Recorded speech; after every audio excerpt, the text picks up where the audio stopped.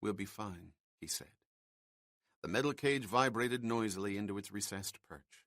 Jason pulled the brass grill open, then suddenly swore under his breath. "Oh, Christ, I forgot." "What?" "My wallet. I left it in the bureau drawer this afternoon in case there was any trouble in Saint-Honoré. Wait for me in the lobby." He gently swung her through the gate, pressing the button with his free hand. "I'll be right down." He closed the grill, the brass latticework cutting off the sight of her startled eyes. He turned away and walked rapidly back toward the room. Inside, he took the envelope out of his pocket and placed it against the base of the lamp on the bedside table. He stared down at it, the ache unendurable. "Goodbye, my love," he whispered. Bourne waited in the drizzle outside the Hôtel Maurice on the Rue de Rivoli, watching Marie through the glass doors of the entrance. She was at the front desk, having signed for the attaché case, which had been handed to her over the counter. She was now obviously asking a mildly astonished clerk for her bill, about to pay for a room that had been occupied less than 6 hours. 2 minutes passed before the bill was presented. Reluctantly, it was no way for a guest at the Maurice to behave. Indeed, all Paris shunned such inhibited visitors. Marie walked out on the pavement, joining him in the shadows and the mist-like drizzle to the left of the canopy. She gave him the attaché case, a forced smile on her lips, a slight breathless quality in her voice. "That man didn't approve of me. I'm sure he's convinced I used the room for a series of quick tricks." "What did you tell him?" asked Bourne. "That my plans had changed, that's all." "Good. The less said, the better. Your name's on the registration card. Think up a reason why you were there." "Think up? I should think up a reason?" She studied his eyes, the smile gone. "I mean, we'll think up a reason. Naturally." "Naturally." "Let's go." They started walking toward the corner, the traffic noisy in the street, the drizzle in the air fuller, the mist denser, the promise of heavy rain imminent. He took her arm, not to guide her, not even out of courtesy, only to touch her, to hold a part of her. There was so little time. "I am Cain. I am death." "Can we slow down?" asked Marie sharply. "What?" Jason realized he had been practically running. For a few seconds he had been back in the labyrinth, racing through it, careening, feeling and not feeling. He looked up ahead and found an answer. At the corner, an empty cab had stopped by a garish newsstand, the driver shouting through an open window to the dealer. "I want to catch that taxi," said Bourne, without breaking stride. "It's going to rain like hell." They reached the corner, both breathless as the empty cab pulled away, swinging left into Rue de Rivoli. Jason looked up into the night sky, feeling the wet pounding on his face, unnerved. The rain had arrived. He looked at Marie in the gaudy lights of the newsstand. She was wincing in the sudden downpour. No, she was not wincing. She was staring at something, staring in disbelief, in shock, in horror. Without warning, she screamed, her face contorted, the fingers of her right hand pressed against her mouth. Bourne grabbed her, pulling her head into the damp cloth of his topcoat. She would not stop screaming. He turned, trying to find the cause of her hysterics.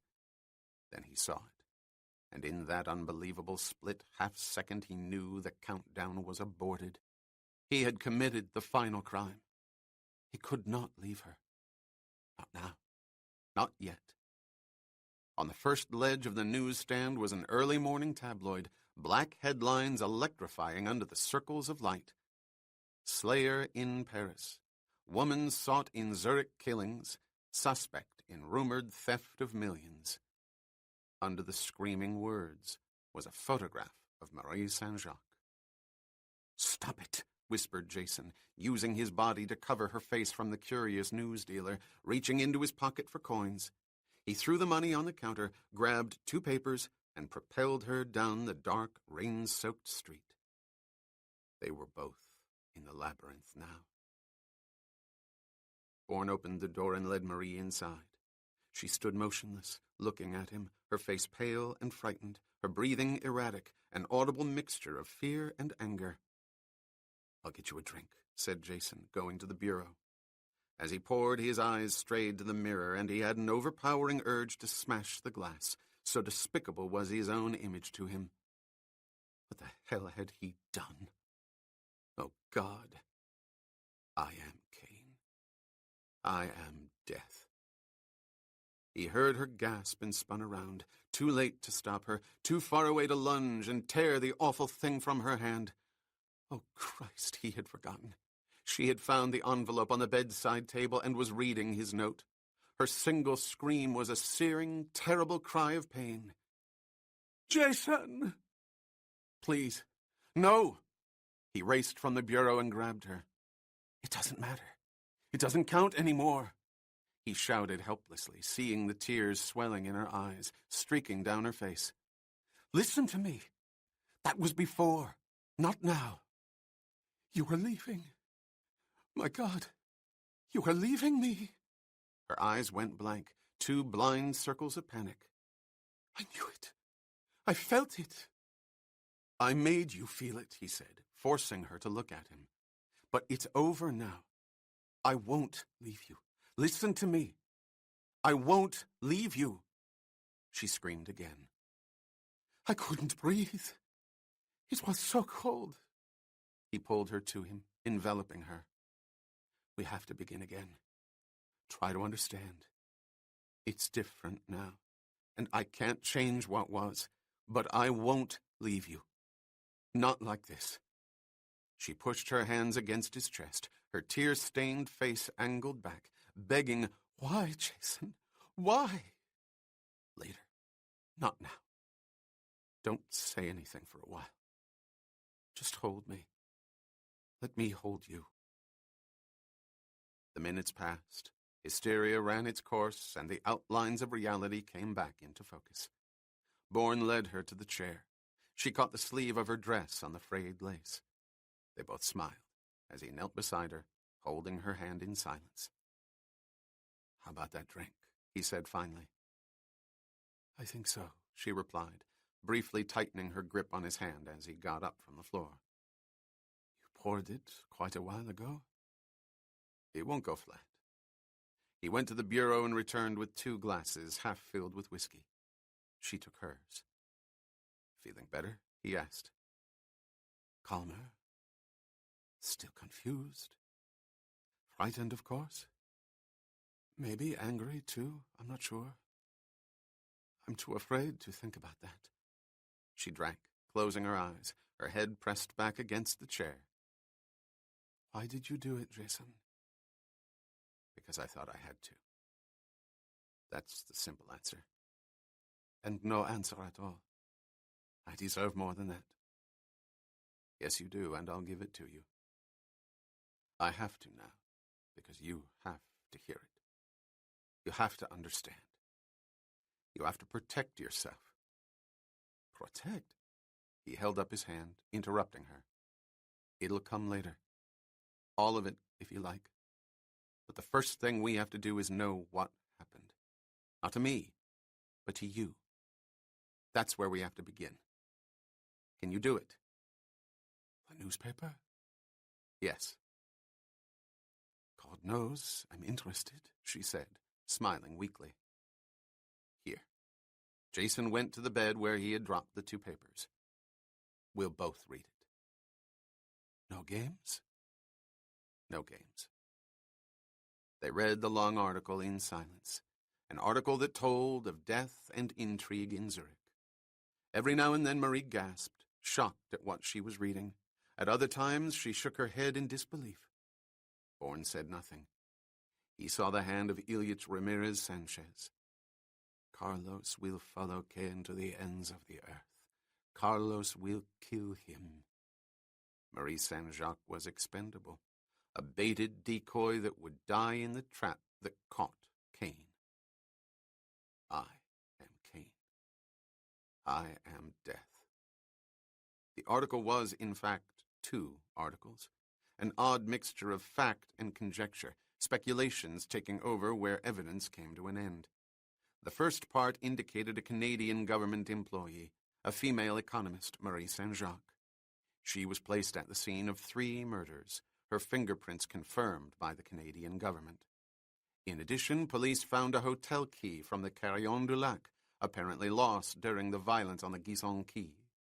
It was the key to Marie Saint-Jacques' room, given to her by the hotel clerk, who remembered her well, remembered what appeared to him to be a guest in a highly disturbed state of anxiety.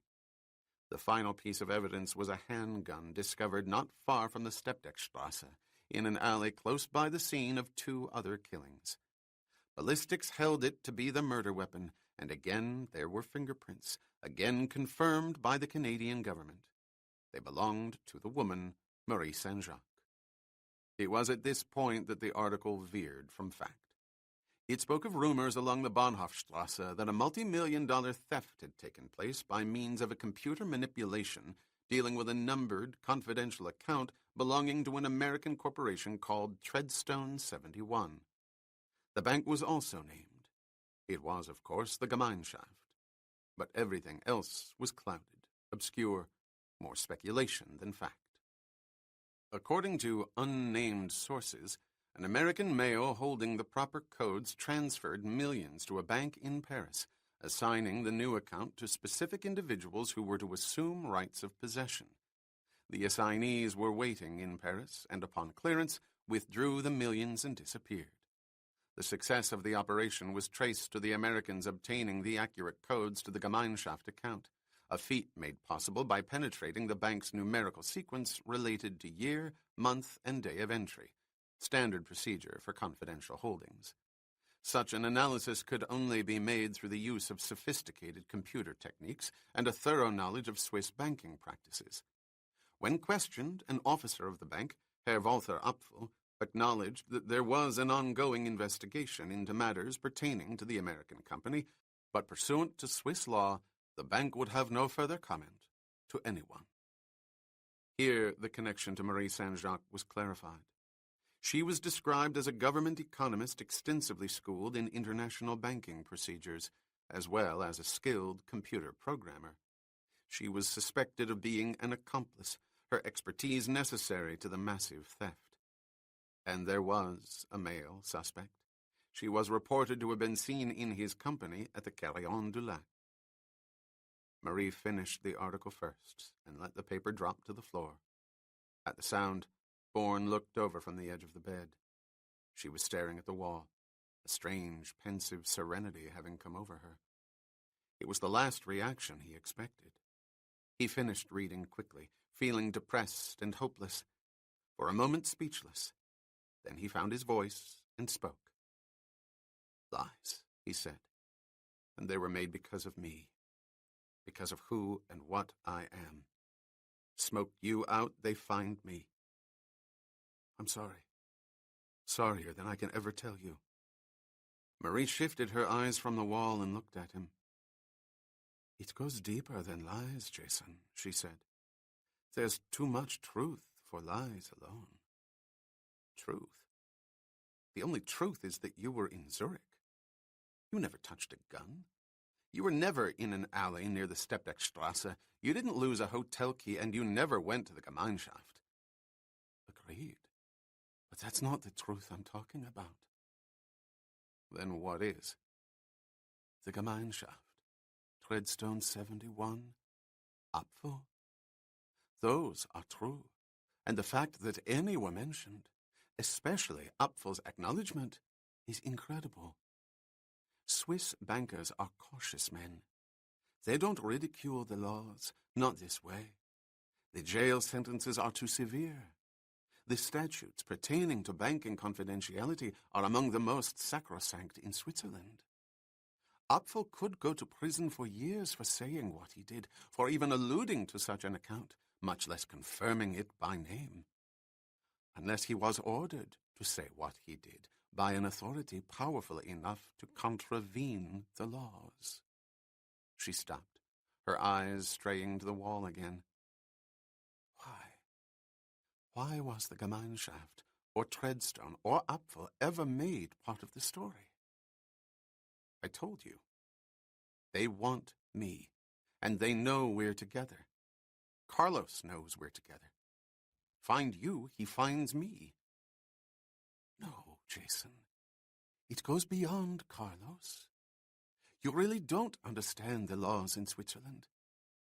Not even a Carlos could cause them to be flaunted this way. She looked at him, but her eyes did not see him.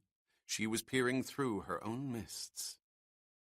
This isn't one story, it's two.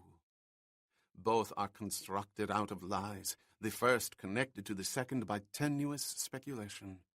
Public speculation on a banking crisis that would never be made public unless and until a thorough and private investigation proved the facts. And that second story, the patently false statement that millions were stolen from the Gemeinschaft, was tacked onto the equally false story that I am wanted for killing 3 men in Zurich. It was added deliberately. Explain that, please. It's there, Jason. Believe me when I tell you that.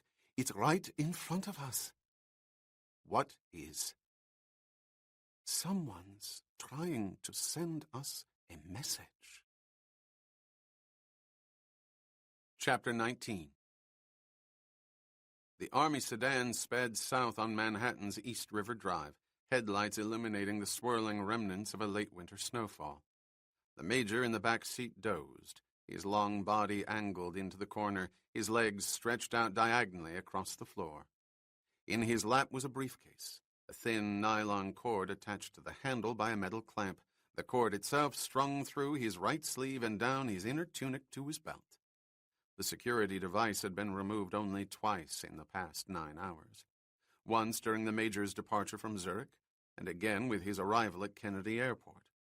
In both places, however, U.S. government personnel had been watching the customs clerks, more precisely watching the briefcase. They were not told why. They were simply ordered to observe the inspections, and at the slightest deviation from normal procedures, which meant any undue interest in the briefcase, they were to intercede, with weapons if necessary. There was a sudden, quiet ringing. The Major snapped his eyes open and brought his left hand up in front of his face. The sound was a wrist alarm. He pressed the button on his watch and squinted at the second radium dial of his 2-zoned instrument. The first was on Zurich time, the second New York. The alarm had been set 24 hours ago when the officer had received his cabled orders. The transmission would come within the next 3 minutes. That is, thought the Major, it would come if Iron Ass was as precise as he expected his subordinates to be. The officer stretched, awkwardly balancing the briefcase, and leaned forward, speaking to the driver. Sergeant, turn on your scrambler to 1430 megahertz, will you please? Yes, sir. The sergeant flipped 2 switches on the radio panel beneath the dashboard, then twisted the dial to the 1430 frequency. There it is, Major. Thanks. Will the microphone reach back here? I don't know. Never tried it, sir. The driver pulled the small plastic microphone from its cradle and stretched the spiral cord over the seat. Guess it does, he concluded. Static erupted from the speaker, the scrambling transmitter electronically scanning and jamming the frequency. The message would follow in seconds. It did. Treadstone? Treadstone, confirm, please. Treadstone receiving, said Major Gordon Webb. You're clear. Go ahead. What's your position? About a mile south of the Triborough, East River Drive, said the Major. Your timing is acceptable, came the voice from the speaker. Glad to hear it. Makes my day, sir. There was a brief pause, the Major's comment not appreciated. Proceed to 139 East 71st. Confirm by repeat. 139er East 71st. Keep your vehicle out of the area. Approach on foot. Understood. Out. Out. Webb snapped the transmission button in place and handed the microphone back to the driver. Forget that address, Sergeant. Your name's on a very short file now. Gotcha, Major. Nothing but static on that thing anyway. But since I don't know where it is and these wheels aren't supposed to go there, where do you want to be dropped off? Webb smiled. No more than 2 blocks away. I'd go to sleep in the gutter if I had to walk any further than that. How about Lex and 72nd? Is that 2 blocks? No more than 3.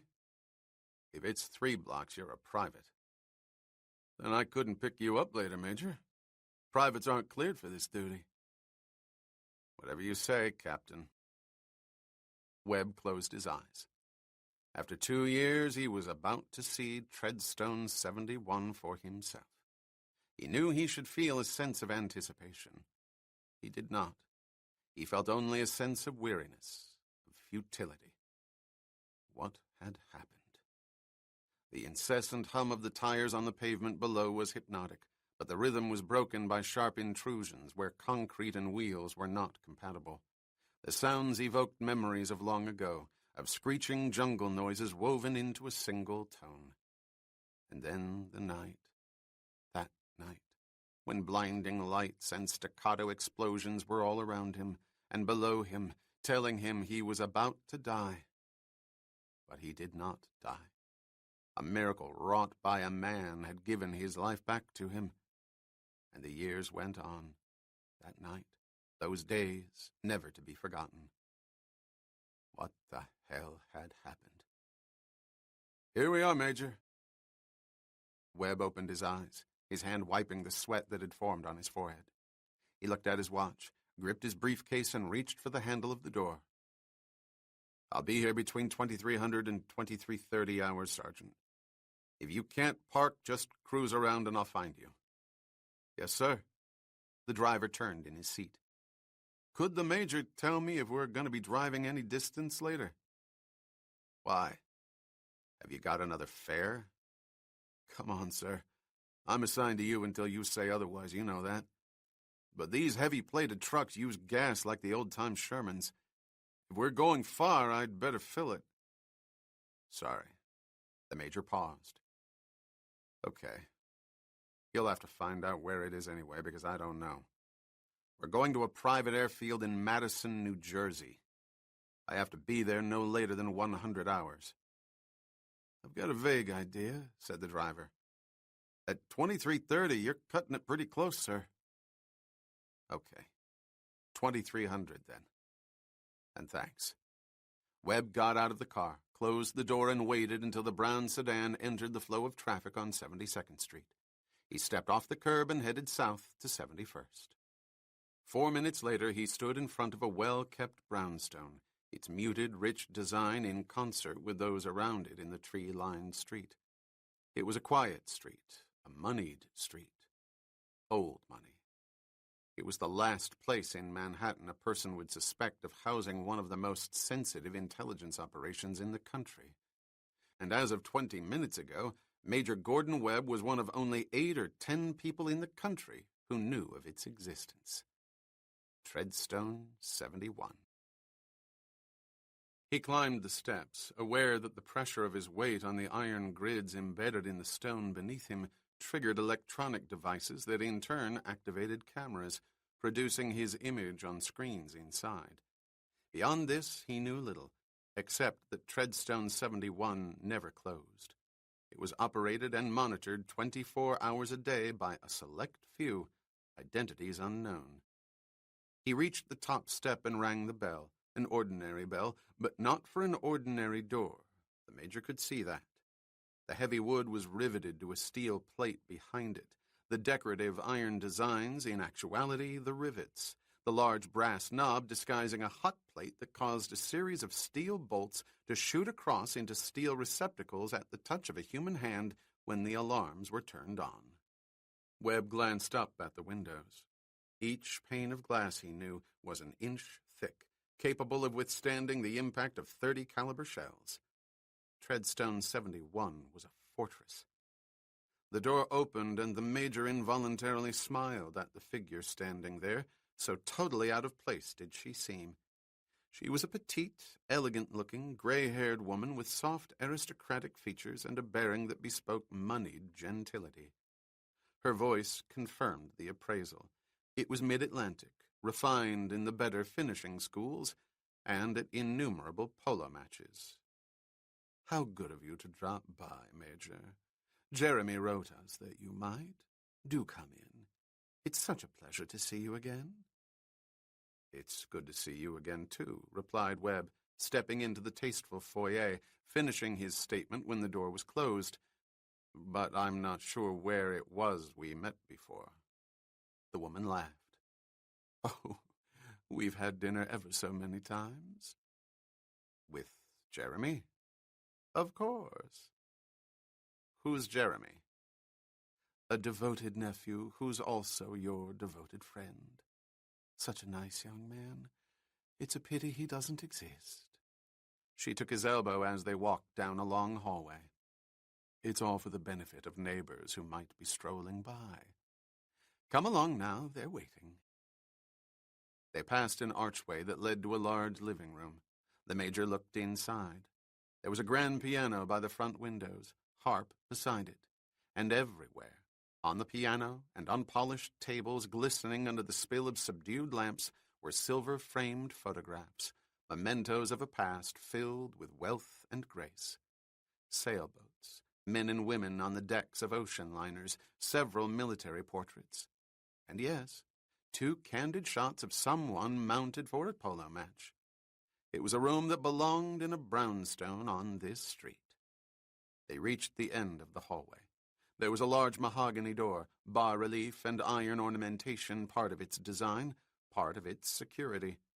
If there was an infrared camera, Webb could not detect the whereabouts of the lens. The gray-haired woman pressed an unseen bell. The Major could hear a slight hum. Your friend is here, gentlemen. Stop playing poker and go to work. Snap to, Jesuit. Jesuit? Asked Webb, bewildered. An old joke, replied the woman. It goes back to when you were probably playing marbles and snarling at little girls. The door opened, and the aged but still erect figure of David Abbott was revealed. Glad to see you, Major, said the former silent monk of covert services, extending his hand. Good to be here, sir. Webb shook hands. Another elderly, imposing-looking man came up beside Abbott. A friend of Jeremy's, no doubt, said the man, his deep voice edged with humor. Dreadfully sorry, time precludes proper introductions, young fellow. Come along, Margaret. There's a lovely fire upstairs. He turned to Abbott. You'll let me know when you're leaving, David? Usual time for me, I expect, replied the monk. I'll show these 2 how to ring you. It was then that Webb realized there was a third man in the room. He was standing in the shadows at the far end, and the Major recognized him instantly. He was Elliot Stevens, senior aide to the President of the United States. Some said his alter ego. He was in his early 40s, slender, wore glasses, and had the bearing of unpretentious authority about him. It'll be fine. The imposing older man who had not found time to introduce himself had been speaking. Webb had not heard him, his attention on the White House aide. I'll be waiting. Till next time, continued Abbott, shifting his eyes kindly to the gray-haired woman. Thanks, Sister Meg. Keep your habit pressed.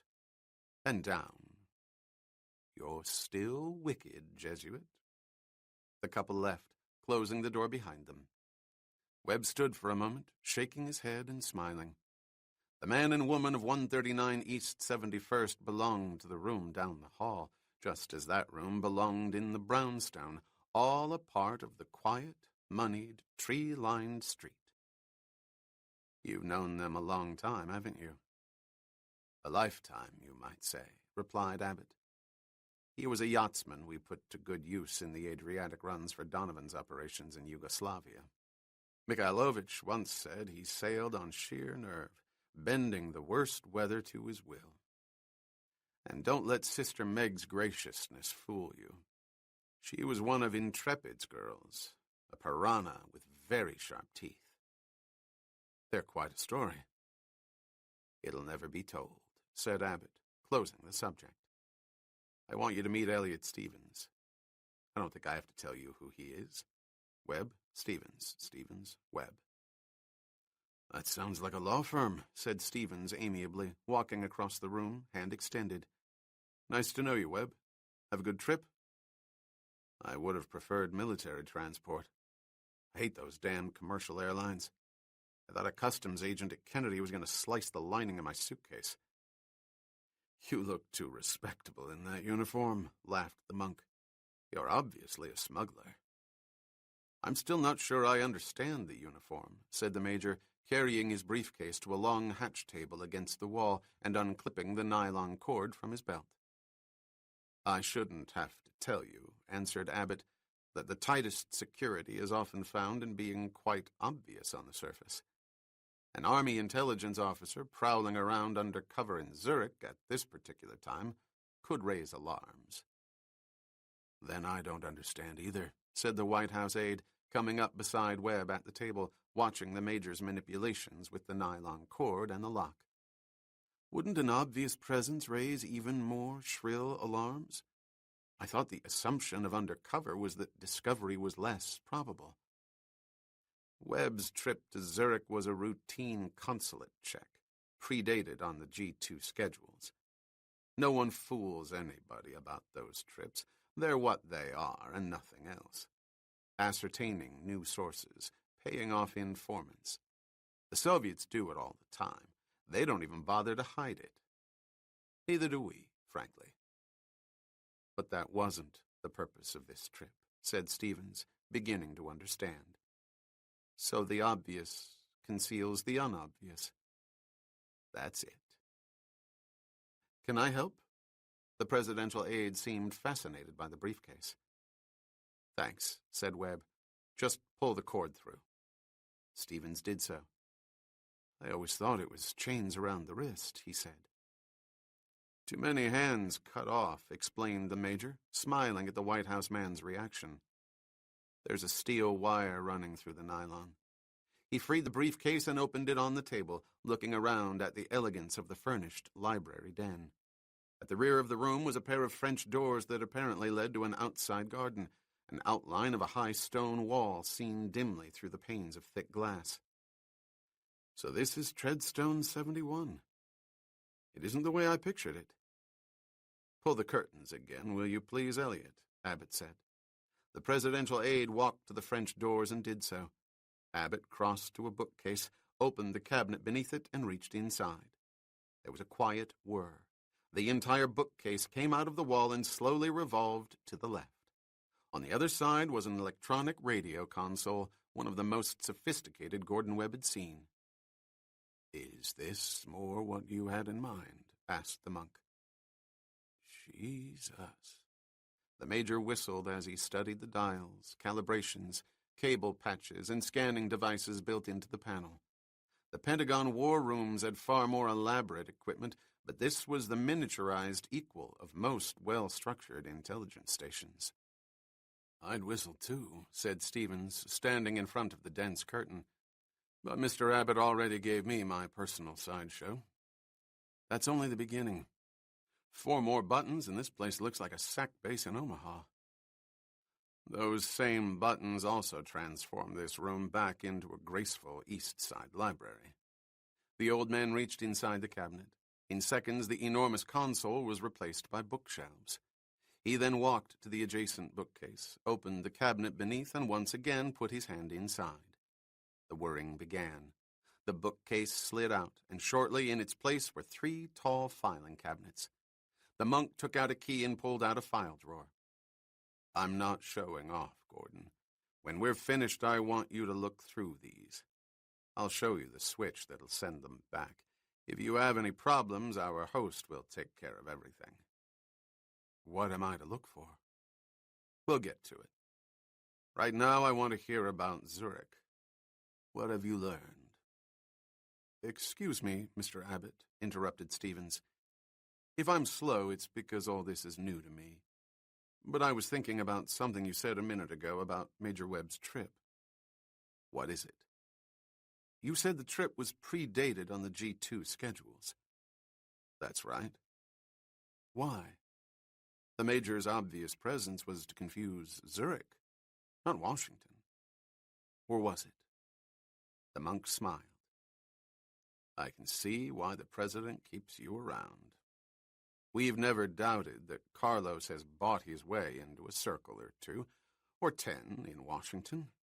He finds the discontented men and offers them what they do not have. A Carlos could not exist without such people. You must remember, he doesn't merely sell death, he sells a nation's secrets, all too frequently to the Soviets, if only to prove to them how rash they were to expel him. The President would want to know that, said the aide. It would explain several things. It's why you're here, isn't it? Said Abbott. I guess it is. And it's a good place to begin for Zurich, said Webb, taking his briefcase to an armchair in front of the filing cabinets. He sat down, spreading the folds inside the case at his feet, and took out several sheets of paper. You may not doubt Carlos is in Washington, but I can confirm it. Where? Treadstone. There's no clear proof of that, but it can't be ruled out. He found the fiche. He altered it. Good God, how? The how I can only guess. The who I know. Who? A man named Koenig. Until 3 days ago, he was in charge of primary verifications at the Gemeinschaft Bank. 3 days ago. Where is he now? Dead. A freak automobile accident on a road he traveled every day of his life. Here's the police report. I had it translated. Abbott took the papers and sat down in a nearby chair. Elliot Stevens remained standing. Webb continued. There's something very interesting there. It doesn't tell us anything we don't know, but there's a lead I'd like to follow up. What is it? Asked the monk, reading. This describes the accident. The curve, speed of vehicle, apparent swerving to avoid a collision. It's at the end. It mentions the killing at the Gemeinschaft, the bolt that got us off our asses. It does? Abbott turned the page. Look at it. Last couple of sentences. See what I mean? Not exactly, replied Abbott, frowning. This merely states that Koenig was employed by the Gemeinschaft where a recent homicide took place, and he had been a witness to the initial gunfire. That's all. I don't think it is all, said Webb. I think there was more. Someone started to raise a question, but it was left hanging. I'd like to find out who has his red pencil on the Zurich police reports. He could be Carlos' man. We know he's got one there. The monk leaned back in the chair, his frown unrelieved. Assuming you're right, why wasn't the entire reference deleted? Too obvious. The killing did take place. Koenig was a witness. The investigating officer who wrote up the report might legitimately ask why. But if he had speculated on a connection, wouldn't he be just as disturbed that the speculation was deleted? Not necessarily. We're talking about a bank in Switzerland. Certain areas are officially inviolable unless there's proof. Not always. I understood you were very successful with the newspapers. Unofficially. I appealed to prurient journalistic sensationalism and, although it damn near killed him, got Walter Apfel to corroborate halfway. Interruption, said Elliot Stevens. I think this is where the Oval Office has to come in. I assume by the newspapers you're referring to the Canadian woman. Not really. That story was already out. We couldn't stop it. Carlos is wired into the Zurich police. They issued that report. We simply enlarged on it and tied her to an equally false story about millions having been stolen from the Gemeinschaft. Webb paused and looked at Abbott. That's something we have to talk about. It may not be false after all. I can't believe that, said the monk. I don't want to believe it, replied the major. Ever. Would you mind backing up? Asked the White House aide, sitting down opposite the army officer. "I have to get this very clear." "Let me explain," broke in Abbott, seeing the bewilderment on Webb's face. "Elliot's here on orders from the president. It's the killing at the Ottawa airport." "It's an unholy mess," said Stevens bluntly. "The Prime Minister damn near told the President to take our stations out of Nova Scotia. He's one angry Canadian." "How did it come down?" asked Webb. "Very badly. All they know is that a ranking economist at National Revenue's Treasury Board made discreet inquiries about an unlisted American corporation and got himself killed for it. To make matters worse, Canadian intelligence was told to stay out of it. It was a highly sensitive U.S. operation." "Who the hell did that?" "I believe I've heard the name Iron Ass bandied about here and there," said the monk. "General Crawford?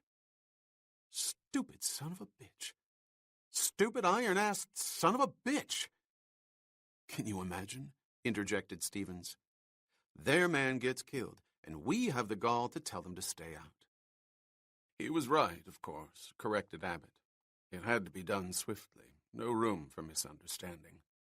A clamp had to be put on instantly, the shock sufficiently outrageous to stop everything. It gave me time to reach Mackenzie Hawkins. Mac and I worked together in Burma. He's retired, but they listen to him. They're cooperating now, and that's the important thing, isn't it?" "There are other considerations, Mr. Abbott," protested Stevens. "They're on different levels, Elliot. We working stiffs aren't on them. We don't have to spend time over diplomatic posturing. I'll grant you those postures are necessary, but they don't concern us. They do concern the president, sir. They're part of his every working stiff day. And that's why I have to go back with a very clear picture." Stevens paused, turning to Webb. "Now, please, let me have it again. Exactly what did you do and why? What part did we play regarding this Canadian woman?" "Initially, not a goddamn thing. That was Carlos' move. Someone very high up in the Zurich police is on Carlos' payroll. It was the Zurich police who mocked up the so-called evidence linking her to the 3 killings. And it's ludicrous. She's no killer." All right, said the aide. "That was Carlos. Why did he do it?" "To flush out Bourne. The Saint-Jacques woman and Bourne are together." "Bourne being this assassin who calls himself Kane, correct?" "Yes," said Webb. "Carlos has sworn to kill him. Kane's moved in on Carlos all over Europe and the Middle East, but there's no photograph of Kane. No one really knows what he looks like. So by circulating a picture of the woman, and let me tell you, it's in every damn newspaper over there, someone may spot her. If she's found, the chances are that Kane, Bourne, will be found too. Carlos will kill them both." "All right. Again, that's Carlos. Now what did you do?" "Just what I said. Reached the Gemeinschaft and convinced the bank into confirming the fact that the woman might, just might, be tied with a massive theft. It wasn't easy, but it was their man Koenig who'd been bribed, not one of our people. That's an internal matter. They wanted a lid on it. Then I called the papers and referred them to Walter Apfel. Mysterious woman, murder, millions stolen. The editors leaped at it. "For Christ's sake, why?" shouted Stevens. "You used a citizen of another country for a U.S. intelligence strategy.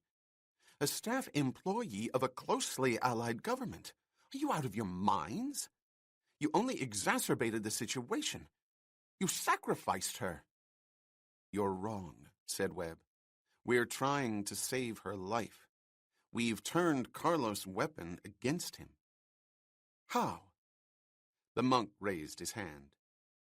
"Before we answer, we have to go back to another question," he said, "because the answer to that may give you an indication of how restricted the information must remain. A moment ago I asked the Major how Carlos' man could have found Bourne, found the fiche that identified Bourne as Kane. I think I know, but I want him to tell you. Webb leaned forward. The Medusa records, he said, quietly, reluctantly. Medusa? Stevens' expression conveyed the fact that the Medusa had been the subject of early White House confidential briefings. They're buried, he said. Correction, intruded Abbott. There's an original and 2 copies, and they're in vaults at the Pentagon, the CIA, and the National Security Council. Access to them is limited to a select group, each one among the highest-ranking members of his unit.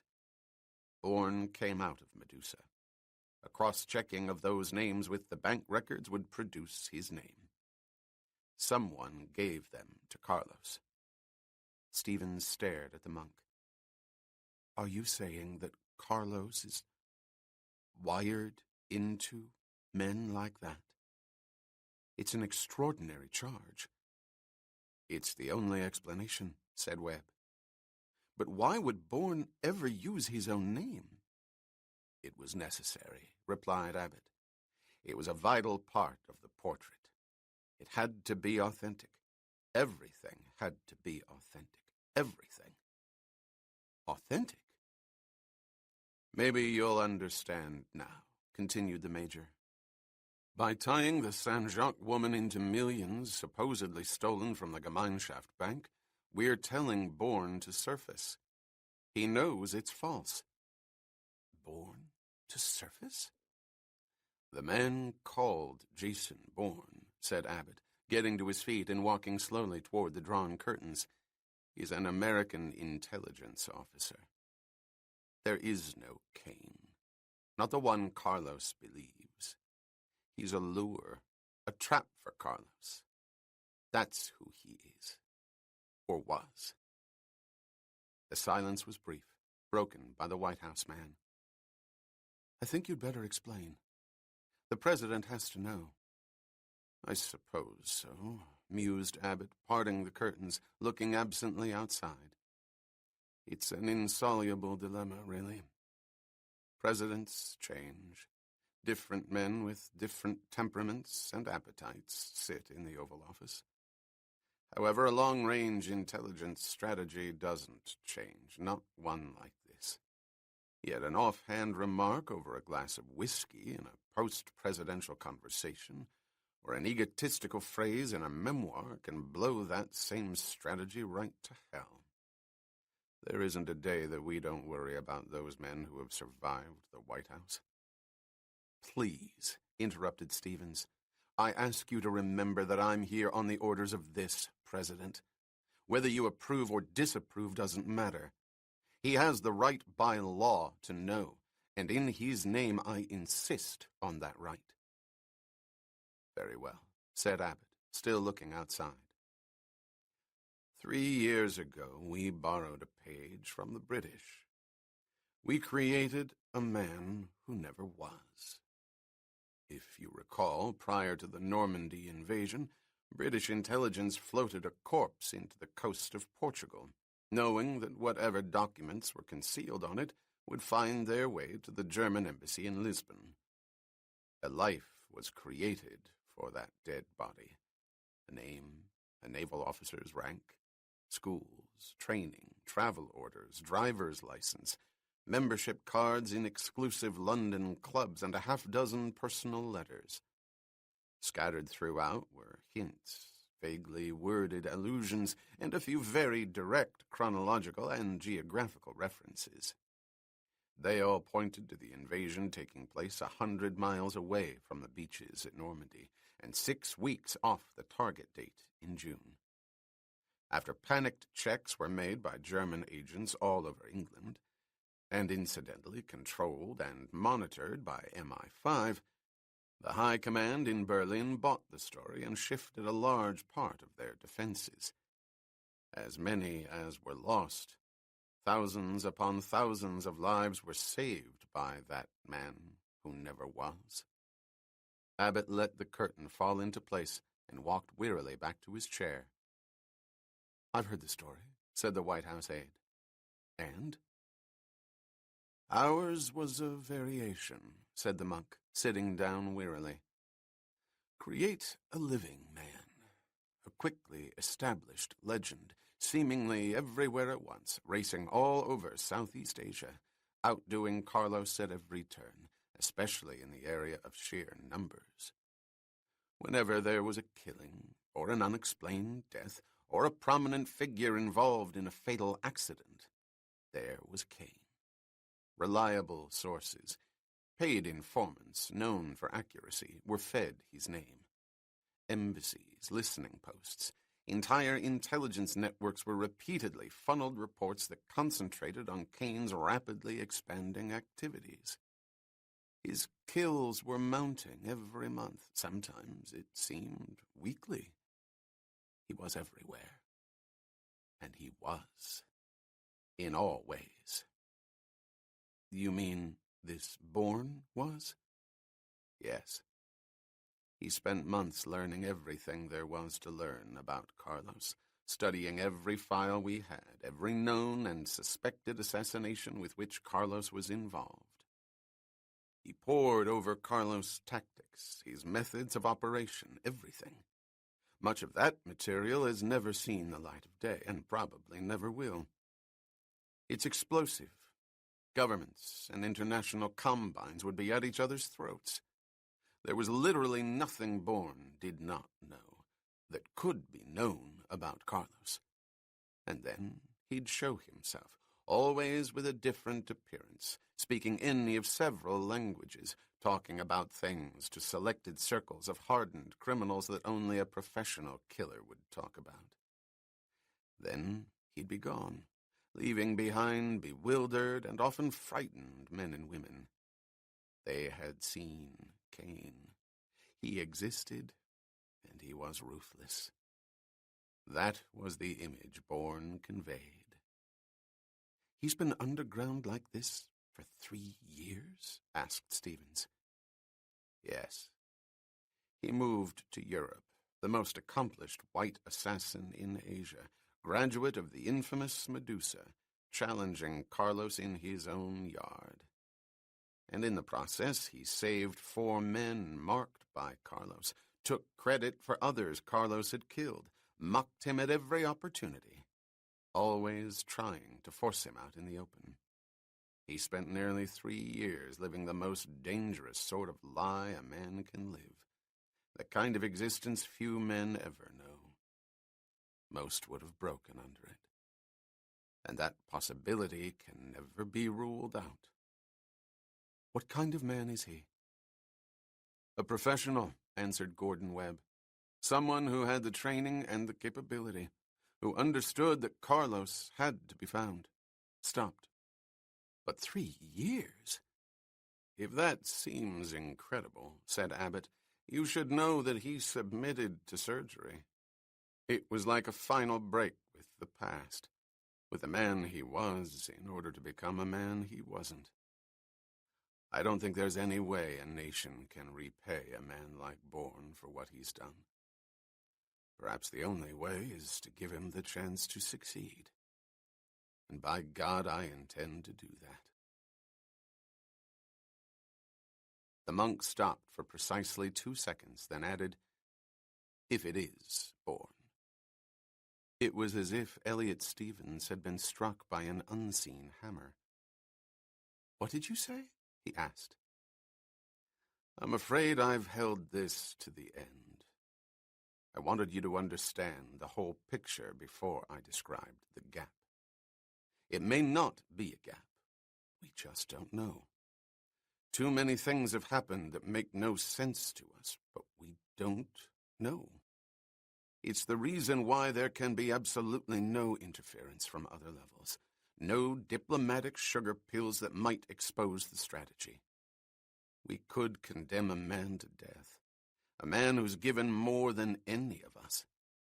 If he succeeds, he can go back to his own life, but only anonymously, only without his identity ever being revealed.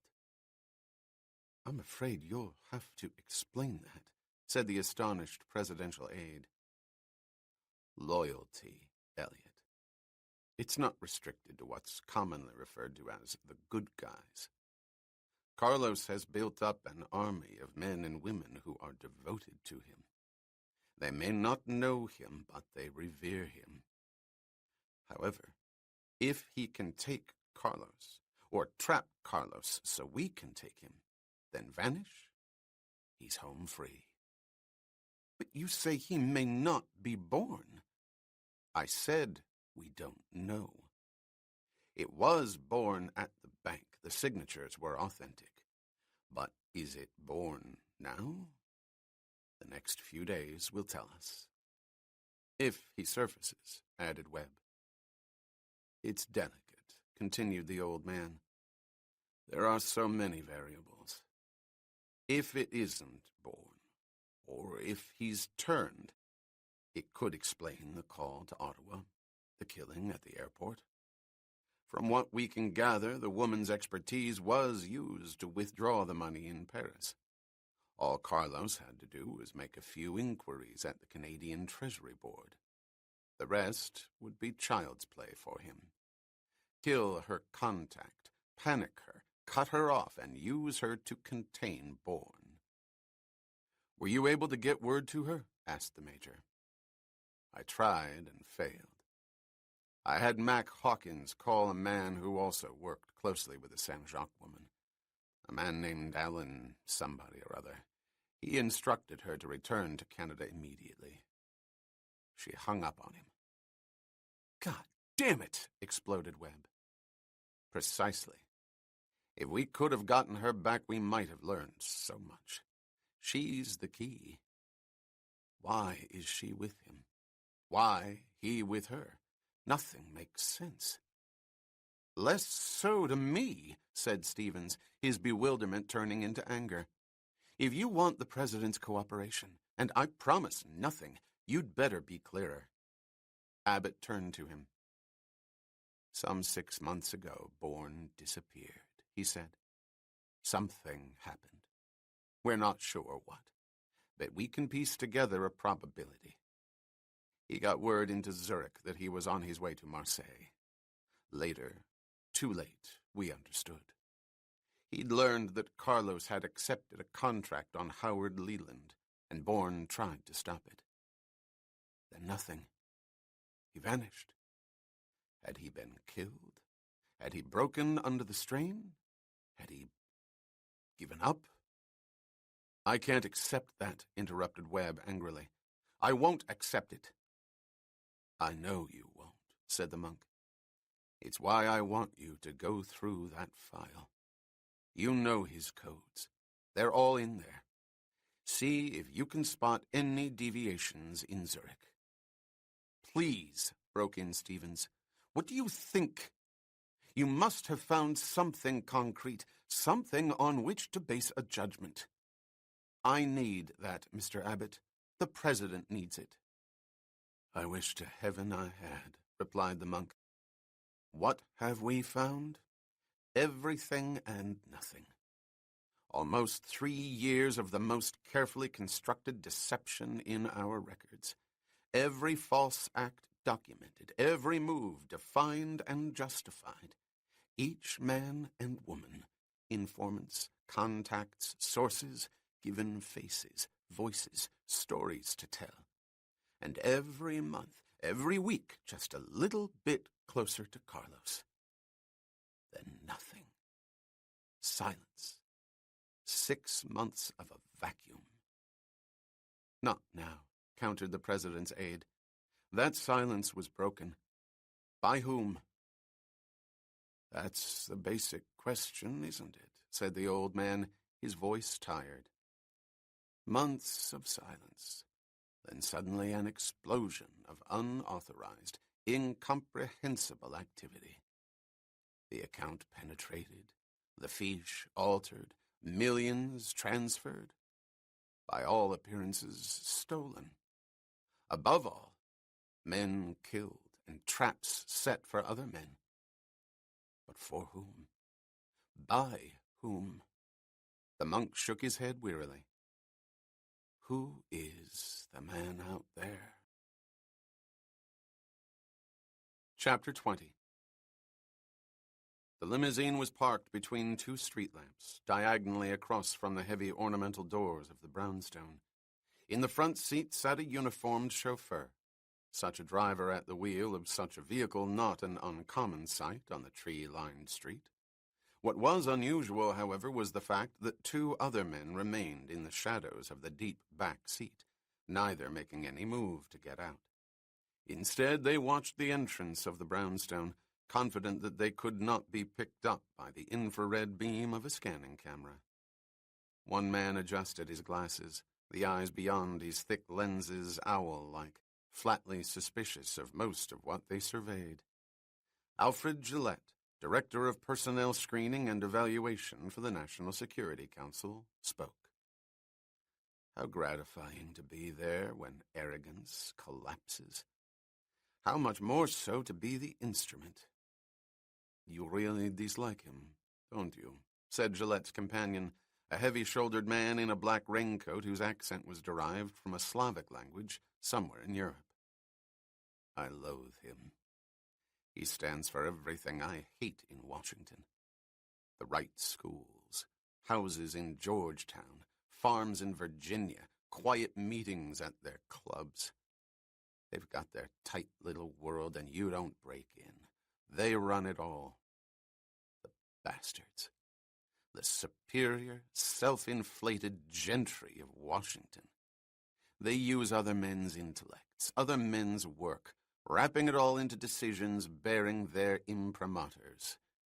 And if you're on the outside, you become part of that amorphous entity, a damn fine staff. You exaggerate, said the European, his eyes on the brownstone. You haven't done badly down there. We never would have contacted you otherwise. Gillette scowled. If I haven't done badly, it's because I've become indispensable to too many like David Abbott. I have in my head 1,000 facts they couldn't possibly recall.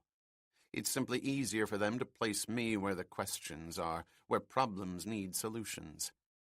Director of Personnel Screening and Evaluation. They created that title, that post for me. Do you know why?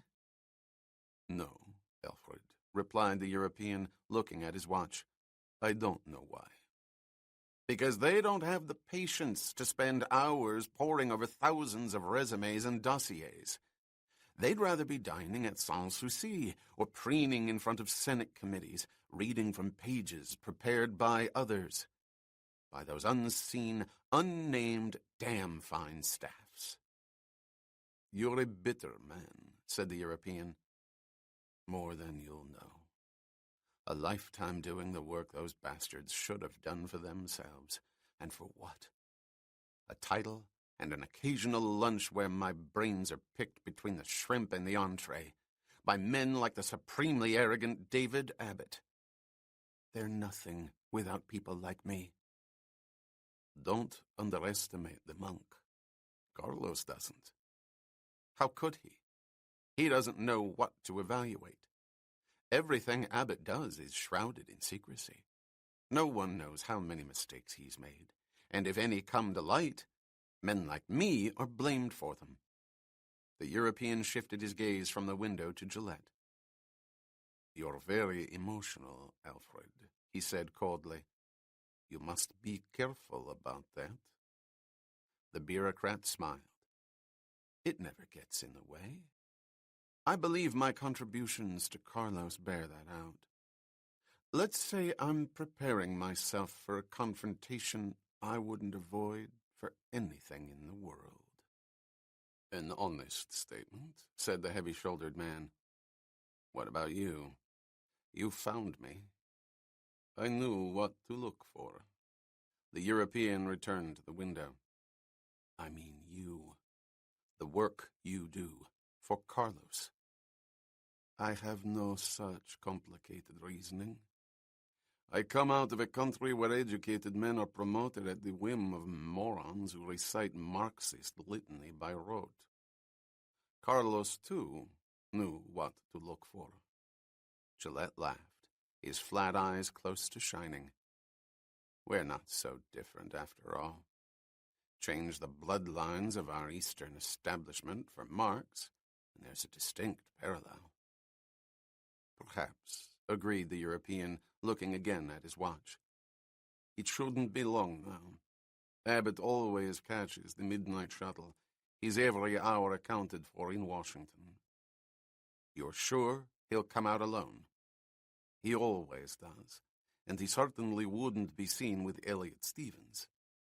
Webb and Stevens will also leave separately. 20-minute intervals is standard for those called in. How did you find Treadstone? It wasn't so difficult. You contributed, Alfred. You were part of a damn fine staff. The man laughed, his eyes on the brownstone. Kane was out of Medusa. You told us that. And if Carlos' suspicions are accurate, that meant the monk. We knew that. It tied him to Bourne. Carlos instructed us to keep Abbott under 24-hour surveillance. Something had gone wrong. When the gunshots in Zurich were heard in Washington, Abbott got careless. We followed him here. It was merely a question of persistence. That led you to Canada? To the man in Ottawa? The man in Ottawa revealed himself by looking for Treadstone. When we learned who the girl was, we had the Treasury Board watched, her section watched. A call came from Paris. It was she, telling him to start the search. We don't know why, but we suspect Bourne may be trying to blow Treadstone apart. If he's turned, it's one way to get out and keep the money. It doesn't matter. Suddenly, this section had no one outside the Canadian government had ever heard of was transformed into a problem of the highest priority. Intelligence communiques were burning the wires. It meant Carlos was right. You were right, Alfred. There is no Kane. He's an invention, a trap. From the beginning, insisted Gillette. I told you that. 3 years of false reports, sources unverified. It was all there. From the beginning, mused the European.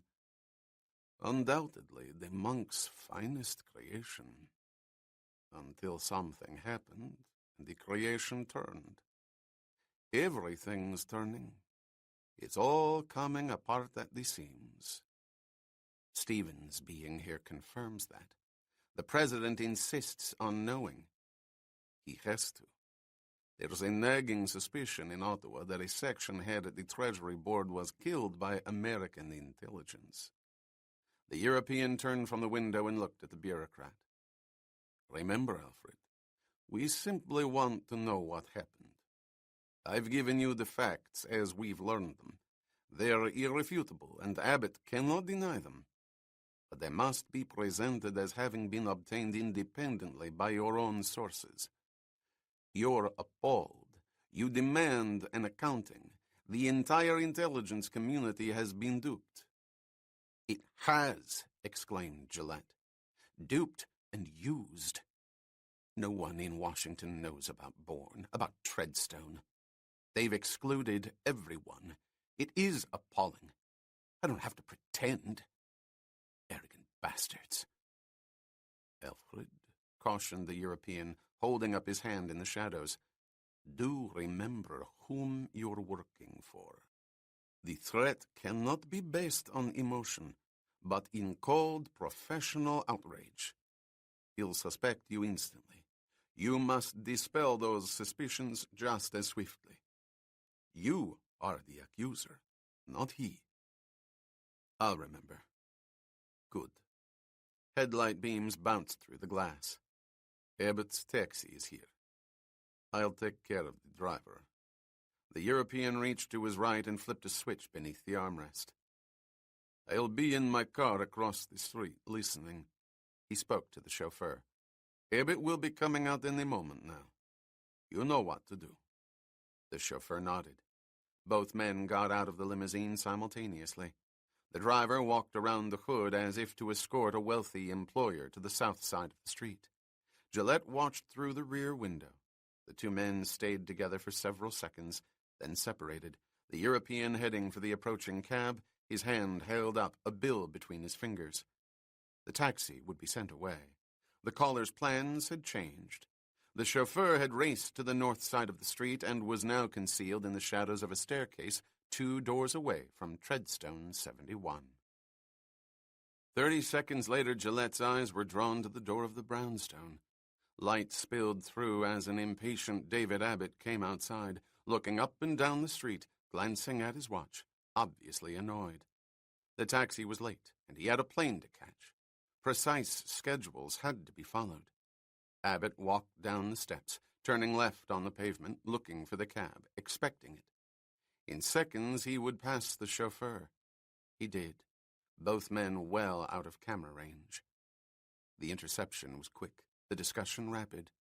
In moments, a bewildered David Abbott climbed inside the limousine, and the chauffeur walked away into the shadows. "You," said the monk, anger and disgust in his voice. "Of all people, you. I don't think you're in any position to be disdainful, much less arrogant. What you've done! How dare you? Zurich, the Medusa records. It was you." "The Medusa records, yes. Zurich, yes. But it's not a question of what I've done. It's what you've done. We sent our own men to Zurich, telling them what to look for. We found it. His name is Bourne, isn't it? He's the man you call Kane, the man you invented." Abbott kept himself in check. "How did you find this house?" "Persistence. I had you followed." "You had me followed? What the hell did you think you were doing?" "Trying to set a record straight. A record you've warped and lied about, keeping the truth from the rest of us. What did you think you were doing?" "Oh, my God. You damn fool." Abbott inhaled deeply. "Why did you do it? Why didn't you come to me yourself?" "Because you'd have done nothing.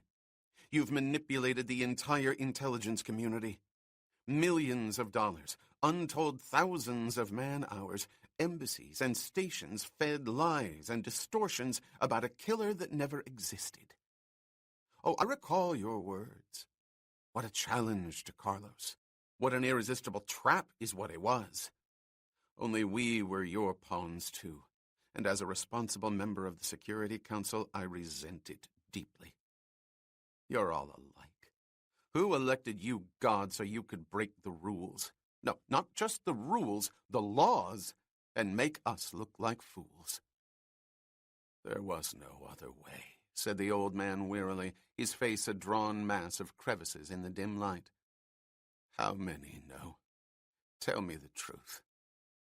"I've contained it. I gave you that." "It may not be enough." "Ah, Christ." "It may not last, period," said the bureaucrat emphatically. "I want to know what happened." "What happened? To this grand strategy of yours? It seems to be falling apart at the seams." "Why do you say that?" "It's perfectly obvious. You've lost Bourne. You can't find him. Your Kane has disappeared with a fortune banked for him in Zurich." Abbott was silent for a moment. "Wait a minute. What put you on to it?" "You," said Gillette quickly, the prudent man rising to the baited question. "I must say I admired your control when that ass from the Pentagon spoke so knowingly of Operation Medusa, sitting directly across from the man who created it." "History." The old man's voice was strong now. "That wouldn't have told you anything. Let's say it was rather unusual for you not to say anything. I mean, who at that table knew more about Medusa than you? But you didn't say a word, and that started me thinking. So I objected strenuously to the attention being paid this assassin, Kane. You couldn't resist, David. You had to offer a very plausible reason to continue the search for Kane. You threw Carlos into the hunt. It was the truth, interrupted Abbott. Certainly it was. You knew when to use it, and I knew when to spot it. Ingenious. A snake pulled out of Medusa's head, groomed for a mythical title. The contender jumps into the champion's ring to draw the champion out of his corner. It was sound. Sound from the beginning. Why not? As I say, it was ingenious, even down to every move made by his own people against Kane. Who better to relay those moves to Kane but the one man on the 40 committee who's given reports on every covert operations conference? You used us all. The monk nodded. Very well. To a point, you're right. There have been degrees of abuse. In my opinion, totally justified. But it's not what you think. There are checks and balances. There always are. I wouldn't have it any other way. Treadstone is comprised of a small group of men among the most trustworthy in the government. They range from Army G2 to the Senate, from the CIA to Naval Intelligence, and now, frankly, the White House. Should there be any true abuse, there's not one of them that would hesitate to put a stop to the operation.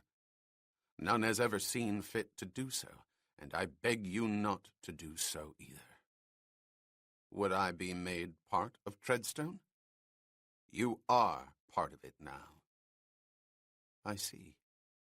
What happened? Where is Bourne? I wish to God we knew. We're not even sure it is Bourne. You're not even sure of what? I see. What happened? Where is Bourne? I wish to God we knew. We're not even sure it is Bourne. You're not even sure of what? The European reached for the switch on the dashboard and snapped it off. That's it, he said. That's what we had to know. He turned to the chauffeur beside him. Quickly now. Get beside the staircase. Remember, if one of them comes out, you have precisely 3 seconds before the door is closed. Work fast. The uniformed man got out first. He walked up the pavement toward Treadstone 71.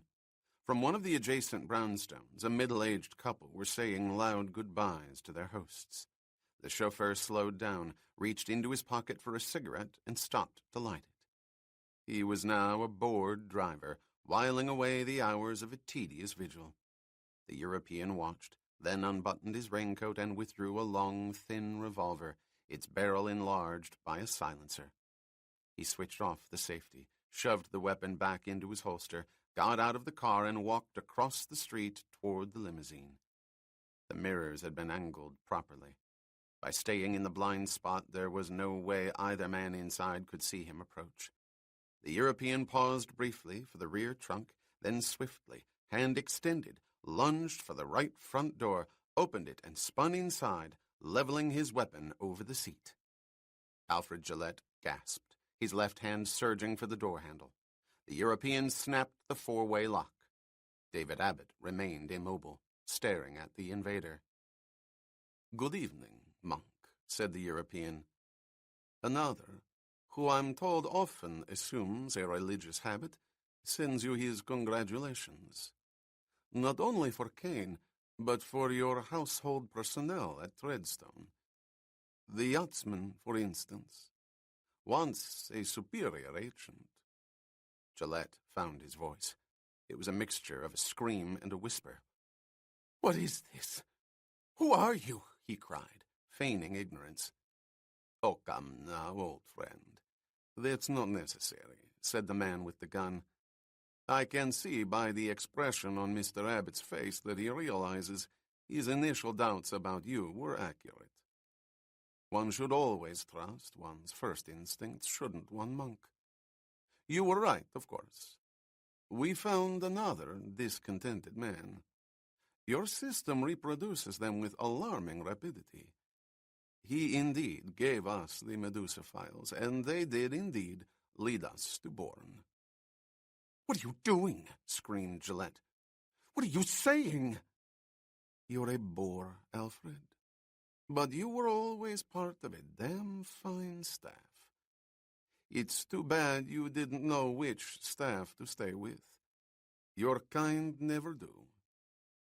You... Gillette rose bodily off the seat, his face contorted.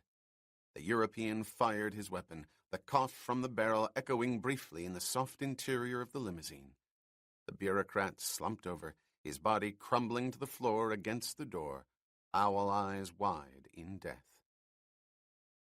I don't think you mourn him, said the European.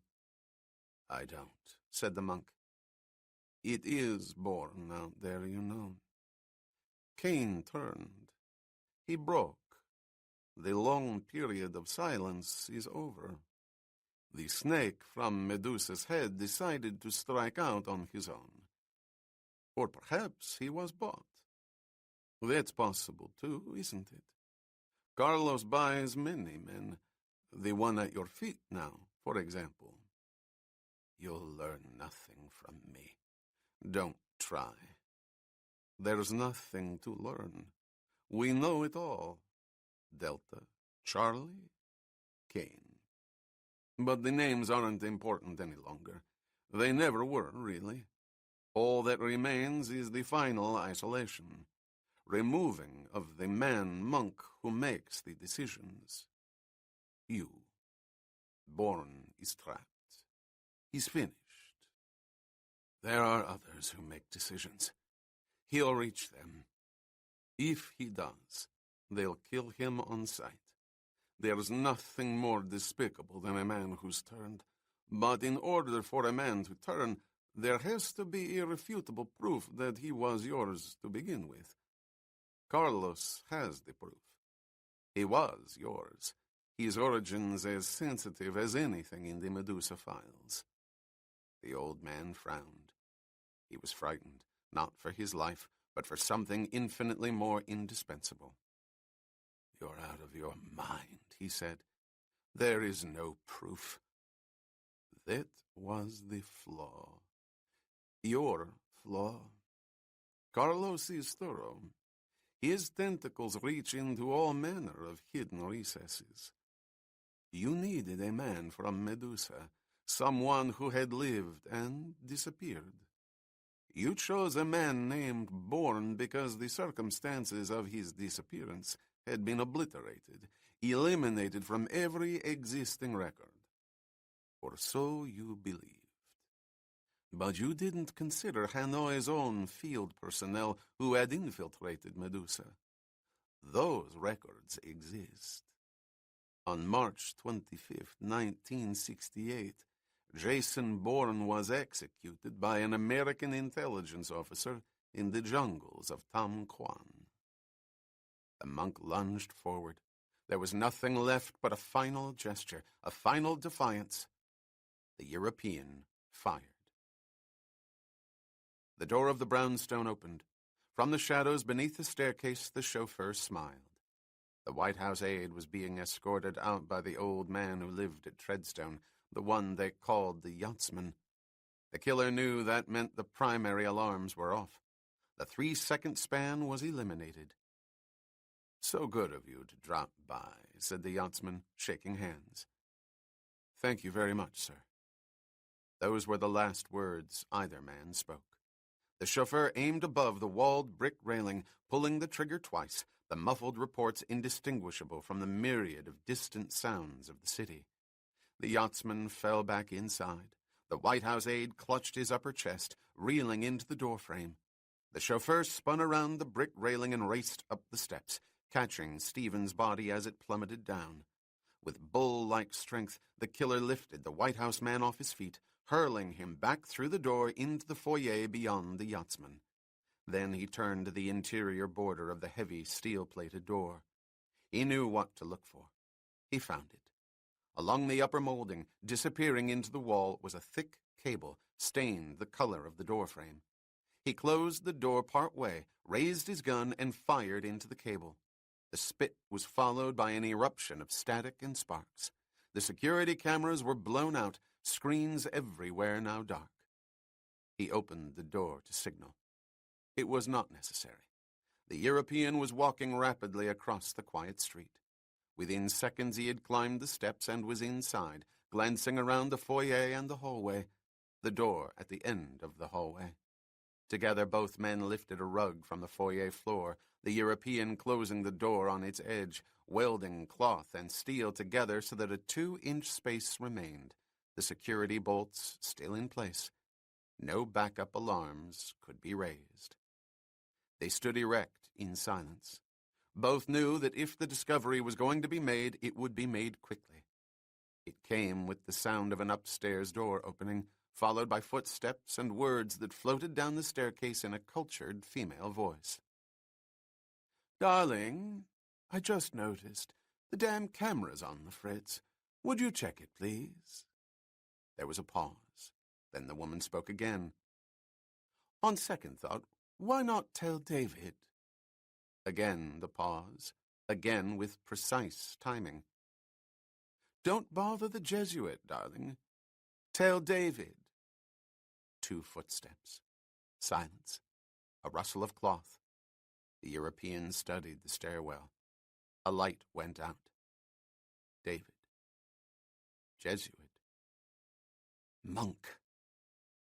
"Get her!" he roared at the chauffeur, spinning around, his weapon leveled at the door at the end of the hallway. The uniformed man raced up the staircase. There was a gunshot. It came from a powerful weapon, unmuffled, unsilenced. The European looked up.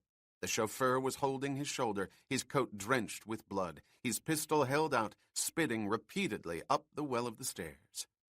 The door at the end of the hallway was yanked open, the major standing there in shock, a file folder in his hand. The European fired twice. Gordon Webb arched backward, his throat torn open, the papers in the folder flying out behind him. The man in the raincoat raced up the steps to the chauffeur.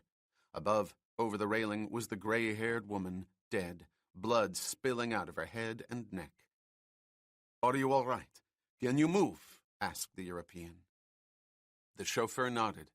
"The bitch blew half my shoulder off, but I can manage." "You have to," commanded his superior, ripping off his raincoat. "Put on my coat. I want the monk in here. Quickly." "Jesus! Carlos wants the monk in here."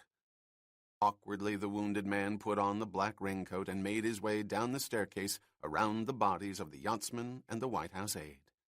Carefully, in pain, he let himself out the door and down the front steps. The European watched him, holding the door, making sure the man was sufficiently mobile for the task. He was. He was a bull whose every appetite was satisfied by Carlos. The chauffeur would carry David Abbott's corpse back into the brownstone, no doubt supporting it as though helping an aging drunk for the benefit of anyone in the street. And then he would somehow contain his bleeding long enough to drive Alfred Gillette's body across the river, burying him in a swamp. Carlos' men were capable of such things. They were all bulls. Discontented bulls who had found their own causes in a single man. The European turned and started down the hallway. There was work to do.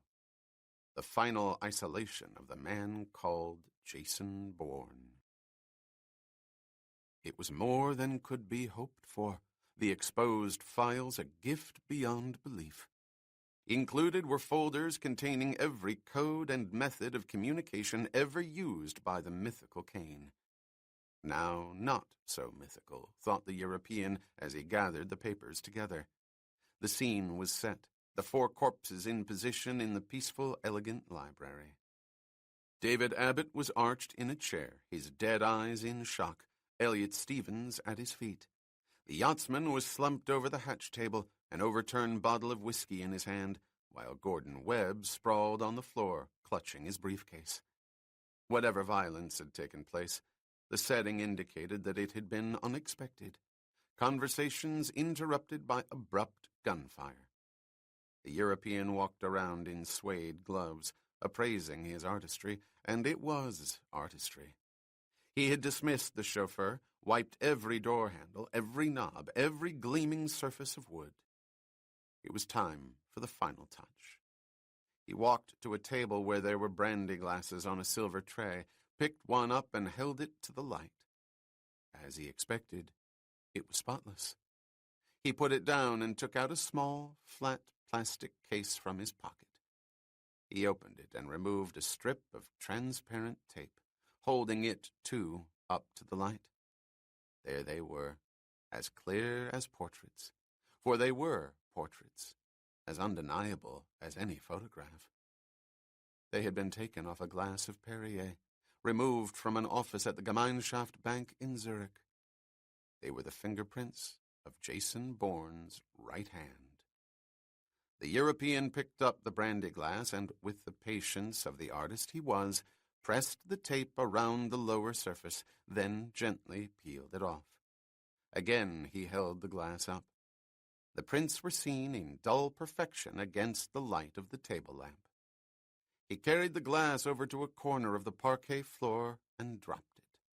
He knelt down, studied the fragments, removed several, and brushed the rest under the curtain. They were enough. Chapter 21. "Later," said Bourne, throwing their suitcases on the bed. "We've got to get out of here." Marie sat in the armchair. She had reread the newspaper article again, selecting phrases, repeating them. Her concentration was absolute. She was consumed, more and more confident of her analysis. "I'm right, Jason. Someone is sending us a message. We'll talk about it later. We've stayed here too long as it is. That newspaper will be all over this hotel in an hour, and the morning papers may be worse. It's no time for modesty.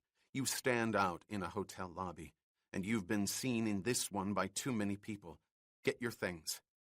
Marie stood up, but made no other move. Instead, she held her place and forced him to look at her. "We'll talk about several things later," she said firmly. "You were leaving me, Jason, and I want to know why." "I told you I'd tell you," he answered without evasion, "because you have to know, and I mean that. But right now, I want to get out of here. Get your things, goddammit!" She blinked, his sudden anger having its effect. "Yes, of course," she whispered. They took the elevator down to the lobby. As the worn marble floor came into view, Bourne had the feeling they were in a cage, exposed and vulnerable. If the machine stopped, they would be taken. Then he understood why the feeling was so strong. Below on the left was the front desk, the concierge sitting behind it, a pile of newspapers on the counter to his right. They were copies of the same tabloid Jason had put in the attaché case Marie was now carrying. The concierge had taken one. He was reading it avidly, poking a toothpick between his teeth, oblivious to everything but the latest scandal. "Walk straight through," said Jason. "Don't stop. Just go right to the door. I'll meet you outside." "Oh, my God," she whispered, seeing the concierge. "I'll pay him as quickly as I can." The sound of Marie's heels on the marble floor was a distraction Bourne did not want. The concierge looked up as Jason moved in front of him, blocking his view. "It's been very pleasant," he said in French, "but I'm in a great hurry. I have to drive to Lyon tonight. Just round out the figure to the nearest 500 francs. I haven't had time to leave gratuities." The financial distraction accomplished its purpose. The concierge reached his totals quickly. He presented the bill. Jason paid it and bent down for the suitcases, glancing up at the sound of surprise that exploded from the concierge's gaping mouth. The man was staring at the pile of newspapers on his right, his eyes on the photograph of Marie Saint-Jacques. He looked over at the glass doors of the entrance. Marie stood on the pavement. He shifted his astonished gaze to Bourne. The connection was made, the man inhibited by sudden fear. Jason walked rapidly toward the glass doors, angling his shoulder to push them open, glancing back at the front desk. The concierge was reaching for a telephone. "Let's go," he cried to Marie. "Look for a cab." They found one on Rue Le Courbe, 5 blocks from the hotel. Bourne feigned the role of an inexperienced American tourist, employing the inadequate French that had served him so well at the Valois Bank. He explained to the driver that he and his petite amie wanted to get out of central Paris for a day or so, someplace where they could be alone. Perhaps the driver could suggest several places, and they would choose one. The driver could, and did. "There's a small inn outside Issy-les-Moulineaux called Les Maisons Carrées," he said. "Another in Ivry-sur-Seine, you might like. It's very private, monsieur. Or perhaps the Auberge de Coin in Montrouge. It's very discreet." "Let's take the first," said Jason. "It's the first that came to your mind. How long will it take?" "No more than 15-20 minutes, monsieur." "Good." Bourne turned to Marie and spoke softly. "Change your hair." "What?" "Change your hair. Pull it up or push it back, I don't care, but change it. Move out of sight of his mirror. Hurry up."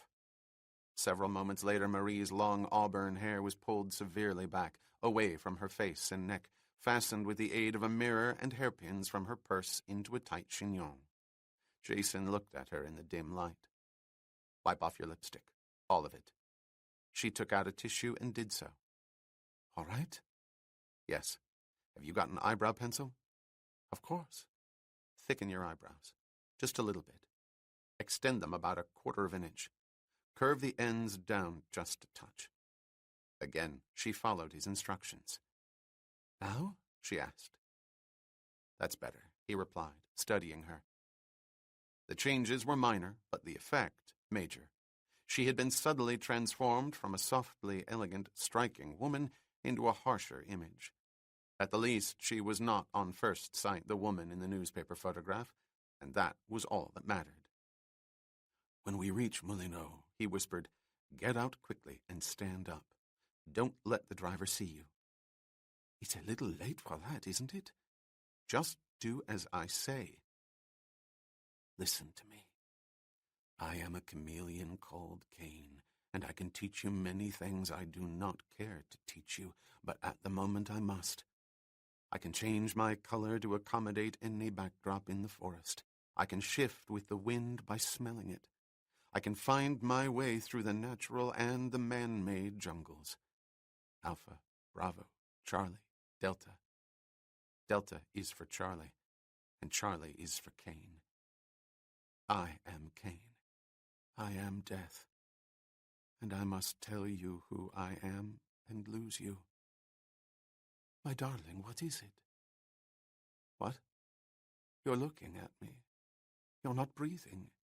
Are you all right?"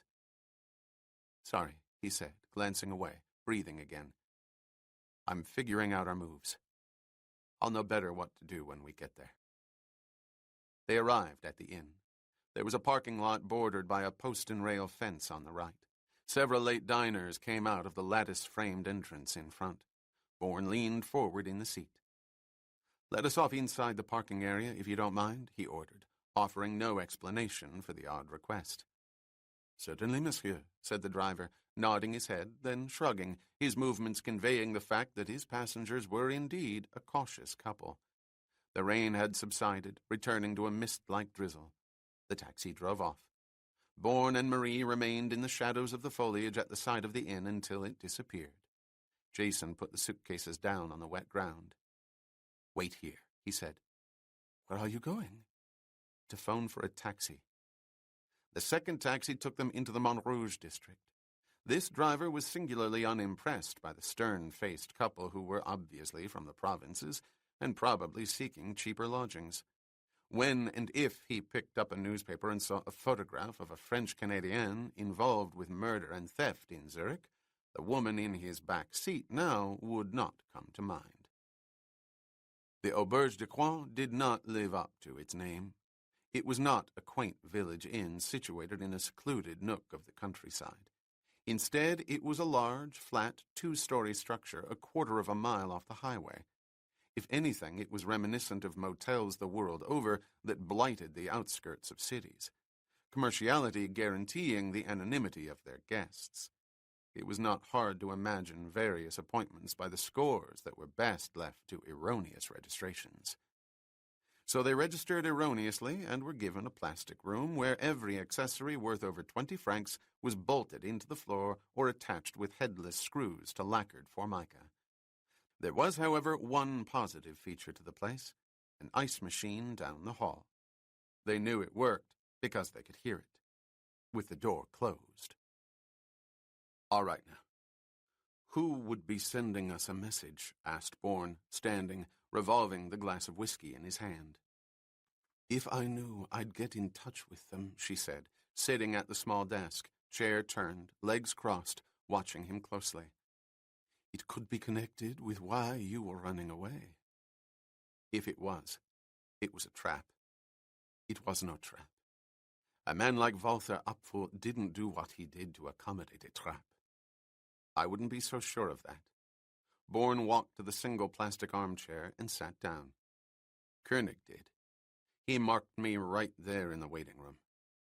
He was a bribed foot soldier, not an officer of the bank. He acted alone. Apfel couldn't. Jason looked up. "What do you mean?" Apfel's statement had to be cleared by his superiors.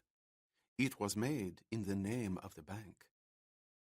"If you're so sure, let's call Zurich." "They don't want that.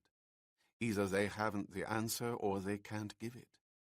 Apfel's last words were that they would have no further comment to anyone. That, too, was part of the message. We're to contact someone else. Bourne drank. He needed the alcohol, for the moment was coming when he would begin the story of a killer named Cain. "Then we're back to whom?" he said. "Back to the trap." "You think you know who it is, don't you?" Marie reached for her cigarettes on the desk. "It's why you were running, isn't it?" The answer to both questions is yes. The moment had come. The message was sent by Carlos. "I am Cain, and you must leave me. I must lose you. But first there is Zurich, and you have to understand." That article was planted to find me. "I won't argue with that," she broke in, surprising him with the interruption. "I've had time to think. They know the evidence is false. So patently false it's ridiculous. The Zurich police fully expect me to get in touch with the Canadian embassy now." Marie stopped, the unlit cigarette in her hand. "My God, Jason, that's what they want us to do." "Who wants us to do?" "Whoever's sending us the message. They know I have no choice but to call the embassy, get the protection of the Canadian government. I didn't think of it because I've already spoken to the embassy, to what's-his-name, Dennis Corbelier, and he had absolutely nothing to tell me. He only did what I asked him to do. There was nothing else. But that was yesterday. Not today. Not tonight."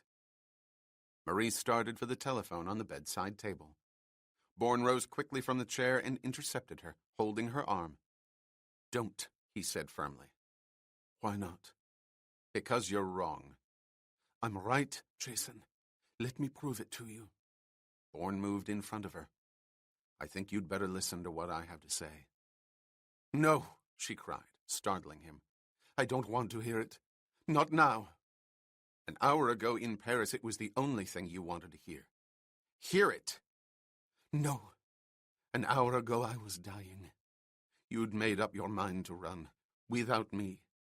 And I know now it will happen over and over again until it stops for you. You hear words, you see images, and fragments of things come back to you that you can't understand. But because they're there, you condemn yourself. You always will condemn yourself until someone proves to you that whatever you were, there are others using you, who will sacrifice you.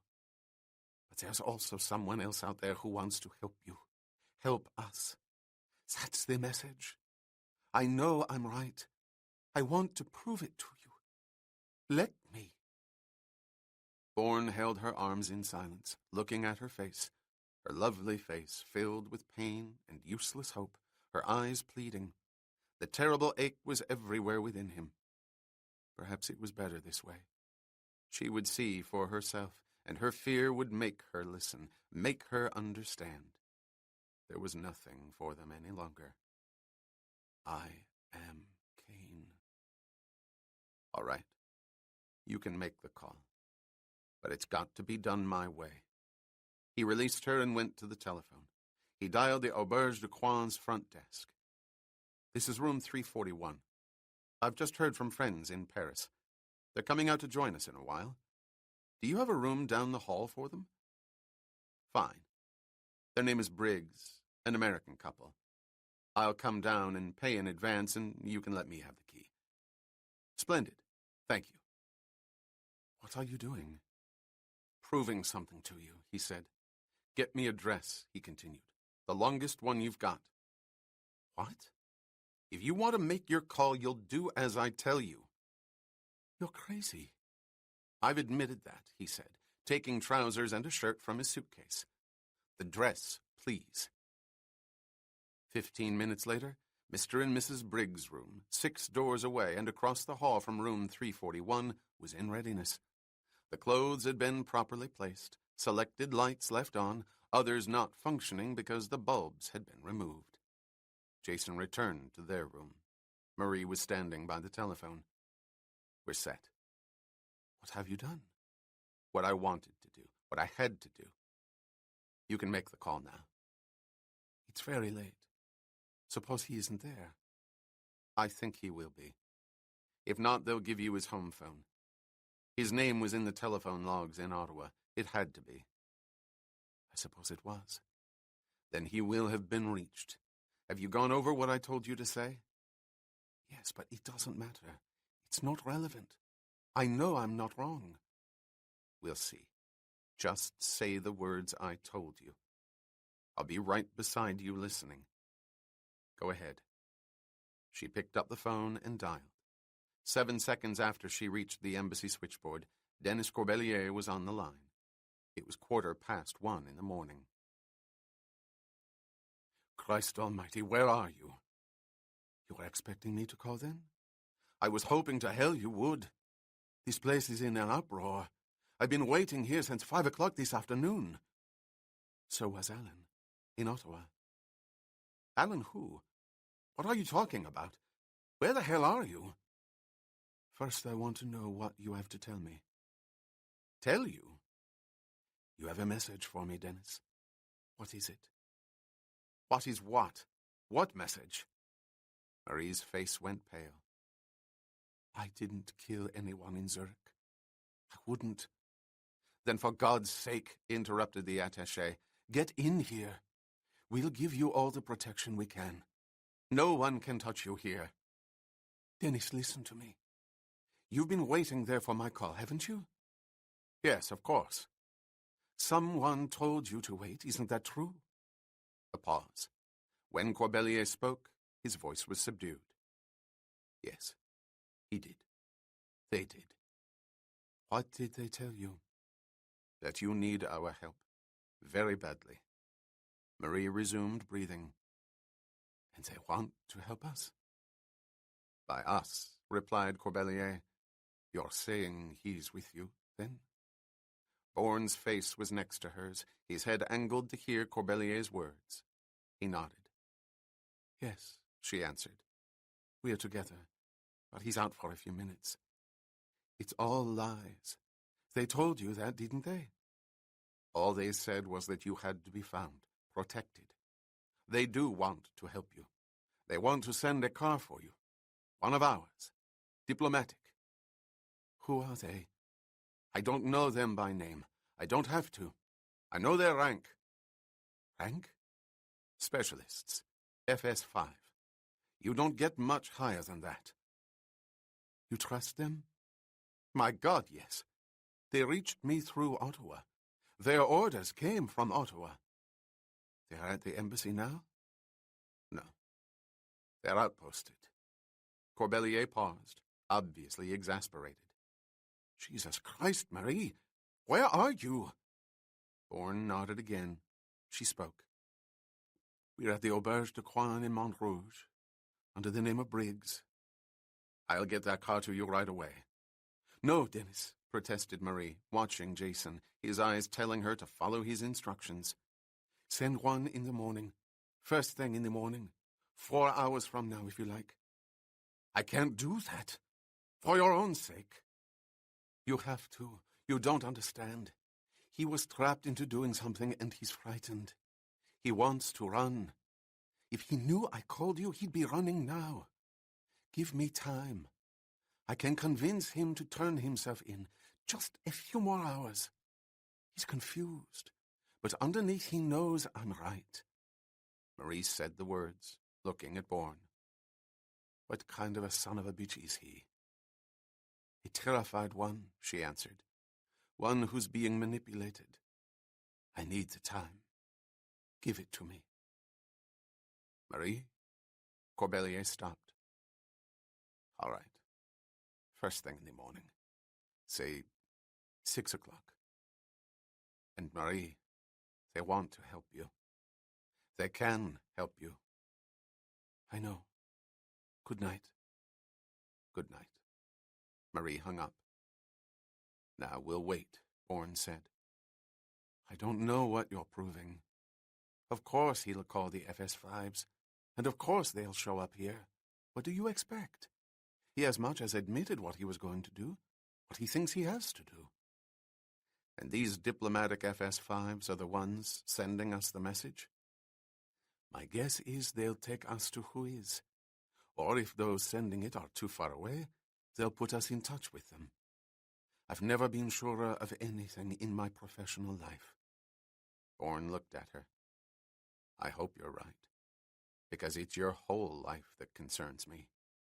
If the evidence against you in Zurich isn't part of any message, if it was put there by experts to find me, if the Zurich police believe it, then I'm that terrified man you spoke about to Corbelier. No one wants you to be right more than I do. But I don't think you are."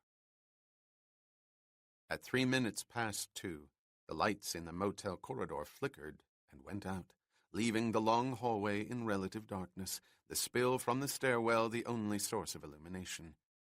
Bourne stood by the door of their room, pistol in hand, the lights turned off, watching the corridor through a crack between the door's edge and the frame. Marie was behind him, peering over his shoulder. Neither spoke. The footsteps were muffled, but there, distinct, deliberate, 2 sets of shoes cautiously climbing the staircase. In seconds, the figures of 2 men could be seen emerging out of the dim light. Marie gasped involuntarily. Jason reached over his shoulder, his hand gripping her mouth harshly. He understood. She had recognized one of the 2 men, a man she had seen only once before. In Zurich's Steppdeckstrasse, minutes before another had ordered her execution. It was the blond man they had sent up to Bourne's room, the expendable scout brought now to Paris to spot the target he had missed. In his left hand was a small pencil light, in his right a long-barreled gun, swollen by a silencer. His companion was shorter, more compact, his walk not unlike an animal's tread, shoulders and waist moving fluidly with his legs. The lapels of his topcoat were pulled up, his head covered by a narrow-brimmed hat shading his unseen face. Bourne stared at this man. There was something familiar about him, about the figure, the walk, the way he carried his head. What was it? What was it? He knew him. But there was not time to think about it. The 2 men were approaching the door of the room reserved in the name of Mr. and Mrs. Briggs. The blond man held his pencil light on the numbers, then swept the beam down toward the knob and the lock. What followed was mesmerizing in its efficiency. The stocky man held a ring of keys in his right hand, placing it under the beam of light, his fingers selecting a specific key. In his left hand he gripped a weapon, its shape in the spill revealing an outsized silencer for a heavy-calibered automatic, not unlike the powerful Sternlicht Luger favored by the Gestapo in World War II. It could cut through webbed steel and concrete, its sound no more than a rheumatic cough, ideal for taking enemies of the state at night in quiet neighborhoods, nearby residents unaware of any disturbance, only of disappearance in the morning. The shorter man inserted the key, turned it silently, then lowered the barrel of the gun to the lock. 3 rapid coughs accompanied 3 flashes of light. The wood surrounding any bolts shattered. The door fell free. The 2 killers rushed inside. There were 2 beats of silence, then an eruption of muffled gunfire, spits and white flashes from the darkness. The door was slammed shut. It would not stay closed, falling back as louder sounds of thrashing and collision came from within the room. Finally, a light was found. It was snapped on briefly, then shot out in fury, a lamp sent crashing to the floor, glass shattering. A cry of frenzy exploded from the throat of an infuriated man. The 2 killers rushed out, weapons leveled, prepared for a trap, bewildered that there was none. They reached the staircase and raced down as a door to the right of the invaded room opened. A blinking guest peered out, then shrugged and went back inside. Silence returned to the darkened hallway. Bourne held his place, his arm around Marie Saint-Jacques. She was trembling, her head pressed into his chest, sobbing quietly, hysterically, in disbelief. He let the minutes pass until the trembling subsided and deep breaths replaced the sobs. He could not wait any longer. She had to see for herself. See completely, the impression indelible. She had to finally understand. I am Cain. I am death. Come on, he whispered. He led her out into the hallway, guiding her firmly toward the room that was now his ultimate proof. He pushed the broken door open, and they walked inside. She stood motionless, both repelled and hypnotized by the sight. In an open doorway on the right was the dim silhouette of a figure, the light behind it so muted only the outline could be seen, and only then when the eyes adjusted to the strange admixture of darkness and glow.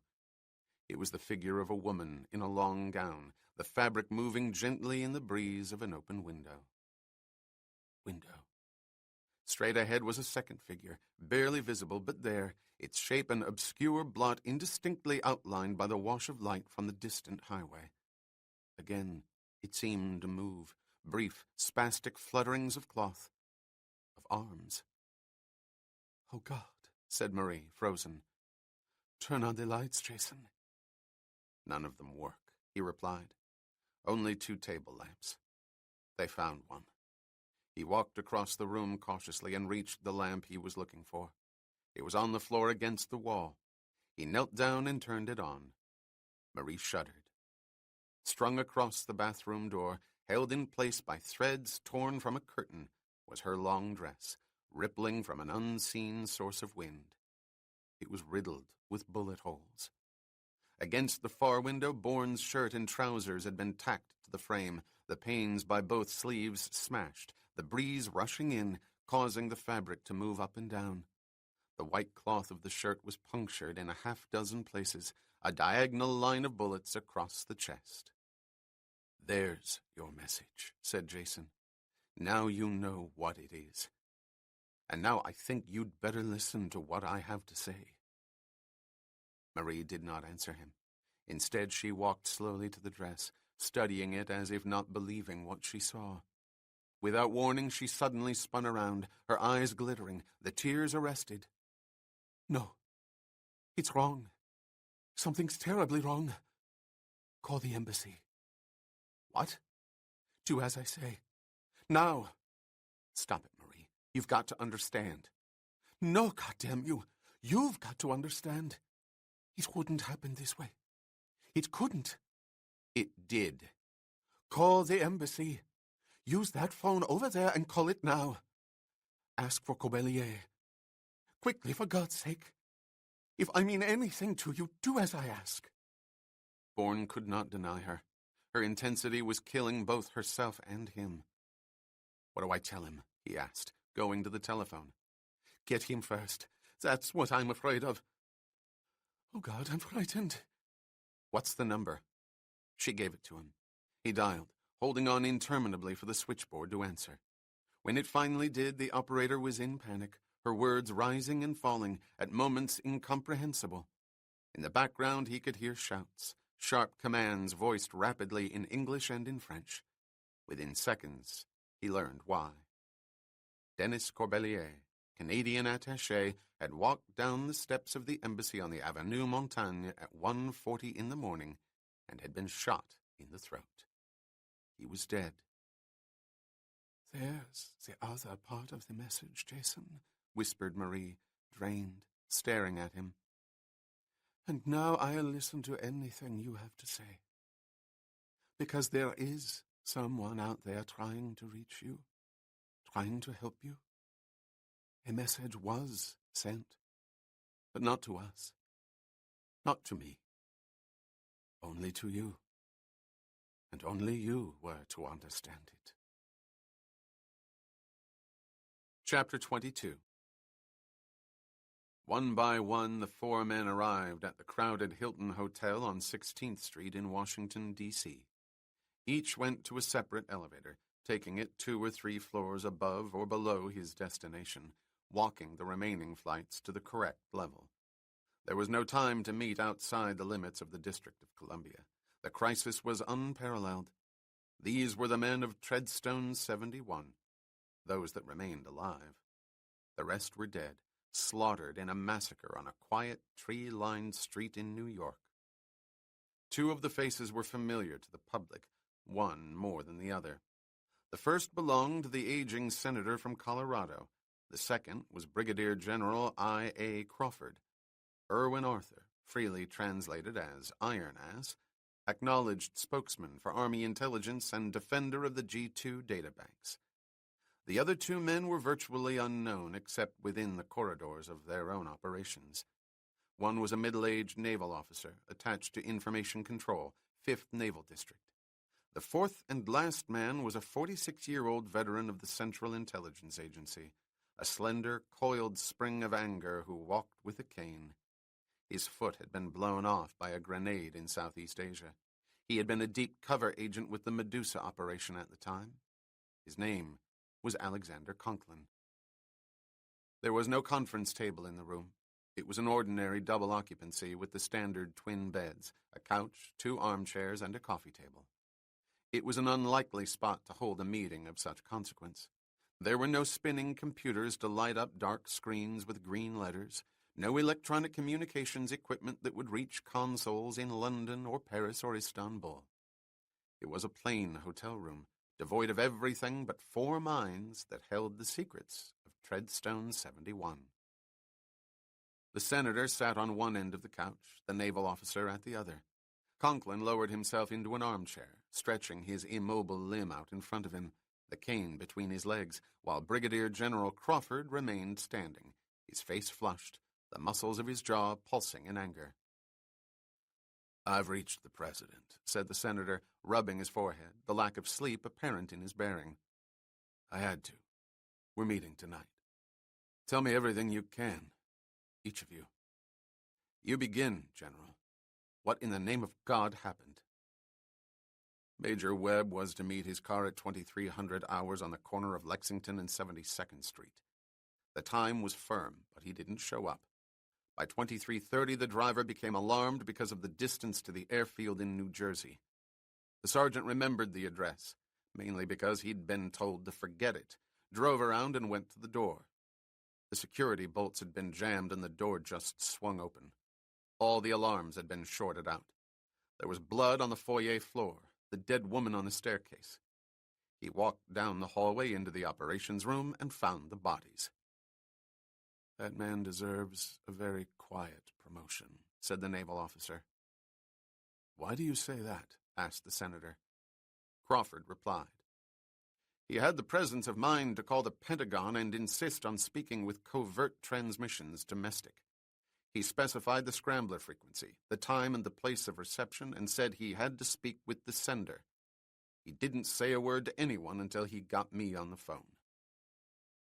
"Put him in the War College, Irwin," said Conklin grimly, holding his cane. "He's brighter than most of the clowns you've got over there." "That's not only unnecessary, Conklin," admonished the senator, "but patently offensive. Go on, please, General." Crawford exchanged looks with the CIA man. "I reached Colonel Paul McLaren in New York, ordered him over there, and told him to do absolutely nothing until I arrived. I then phoned Conklin and George here, and we flew up together. I called a bureau print team in Manhattan," added Conklin. "One we've used before and can trust. I didn't tell them what we were looking for, but I told them to sweep the place and give what they found only to me. The CIA man stopped, lifting his cane in the direction of the naval officer. Then George fed them 37 names, all men whose prints we knew were in the FBI files. They came up with the one set we didn't expect, didn't want, didn't believe. Deltas, said the senator. Yes, concurred the naval officer. The names I submitted were those of anyone, no matter how remote, who might have learned the address of Treadstone, including, incidentally, all of us. The room had been wiped clean, every surface, every knob, every glass, except one. It was a broken brandy glass, only a few fragments in the corner under a curtain, but it was enough. The prints were there, third and index fingers right hand. You're absolutely positive? Asked the senator slowly. The prints can't lie, sir, said the officer. They were there, moist brandy still on the fragments. Outside of this room, Delta's the only one who knows about 71st Street. Can we be sure of that? The others may have said something. No possibility, interrupted the brigadier general. Abbott would never have revealed it, and Elliot Stevens wasn't given the address until 15 minutes before he got there, when he called from a phone booth. Beyond that, assuming the worst, he would hardly ask for his own execution. What about Major Webb? Pressed the senator. The major, replied Crawford, was radioed the address solely by me after he landed at Kennedy Airport. As you know, it was a G2 frequency and scrambled. I remind you, he also lost his life. Yes, of course. The aging senator shook his head. It's unbelievable. Why? I should like to bring up a painful subject, said Brigadier General Crawford. At the outset, I was not enthusiastic about the candidate. I understood David's reasoning and agreed he was qualified, but if you recall, he wasn't my choice. I wasn't aware we had that many choices, said the senator. We had a man, a qualified man, as you agreed, who was willing to go in deep cover for an indeterminate length of time, risking his life every day, severing all ties with his past. How many such men exist? We might have found a more balanced one, countered the brigadier. I pointed that out at the time. You pointed out, corrected Conklin, your own definition of a balanced man, which I at the time pointed out was a crock. We were both in Medusa, Conklin, said Crawford angrily yet reasonably. You don't have exclusive insights. Delta's conduct in the field was continuously and overtly hostile to command. I was in a position to observe that pattern somewhat more clearly than you. Most of the time, he had every right to be. If you'd spent more time in the field and less in Saigon, you would have understood that. I understood it. It may surprise you, said the brigadier, holding his hand up in a gesture of truce. But I'm not defending the gross stupidities often rampant in Saigon. No one could. I'm trying to describe a pattern of behavior that could lead to the night before last on 71st Street. The CIA man's eyes remained on Crawford. His hostility vanished as he nodded his head. I know you are. Sorry. That's the crux of it, isn't it? It's not easy for me. I worked with Delta in 6 sectors, was stationed with him in Phnom Penh before Medusa was even a gleam in the monk's eye. He was never the same after Phnom Penh. It's why he went into Medusa, why he was willing to become Cain. The senator leaned forward on the couch. I've heard it, but tell me again. The president has to know everything. His wife and 2 children were killed on a pier in the Mekong River, bombed and strafed by a stray aircraft. Nobody knew which sides. The identity never uncovered. He hated that war, hated everybody in it. He snapped. Conklin paused, looking at the brigadier. And I think you're right, General. He snapped again. It was in him. What was? Asked the senator sharply. The explosion, I guess, said Conklin. The dam burst. He'd gone beyond his limits, and the hate took over. It's not hard. You have to be very careful. He killed those men, that woman, like a madman on a deliberate rampage.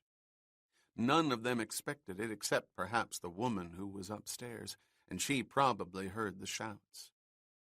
He's not Delta anymore.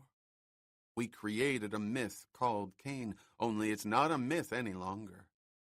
It's really him.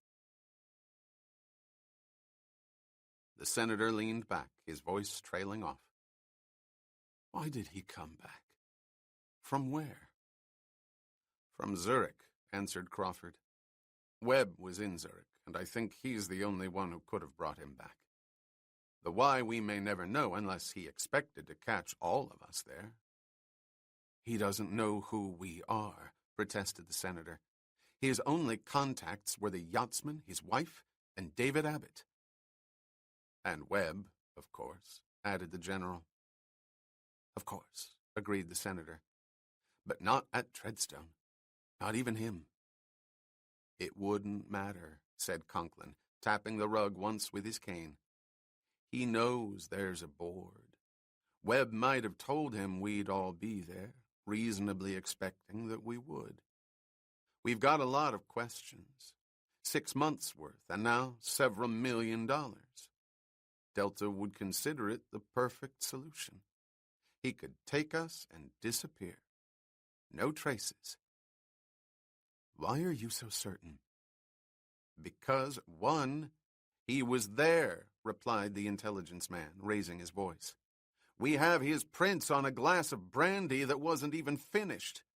And two, it's a classic trap with a couple of 100 variations. Would you explain that? You remain silent, broke in the general, watching Conklin, until your enemy can't stand it any longer and exposes himself. And we've become the enemy? His enemy? There's no question about it now, said the naval officer. For whatever reasons, Delta's turned. It's happened before.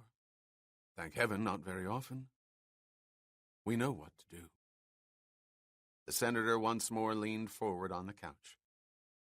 What will you do? His photograph has never been circulated, explained Crawford. We'll circulate it now. To every station and listening post, every source and informant we have. He has to go somewhere, and he'll start with a place he knows, if only to buy another identity. He'll spend money. He'll be found. When he is, the orders will be clear. You'll bring him in at once? We'll kill him, said Conklin simply. You don't bring in a man like Delta, and you don't take the risk that another government will. Not with what he knows. I can't tell the president that. There are laws.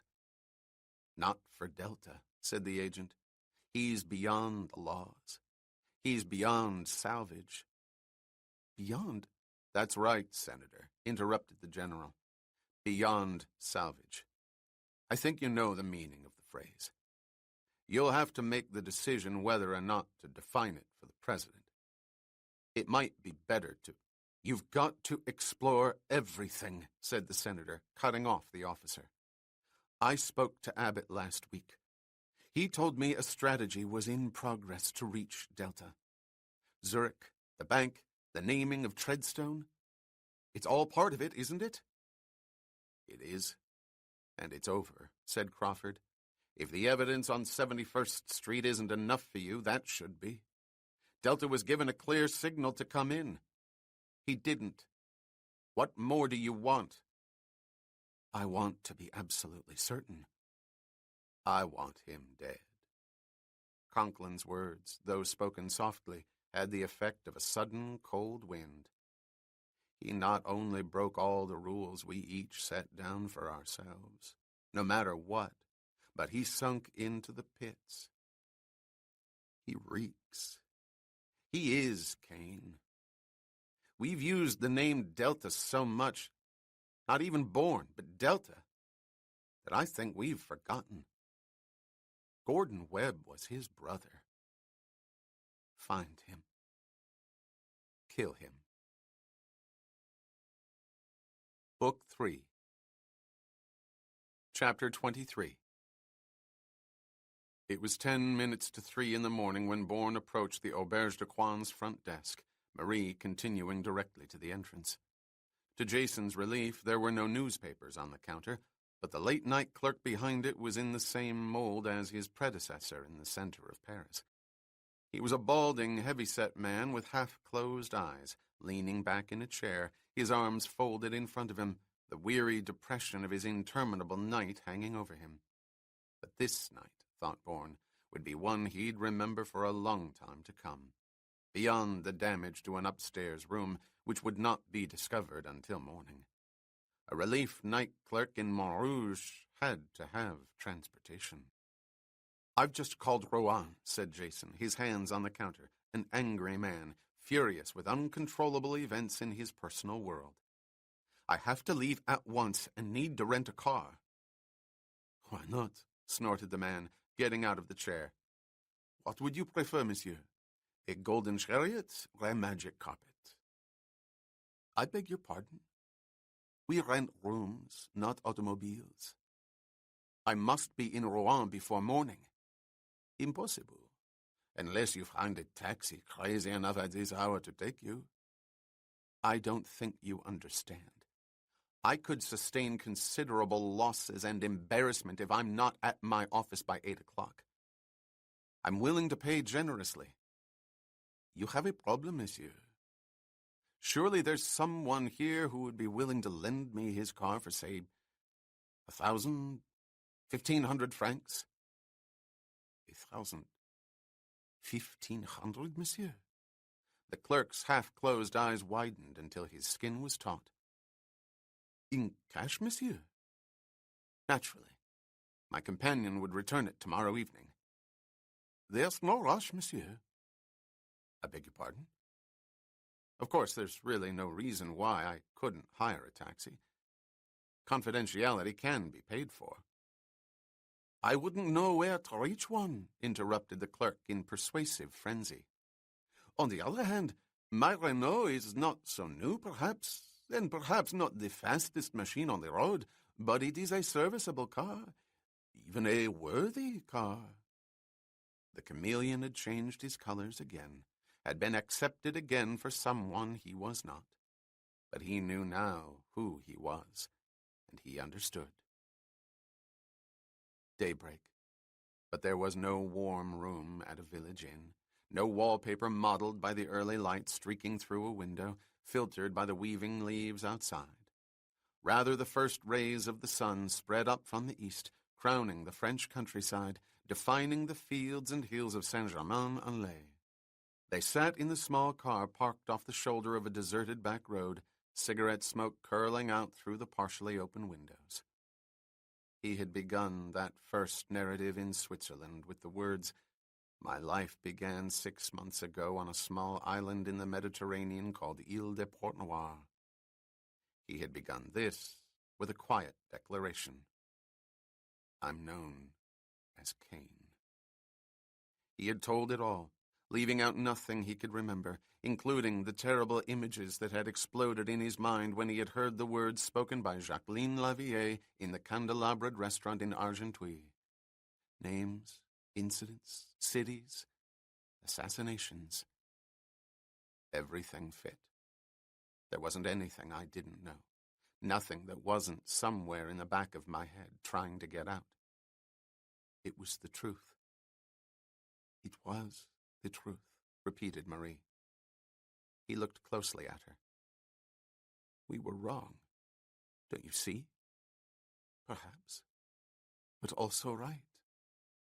You were right, and I was right. About what? You.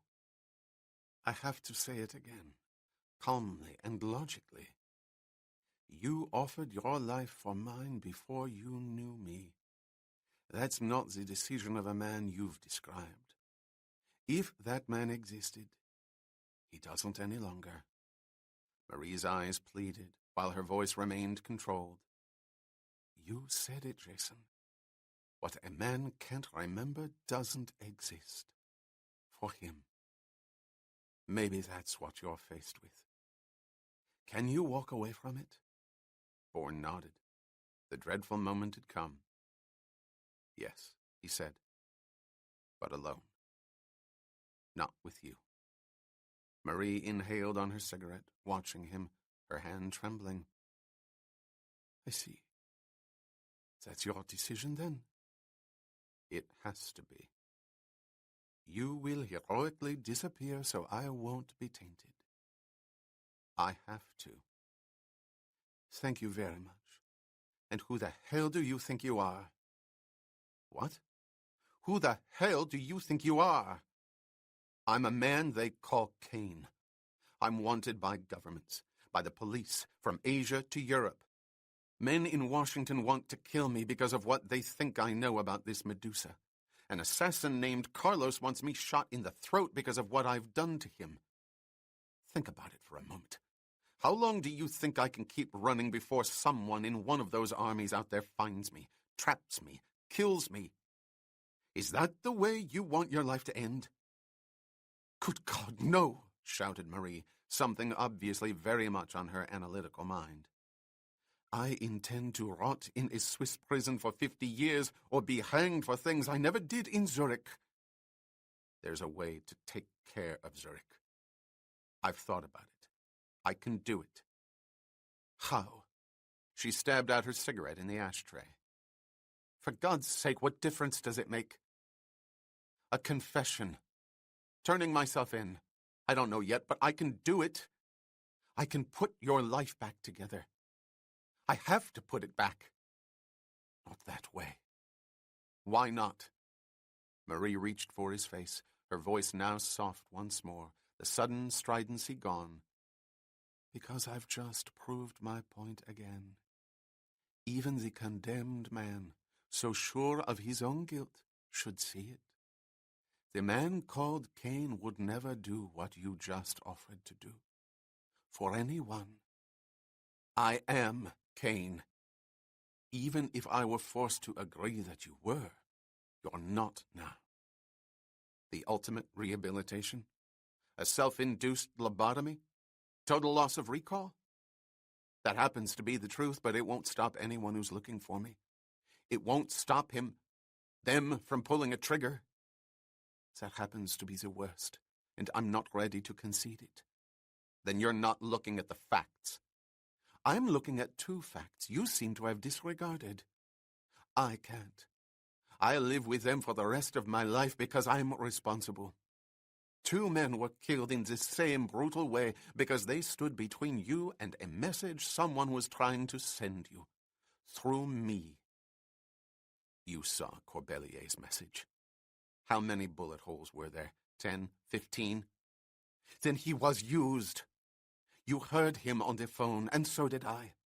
He wasn't lying. He was trying to help us. If not you, certainly me. It's possible. Anything's possible. I have no answers, Jason, only discrepancies, things that can't be explained, that should be explained. You haven't once, ever, displayed a need or a drive for what you say you might have been. And without those things, a man like that couldn't be. Or you couldn't be him. I'm him. Listen to me. You're very dear to me, my darling, and that could blind me, I know it. But I also know something about myself. I'm no wide-eyed flower child. I've seen a share of this world, and I look very hard and very closely at those who attract me. Perhaps to confirm what I like to think are my values. And they are values. Mine. Nobody else's. She stopped for a moment and moved away from him. I've watched a man being tortured, by himself and by others, and he won't cry out. You may have silent screams, But you won't let them be anyone else's burden but your own. Instead, you probe and dig and try to understand. And that, my friend, is not the mind of a cold-blooded killer, any more than what you've done and want to do for me. I don't know what you were before, or what crimes you're guilty of, but they are not what you believe, what others want you to believe. Which brings me back to those values I spoke of. I know myself. I couldn't love the man you say you are. I love the man I know you are. You just confirmed it again. No killer would make the offer you just made. And that offer, sir, is respectfully rejected. You're a goddamn fool, exploded Jason. I can help you. You can't help me. Leave me something, for Christ's sake. I won't. Not that way. Suddenly, Marie broke off. Her lips parted. I think I just did, she said, whispering. Did what?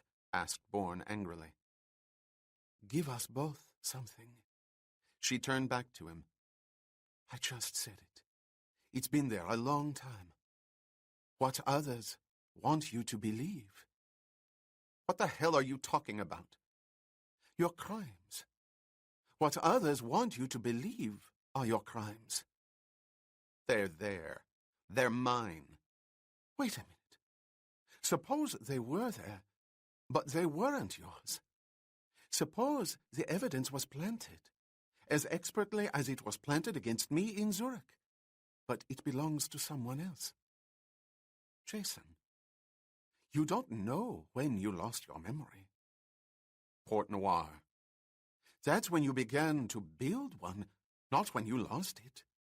Before Port Noir. It could explain so much. It could explain you. The contradiction between you and the man people think you are. You're wrong. Nothing could explain the memories, the images that come back to me. Maybe you just remember what you've been told, said Marie. Over and over and over again, until there was nothing else. Photographs, recordings, visual and oral stimuli. You're describing a walking, functioning vegetable who's been brainwashed. That's not me. She looked at him, speaking gently. I'm describing an intelligent, very ill man whose background conformed with what other men were looking for. Do you know how easily such a man might be found? They're in hospitals everywhere, in private sanatoriums, in military wards. She paused, then continued quickly. That newspaper article told another truth. I'm reasonably proficient with computers. Anyone doing what I do would be. If I were looking for a curve example that incorporated isolated factors, I'd know how to do it. Conversely, someone looking for a man hospitalized for amnesia, whose background incorporated specific skills, languages, racial characteristics, the medical data banks could provide candidates. God knows, not many in your case. Perhaps only a few. Perhaps only one. But one man was all they were looking for. All they needed. Bourne glanced at the countryside, trying to pry open the steel doors of his mind, trying to find a semblance of the hope she felt. What you're saying is that I'm a reproduced illusion, he said, making the statement flatly. That's the end effect. But it's not what I'm saying. I'm saying it's possible you've been manipulated, used. It would explain so much. She touched his hand. You tell me there are times when things want to burst out of you, blow your head apart. Words, places, names, they trigger things. Jason, isn't it possible they trigger the false things? The things you've been told over and over again, but you can't relive. You can't see them clearly because they are not you. I doubt it. I've seen what I can do. I've done them before. You could have done them for other reasons. God damn you, I'm fighting for my life. For both our lives. All right. You can think, you can feel. Think now, feel now. Look at me and tell me you've looked inside yourself, inside your thoughts and feelings, and you know without a doubt you're an assassin called Cain. If you can do that, really do that, then bring me to Zurich, take the blame for everything, and get out of my life. But if you can't, stay with me and let me help you. And love me, for God's sake. Love me, Jason. Bourne took her hand, holding it firmly as one might an angry, trembling child's. It's not a question of feeling or thinking. I saw the account at the Gemeinschaft. The entries go back a long time. They correspond with all the things I've learned. But that account, those entries could have been created yesterday, or last week, or 6 months ago. Everything you've heard and read about yourself could be part of a pattern designed by those who want you to take Cain's place. You're not Cain, but they want you to think you are, want others to think you are. But there's someone out there who knows you're not Cain, and he's trying to tell you. I have my proof, too.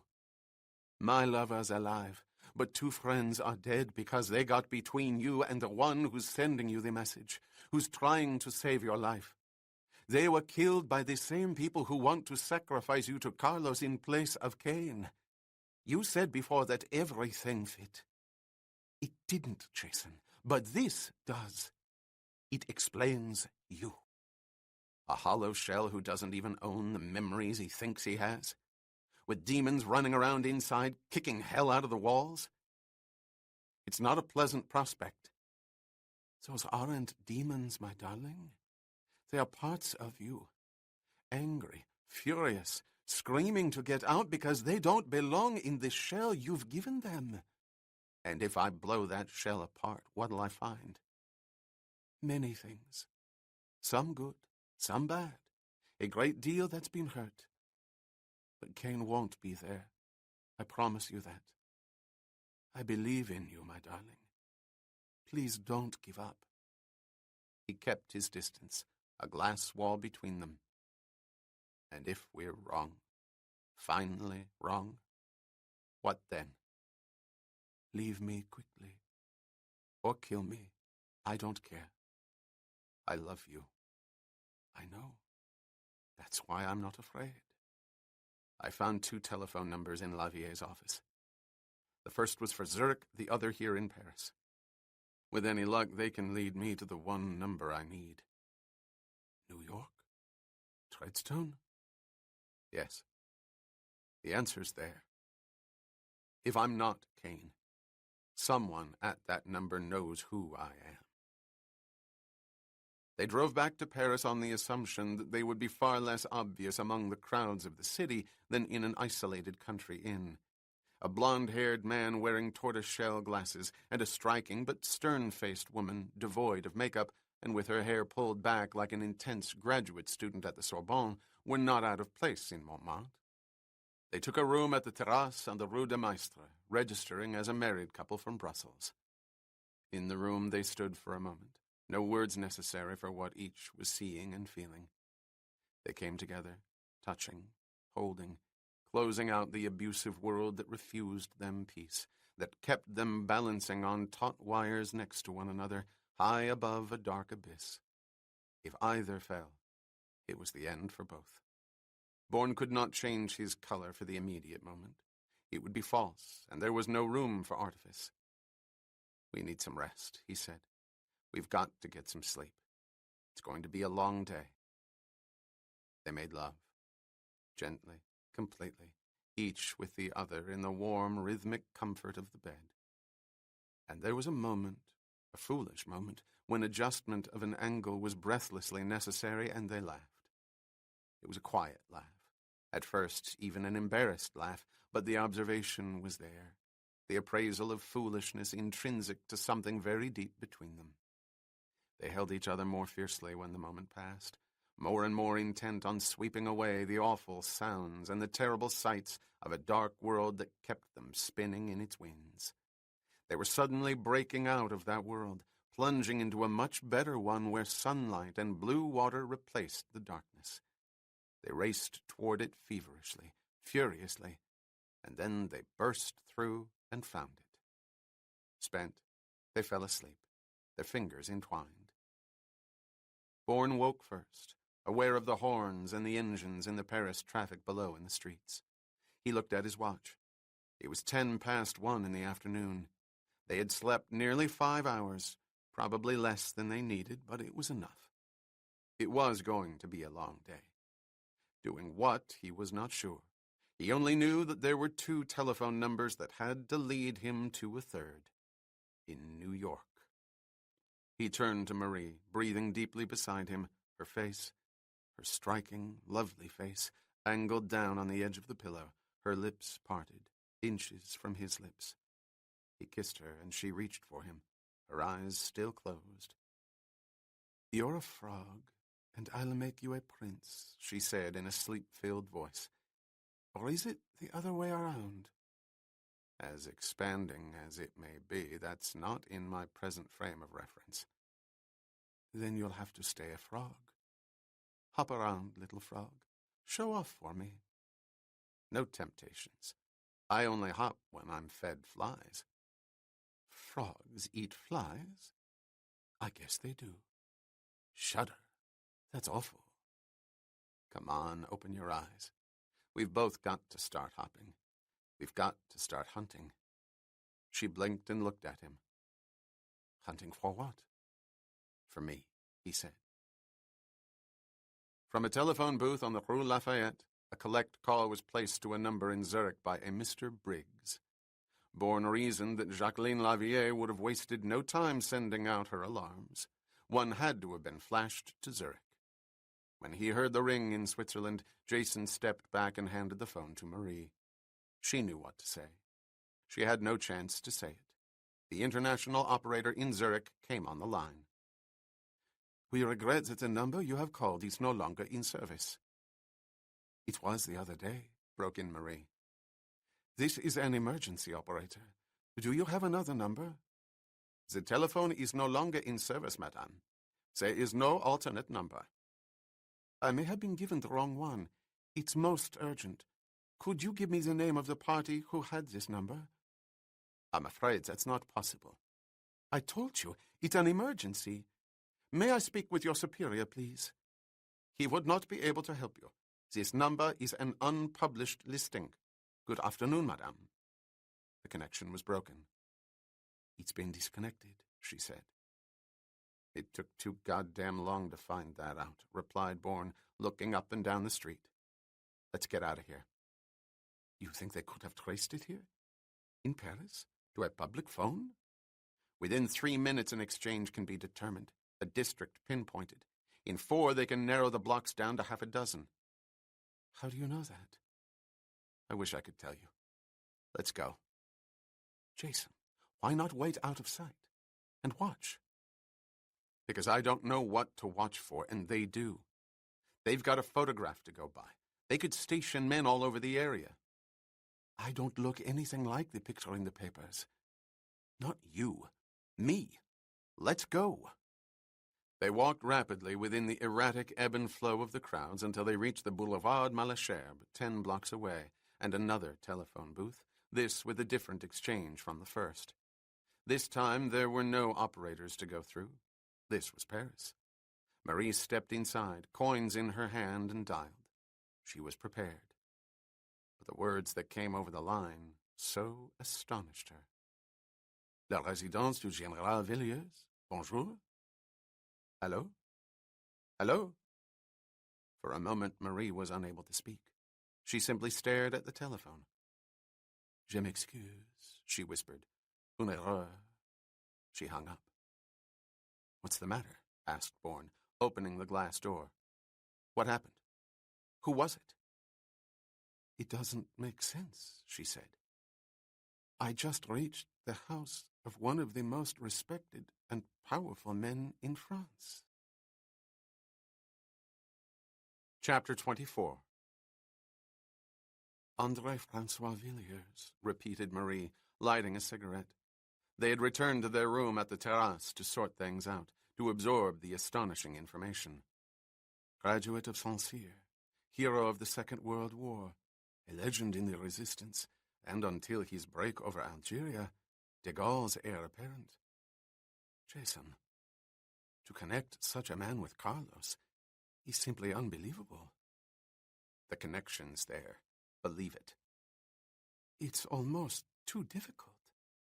Villiers is old line honor of France, a family traced back to the 17th century. Today he's one of the ranking deputies in the National Assembly. Politically to the right of Charlemagne, to be sure, but very much a law and order army man. It's like linking Douglas MacArthur to a mafia hitman. It doesn't make sense. Then let's look for some. What was the break with de Gaulle? Algeria. In the early 60s, Villiers was part of the OAS, one of the Algerian colonels under Salam. They opposed the Evian agreements that gave independence to Algeria, believing it rightfully belonged to France. The mad colonels of Algiers, said Bourne, as with so many words and phrases, not knowing where they came from or why he said them. That means something to you? It must, but I don't know what it is. Think, said Marie. Why should the mad colonels strike a chord with you? What's the first thing that comes to your mind? Quickly. Jason looked at her helplessly. Then the words came. Bombings. Infiltrations. Provocateurs. You study them. You study the mechanisms. Why? I don't know. Are decisions based on what you learn? I guess so. What kind of decisions? You decide what? Disruptions. What does that mean to you, disruptions? I don't know. I can't think. All right. We'll go back to it some other time. There isn't time. Let's get back to Villiers. After Algeria, what? There was a reconciliation of sorts with de Gaulle. Villiers was never directly implicated in the terrorism, and his military record demanded it. He returned to France. Was welcomed, really, a fighter for a lost but respected cause. He resumed his command, rising to the rank of general before going into politics. He's a working politician, then. More a spokesman, an elder statesman. He's still an entrenched militarist, still fumes over France's reduced military stature. Howard Leland, said Jason. There's your connection to Carlos. How? Why? Leland was assassinated because he interfered with the Quai d'Orsay's arms build-ups and exports. We don't need anything more. It seems incredible. A man like that. Marie's voice trailed off. She was struck by recollection. His son was murdered. It was a political thing, about 5 or 6 years ago. Tell me. His car was blown up on the Rue de Bac. It was in all the papers everywhere. He was the working politician, like his father, a conservative, opposing the socialists and communists at every turn. He was a young member of parliament, an obstructionist where government expenditures were concerned, but actually quite popular. He was a charming aristocrat. Who killed him? The speculation was communist fanatics. He had managed to block some legislation or other favorable to the extreme left wing. After he was murdered, the ranks fell apart and the legislation passed. Many think that's why Villiers left the army and stood for the National Assembly. That's what's so improbable, so contradictory. After all, his son was assassinated. You'd think the last person on earth he'd want to have anything to do with was a professional assassin. There's also something else. You said he was welcomed back to Paris because he was never directly implicated in the terrorism. If he was, interrupted Marie, it was buried.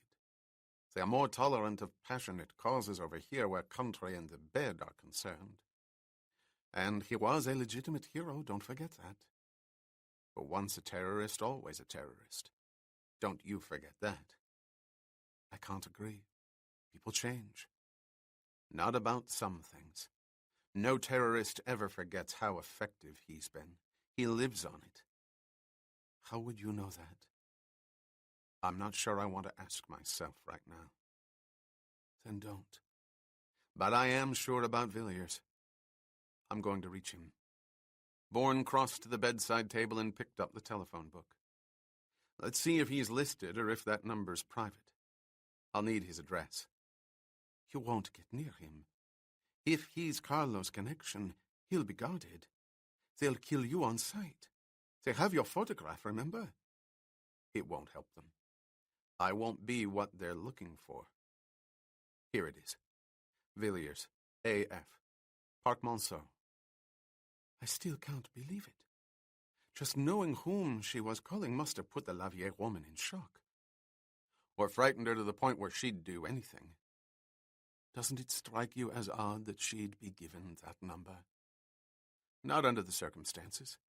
Carlos wants his drones to know he isn't kidding. He wants Kane. Marie stood up. Jason, what's a drone? Bourne looked up at her. I don't know. Someone who works blind for somebody else. Blind? Not seeing? Not knowing. Thinking he's doing one thing when he's really doing something else. I don't understand. Let's say I tell you to watch for a car at a certain street corner. The car never shows up. But the fact that you're there tells someone else who's watching for you that something else has happened. Arithmetically, an untraceable message. Yes, I guess so. That's what happened in Zurich. Walter Apfel was a drone. He released that story about the theft not knowing what he was really saying. Which was? It's a good guess that you are being told to reach someone you know very well. Treadstone 71, said Jason. We're back to Villiers. Carlos found me in Zurich through the Gemeinschaft. That means he had to know about Treadstone. It's a good chance that Villiers does too. If he doesn't, there may be a way of getting him to find out for us. How? His name. If he's everything you say he is, he thinks pretty highly of it. The honor of France, coupled with a pig like Carlos, might have an effect. I'll threaten to go to the police, to the papers. He'd simply deny it. He'd say it's outrageous. Let him. It isn't. That was his number in Lavier's office. Besides, any retraction will be on the same page as his obituary. You still have to get to him. I will. I'm part chameleon, remember? The tree-lined street in Parc Monceau seemed familiar somehow, but not in the sense that he had walked it before. Instead, it was the atmosphere. 2 rows of well-kept stone houses, doors and windows glistening, hardware shining, staircases washed clean, the lighted rooms beyond filled with hanging plants. It was a moneyed street in a wealthy section of the city, and he knew he had been exposed to one like it before, and that exposure had meant something. It was 7:35 in the evening, the March night cold, the sky clear, and the chameleon dressed for the occasion. Bourne's blonde hair was covered by a cap, his neck concealed beneath the collar of a jacket that spelled out the name of a messenger service across his back. Slung over his shoulder was a canvas strap attached to a nearly empty satchel. It was the end of this particular messenger's run. He had 2 or 3 stops to make, perhaps 4 or 5, if he thought they were necessary. He would know momentarily. The envelopes were not really envelopes at all, but brochures advertising the pleasures of the Bateau Mouche, picked up from a hotel lobby. He would select at random several houses near General Villiers' residence and deposit the brochures in mail slots. His eyes would record everything they saw, one thing sought above everything else. What kind of security arrangements did Villiers have? Who guarded the general, and how many were there? And because he had been convinced he would find either men in cars or other men walking their posts, he was startled to realize there was no one. André-François Villiers, militarist, spokesman for his cause, and the prime connection to Carlos, had no external security arrangements whatsoever. If he was protected, That protection was solely within the house. Considering the enormity of his crime, Villiers was either arrogant to the point of carelessness or a damn fool. Jason climbed the steps of an adjacent residence, Villiers' door no more than 20 feet away. He deposited the brochure in the slot, glancing up at the windows of Villiers' house, looking for a face, a figure. There was no one. The door 20 feet away suddenly opened. Bourne crouched, thrusting his hand beneath his jacket for his gun, thinking he was a damn fool. Someone more observant than he had spotted him. But the words he heard told him it wasn't so. A middle-aged couple, a uniformed maid, and a dark-jacketed man were talking in the doorway. "Make sure the ashtrays are clean," said the woman. "You know how he dislikes ashtrays that are stuffed full." "He drove this afternoon," answered the man. "That means they're full now." "Clean them in the garage. You've got time. He won't be down for another 10 minutes. He doesn't have to be in Nanterre until 8:30. The man nodded, pulling up the lapels of his jacket as he started down the steps. 10 minutes, he said aimlessly. The door closed and silence returned to the quiet street. Jason stood up, his hand on the railing, watching the man hurry down the sidewalk. He was not sure where Nanterre was, only that it was a suburb of Paris. And if Villiers was driving there himself, and if he was alone, there was no point in postponing confrontation. Bourne shifted the strap on his shoulder and walked rapidly down the steps, turning left on the pavement. 10 minutes. Jason watched through the windshield as the door opened and General of the Army André-François Villiers came into view. He was a medium-sized, barrel-chested man in his late 60s, perhaps early 70s. He was hatless, with close-cropped gray hair and a meticulously groomed white chin beard. His bearing was unmistakably military, imposing his body on the surrounding space, entering it by breaking it, invisible walls collapsing as he moved. Bourne stared at him, fascinated, wondering what insanities could have possibly driven such a man into the obscene world of Carlos. Whatever the reasons, they had to be powerful, for he was powerful. And that made him dangerous, for he was respected and had the ears of his government. Villiers turned, speaking to the maid and glancing at his wristwatch. The woman nodded, closing the door as the general walked briskly down the steps and around the hood of a large sedan to the driver's side. He opened the door and climbed in, then started the engine and rolled slowly out into the middle of the street. Jason waited until the sedan reached the corner and turned right. He eased the Renault away from the curb and accelerated, reaching the intersection in time to see Villiers turn right again a block east. There was a certain irony in the coincidence, an omen if one could believe in such things. The route General Villiers chose to the outlying suburb of Nanterre included a stretch of back road in the countryside nearly identical to the one in Saint-Germain-en-Laye, where 12 hours ago Marie had pleaded with Jason not to give up, his life or hers. There were stretches of pasture land, fields that fused into the gently rising hills, but instead of being crowned by early light, these were washed in the cold, white rays of the moon. It occurred to Bourne that this stretch of isolated road would be as good a spot as any on which to intercept the returning general. It was not difficult for Jason to follow at distances up to 1/4 of a mile, which was why he was surprised to realize he had practically caught up with the old soldier. Villiers had suddenly slowed down and was turning into a graveled drive cut out of the woods, the parking lot beyond illuminated by floodlights. A sign, hanging from 2 chains on a high-angle post, was caught in the spill. L'Arbalète. The general was meeting someone for dinner at an out-of-the-way restaurant, not in the suburb of Nanterre, but close by, in the country. Bourne drove past the entrance and pulled off the shoulder of the road, the right side of the car covered by foliage. He had to think things out. He had to control himself. There was a fire in his mind. It was growing, spreading. He was suddenly consumed by an extraordinary possibility.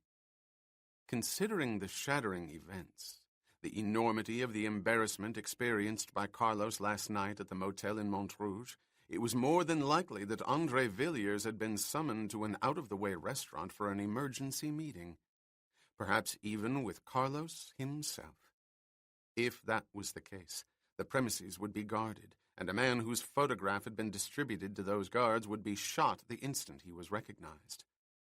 On the other hand, the chance to observe a nucleus belonging to Carlos, or Carlos himself, was an opportunity that might never come again. He had to get inside La Belette. There was a compulsion within him to take the risk. Any risk. He was crazy. But then he was not sane. Sane as a man with a memory was sane. Carlos. Find Carlos. God in heaven, why?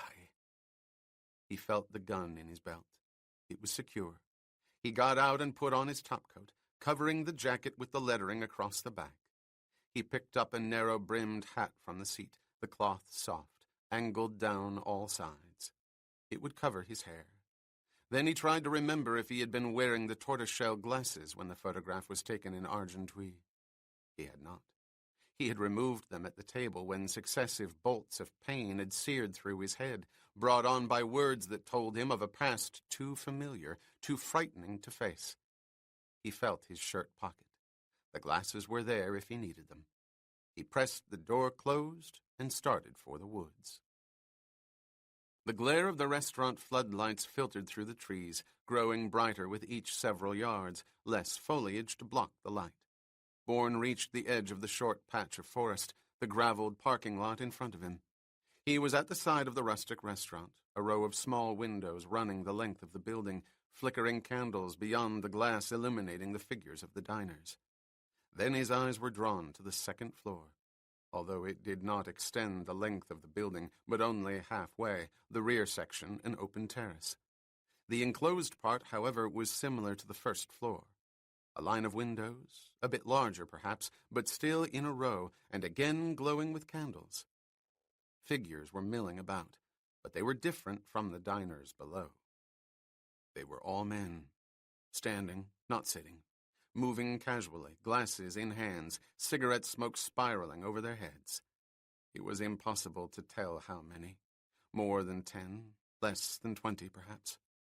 There he was, crossing from one group to another, the white chin beard a beacon, switching on and off as it was intermittently blocked by figures nearer the windows.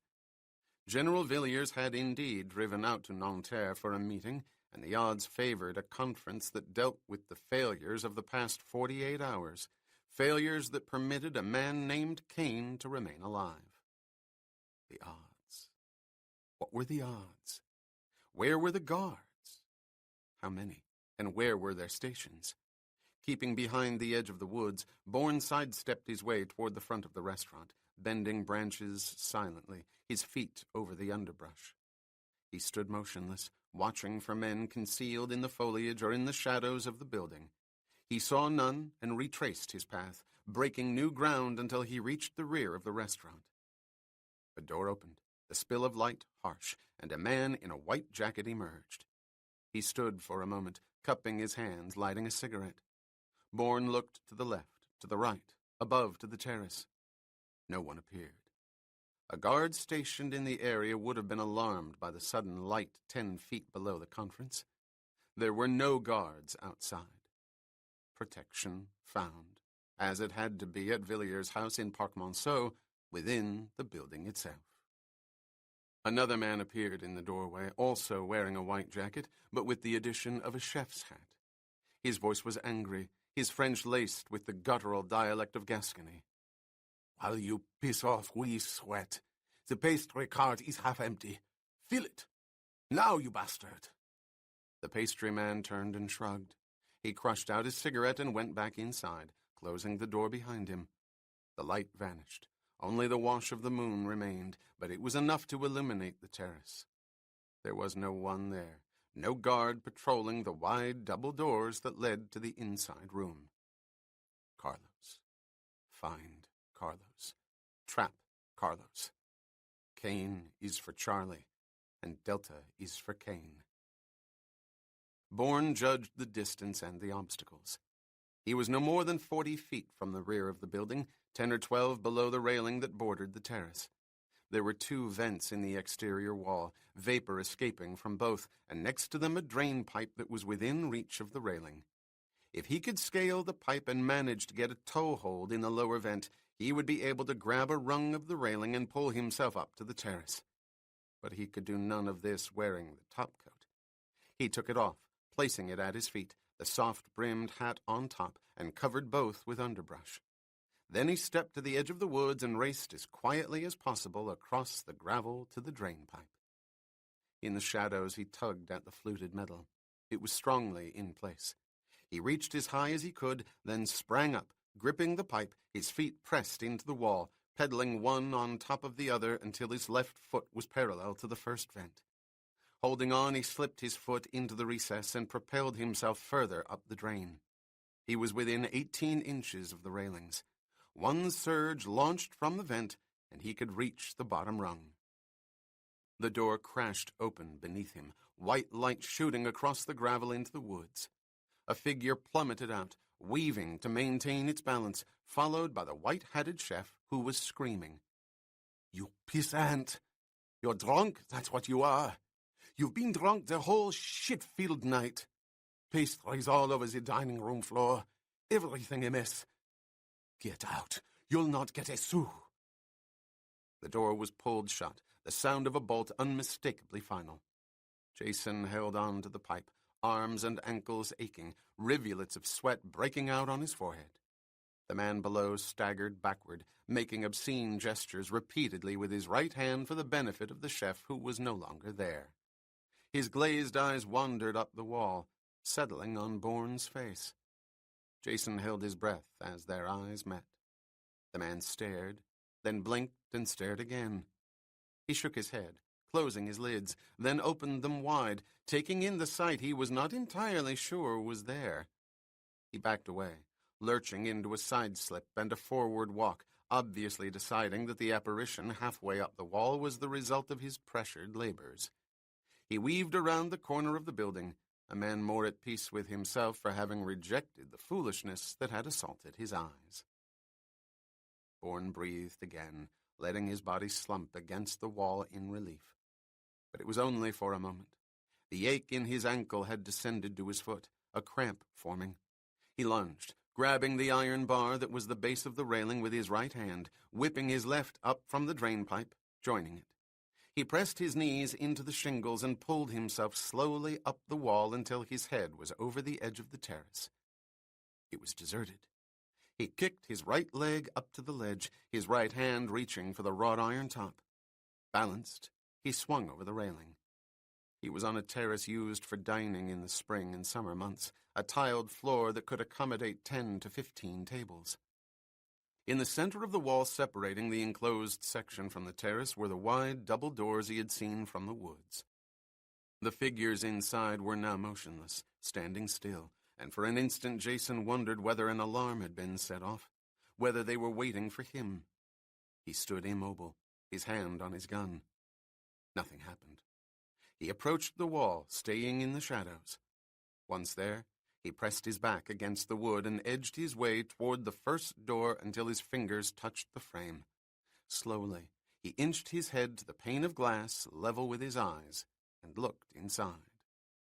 What he saw was both mesmerizing and not a little frightening. The men were in lines, 3 separate lines, 4 men to a line, facing André Villiers, who was addressing them. 13 men in all, 12 of them not merely standing, but standing at attention. They were old men, but not merely old men.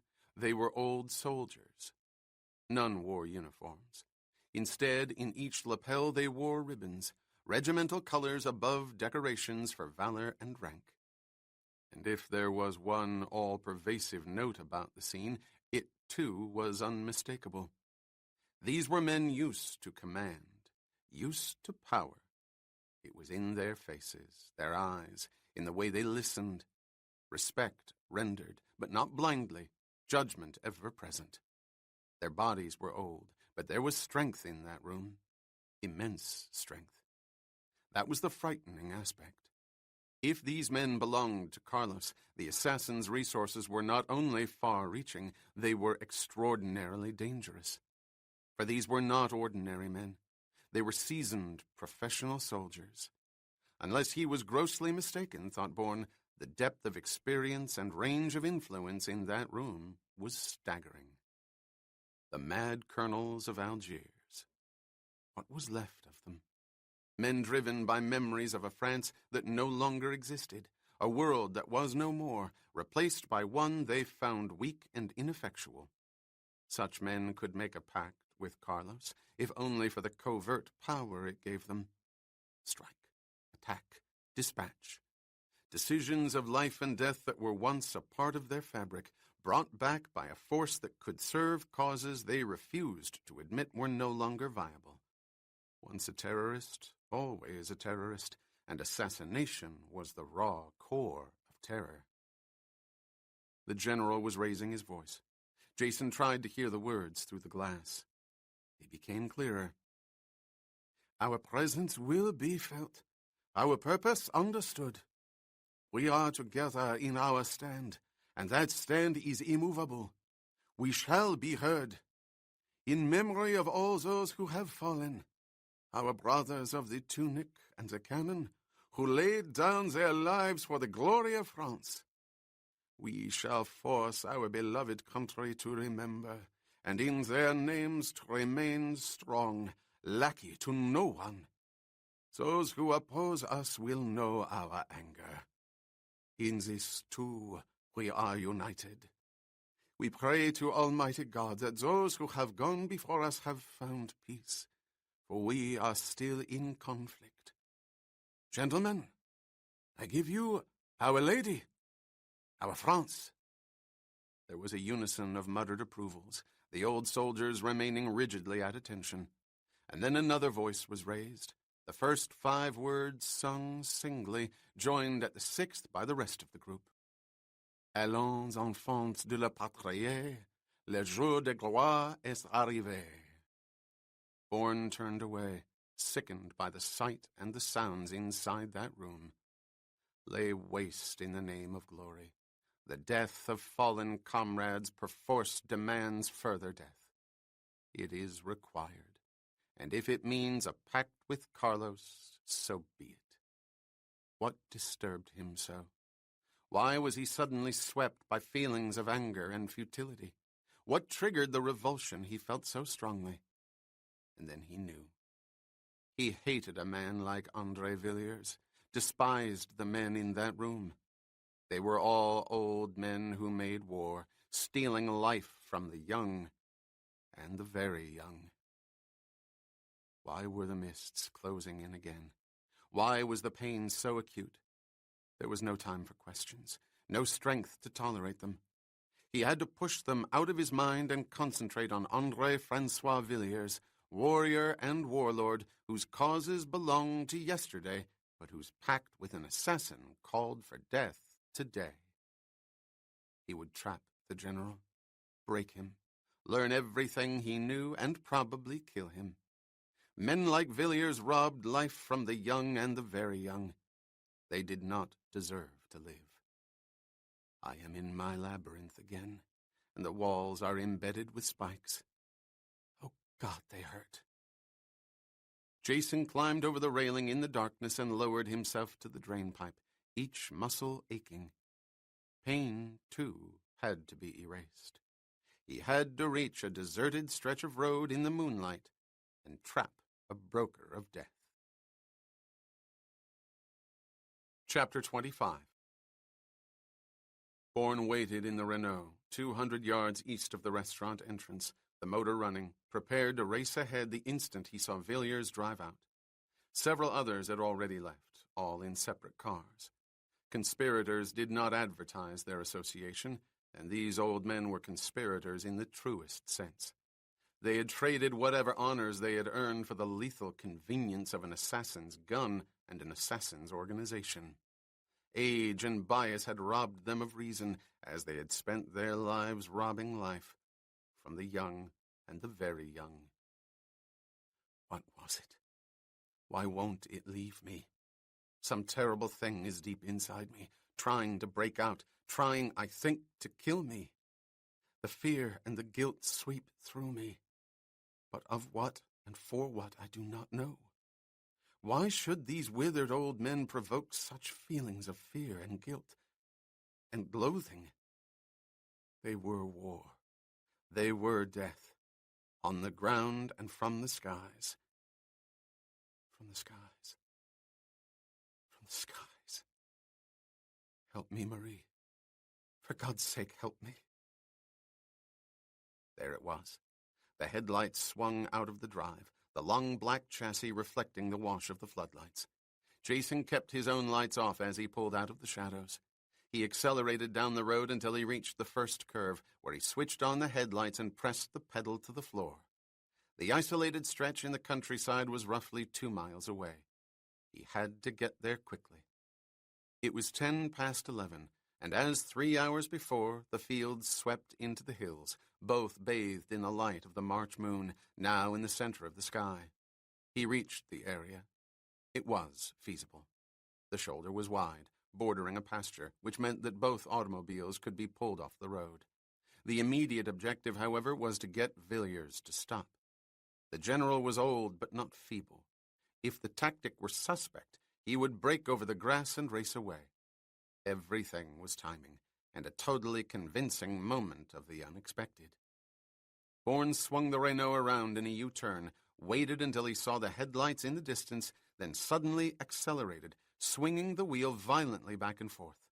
The automobile careened over the road, an out-of-control driver, incapable of finding a straight line, but nevertheless speeding. Villiers had no choice. He slowed down as Jason came racing insanely toward him. Then abruptly, when the two cars were no more than 20 feet from colliding, Bourne spun the wheel to the left, braking as he did so, sliding into a skid, tires screeching. He came to a stop, the window open, and raised his voice in an undefined cry.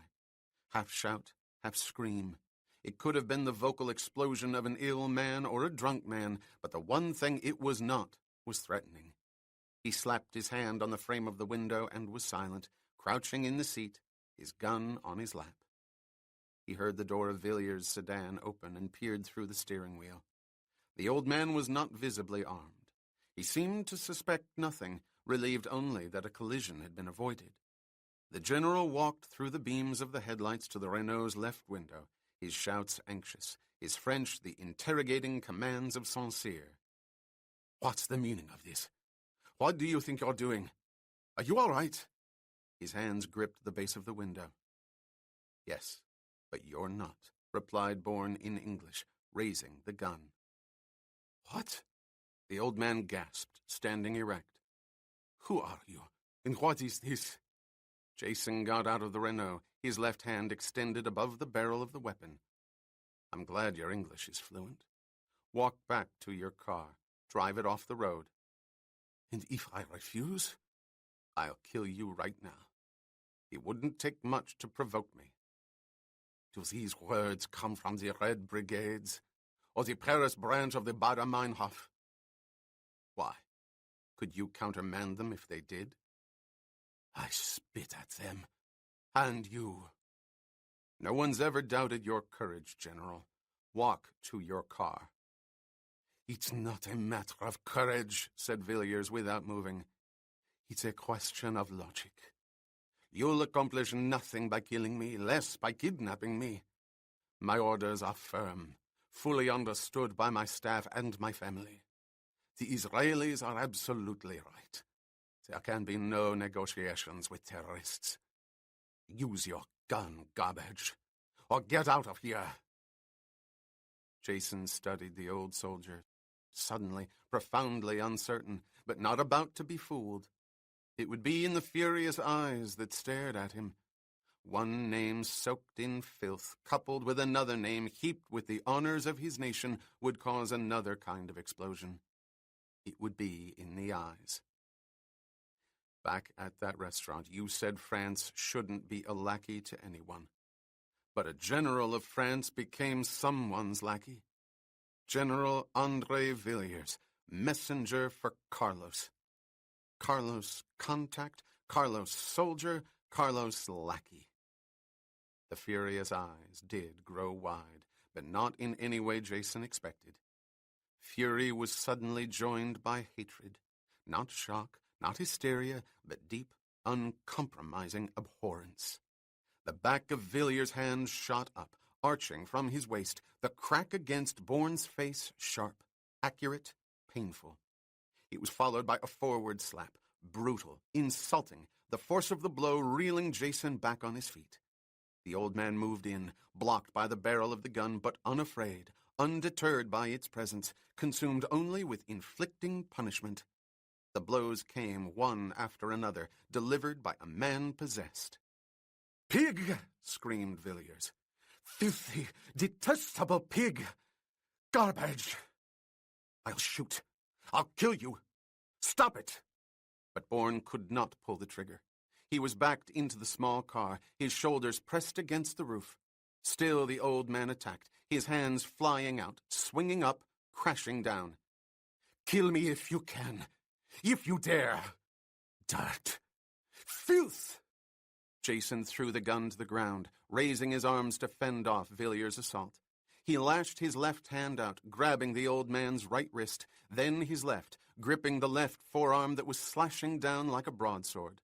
He twisted both violently, bending Villiers into him, forcing the old soldier to stand motionless, their faces inches from each other, the old man's chest heaving. "Are you telling me you're not Carlos, man? Are you denying it?" Villiers lunged forward, trying to break Bourne's grip, his barrel-like chest smashing into Jason. "I revile you. Animal! God damn you! Yes or no?" The old man spat in Bourne's face, the fire in his eyes now clouded, tears welling. "Carlos killed my son," he said in a whisper. "He killed my only son on the Rue de Bac. My son's life was blown up with 5 sticks of dynamite on the Rue de Bac." Jason slowly reduced the pressure of his fingers. Breathing heavily, he spoke as calmly as he could. "Drive your car into the field and stay there. We have to talk, General. Something's happened you don't know about, and we'd both better learn what it is." "Never. Impossible. It could not happen." "It happened," said Bourne, sitting with Villiers in the front seat of the sedan. "An incredible mistake has been made. You don't know what you're saying." "No mistake. And I do know what I'm saying because I found the number myself. It's not only the right number, it's a magnificent cover. Nobody in his right mind would connect you with Carlos, especially in light of your son's death. Is it common knowledge he was Carlos' kill?" "I would prefer different language, monsieur." "Sorry. I mean that. Common knowledge? Among the Sûreté? A qualified, yes. Within military intelligence and Interpol, most certainly. I read their reports." "What did they say?" "It was presumed that Carlos did a favor for his friends from his radical days, even to the point of allowing them to appear silently responsible for the act. It was politically motivated, you know. My son was a sacrifice, an example to others who opposed the fanatics." "Fanatics?" "The extremists were forming a false coalition with the socialists, making promises they had no intention of keeping. My son understood this, exposed it, and initiated legislation to block the alignment. He was killed for it." "Is that why you retired from the army and stood for election?" "With all my heart. It is customary for the son to carry on for the father." The old man paused, the moonlight illuminating his haggard face. "In this matter, it was the father's legacy to carry on for the son. He was no soldier, nor I a politician, but I am no stranger to weapons and explosives. His causes were molded by me. His philosophy reflected my own, and he was killed for these things. My decision was clear to me. I would carry on our beliefs into the political arena and let his enemies contend with me. The soldier was prepared for them. More than one soldier, I gather. What do you mean? Those men back there at the restaurant. They looked like they ran half the armies in France. They did, monsieur. They were once known as the angry young commanders of Saint-Cyr. The Republic was corrupt, the military incompetent, the Maginot a joke. Had they been heeded in their time, France would not have fallen. They became the leaders of the resistance. They fought the Boche and Vichy all through Europe and Africa. What do they do now? Most live on pensions, many obsessed with the past. They pray to the Virgin that it will never be repeated. In too many areas, however, they see it happening. The military is reduced to a sideshow, communists and socialists in the assembly forever eroding the strength of the services. The Moscow apparatus runs true to form. It does not change with the decades. A free society is ripe for infiltration, and once infiltrated, the changes do not stop until that society is remade into another image. Conspiracy is everywhere. It cannot go unchallenged. Some might say that sounds pretty extreme itself. For what? Survival? Strength? Honor? Are these terms too anachronistic for you? I don't think so. But I can imagine a lot of damage being done in their names. Our philosophies differ, and I don't care to debate them. You asked me about my associates, and I answered you. Now, please, this incredible misinformation of yours, it's appalling. You don't know what it's like to lose a son, to have a child killed. The pain comes back to me, and I don't know why. Pain and emptiness, a vacuum in the sky. From the sky. Death in and from the skies. Jesus, it hurts. What is it? I can sympathize, said Jason, his hands gripped to stop the sudden trembling. But it fits. Not for an instant. As you said, no one in his right mind would connect me to Carlos, least of all the killer pig himself. It's a risk he would not take. It's unthinkable. Exactly. Which is why you're being used. It is unthinkable. You're the perfect relay for final instructions. Impossible. How? Someone at your phone is in direct contact with Carlos. Codes are used, certain words spoken to get that person on the phone. Probably when you're not there, possibly when you are. Do you answer the telephone yourself? Villiers frowned. Actually, I don't. Not that number. There are too many people to be avoided, and I have a private line. Who does answer it? Generally the housekeeper, or her husband, who serves as part butler, part chauffeur. He was my driver during my last years in the army. If not either of them, my wife, of course, or my aide, who often works at my office at the house. He was my adjutant for 20 years. Who else? There is no one else. Maids? None permanent. If they are needed, they are hired for an occasion. There's more wealth in the Villiers' names than in the banks. Cleaning woman? 2. They come twice a week, and not always the same 2. You'd better take a closer look at your chauffeur and the adjutant. Preposterous. Their loyalty is beyond question. So was Brutus, and Caesar outranked you. You can't be serious. I'm goddamn serious. And you'd better believe it. Everything I've told you is the truth.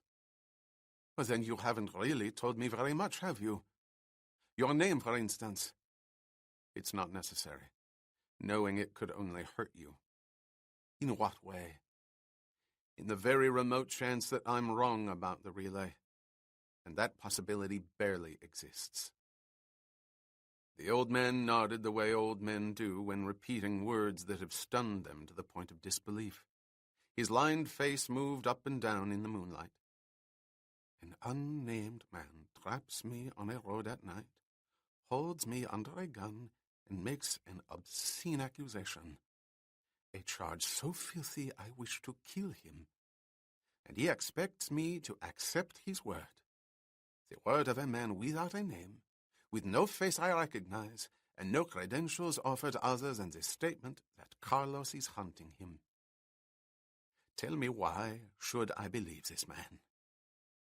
Because, answered Bourne, he'd have no reason to come to you if he didn't believe it was the truth. Villiers stared at Jason. No, there's a better reason. A while ago, you gave me my life. You threw down your gun. You did not fire it. You could have, easily. You chose instead to plead with me to talk. I don't think I pleaded. It was in your eyes, young man. It's always in the eyes, and often in the voice, but one must listen carefully. Supplication can be feigned, not anger. It is either real or it's a posture. Your anger was real, as was mine. The old man gestured toward the small Renault 10 yards away in the field. Follow me back to Portmanceau. We'll talk further in my office. I'd swear on my life that you're wrong about both men. But then, as you pointed out, Caesar was blinded by false devotion. And indeed he did outrank me. If I walk into that house and someone recognizes me, I'm dead. So are you. My aide left shortly past 5 o'clock this afternoon, and the chauffeur, as you call him, retires no later than 10 to watch his interminable television. You'll wait outside while I go in and check. If things are normal, I'll summon you. If they're not, I'll come back out and drive away. Follow me again. I'll stop somewhere and we'll continue. Jason watched closely as Villiers spoke. Why do you want me to go back to Portmanceau? Where else? I believe in the shock of unexpected confrontation. One of those men is lying in bed watching television in a room on the 3rd floor. And there's another reason. I want my wife to hear what you have to say. She's an old soldier's woman, and she has antennae for things that often escape the officer in the field. I've come to rely on her perceptions. She may recognize a pattern of behavior once she hears you. Bourne had to say the words. I trapped you by pretending one thing. You can trap me by pretending another. How do I know Portmanceau isn't a trap? The old man did not waver. You have the word of a general officer of France, and that's all you have. If it's not good enough for you, take your weapon and get out. It's good enough, said Bourne. Not because it's a general's word, but because it's the word of a man whose son was killed in the Rue de Bac. The drive back into Paris seemed far longer to Jason than the journey out. He was fighting images again, images that caused him to break out into sweat and pain, starting at his temples, sweeping down through his chest, forming a knot in his stomach, sharp bolts pounding until he wanted to scream. Death in the skies, from the skies. Not darkness, but blinding sunlight. No winds that batter my body into further darkness, but instead silence and the stench of jungle and riverbanks. Stillness followed by the screeching of birds and the screaming pitch of machines. Birds. Machines. Racing downward out of the sky in blinding sunlight. Explosions. Death. Of the young and the very young. Stop it. Hold the wheel. Concentrate on the road, but do not think. Thought is too painful, and you don't know why. They entered the tree-lined street in Parc-Monceau. Villiers was 100 feet ahead, facing a problem that had not existed several hours ago. There were many more automobiles in the street now, parking at a premium. There was, however, one sizable space on the left, across from the general's house. It could accommodate both their cars. Villiers thrust his hand out the window, gesturing for Jason to pull in behind him. And then it happened. Jason's eyes were drawn by a light in a doorway, his focus suddenly rigid on the figures in the spill. The recognition of one so startling and so out of place, he found himself reaching for the gun in his belt. Had he been led into a trap after all? Had the word of a general officer of France been worthless? Villiers was maneuvering his sedan into place. Bourne spun around in the seat, looking in all directions. There was no one coming toward him, no one closing in. It was not a trap. It was something else, part of what was happening about which the old soldier knew nothing. For across the street and up the steps of Villiers' house stood a youngish woman, a striking woman, in the doorway. She was talking rapidly, with small, anxious gestures, to a man standing on the top step, who kept nodding as if accepting instructions. That man was the gray-haired, distinguished-looking switchboard operator from Les Classiques. The man whose face Jason knew so well, yet did not know. The face that had triggered other images. Images as violent and as painful as those which had ripped him apart during the past half hour in the Renault. But there was a difference. This face brought back the darkness and torrential winds in the night sky, explosions coming one after another, sounds of a staccato gunfire echoing through the myriad tunnels of a jungle. Bourne pulled his eyes away from the door and looked at Villiers through the windshield. The general had switched off his headlights and was about to get out of the car. Jason released the clutch and rolled forward until he made contact with the sedan's bumper. Villiers whipped around in his seat. Bourne extinguished his own headlights and turned on the small inside roof light. He raised his hand, palm downward, then raised it twice again, telling the old soldier to stay where he was. Villiers nodded, and Jason switched off the light. He looked back over at the doorway. The man had taken a step down, stopped by a last command from the woman. Bourne could see her clearly now. She was in her middle to late 30s, with short dark hair, stylishly cut, framing a face that was bronzed by the sun. She was a tall woman, statuesque actually, her figure tapered, the swell of her breasts accentuated by the sheer, close-fitting fabric of a long white dress that heightened the tan of her skin. If she was part of the house, Villiers had not mentioned her, which meant she was not. She was a visitor who knew when to come to the old man's home. It would fit the strategy of relay removed from relay, and that meant she had a contact in Villiers' house. The old man had to know her, but how well? The answer, obviously, was not well enough. The gray-haired switchboard operator gave a final nod, descended the steps, and walked rapidly down the block. The door closed, the light of the carriage lamps shining on the deserted staircase and the glistening black door with the brass hardware. Why did those steps and that door mean something to him? Images. Reality that was not real. Bourne got out of the Renault, watching the windows, looking for the movement of a curtain. There was nothing. He walked quickly to Villiers' car. The front window was rolled down, the general's face turned up, his thick eyebrows arched in curiosity. "What in heaven's name are you doing?" he asked. "Over there, at your house," said Jason, crouching on the pavement. "You saw what I just saw." "I believe so. And? Who was the woman? Do you know her?" "I would hope to God I did. She's my wife." "Your wife?" Bourne's shock was on his face. I thought you said she was an old woman. That you wanted her to listen to me because over the years you'd learned to respect her judgment. In the field, you said. That's what you said." "Not exactly. I said she was an old soldier's woman. And I do indeed respect her judgment. But she's my second wife. My very much younger second wife, but every bit as devoted as my first, who died 8 years ago. Oh, my God. Don't let the disparity of our ages concern you. She is proud and happy to be the second Madame Villiers. She's been a great help to me in the assembly. I'm sorry, whispered Bourne. Christ, I'm sorry.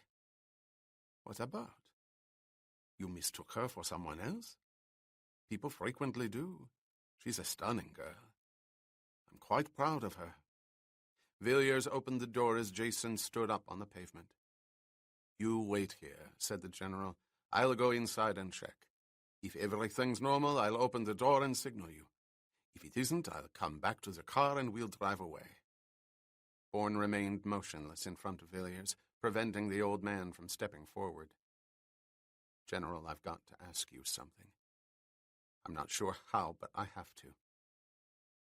I told you I found your number at a relay drop used by Carlos. I didn't tell you where, only that it was confirmed by someone who admitted passing messages to and from contacts of Carlos. Bourne took a breath, his eyes briefly on the door across the street. Now, I've got to ask you a question, and please think carefully before you answer. Does your wife buy clothes at a shop called Les Classiques? In Saint-Honoré? Yes. I happen to know she does not. Are you sure? Very much so. Not only have I never seen a bill from there, but she's told me how much she dislikes its designs. My wife is very knowledgeable in matters of fashion. Oh, Jesus.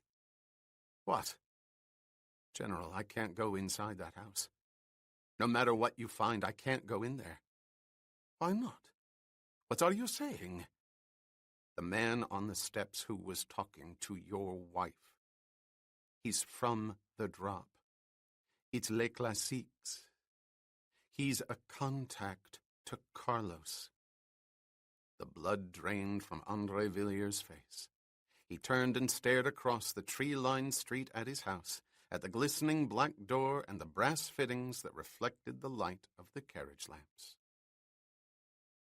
The pock-marked beggar scratched the stubble of his beard, took off his threadbare beret, and trudged through the bronze doors of the small church in Neuilly-sur-Seine. He walked down the far right aisle under the disapproving glances of two priests. Both clerics were upset. This was a wealthy parish, and, biblical compassion notwithstanding, wealth did have its privileges. One of them was to maintain a certain status of worshipper, for the benefit of other worshippers, and this elderly, disheveled derelict hardly fit the mold. The beggar made a feeble attempt to genuflect, sat down in a pew in the second row, crossed himself and knelt forward, his head in prayer, his right hand pushing back the left sleeve of his overcoat. On his wrist was a watch somewhat in contradistinction to the rest of his apparel. It was an expensive digital, the numbers large and the readout bright. It was a possession he would never be foolish enough to part with, for it was a gift from Carlos.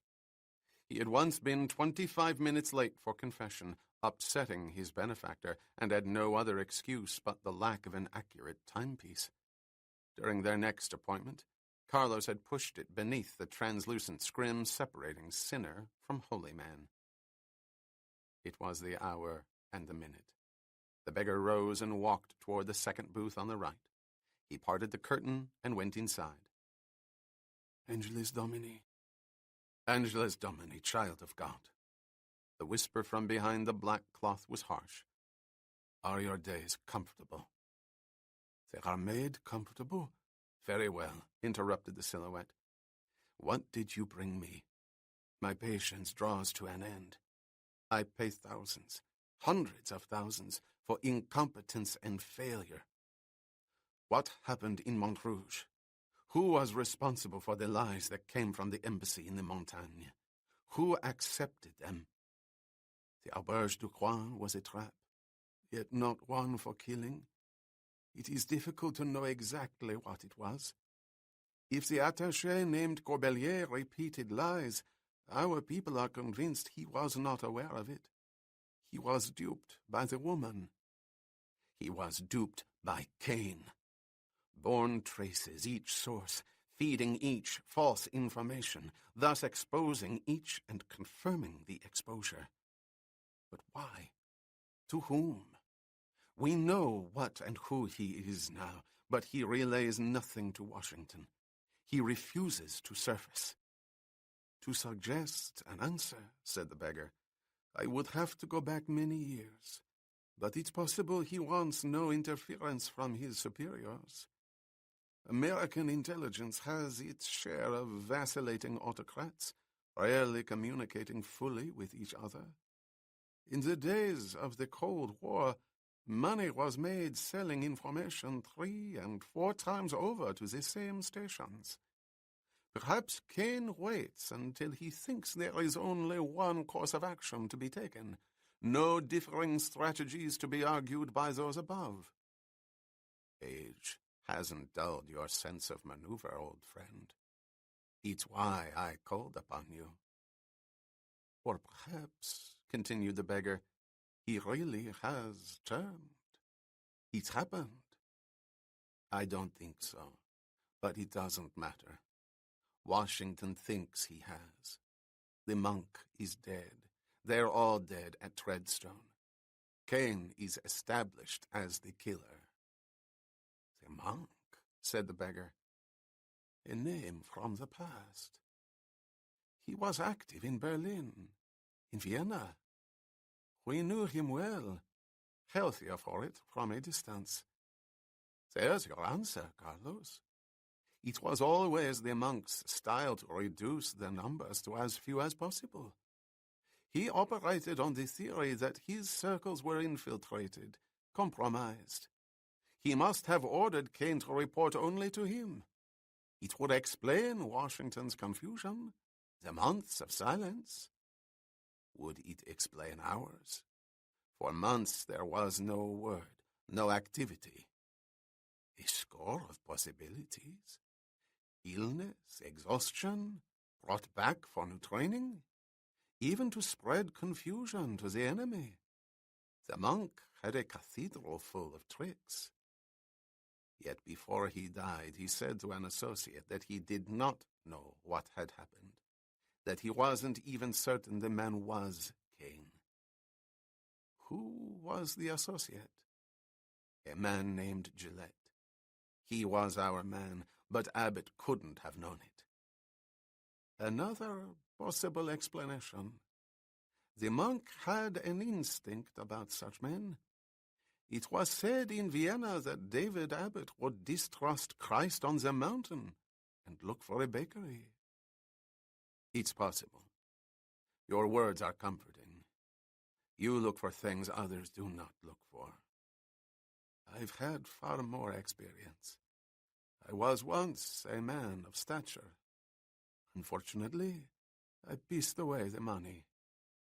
You still do. A profligate. What can I tell you? Obviously, something else. You're perceptive, Carlos. We should have known each other in the old days. Now you're presumptuous. Always. You know that I know you can swat my life away at any moment you choose, so I must be of value. And not merely with words that come from experience. What have you got to tell me? This may not be of great value, but it is something. I put on respectable clothes and spent the day at the Auberge du Coin. There was a man, an obese man, questioned and dismissed by the Sûreté, whose eyes were too unsteady, and he perspired too much. I had a chat with him, showing him an official NATO identification I had made in the early 50s. It seems he negotiated the rental of an automobile at 3 o'clock yesterday morning to a blonde man in the company of a woman. The description fits the photograph from Argenteuil. A rental? Supposedly. The car was to be returned within a day or so by the woman. It will never happen. Of course not. But it raises a question, doesn't it? Why would Kane go to the trouble of obtaining an automobile in such a fashion? to get as far away as possible, as rapidly as possible. In which case, the information has no value, said the beggar. But then there are so many ways to travel faster, less conspicuously. And Bourne could hardly trust an avaricious night clerk. He might easily look for a reward from the Sûreté, or anyone else. What's your point? I suggest that Bourne could have obtained that car for the sole purpose of following someone here in Paris. No loitering in public where he might be spotted, no rented cars that could be traced, no frantic searches for elusive taxis. Instead, a simple exchange of license plates and a nondescript black Renault in the crowded streets. Where would one begin to look? The silhouette turned. "The Lavier woman," said the assassin softly, "and everyone else he suspects at Les Classiques. It's the only place he has to start. They'll be watched, and within days, hours perhaps, a nondescript black Renault will be seen and he'll be found. Do you have a full description of the car? Down to 3 dents in the left rear fender. Good. Spread the word to the old men. Comb the streets, the garages, the parking lots. The one who finds it will never have to look for work again. Speaking of such matters, an envelope was slipped between the taut edge of the curtain and the blue felt of the frame. If your theory proves right, consider this a token. I am right, Carlos. Why are you so convinced? Because Cain does what you would do, what I would have done in the old days. He must be respected. He must be killed, said the assassin. There's symmetry in the timing. In a few days it will be the 25th of March. On March 25th, 1968, Jason Bourne was executed in the jungles of Tam Quan. Now, years later, nearly to the day, another Jason Bourne is hunted, the Americans as anxious as we are to see him killed. I wonder which of us will pull the trigger this time. Does it matter? I want him, whispered the silhouette. He was never real, and that's his crime against me. Tell the old men that if any find him, get word to Parc Monceau, but do nothing. Keep him in sight, but do nothing. I want him alive on the 25th of March. On March 25th, I'll execute him myself and deliver his body to the Americans. The word will go out immediately. Angelus Domini, child of God. Angelus Domini, said the beggar. Chapter 26. The old soldier walked in silence beside the younger man down the moonlit path in the Bois de Boulogne. Neither spoke, for too much had already been said, admitted, challenged, denied, and reaffirmed. Villiers had to reflect and analyze, to accept or violently reject what he had heard. His life would be far more bearable if he could strike back in anger, attack the lie, and find his sanity again. But he could not do that with impunity. He was a soldier, and to turn away was not in him. There was too much truth in the younger man. It was in his eyes, in his voice, in his every gesture that asked for understanding. The man without a name was not lying. The ultimate treason was in Villiers' house. It explained so many things he had not dared to question before. An old man wanted to weep. For the man without a memory there was little to change or invent. The chameleon was not called upon. His story was convincing because the most vital part was based in the truth. He had to find Carlos, learn what the assassin knew. There would be no life for him if he failed. Beyond this, he would say nothing. There was no mention of Marie Saint-Jacques, or the Ile de Port-Noir, or a message being sent by person or persons unknown, or a walking hollow shell that might or might not be someone he was or was not, who could not even be sure that the fragments of memories he possessed were really his own. None of this was spoken of. Instead, he recounted everything he knew about the assassin called Carlos. That knowledge was so vast that during the telling Villiers stared at him in astonishment, recognizing information he knew to be highly classified, shocked at new and startling data that was in concert with a dozen existing theories, but to his ears never before put forth with such clarity. Because of his son, the general had been given access to his country's most secret files on Carlos, and nothing in those records matched the younger man's array of facts. This woman you spoke with in Argenteuil, the one who calls my house, who admitted being a courier to you. Her name is Lavie, Bourne interrupted. The general paused. Thank you. She saw through you. She had your photograph taken. Yes. They had no photograph before. No.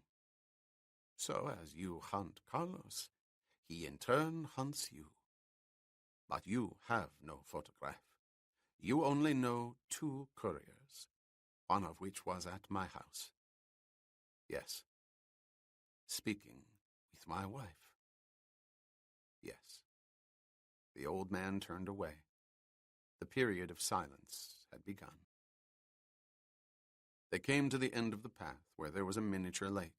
It was bordered with white gravel, benches spaced every 10 to 15 feet, circling the water like a guard of honor surrounding a grave of black marble. They walked to the second bench. Villiers broke his silence. I should like to sit down, he said. With age there comes a paucity of stamina. It often embarrasses me. It shouldn't, said Bourne, sitting down beside him. It shouldn't, agreed the general, but it does. He paused for a moment, adding quietly, frequently, in the company of my wife. That's not necessary, said Jason. You mistake me. The old man turned to the younger. I'm not referring to the bed. There are simply times when I find it necessary to curtail activities, leave a dinner party early, absent myself on weekends to the Mediterranean, or decline a few days on the slopes in Gstaad. I'm not sure I understand. My wife and I are often apart. In many ways, we live quite separate lives, taking pleasure, of course, in each other's pursuits. I still don't understand. Must I embarrass myself further? Said Villiers. When an old man finds a stunning young woman anxious to share his life, certain things are understood, others not so readily. There is, of course, financial security, and in my case, a degree of public exposure. Creature comforts, entry into the great houses, easy friendship with the celebrated. It's all very understandable. In exchange for these things, one brings a beautiful companion into his home, shows her off among his peers. A form of continuing virility, as it were. But there are always doubts. The old soldier stopped for several moments. What he had to say was not easy for him. Will she take a lover? He continued softly. Does she long for a younger, firmer body, one more in tune with her own? If she does, one can accept it. Even be relieved, I imagine, hoping to God she has the sense to be discreet. A cuckolded statesman loses his constituency faster than a sporadic drunk. It means he's fully lost his grip. There are other worries. Will she abuse his name? Publicly condemn an adversary whom one is trying to convince? These are the inclinations of the young. They are manageable, part of the risks in the exchange. But there is one underlying doubt that, if proved justified, cannot be tolerated. And that is if she is part of a design from the beginning. "You felt it then?" asked Jason quietly. "Feelings are not reality," shot back the old soldier vehemently. "They have no place in observing the field." "Then why are you telling me this?" Villiers' head arched back, then fell forward, his eyes on the water. "There could be a simple explanation for what we both saw tonight. I pray there is, and I shall give her every opportunity to provide it." The old man paused again. "But in my heart, I know there isn't. I knew it the moment you told me about Les Classiques. I looked across the street, at the door of my house, and suddenly a number of things fell painfully into place. For the past 2 hours I have played the devil's advocate. There is no point in continuing. There was my son before there was this woman. But you said you trusted her judgment, that she was a great help to you. True.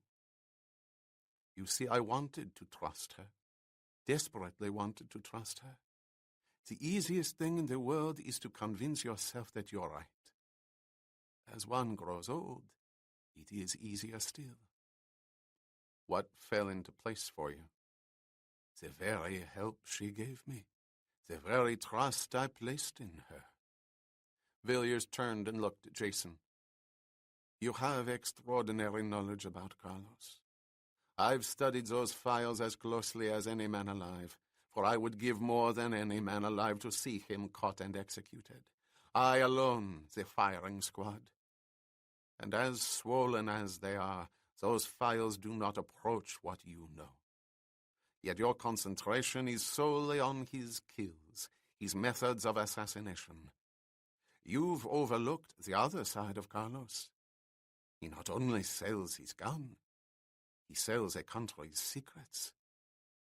"I know that," Bourne said. "It's not the side. For example," continued the general, as if he had not heard Jason, "I have access to classified documents dealing with France's military and nuclear security. Perhaps 5 other men, all above suspicion, share that access.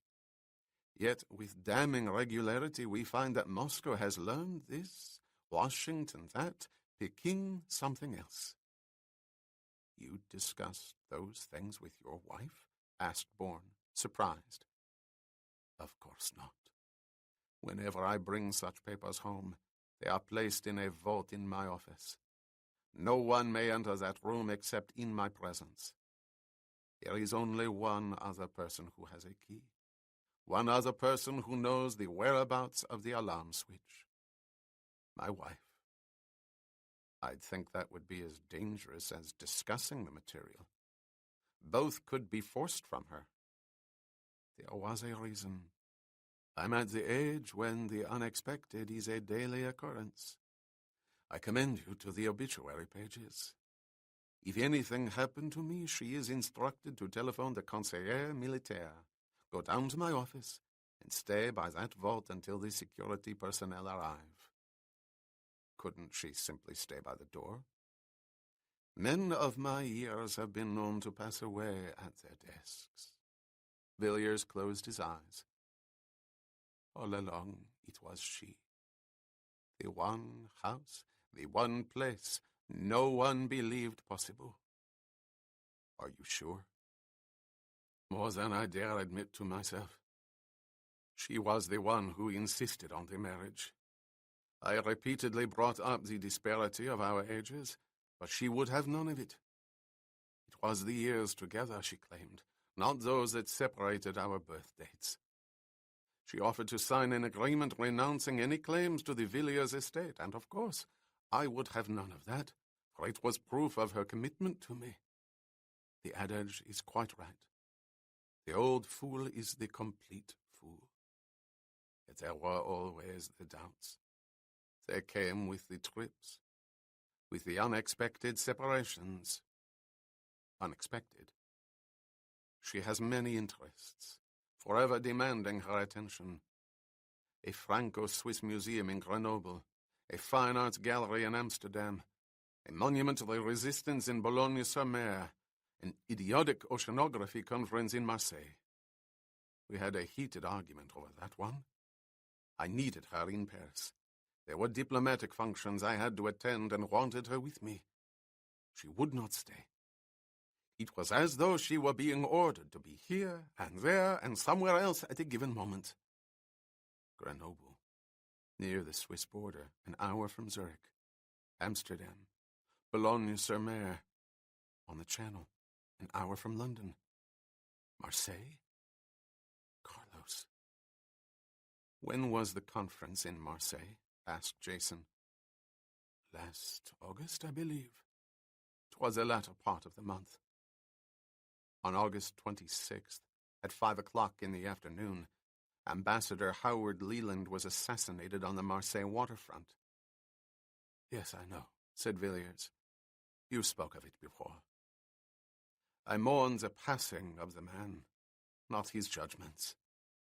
The old soldier stopped. He looked at Bourne. My God, he whispered. She had to be with him.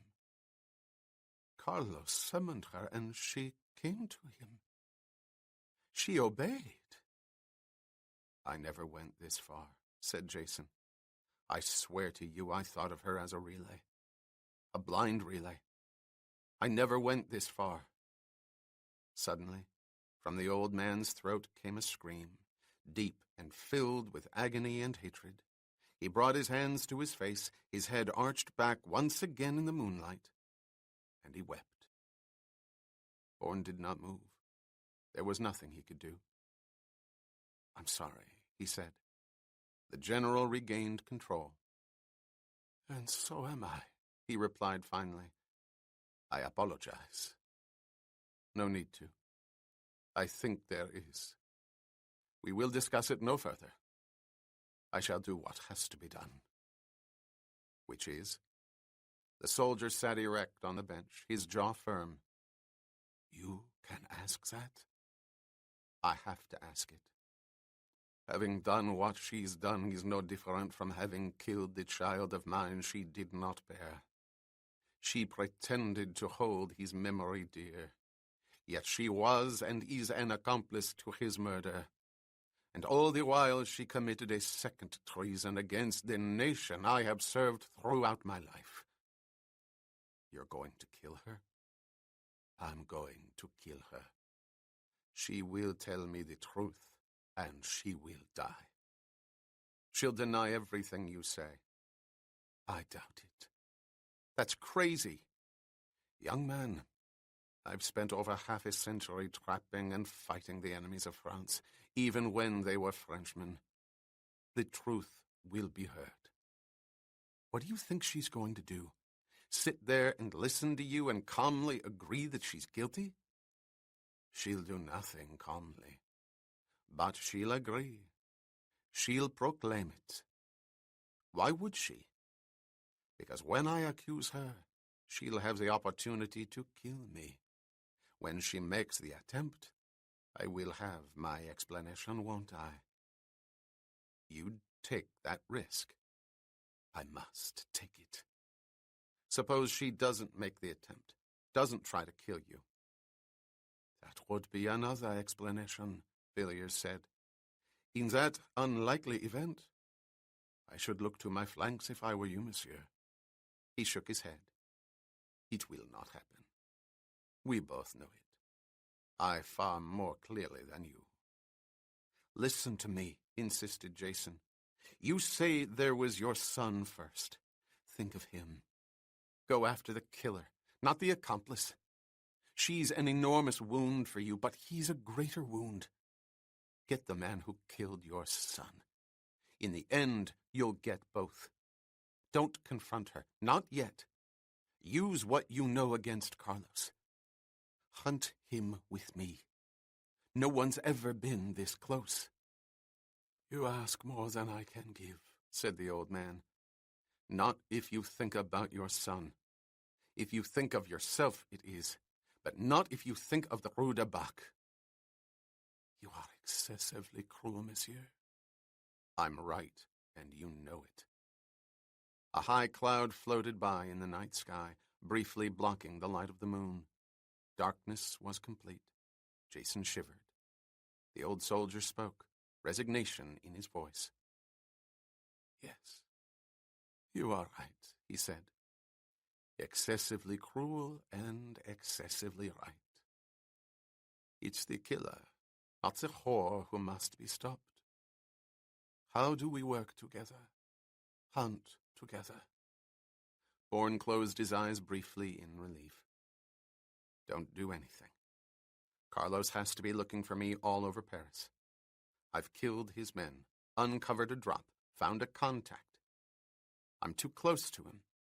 Unless we're both mistaken, your telephone will get busier and busier. I'll make sure of it. How? I'll intercept 6 employees of Les Classiques, several clerks, the Lavier woman, Bergeron maybe, and certainly the man at the switchboard. They'll talk. And so will I. That phone of yours will be busy as hell. But what of me? What do I do? Stay home. Say you're not feeling well.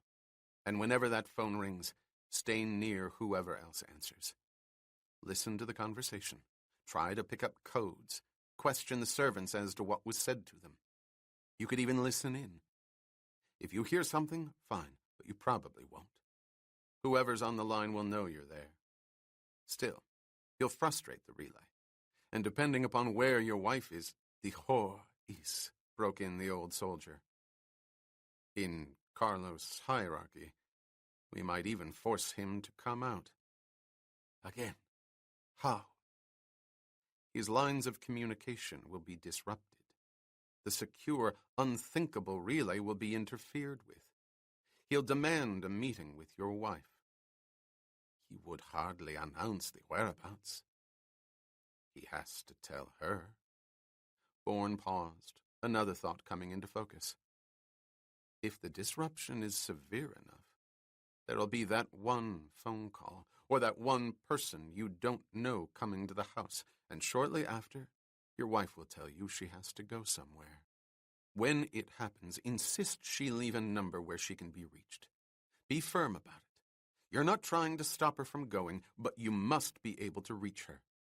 Tell her anything. Use the relationship she developed. Say it's a highly sensitive military matter you can't talk about until you get a clearance. Then you want to discuss it with her before you render a judgment. She might jump at it. What will it serve? She'll be telling you where she is.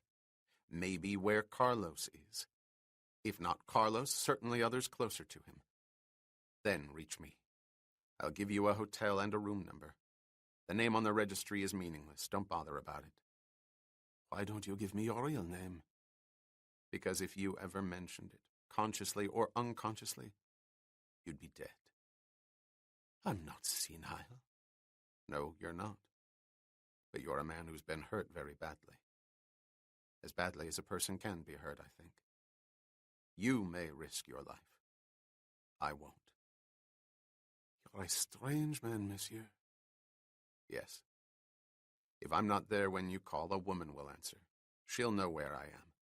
We'll set up timing for messages. A woman? The general drew back. You've said nothing about a woman, or anyone else. There is no one else. Without her, I wouldn't be alive. Carlos is hunting both of us. He's tried to kill both of us. Does she know about me? Yes. She's the one who said it couldn't be true. That you couldn't be allied with Carlos. I thought you were. Perhaps I'll meet her. Not likely. Until Carlos is taken, if he can be taken, we can't be seen with you. Of all people, not you. Afterwards, if there is an afterwards, you may not want to be seen with us. With me. I'm being honest with you. I understand that, and I respect it. In any event, thank this woman for me. Thank her for thinking I could be no part of Carlos. Bourne nodded. Can you be sure your private line isn't tapped? Absolutely.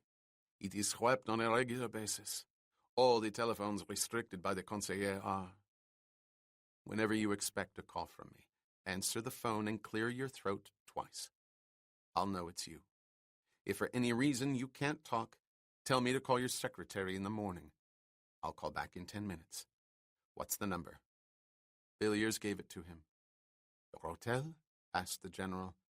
The Terrasse, Rue de Maistre, Montmartre, room 420. When will you begin? As soon as possible. Noon today. Be like a wolf pack, said the old soldier, leaning forward, a commander instructing his officer corps. Strike swiftly. Chapter 27. She was so charming. I simply must do something for her, cried Marie in ebullient French into the telephone. Also for this sweet young man. He was of such help. I tell you, the dress was a success fou. I'm so grateful. From your descriptions, madame, replied the cultured male voice on the switchboard at Les Classiques. I'm sure you mean Janine and Claude. Yes, of course. Janine and Claude. I remember now.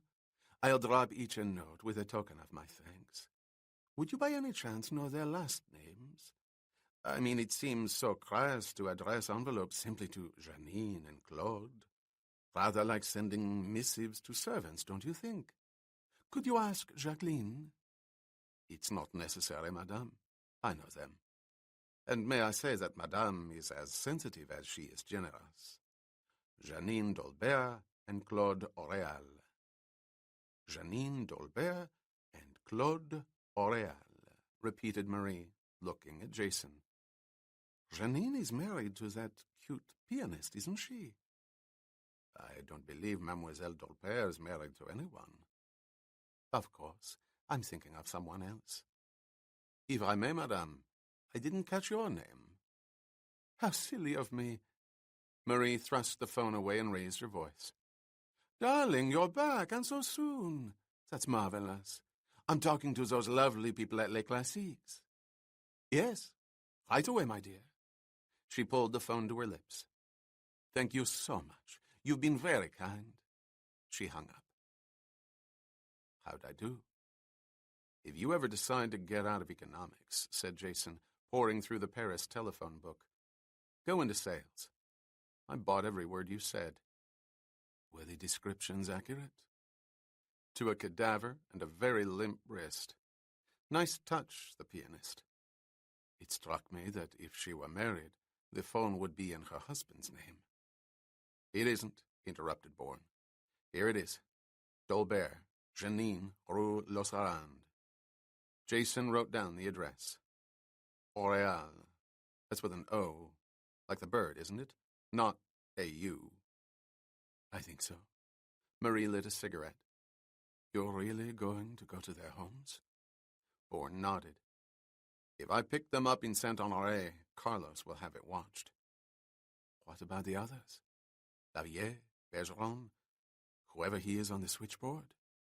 Tomorrow. Today's for the groundswell. The what? Get them all talking, running around saying things that shouldn't be said.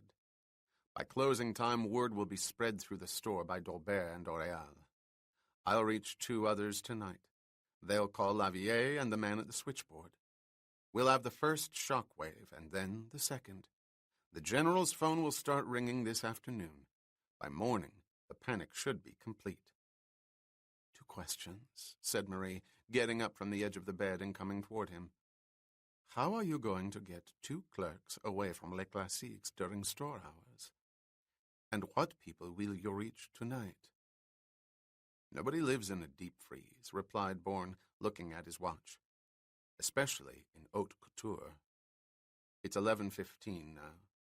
I'll get to Dolbert's apartment by noon and have the superintendent reach her at work. He'll tell her to come home right away. There's an urgent, very personal problem she'd better deal with. What problem? I don't know, but who hasn't got one? You'll do the same with Aureal? Probably even more effective. You're outrageous, Jason. I'm deadly serious, said Bourne, his finger once again sliding down a column of names. Here he is. Aureal, Claude Giselle. No comment. Rue Racine. I'll reach him by 3. When I'm finished, he'll head right back to Saint-Honoré and start screaming. What about the other 2? Who are they? I'll get names from either Aureal or Dolbert or both. They won't know it, but they'll be giving me the second shockwave. Jason stood in the shadows of the recessed doorway in Rue Losserand. He was 15 feet from the entrance to Janine Dolbert's small apartment house, where moments before a bewildered and suddenly richer superintendent had obliged a well-spoken stranger by calling Mademoiselle Dolbert at work and telling her that a gentleman in a chauffeured limousine had been around twice asking for her. He was back again. What should the superintendent do? A small black taxi pulled up to the curb, and an agitated, cadaverous Janine Dolbert literally jumped out. Jason rushed from the doorway, intercepting her on the pavement, only feet from the entrance. "That was quick," he said, touching her elbow. "So nice to see you again. You were very helpful the other day." Janine Dolbert stared at him, her lips parted in recollection, then astonishment. "You, the American," she said in English. "Monsieur Briggs, isn't it? Are you the one who—" "I told my chauffeur to take an hour off. I wanted to see you privately." "Me? What could you possibly wish to see me about?" "Don't you know? Then why did you race back here?" The wide eyes beneath the short bobbed hair were fixed on his, her pale face paler in the sunlight. "You're from the House of Azur, then?" she asked tentatively. "I could be." Bourne applied a bit more pressure to her elbow. "And?" "I've delivered what I promised. There will be nothing more. We agreed to that." "Are you sure?" "Don't be an idiot. You don't know Paris couture. Someone will get furious with someone else and make bitchy comments in your own studio. What strange deviations.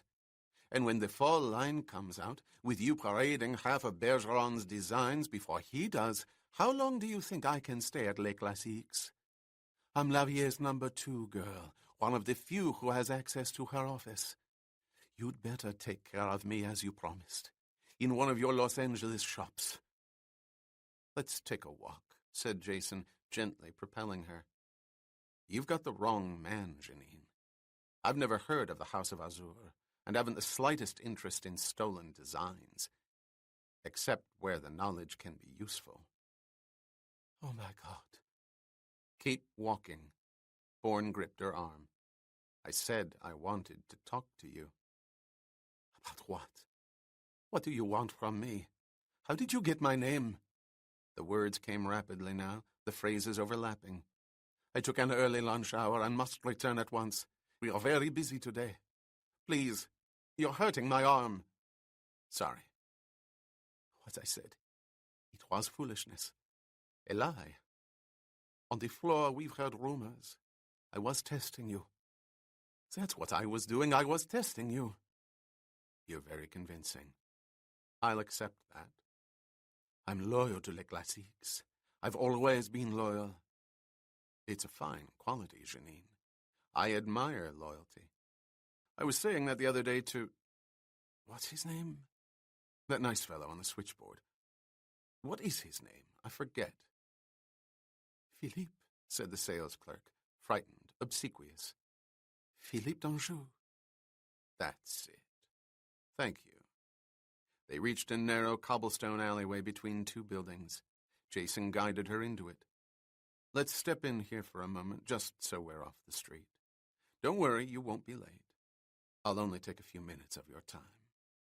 They walked 10 paces into the narrow enclosure. Bourne stopped. Janine Dolbert pressed her back against the brick wall. "Cigarette?" he asked, taking a pack from his pocket. "Thank you, yes." He lighted it for her, noting that her hand trembled. "Relaxed now?" "Yes. No, not really. What do you want, Monsieur Briggs?" "To begin with, the name's not Briggs, but I think you should know that." "I don't. Why should I?" I was sure Lavier's #1 girl would have told you. Monique? Use last names, please. Accuracy's important. Well, then, said Janine, frowning curiously. Does she know you? Why not ask her? As you wish. What is it, monsieur? Jason shook his head. You really don't know, do you? 3/4 of the employees at Les Classiques are working with us, and one of the brightest wasn't even contacted. Of course, it's possible someone thought you were a risk. It happens. What happens? What risk? Who are you? There isn't time now. The others can fill you in. I'm here because we've never received a report from you, and yet you speak to prime customers all day long. You must be clearer, monsieur. Let's say I'm the spokesman for a group of people. American, French, English, Dutch, closing in on a killer who's murdered political and military leaders in each of our countries. Murdered? Military? Political? Janine's mouth gaped, the ash of her cigarette breaking off, spilling over her rigid hand. What is this? What are you talking about? I've heard none of this. I can only apologize, said Bourne softly, sincerely. You should have been contacted several weeks ago. It was an error on the part of the man before me. I'm sorry. It must be a shock to you. It is a shock, monsieur, whispered the sales clerk, her concave body tensed, a bent, lacquered reed against the brick. You speak of things beyond my understanding. But now I understand, interrupted Jason. Not a word from you about anyone. Now it's clear. It's not to me. We're closing in on Carlos. The assassin known as Carlos. Carlos? The cigarette fell from Dolbert's hand, the shock complete. He's one of your most frequent customers. All the evidence points to it. We've narrowed the probabilities down to 8 men. The trap is set for some time in the next several days, and we're taking every precaution. Precaution? There's always the danger of hostages, we all know that. We anticipate gunfire, but it will be kept to a minimum. The basic problem will be Carlos himself. He's sworn never to be taken alive. He walks the streets wired up to explosives calculated to be in excess of a 1,000-pound bomb. But we can handle that. Our marksman will be on the scene. One clean shot to the head and it'll be all over. Un seul bal. Suddenly Bourne looked at his watch. I've taken up enough of your time. You've got to get back to the shop, and I have to get back to my post. Remember, if you see me outside, you don't know me. If I come into Les Classiques, treat me as you would any rich client. Except if you've spotted a customer you think may be our man. Then don't waste time telling me. Again, I'm sorry about all this. It was a breakdown in communications, that's all. It happens. Une rupture? Jason nodded, turned in place, and began walking rapidly out of the alleyway toward the street. He stopped and glanced back at Janine Dolbert. She was comatose against the wall. For her, the elegant world of haute couture was spinning wildly out of orbit. Philippe d'Anjou. The name meant nothing to him, but Bourne could not help himself. He kept repeating it silently, trying to raise an image, as the face of the gray-haired switchboard operator gave rise to such violent images of darkness and flashes of light. Philippe d'Anjou. Nothing. Nothing at all. Yet there had been something. Something that caused Jason's stomach to knot, the muscles taut and inflexible, a flat panel of hard flesh constricted by the darkness. He sat by the front window in the door of a coffee shop on the Rue Racine, prepared to get up and leave the moment he saw the figure of Claude Aureal arrive at the doorway of the ancient building across the street. His room was on the 5th floor, in a flat he shared with 2 other men, reached only by climbing a worn, angular staircase. When he did arrive, Bourne was sure he would not be walking. For Claude Aureal, who had been so effusive with Jacqueline Lavier on another staircase in Saint-Honoré, had been told by a toothless landlady over the phone to get his sale gueule back to Rue Racine and put a stop to the screaming and smashing of furniture that was taking place in his fifth-floor flat. Either he would stop it or the gendarmes would be called. He had 20 minutes to show up. He did so in 15. His slight frame, encased in a Pierre Cardin suit, rear flap fluttering in the headwind, could be seen racing up the sidewalk from the nearby metro exit. He avoided collisions with the agility of an out-of-shape broken field runner trained by the Ballet Russe. His thin neck was thrust forward several inches in front of his vested chest, his long dark hair a flowing mane parallel to the pavement. He reached the entrance and gripped the railing, leaping up the steps and plunging into the shadows of the foyer. Jason walked rapidly out of the coffee shop and raced across the street. Inside, he ran to the ancient staircase, then started up the cracked steps. From the fourth-floor landing, he could hear the pounding on the door above. Ouvrez! Ouvrez! Vite, nom de Dieu! Aureal stopped, the silence within perhaps more frightening than anything else. Bourne climbed the remaining steps until he could see Aureal between the bars of the railing and the floor. The clerk's frail body was pressed into the door, his hands on either side, fingers spread, his ear against the wood, his face flushed. Jason shouted in guttural, bureaucratic French as he rushed up into view. "Sûreté! Stay exactly where you are, young man. Let's not have any unpleasantness. We've been watching you and your friends. We know about the dark room."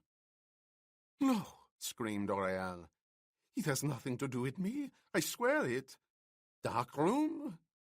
Bourne raised his hand. "Be quiet. Don't shout so." He immediately followed his commands by leaning over the railing and looking below. "You can't involve me," continued the sales clerk. "I'm not involved.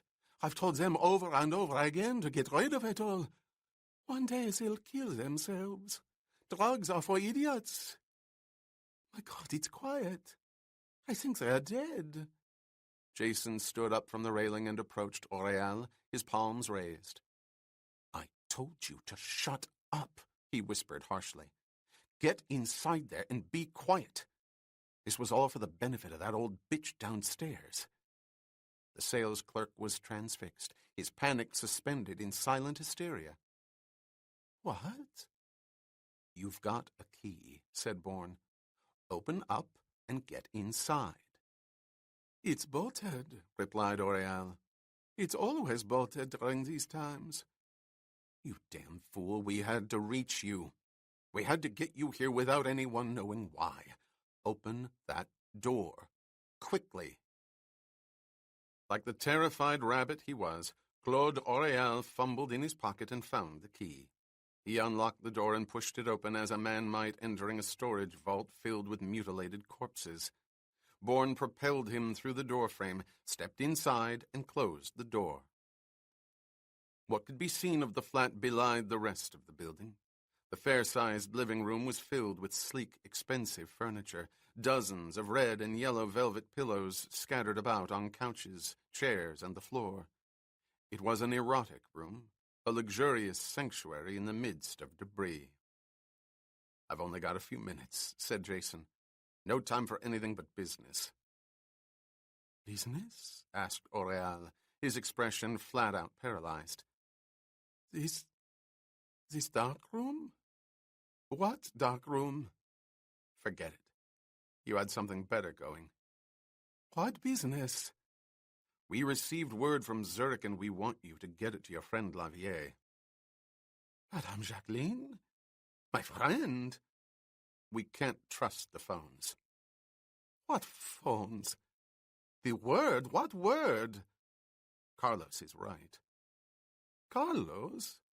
Carlos who?" "The assassin." Claude Aureal screamed. He brought his hand up to his mouth, bit the knuckle of his index finger, and screamed. "What are you saying?" "Be quiet." "Why are you saying it to me?" "You're number 5. We're counting on you." For what? For what? To help Carlos escape the net. They're closing in. Tomorrow, the next day, perhaps the day after that. He's to stay away. He's got to stay away. They'll surround the shop, marksmen every 10 feet. The crossfire will be murderous. If he's in there, it could be a massacre. Every one of you, dead. Boreal screamed again, his knuckle red. Will you stop this? I don't know what you're talking about. You're a maniac, and I won't hear another word. I haven't heard anything. Carlos, crossfire, massacres. God, I'm suffocating. I need air. You'll get money. A lot of it, I imagine. Lavier will thank you. Also Danjou. Danjou? He loathes me. He calls me a peacock. He insults me every chance he gets. It's his cover, of course. Actually, he's very fond of you. Perhaps more than you know. He's number 6. What are these numbers? Stop talking numbers. How else can we distinguish between you? Allocate assignments. We can't use names. Who can't? All of us who work for Carlos. The scream was ear-shattering as the blood trickled from Aureal's finger. I won't listen. I'm a couturier, an artist. You're number 5. You'll do exactly as we say, or you'll never see this passion pit of yours again. Stop screaming. We appreciate you. We know you're all under a strain. Incidentally, we don't trust the bookkeeper. Trignon? First names only. Obscurity's important. Pierre, then. He's hateful. He deducts for telephone calls. We think he's working for Interpol. Interpol? If he is, you could all spend 10 years in prison. You'd be eaten alive, Claude. Shut up! Just let Bergeron know what we think. Keep your eyes on Trignon, especially during the next 2 days. If he leaves the store for any reason, watch out. It could mean the trap's closing. Bourne walked to the door, his hand in his pocket. I've got to get back, and so do you. Tell numbers 1 through 6 everything I told you. It's vital the word be spread. Aureal screamed again, hysterically again. Numbers. Always numbers. What number? I'm an artist, not a number. You won't have a face unless you get back there as fast as you got here. Reach Lavier, Danjou, Bergeron, as quickly as you can. Then the others. What others? Ask number 2. 2? Dolbert. Janine Dolbert. Janine? Her 2? That's right. She's 2. The sales clerk flung his arms wildly above him in helpless protest. This is madness. Nothing makes sense. Your life does, Claude, said Jason simply. Value it. I'll be waiting across the street. Leave here in exactly 3 minutes. And don't use the phone. Just leave and get back to Les Classiques. If you're not out of here in 3 minutes, I'll have to return. He took his hand out of his pocket. In it was his gun. Aureal expunged a lungful of air, his face ashen as he stared at the weapon. Bourne let himself out and closed the door. The telephone rang on the bedside table. Marie looked at her watch. It was 8:15, and for a moment she felt a sharp jolt of fear. Jason had said he would call at 9 o'clock. He had left La Terrasse after dark, around 7, to intercept a sales clerk named Monique Brielle. The schedule was precise, to be interrupted only in emergency. Had something happened? Is this room 420? Asked the deep male voice on the line. Relief swept over Marie. The man was André Villiers. The general had called late in the afternoon to tell Jason that panic had spread through Les Classiques. His wife had been summoned to the phone no less than 6 times over the span of an hour and a half. Not once, however, had he been able to listen to anything of substance. Whenever he had picked up the phone, serious conversation had been replaced by innocuous banter. "Yes," said Marie. "This is 420. "Forgive me. We did not speak before. I know who you are. I'm also aware of you. May I take the liberty of saying thank you?" I understand. You're welcome. To substance. I'm telephoning from my office, and of course, there's no extension for this line. Tell our mutual friend that the crisis has accelerated. My wife has taken to her room, claiming nausea, but apparently she's not too ill to be on the phone. On several occasions, as before, I picked up only to realize that they were alert for any interference. Each time I apologized rather gruffly, saying I expected calls. Frankly, I'm not at all sure my wife was convinced, but of course she's in no position to question me.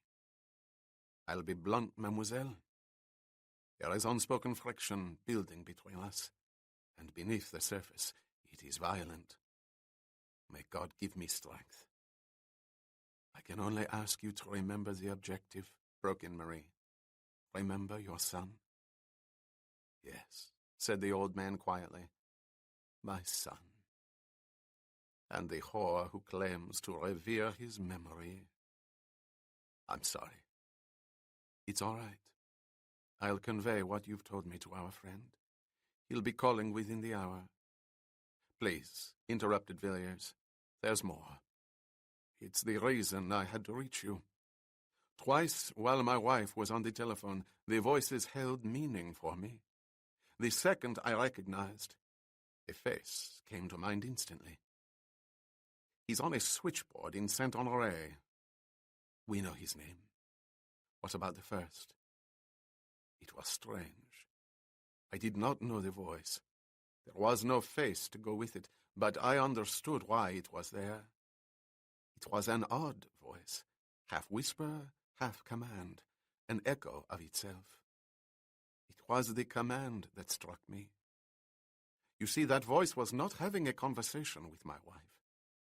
It had issued an order. It was altered the instant I got on the line, of course. A prearranged signal for a swift goodbye, but the residue remained.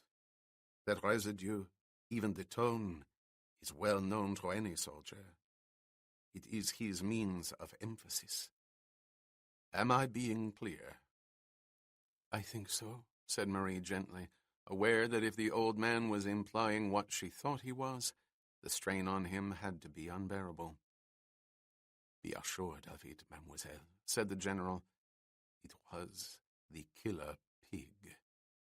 Villiers stopped, his breathing audible, the next words drawn out, a strong man close to weeping.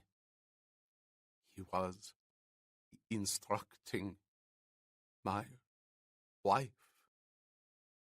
The old soldier's voice cracked. Forgive me the unforgivable. I have no right to burden you. You have every right, said Marie, suddenly alarmed.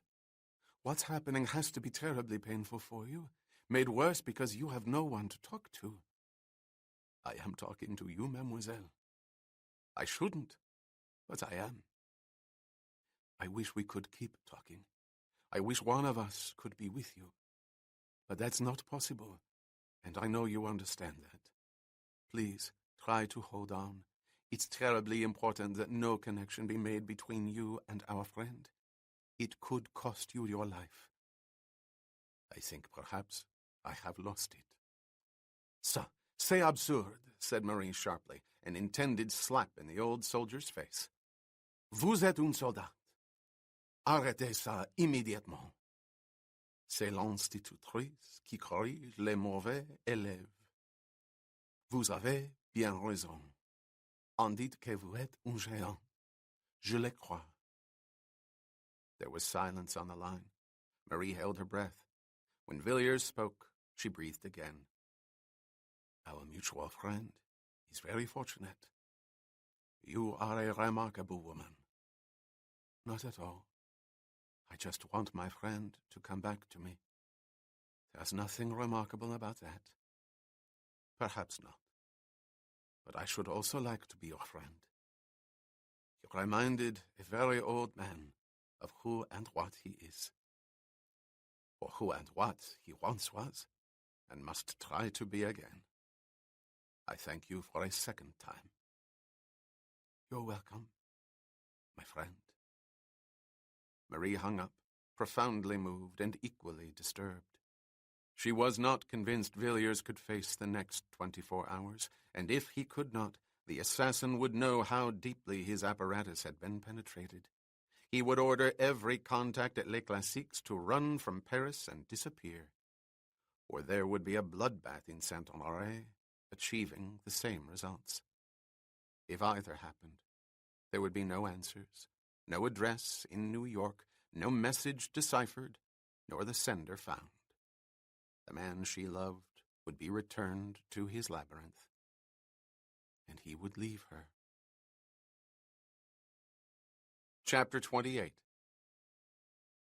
Bourne saw her at the corner, walking under the spill of the streetlight toward the small hotel that was her home.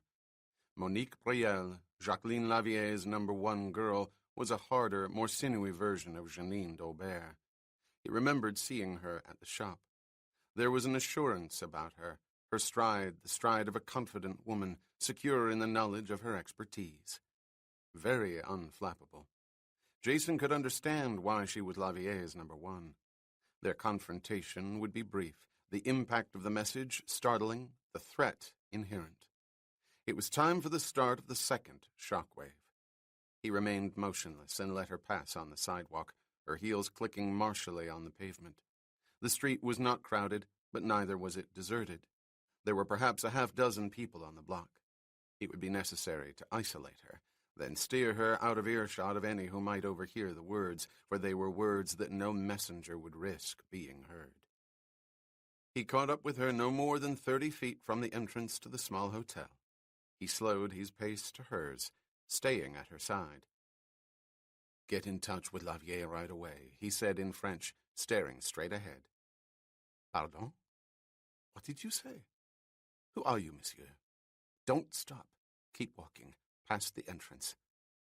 You know where I live? There's very little we don't know. And if I go straight inside, there's a doorman." "There's also Lavier," interrupted Bourne. "You'll lose your job and you won't be able to find another in Saint-Honoré. And I'm afraid that will be the least of your problems." "Who are you?" "Not your enemy." Jason looked at her. "Don't make me one."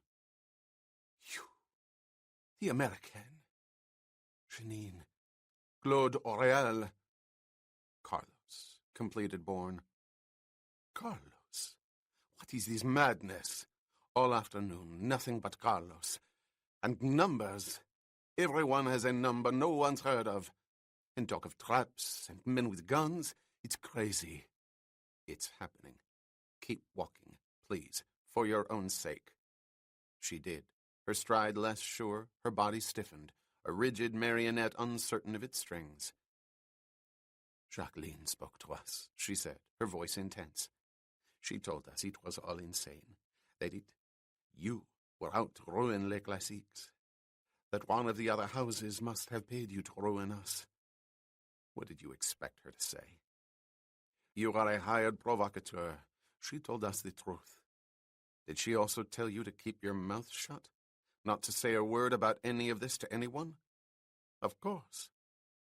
"Above all," ran on Jason as if he had not heard her, "not to contact the police, which under the circumstances would be the most logical thing in the world to do. In some ways, the only thing to do." "Yes, naturally." "Not naturally," contradicted Bourne. "Look, I'm just a relay, probably not much higher than you. I'm not here to convince you. I'm here to deliver a message. We ran a test on d'Aubert. We fed her false information." "Janine?" Monique Brielle's perplexity was compounded by mounting confusion. "The things she said were incredible. As incredible as Claude's hysterical screaming. The things he said. But what she said was the opposite of what he said." "We know. It was done intentionally. She's been talking to Azur." House of Azur? Check her out tomorrow. Confront her. Confront her? Just do it. It could be tied in. With what? The trap. Azur could be working with Interpol. Interpol? Traps? This is the same craziness. Nobody knows what you're talking about. Lavier knows. Get in touch with her right away. They approached the end of the block. Jason touched her arm. I'll leave you here at the corner. Go back to your hotel and call Jacqueline.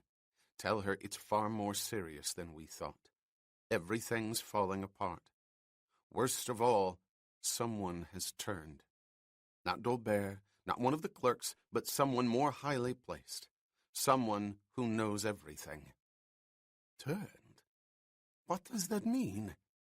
There's a traitor in Les Classiques. Tell her to be careful of everyone. If she isn't, it could be the end for all of us. Bourne released her arm, then stepped off the curb and crossed the street. On the other side, he spotted a recessed doorway and quickly stepped inside. He inched his face to the edge and peered out, looking back at the corner. Monique Brielle was halfway down the block, rushing toward the entrance of her hotel. The first panic of the second shock wave had begun. It was time to call Marie. I'm worried, Jason. It's tearing him apart. He nearly broke down on the phone. What happens when he looks at her? What must he be feeling, thinking? He'll handle it, said Bourne, watching the traffic on the Champs-Élysées from inside the glass telephone booth, wishing he felt more confident about André Villiers. If he doesn't, I've killed him. I don't want it on my head, but that's what I'll have done. I should have shut my goddamn mouth and taken her myself. You couldn't have done that. You saw d'Anjou on the steps. You couldn't have gone inside. I could have thought of something. As we've agreed, I'm resourceful. More than I like to think about. But you are doing something. You're creating panic, forcing those who carry out Carlo's orders to show themselves. Someone's got to stop the panic, and even you said you didn't think Jacqueline Lavier was high enough. Jason, you'll see someone, and you'll know. You'll get him. You will. I hope so. Christ, I hope so. I know exactly what I'm doing, but every now and then... Bourne stopped. He hated saying it, but he had to. He had to say it to her. I get confused. It's as if I'm split down the middle. One part of me saying, save yourself. The other part, God help me, telling me to get Carlos. It's what you've been doing from the beginning, isn't it? Said Marie softly. I don't care about Carlos, shouted Jason, wiping away the sweat that had broken out on his hairline, aware, too, that he was cold. It's driving me crazy, he added, not sure whether he had said the words out loud or to himself. Darling, come back. What? Bourne looked at the telephone, again not sure whether he had heard spoken words or whether he had wanted to hear them. And so they were there. It was happening again. Things were, and they were not. The sky was dark outside a telephone booth on the Champs-Élysées. It had once been bright, so blinding, and hot, not cold, with screeching birds and screaming streaks of metal. Jason! What? Come back. Darling, please come back. Why? You're tired. You need rest. I have to reach Trignon. Pierre Trignon. He's the bookkeeper. Do it tomorrow. It can wait until tomorrow. No. Tomorrow's for the captains. What was he saying? Captains. Troops. Figures colliding in panic. But it was the only way. The only way. The chameleon was a provocateur. Listen to me, said Marie, her voice insistent. Something's happening to you. It's happened before. We both know that, my darling. And when it does, You have got to stop. We know that, too. Come back to the hotel, please. Bourne closed his eyes. The sweat was drying, and the sounds of the traffic outside the booth replaced the screeching in his ears. He could see the stars in the cold night sky. No more blinding sunlight, no more unbearable heat. It had passed, whatever it was. I'm all right. Really, I'm okay now. A couple of bad moments, that's all. Jason, Marie spoke slowly, forcing him to listen. What caused them? I don't know. You just saw the Brielle woman. Did she say something to you? Something that made you think of something else? I'm not sure. I was too busy figuring out what to say myself. Think, darling. Bourne closed his eyes, trying to remember. Had there been something? Something spoken casually or so rapidly that it was lost at the moment? She called me a provocateur, said Jason, not understanding why the word came back to him. But then that's what I am, aren't I? That's what I'm doing. Yes, agreed Marie. I've got to get going, continued Bourne. Trignon's place is only a couple of blocks from here. I want to reach him before 10. Be careful. Marie spoke as if her thoughts were elsewhere. I will. I love you. I believe in you, said Marie Saint-Jacques.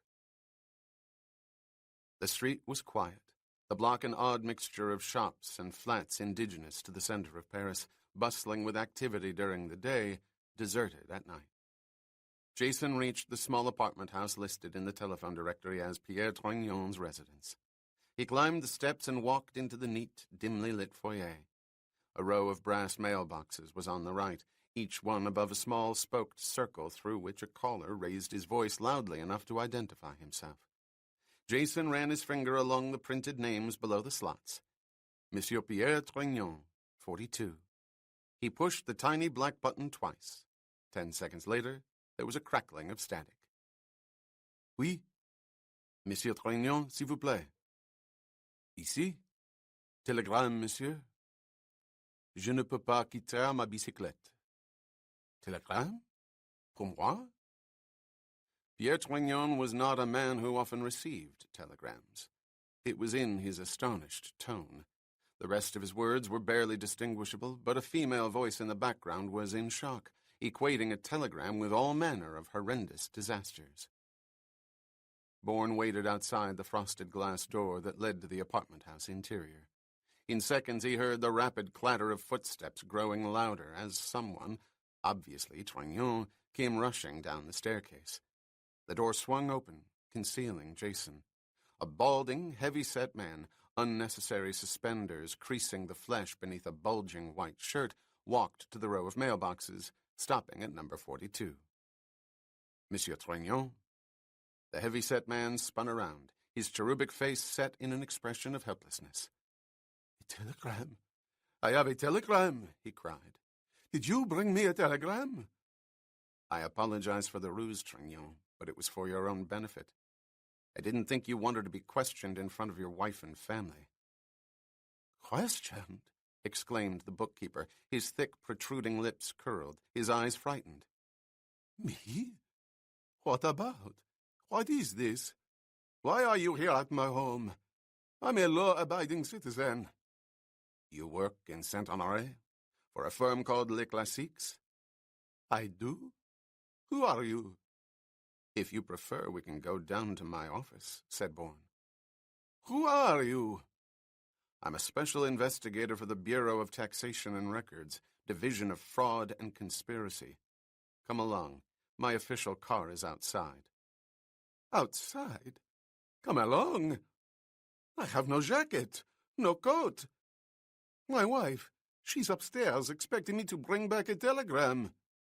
A telegram. You can send her one if you like. Come along now. I've been at this all day and I want to get it over with. Please, monsieur, protested Trignon. I do not insist on going anywhere. You said you had questions. Ask your questions and let me go back upstairs. I have no wish to go to your office.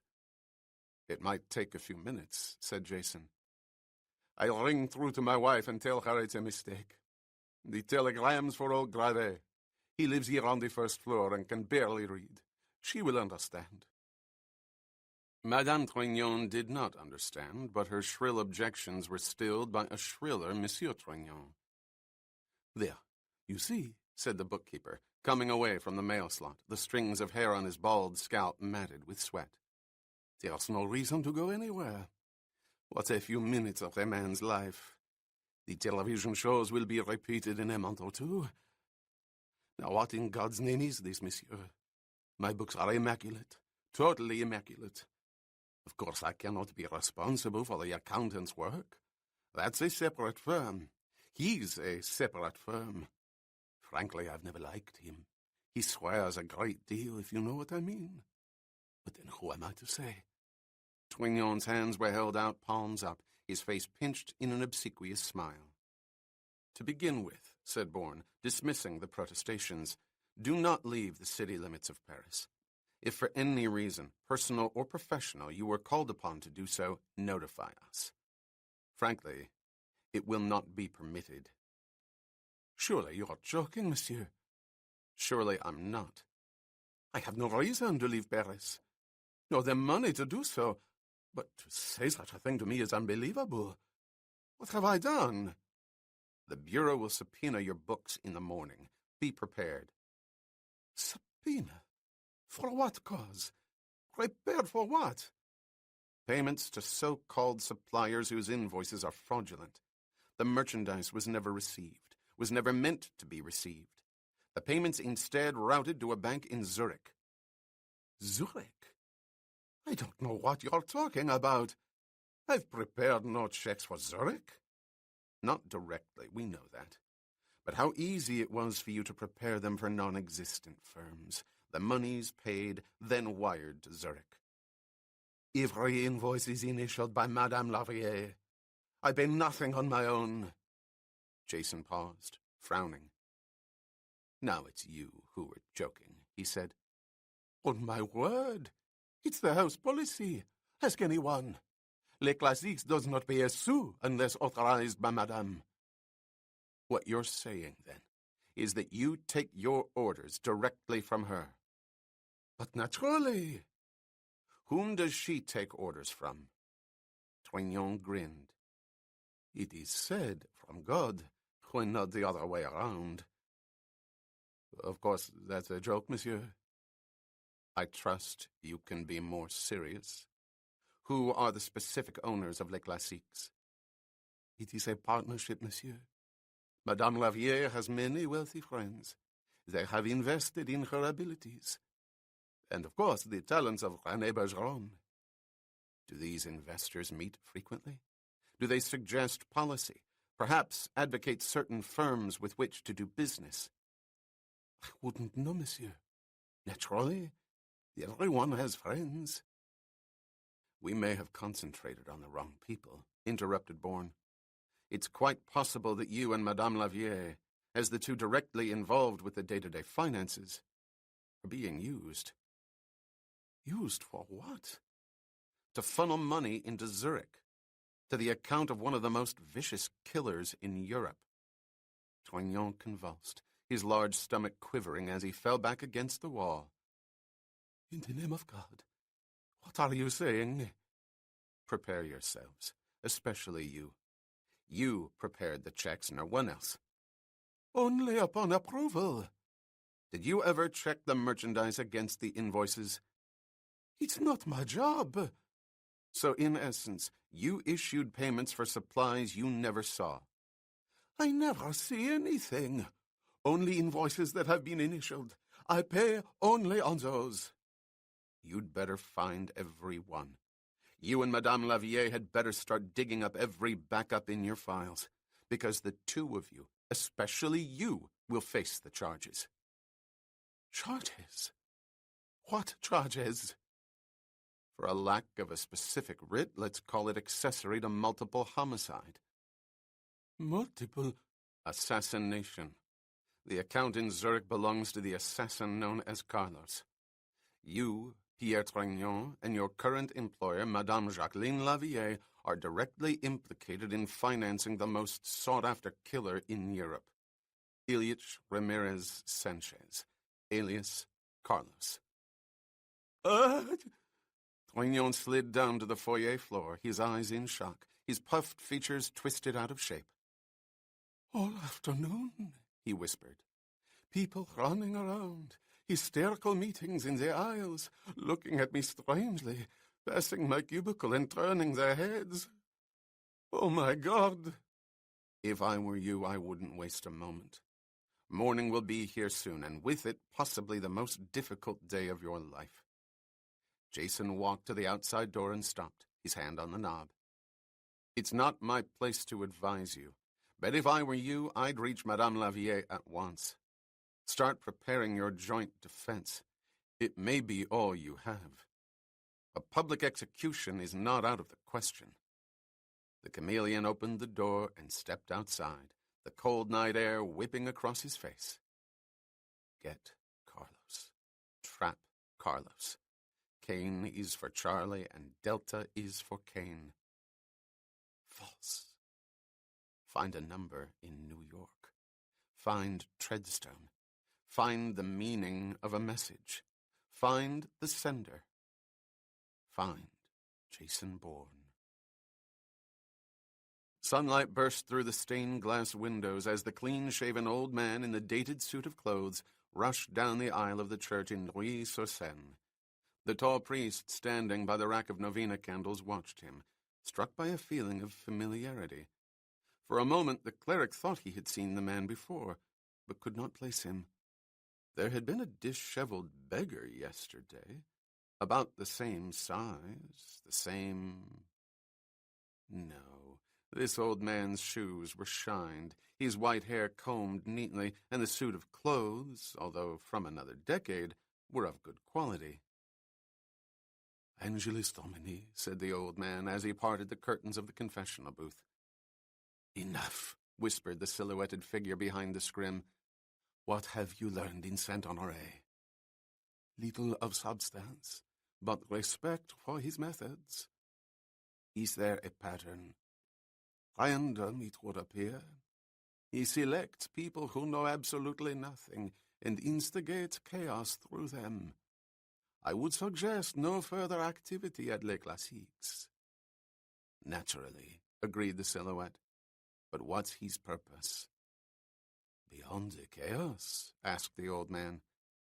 "I'd say it was to spread distrust among those who do know something. The Brielle woman used the words. She said the American told her to tell Lavillée there was a traitor inside, a patently false statement. Which of them would dare? Last night was insane, as you know. The bookkeeper, Trignon, went crazy, waiting until 2 a.m. outside Lavillèe's house, literally assaulting her when she returned from Brielle's hotel, screaming and crying in the street. Lavillée herself did not behave much better. She was barely in control when she called Parc Monceau. She was told not to call again. No one is to call there, ever again. Ever. We received the word. The few of us who know the number have forgotten it. Be sure you have." The silhouette moved suddenly. There was a ripple in the curtain. "Of course, to spread distrust. It follows chaos. There's no question about it now. He'll pick up the contacts, try to force information from them, and when one fails, throw him to the Americans and go on to the next. But he'll make the approaches alone. It's part of his ego. He is a madman, and obsessed." "He may be both," countered the old man, "but he's also a professional. He'll make sure the names are delivered to his superiors in the event he does fail. So regardless of whether you take him or not, they will be taken."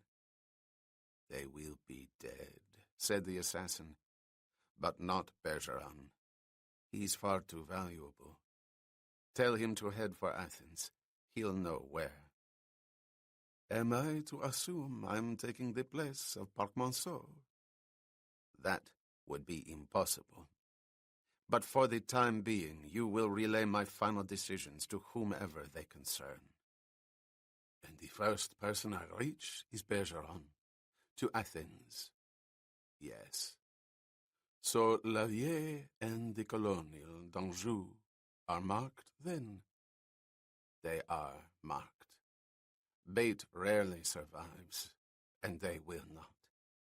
You may also relay another message to the two teams covering Lavier and d'Anjou. Tell them I'll be watching them all the time. There can be no mistakes. It was the old man's turn to pause, to bid silently for attention. I've saved the best for last, Carlos. The Renault was found an hour and a half ago in a garage in Montmartre. It was brought in last night. In the stillness, the old man could hear the slow, deliberate breathing of the figure beyond the cloth. I assume you've taken measures to have it watched, even now at the moment, and followed, even now at the moment. The once bespoken beggar laughed softly. In accord with your last instructions, I took the liberty of hiring a friend with a sound automobile. He in turn has employed 3 acquaintances, and together they are on 4 6-hour shifts on the street outside the garage. They know nothing, of course, except that they are to follow the Renault at any hour of day or night. You do not disappoint me. I can't afford to. And since Parc-Monceau was eliminated, I had no telephone number to give them but my own, which, as you know, is a run-down cafe in the quarter. The owner and I were friends in the old days, the better days. I could reach him every 5 minutes for messages, and he would never object. I know where he got the money to pay for his business, and whom he had to kill to get it. You've behaved well. You have value. I also have a problem, Carlos. As none of us are to call Parc-Monceau, how can I reach you? In the event I must. Say, for instance, the Renault. Yes, I'm aware of the problem. Are you aware of the burden you ask for? I would much prefer not to have it. My only hope is that when this is over and Kane is dead, you will remember my contributions, and rather than killing me, change the number. You do anticipate. In the old days, it was my means of survival. The assassin whispered 7 figures. You are the only man alive who has this number. Naturally, it is untraceable. Naturally. Who would expect an old beggar to have it? Every hour brings you closer to a better standard of living. The net is closing. Every hour brings him nearer to one of several traps. Cain will be caught, and an impostor's body will be thrown back to the bewildered strategists who created him. They counted on a monstrous ego, and he gave it to them. At the end, he was only a puppet, an expendable puppet. Everyone knew it but him. Bourne picked up the telephone. Yes? Room 420? Go ahead, General. The telephone calls have stopped. She is no longer being contacted. Not at least by telephone. Our couple was out and the phone rang twice. Both times she asked me to answer it. She really wasn't up to talking. Who called? The chemists with a prescription and a journalist requesting an interview. She couldn't have known either. Did you get the impression she was trying to throw you off by having you take the calls? Villiers paused, his reply laced with anger. It was there. The effect less than subtle insofar as she mentioned she might be having lunch out. She said she had a reservation at the Georges V, and I could reach her there if she decides to go. If she does, I want to get there first. I'll let you know.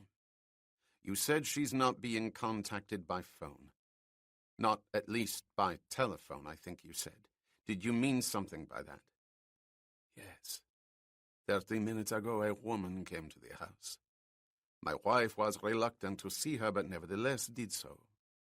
I only saw her face for a moment in the parlor, but it was enough. The woman was in panic. Describe her. Villiers did. Jacqueline Lavier, said Jason. I thought it might be. From the looks of her, the wolf pack was eminently successful.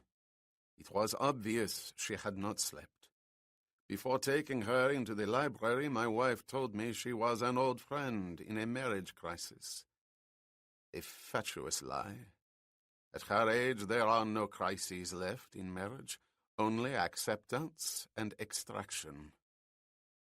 I can't understand her going to your house. It's too much of a risk. It doesn't make sense.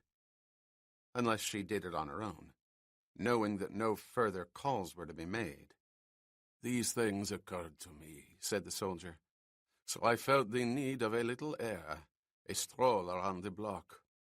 My aide accompanied me, a doddering old man taking his limited constitutional under the watchful eye of an escort. But my eyes, too, were watchful. Lavier was followed. 2 men were seated in a car 4 houses away, the automobile equipped with a radio. Those men did not belong to the street. It was in their faces, in the way they watched my house. How do you know she didn't come with them? We live on a quiet street. When Lavier arrived, I was in the sitting room having coffee and heard her running up the steps. I went to the window in time to see a taxi drive away. She came in a taxi. She was followed. When did she leave? She hasn't, and the men are still outside. What kind of car are they in? Citroën, grey. The first 3 letters of the license plate are N-Y-R. Birds in the air, following a contact. Where do the birds come from? I beg your pardon?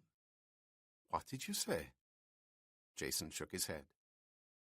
I'm not sure. Never mind. I'm going to try to get out there before Lavier leaves. Do what you can to help me. Interrupt your wife. Say you have to speak with her for a few minutes. Insist her old friend stay. Say anything. Just make sure she doesn't leave. I will do my best.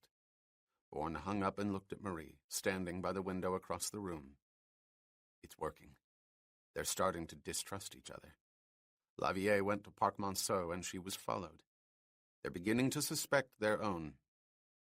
Birds in the air, said Marie. What did you mean? I don't know.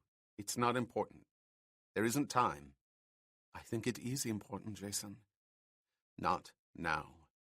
Bourne walked to the chair where he had dropped his top coat and hat. He put them on quickly and went to the bureau, opened the drawer, and took out the gun. He looked at it for a moment, remembering. The images were there, the past that was his whole, yet not his whole at all.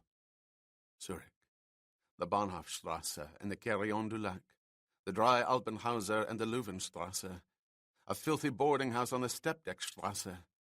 The gun symbolized them all, for it had once nearly taken his life in Zurich. But this was Paris, and everything started in Zurich was in motion. Find Carlos. Trap Carlos. Kane is for Charlie, and Delta is for Kane.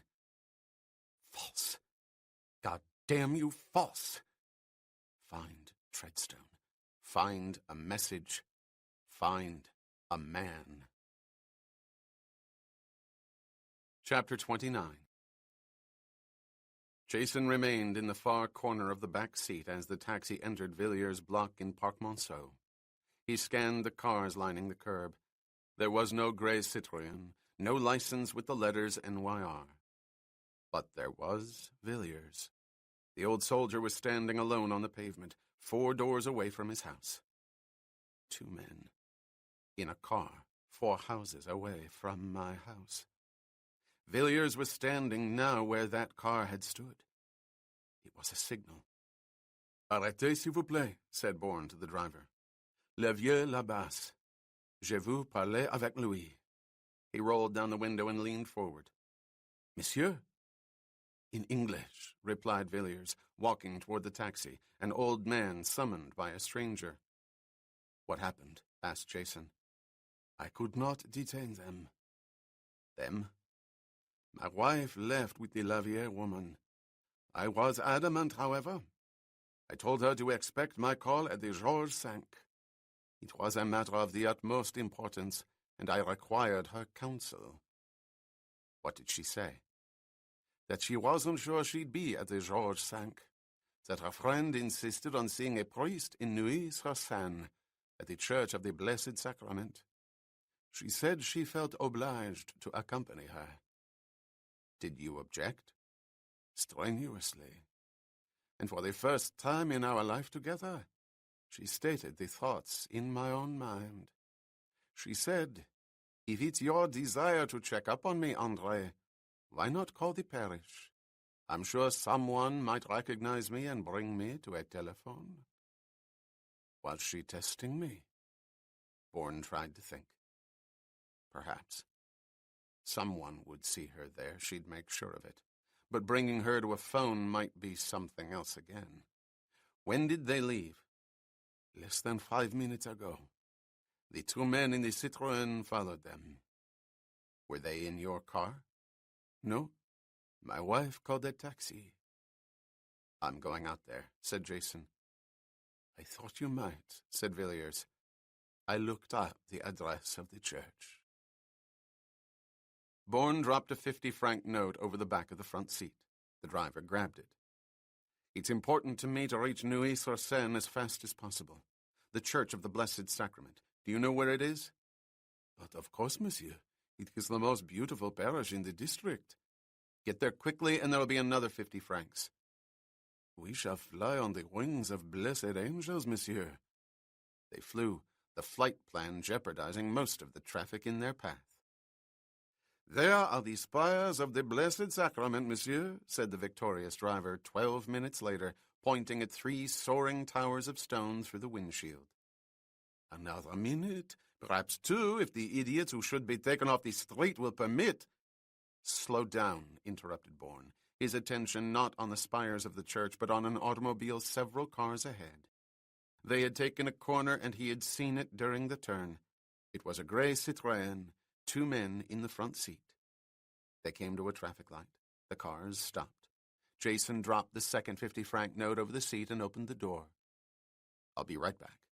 If the light changes, drive forward slowly and I'll jump in." Bourne got out, keeping his body low, and rushed between the cars until he saw the letters. NYR. The numbers following were 768, but for the moment they were inconsequential. The taxi driver had earned his money. The light changed, and the row of automobiles lurched forward like one elongated insect pulling its shelled parts together. The taxi drew alongside. Jason opened the door and climbed in. "You do good work," he said to the driver. "I'm not sure I know the work I am doing." "An affair of the heart. One must catch the betrayer in the act." "In church, monsieur? The world moves too swiftly for me." "Not in traffic," said Bourne. They approached the final corner before the Church of the Blessed Sacrament. The Citroën made the turn, a single car between it and a taxi, the passengers indistinguishable. Something bothered Jason. The surveillance on the part of the 2 men was too open, far too obvious. It was as if Carlos' soldiers wanted someone in that taxi to know they were there. Of course. Villiers' wife was in that cab, with Jacqueline Lavier, and the 2 men in the Citroën wanted Villiers' wife to know they were behind her. "There is the Blessed Sacrament," said the driver, entering the street where the church rose in minor medieval splendor in the center of a manicured lawn, crisscrossed by stone paths and dotted with statuary. What shall I do, monsieur? Pull into that space, ordered Jason, gesturing at a break in the line of parked cars. The taxi with Villiers' wife and the Lavier woman stopped in front of a path guarded by a concrete saint. Villiers' stunning wife got out first, extending her hand for Jacqueline Lavier, who emerged, ashen, on the pavement. She wore large orange-rimmed sunglasses and carried a white purse, but she was no longer elegant. Her crown of silver-streaked hair fell in straight, disassociated lines down the sides of her death-white mask of a face, and her stockings were torn. She was at least 300 feet away, but Bourne felt he could almost hear the erratic gasping for breath that accompanied the hesitant movements of the once regal figure stepping forward in the sunlight. The Citroën had proceeded beyond the taxi and was now pulling to the curb. Neither man got out, but a thin metal rod, reflecting the glare of the sun, began rising out of the trunk. The radio antenna was being activated, codes sent over a guarded frequency. Jason was mesmerized, not by the sight and the knowledge of what was being done, but by something else. Words came to him, from where he did not know, but they were there. Delta to Almanac, Delta to Almanac. We will not respond. Repeat, negative, brother. Almanac to Delta. You will respond as ordered. Abandon, abandon, that is final. Delta to Almanac. You're final, brother. Go fuck yourself. Delta out, equipment damaged. Suddenly the darkness was all around him, the sunlight gone. There were no soaring towers of a church reaching for the sky. Instead, there were black shapes of irregular foliage shivering beneath the light of iridescent clouds. Everything was moving. Everything was moving. He had to move with the movement. To remain immobile was to die. Move. For Christ's sake, move. And take them out. One by one. Crawling closer. Overcome the fear. The terrible fear, and reduce the numbers. That was all there was to it. Reduce the numbers. The monk had made that clear. Knife, wire, knee, thumb.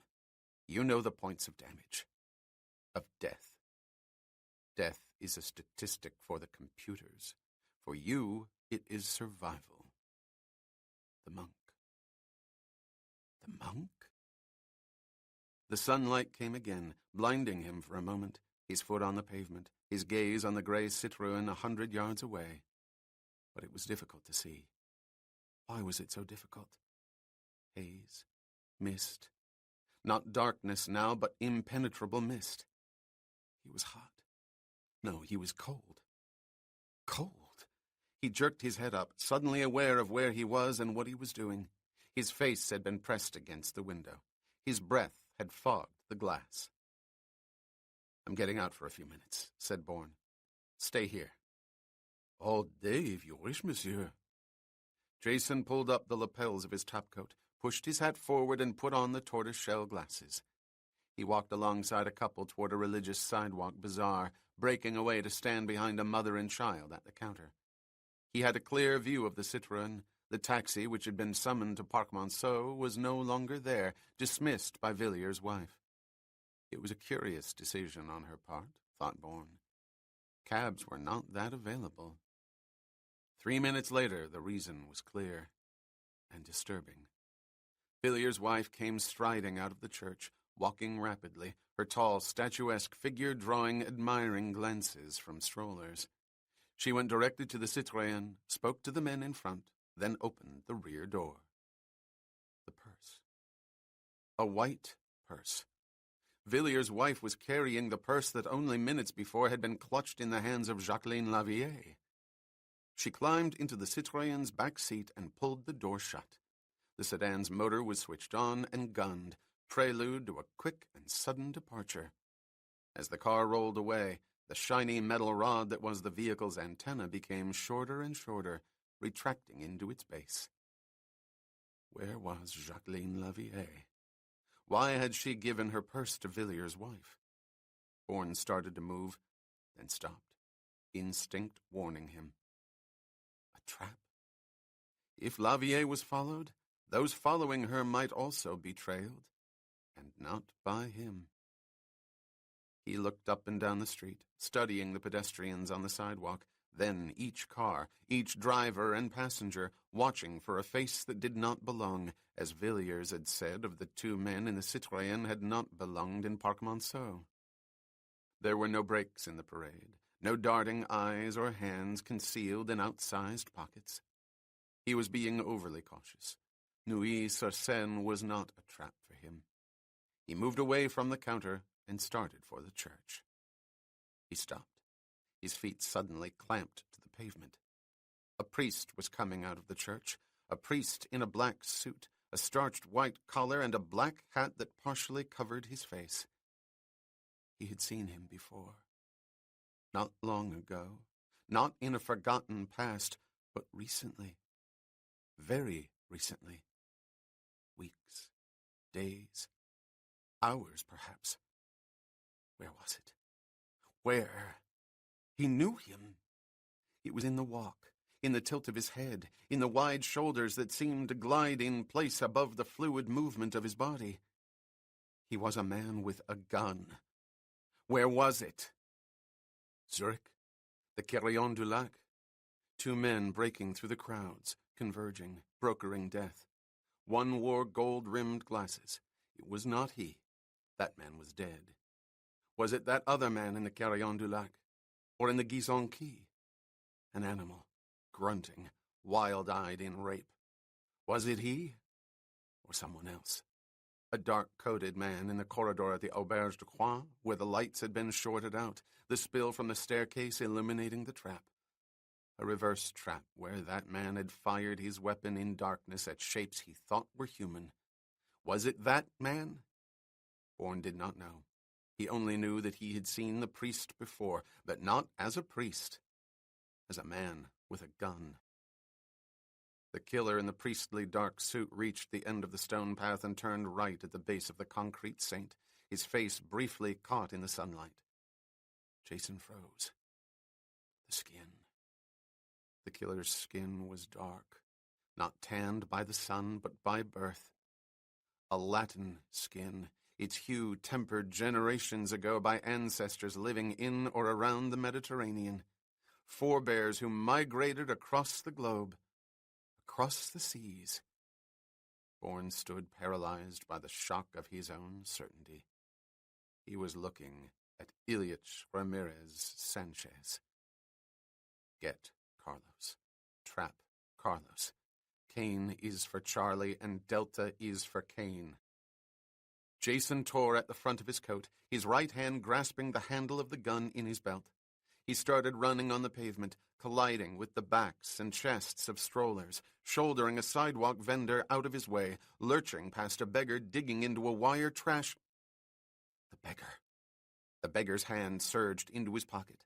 Bourne spun around in time to see the barrel of an automatic emerge from the threadbare coat, the sun's rays bouncing off the metal. The beggar had a gun. His gaunt hand raised it, weapon and eyes steady. Jason lunged into the street, careening off the side of a small car. He heard the spits of the bullets above him and around him, piercing the air with sickening finality. Screams, shrill and in pain, came from unseen people on the sidewalk. Bourne ducked between two automobiles and raced through the traffic to the other side of the street. The beggar was running away. An old man with eyes of steel was racing into the crowds, into oblivion. Get Carlos. Trap Carlos. Cain is... Jason spun again and lurched again, propelling himself forward, throwing everything in his path out of his way, racing in the direction of the assassin. He stopped, breathless, confusion and anger welling in his chest, sharp bolts of pain returning to his temples. Where was he? Where was Carlos? And then he saw him. The killer had climbed behind the wheel of a large black sedan. Bourne ran back into the traffic, slamming hoods and trunks as he threaded his way insanely toward the assassin. Suddenly he was blocked by two cars that had collided. He spread his hands on a glistening chrome grille and leaped sideways over the impacted bumpers. He stopped again, his eyes searing with pain at what he saw, knowing it was pointless to go on. He was too late.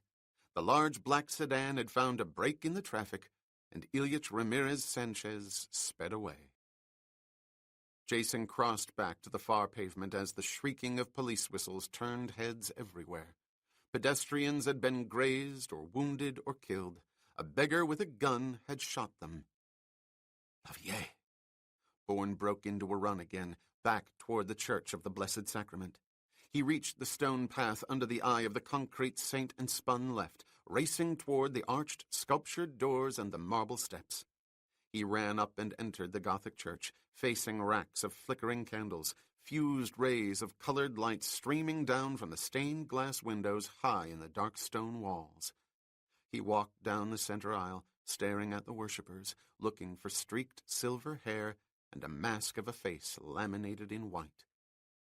The Lavier woman was nowhere to be seen, yet she had not left. She was somewhere in the church. Jason turned, glancing up the aisle. There was a tall priest walking casually past the rack of candles. Bourne sidestepped his way through a cushioned row, emerged on the far right aisle, and intercepted him. "Excuse me, Father," he said. "I'm afraid I've lost someone." "No one is lost in the house of God, sir," replied the cleric, smiling. "She may not be lost in spirit, but if I don't find the rest of her, she'll be very upset. There's an emergency at her place of business. Have you been here long, Father?" "I greet those of our flock who seek assistance, yes. I've been here for the better part of an hour." Two women came in a few minutes ago.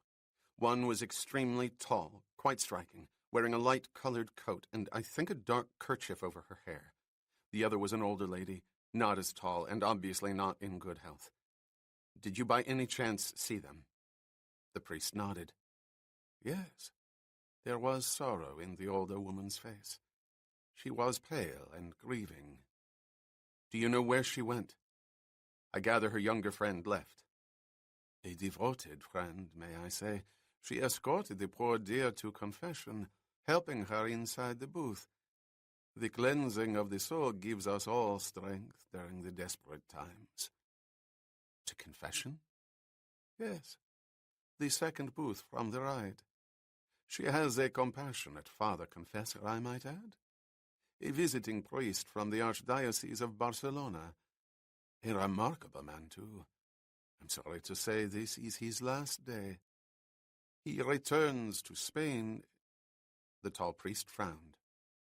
"Isn't that odd? A few moments ago I thought I saw Father Manuel leave. I imagine he was replaced for a while.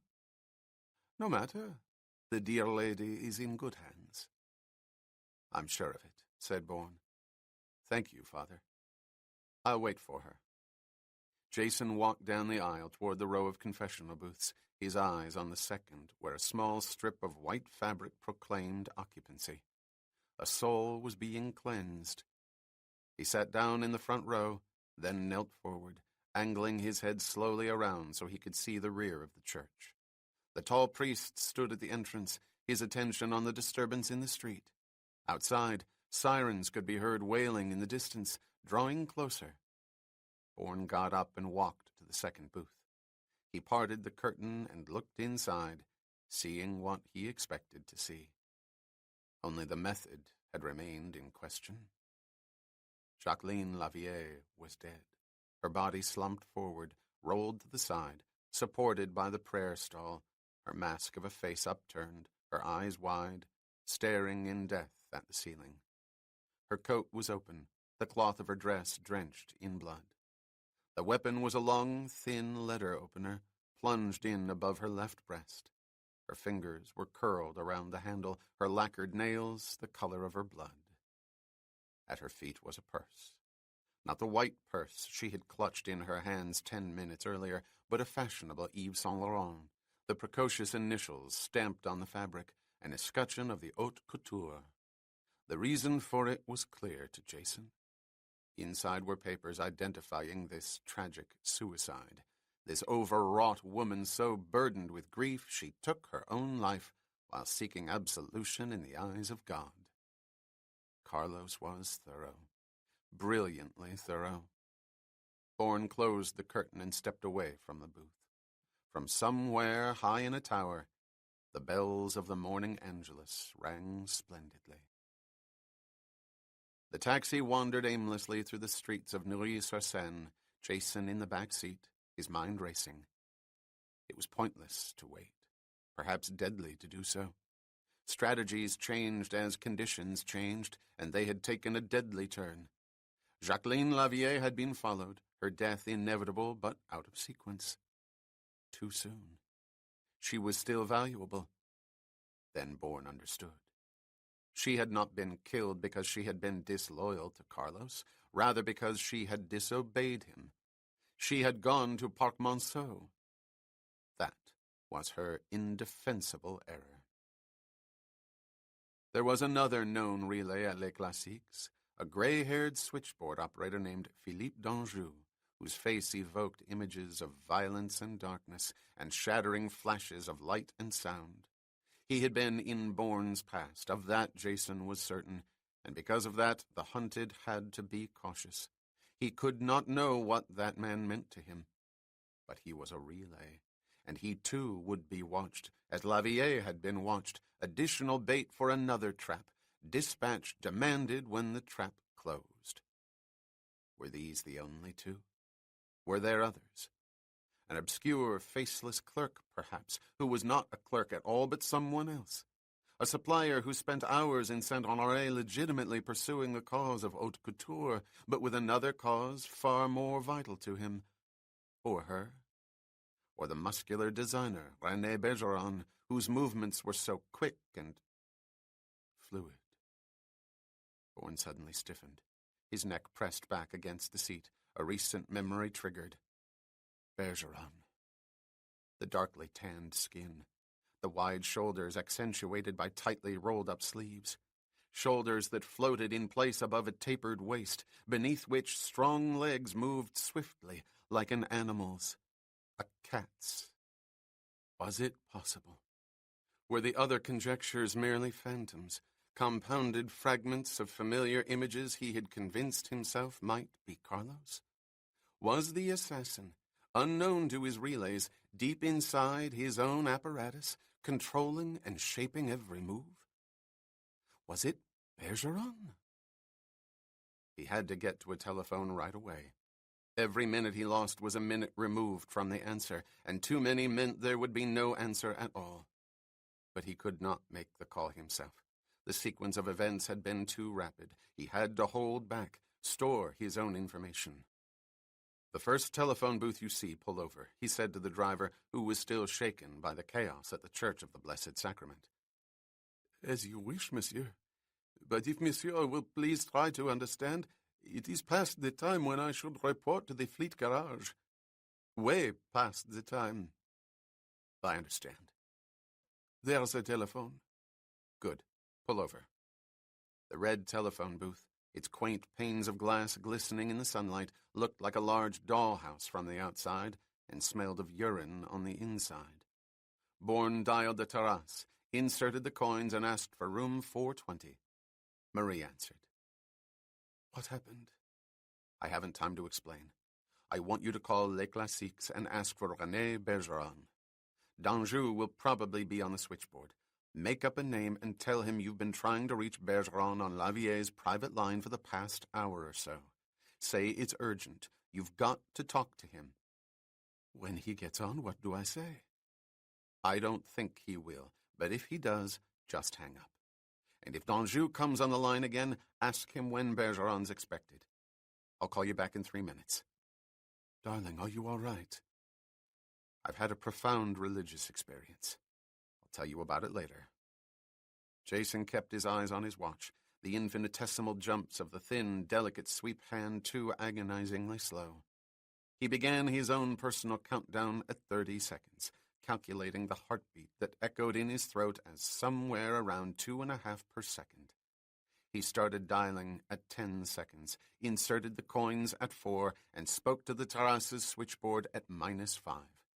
Marie picked up the phone the instant it began to ring. "What happened?" he asked. "I thought you might still be talking." "It was a very short conversation. I think d'Anjou was wary. He may have a list of names of those who've been given the private number. I don't know. But he sounded withdrawn, hesitant. What did he say? Monsieur Bergeron is on a fabric search in the Mediterranean. He left this morning and isn't expected back for several weeks. It's possible I may have just seen him several hundred miles from the Mediterranean. Where? In church. If it was Bergeron, he gave absolution with the point of a very sharp instrument. What are you talking about? Lavier's dead. Oh, my God. What are you going to do? Talk to a man I think I knew. If he's got a brain in his head, he'll listen. He's marked for extinction. Chapter 30. d'Anjou. Delta. I wondered when. I think I'd know your voice anywhere. He had said it. The name had been spoken. The name that meant nothing to him, and yet somehow everything. d'Anjou knew. Philippe d'Anjou was part of the unremembered past. Delta. Cain is for Charlie, and Delta is for Cain. Delta. Delta. Delta. He had known this man, and this man had the answer. Alpha, Bravo, Cain, Delta, Echo, Foxtrot. Medusa. Medusa, he said softly, repeating the name that was a silent scream in his ears. Paris is not Tom Juan, Delta. There are no debts between us any longer. Don't look for payment. We work for different employers now. Jacqueline Lavier's dead. Carlos killed her in Rue-sur-Seine less than 30 minutes ago. Don't even try. As of 2 hours ago, Jacqueline was on her way out of France. She called me herself from Orly Airport. She's joining Bergeron. On a fabric search in the Mediterranean? Interrupted Jason. d'Anjou paused. The woman on the line, asking for René. I thought as much. It changes nothing. I spoke with her. She called from Orly. She was told to tell you that. Did she sound in control of herself? She was upset, and no one knows why better than you. You've done a remarkable job down here, Delta. Or Cain, or whatever you call yourself now. Of course she wasn't herself. It's why she's going away for a while. It's why she's dead. You're next. The last 24 hours were worthy of you. This isn't. She was followed. You're being followed, watched every moment. If I am, it's for my own protection. Then why is Lavier dead? I don't believe she is. Would she commit suicide? Never. Call the rectory at the Church of the Blessed Sacrament in Rue-sur-Seine. Ask about the woman who killed herself while taking confession. What have you got to lose? I'll call you back. Bourne hung up and left the booth. He stepped off the curb, looking for a cab. The next call to Philippe d'Anjou would be made a minimum of 10 blocks away.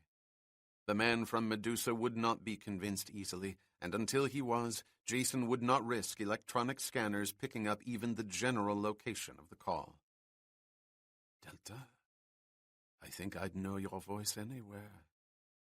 Paris is not Tom Juan. Tom Juan. Tom Juan. Tom Juan.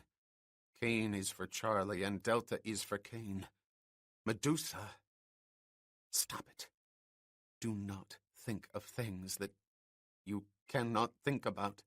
Concentrate on what is. Now, you. Not what others say you are. Not even what you may think you are. Only the now. And the now is a man who can give you answers. We work for different employers. That was the key. Tell me. For Christ's sake, tell me. Who is it? Who is my employer, Danjou? A taxi swerved to a stop perilously close to his kneecaps. Jason opened the door and climbed in. Place Vendôme, he said, knowing it was near Saint-Honoré. It was imperative to be as close as possible to put in motion the strategy that was rapidly coming into focus. He had the advantage. It was a matter of using it for a dual purpose. Danjou had to be convinced that those following him were his executioners. But what those men could not know was that another would be following them. The Vendôme was crowded as usual, the traffic wild as usual. Bourne saw a telephone booth on the corner and got out of the taxi. He went inside the booth and dialed Les Classiques. It had been 14 minutes since he had called from Neuilly-sur-Seine. Danjou? A woman took her own life while at confession. That's all I know. Come on. You wouldn't settle for that. Medusa wouldn't settle for that. Give me a moment to put the board on hold. The line went dead for roughly 4 seconds. Danjou returned. A middle-aged woman with silver and white hair, expensive clothing, and a Saint Laurent purse. I've just described 10,000 women in Paris. How do I know you didn't take one, kill her, make her the basis of this call? Oh, sure. I carried her into the church like a pietà, blood dripping in the aisle from her open stigmata. Be reasonable, Danjou. Let's start with the obvious. The purse wasn't hers. She carried a white leather handbag. She'd hardly be likely to advertise a competing house. Lending credence to my belief, it was not Jacqueline Lavier. Lends more to mine. The papers in that purse identified her as someone else. The body will be claimed quickly. No one touches Les Classiques. Because you say so? No. Because it's the method used by Carlos in 5 kills I can name. He could. That was the frightening thing. A man is taken out. The police believe he's one person, the death an enigma, killers unknown. Then they find out he's someone else, by which time Carlos is in another country, another contract fulfilled. Lavier was a variation of that method, that's all. Words, Delta. You never said much, but when you did, the words were there. And if you were in Saint-Honoré 3 or 4 weeks from now, which you won't be, you'd see how it ends. A plane crash or a boat lost in the Mediterranean. Bodies charred beyond recognition or simply gone. The identities of the dead, however, clearly established. Lavier and Bergeron. But only one is really dead. Madame Lavier. Monsieur Bergeron is privileged. More than you ever knew. Bergeron is back in business. And as for you, you're a statistic in the Paris morgue. And you? According to the plan, I'm dead too. They expect to take me through you. Logical? We're both from Medusa, they know that. Carlos knows that. It's to be assumed you recognized me. And you me? Danjou paused. Yes, he said. As I told you, we work for different employers now. That's what I want to talk about. No talking, Delta. But for old time's sake, for what you did for us all in Tamquan, take the advice of a Medusan. Get out of Paris, or you're that dead man you just mentioned. I can't do that. You should. If I have the opportunity, I'll pull the trigger myself and be well paid for it. Then I'll give you that opportunity. Forgive me if I find that ludicrous. You don't know what I want or how much I'm willing to risk to get it. Whatever you want, you'll take risks for it. But the real danger will be your enemies. I know you, Delta, and I must get back to the switchboard. I'd wish you good hunting, but It was the moment to use the only weapon he had left, the sole threat that might keep d'Anjou on the line. Whom do you reach for instructions now that Parc-Monceau is out? The tension was accentuated by d'Anjou's silence. When he replied, his voice was a whisper. What did you say? It's why she was killed, you know. Why you'll be killed too. She went to Parc-Monceau and she died for it. You've been to Parc-Monceau and you'll die for it too. Carlos can't afford you any longer. You simply know too much. Why should he jeopardize such an arrangement? He'll use you to trap me, then kill you and set up another Les Classiques. As one Medusan to another, can you doubt it? The silence was longer now, more intense than before. It was apparent that the older man from Medusa was asking himself several hard questions. What do you want from me? Except me. You should know hostages are meaningless. Yet you provoke me, astonish me with what you've learned. I'm no good to you, dead or alive, so what is it you want? Information. If you have it, I'll get out of Paris tonight, and neither Carlos nor you will ever hear from me again. What information? You'll lie if I ask for it now. I would. But when I see you, you'll tell me the truth.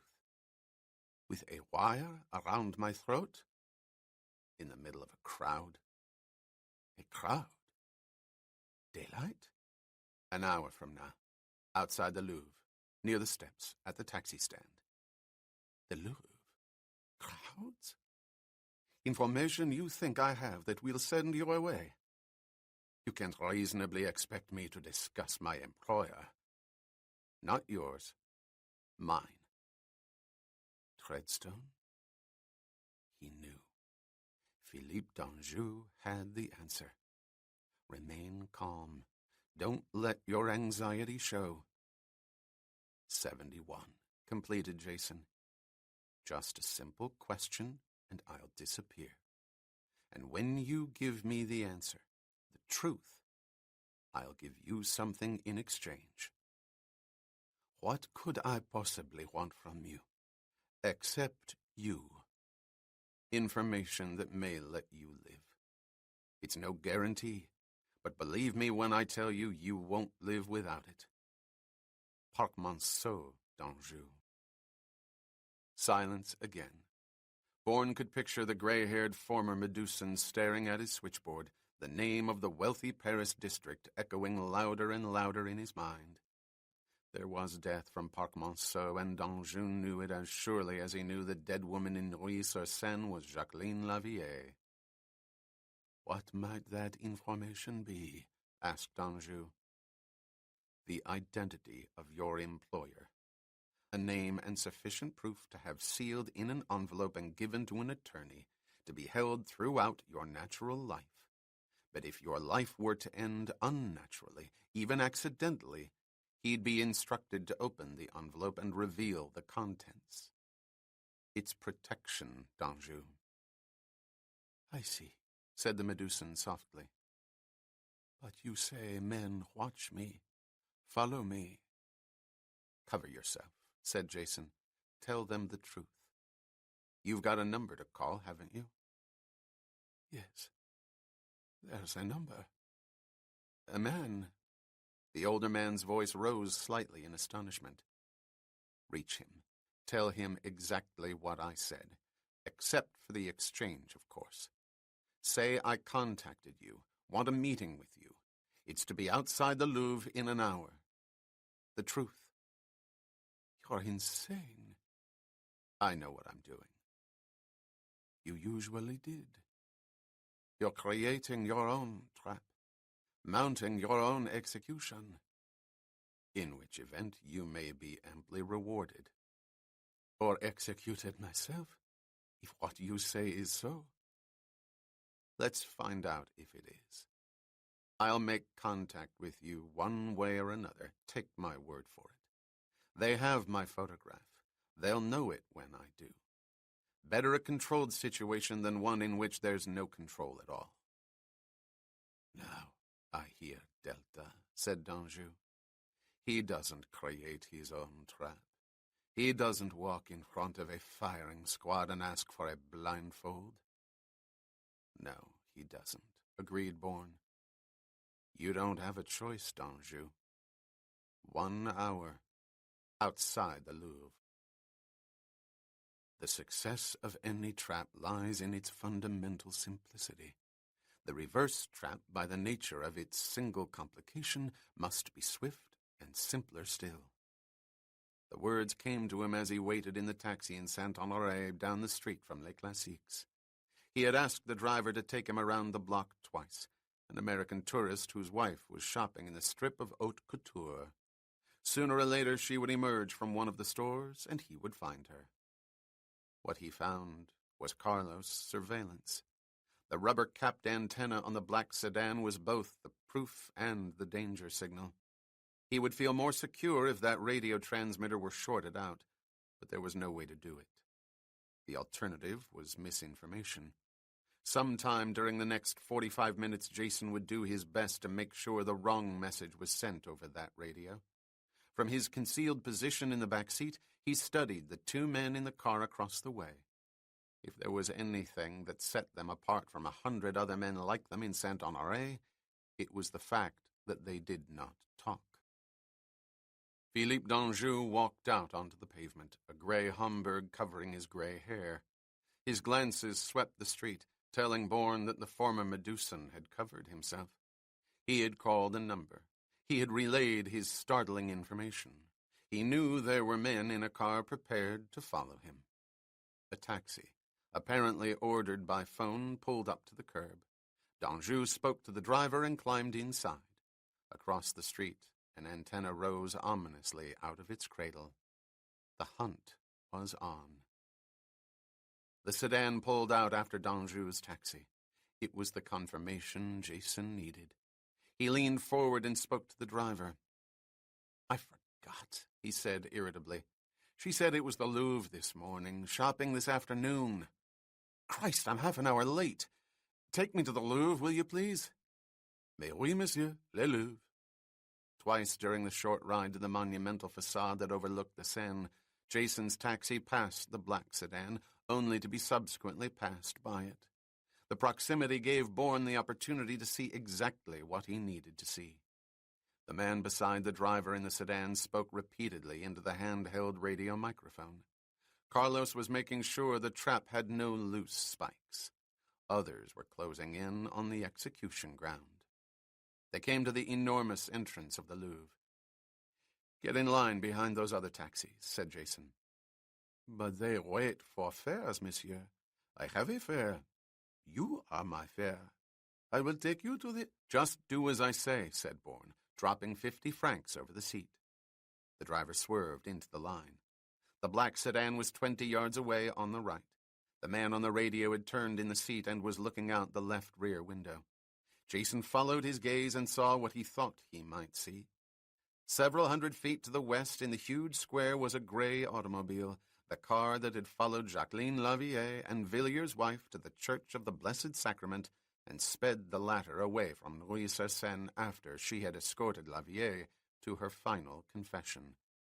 Its antenna could be seen retracting down into its base. Over on the right, Carlos' soldier no longer held the microphone. The black sedan's antenna was also receding. Contact had been made, visual sighting confirmed. 4 men. These were Carlos' executioners. Bourne concentrated on the crowds in front of the Louvre entrance, spotting the elegantly dressed Danjou instantly. He was pacing slowly, cautiously, back and forth by the large block of white granite that flanked the marble steps on the left. Now, it was time to send the misinformation. "Pull out of the line," ordered Jason. "What, monsieur?" 200 francs if you do exactly what I tell you. Pull out and go to the front of the line, then make 2 left turns, heading back up the next aisle. "I don't understand, monsieur." "You don't have to. 300 francs. The driver swung right and proceeded to the head of the line, where he spun the wheel, sending the taxi to the left toward the row of parked cars. Bourne pulled the automatic from his belt, keeping it between his knees. He checked the silencer, twisting the cylinder taut. "Where do you wish to go, monsieur?" asked the bewildered driver as they entered the aisle, heading back toward the entrance to the Louvre. "Slow down," said Jason. "That large gray car up ahead, the one pointing to the Seine exit. Do you see it?" "But of course." "Go around it slowly, to the right." Bourne slid over to the left side of the seat and rolled down the window, keeping his head and the weapon concealed. He would show both in a matter of seconds. The taxi approached the sedan's trunk, the driver spinning the wheel again. They were parallel. Jason thrust his head and his gun into view. He aimed for the gray sedan's right rear window and fired, 5 spits coming one after another, shattering the glass, stunning the 2 men who screamed at each other, lurching below the window frames to the floor of the front seat. But they had seen him.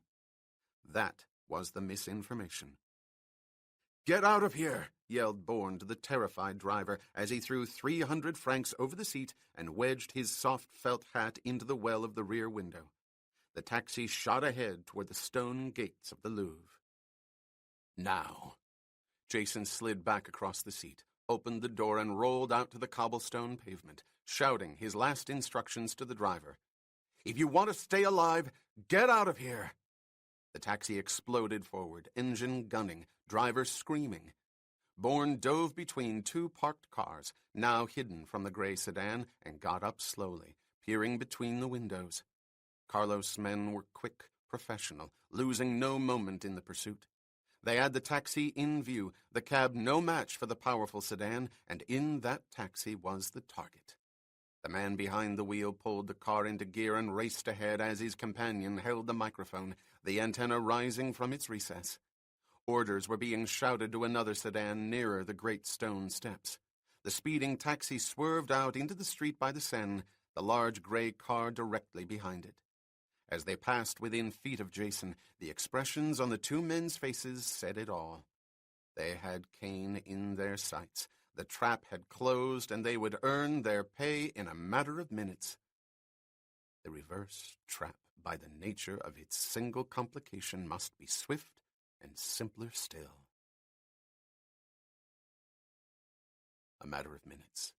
He had only a matter of moments if everything he believed was so. Danjou. The contact had played his role, his minor role, and was expendable, as Jacqueline Lavillée had been expendable. Bourne ran out from between the 2 cars toward the black sedan. It was no more than 50 yards ahead. He could see the 2 men. They were converging on Philippe d'Anjou, who was still pacing in front of the short flight of marble steps. One accurate shot from either man and d'Anjou would be dead, Treadstone 71 gone with him. Jason ran faster, his hand inside his coat, gripping the heavy automatic. Carlos' soldiers were only yards away, now hurrying themselves, the execution to be quick, the condemned man cut down before he understood what was happening. "Medusa!" roared Bourne, not knowing why he shouted the name rather than d'Anjou's own. "Medusa! Medusa!" D'Anjou's head snapped up, shock on his face. The driver of the black sedan had spun around, his weapon leveled at Jason, while his companion moved toward d'Anjou, his gun aimed at the former Medusan.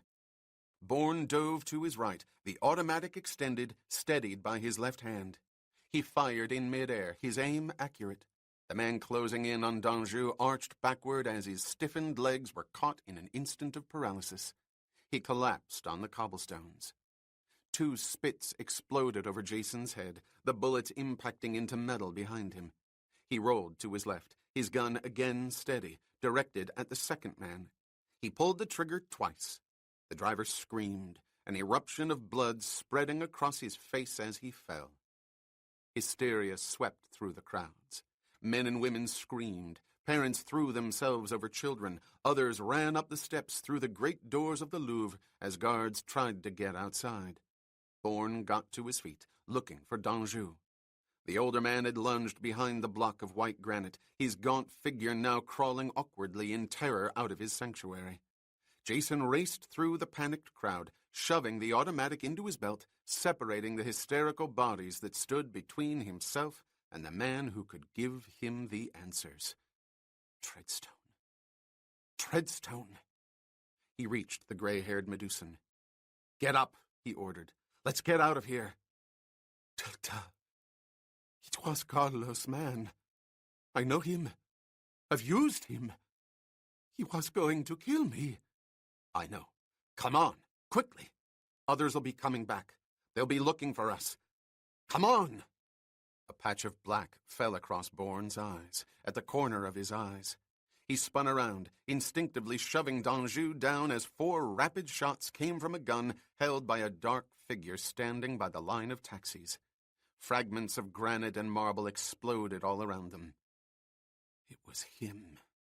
The wide, heavy shoulders that floated in space, the tapered waist outlined by a form-fitting black suit, the dark-skinned face encased in a white silk scarf below the narrow-brimmed black hat. Carlos. Get Carlos. Trap Carlos. Kane is for Charlie and Delta is for Kane. False. Find Treadstone. Find a message. For a man. Find Jason Bourne. He was going mad. Blurred images from the past converged with the terrible reality of the present, driving him insane. The doors of his mind opened and closed, crashing open, crashing shut. Light streaming out one moment, darkness the next. The pain returned to his temples with sharp, jarring notes of deafening thunder. He started after the man in the black suit with the white silk scarf wrapped around his face. Then he saw the eyes and the barrel of the gun, 3 dark orbs zeroed in on him like black laser beams. Bergeron? Was it Bergeron? Was it? Or Zurich? Or... no time. He feigned to his left, then dove to the right, out of the line of fire. Bullets splattered into stone, the screeches of ricochets following each explosion. Jason spun under a stationary car. Between the wheels he could see the figure in black racing away. The pain remained, but the thunder stopped.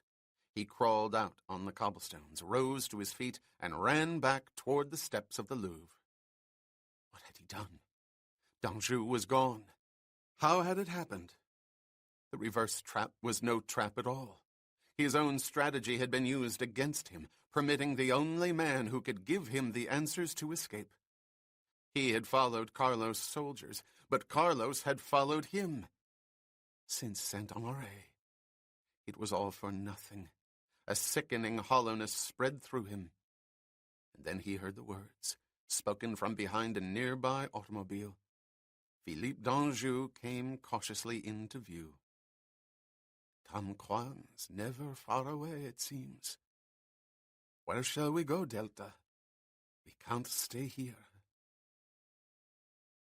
They sat inside a curtained booth in a crowded café on the Rue Pilon, a back street that was hardly more than an alley in Montmartre.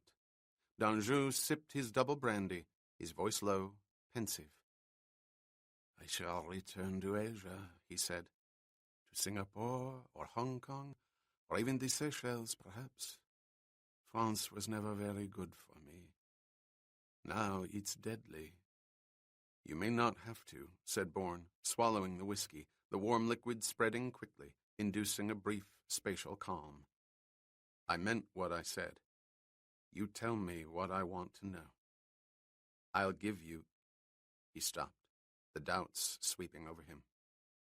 No, he would say it. I'll give you Carlos' identity.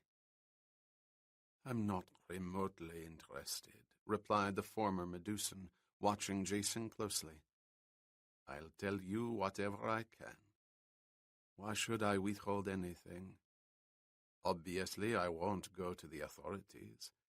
But if I have information that could help you take Carlos, the world would be a safer place for me, wouldn't it? Personally, however, I wish no involvement. You're not even curious? Academically, perhaps. For your expression tells me I'll be shocked. So ask your questions, and then astonish me. You'll be shocked. Without warning, d'Anjou said the name quietly. Bergeron. Jason did not move. Speechless, he stared at the older man. d'Anjou continued. I've thought about it over and over again.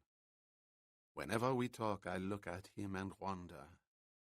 Each time, however, I reject the idea. Why? Bourne interrupted, refusing to acknowledge the Medusan's accuracy. Mind you, I'm not sure. I just feel it's wrong. Perhaps because I've learned more about Carlos from René Bergeron than anyone else. He's obsessed by Carlos. He's worked for him for years, takes enormous pride in the confidence. My problem is that he talks too much about him. The ego speaking through the assumed second party. It's possible, I suppose, but inconsistent with the extraordinary precautions Carlos takes, the literally impenetrable wall of secrecy he's built around himself. I'm not certain, of course, but I doubt it's Bergeron. You said the name. I didn't. d'Anjou smiled. You have nothing to be concerned about, Delta. Ask your questions. I thought it was Bergeron. I'm sorry. Don't be, for he may be. I told you, it doesn't matter to me. In a few days I'll be back in Asia, following the franc, or the dollar, or the yen. We Medusans were always resourceful, weren't we? Jason was not sure why, but the haggard face of Andre Villiers came to his mind's eye. He had promised himself to learn what he could for the old soldier. He would not get the opportunity again. Where does Villiers' wife fit in? d'Anjou's eyebrows arched. Angelique? But of course. You said Parkmonceau, didn't you? How? The details aren't important now. Certainly not to me. What about her? Pressed Bourne. Have you looked at her closely? The skin? I've been close enough. She's tanned. Very tall and very tanned. She keeps her skin that way. The Riviera, the Greek Isles, Costa del Sol, Gstaad. She is never without a sun-drenched skin. It's very becoming. It's also a successful device. It covers what she is. For her there is no autumn or winter pallor, no lack of color in her face or arms or very long legs. The attractive hue of her skin is always there, because it would be there in any event, with or without Saint-Tropez, or the Costa Brava, or the Alps. What are you talking about? Although the stunning Angelique Villiers is presumed to be Parisian, she's not. She's Hispanic. Venezuelan, to be precise. Sanchez, whispered Bourne. Ilyich Ramirez Sanchez. Yes. Among the very few who speak of such things, it is said she is Carlos' first cousin, his lover since the age of 14. It is rumored, among those very few people, that beyond himself, she is the only person on earth he cares about. And Villiers is the unwitting drone? Words from Medusa, Delta? d'Anjou nodded. Yes, Villiers is the drone.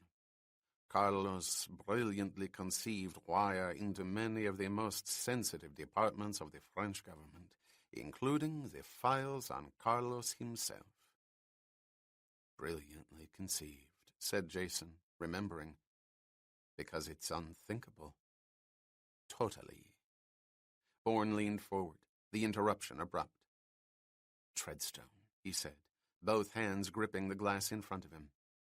"Tell me about Treadstone 71. What can I tell you? Everything they know. Everything Carlos knows."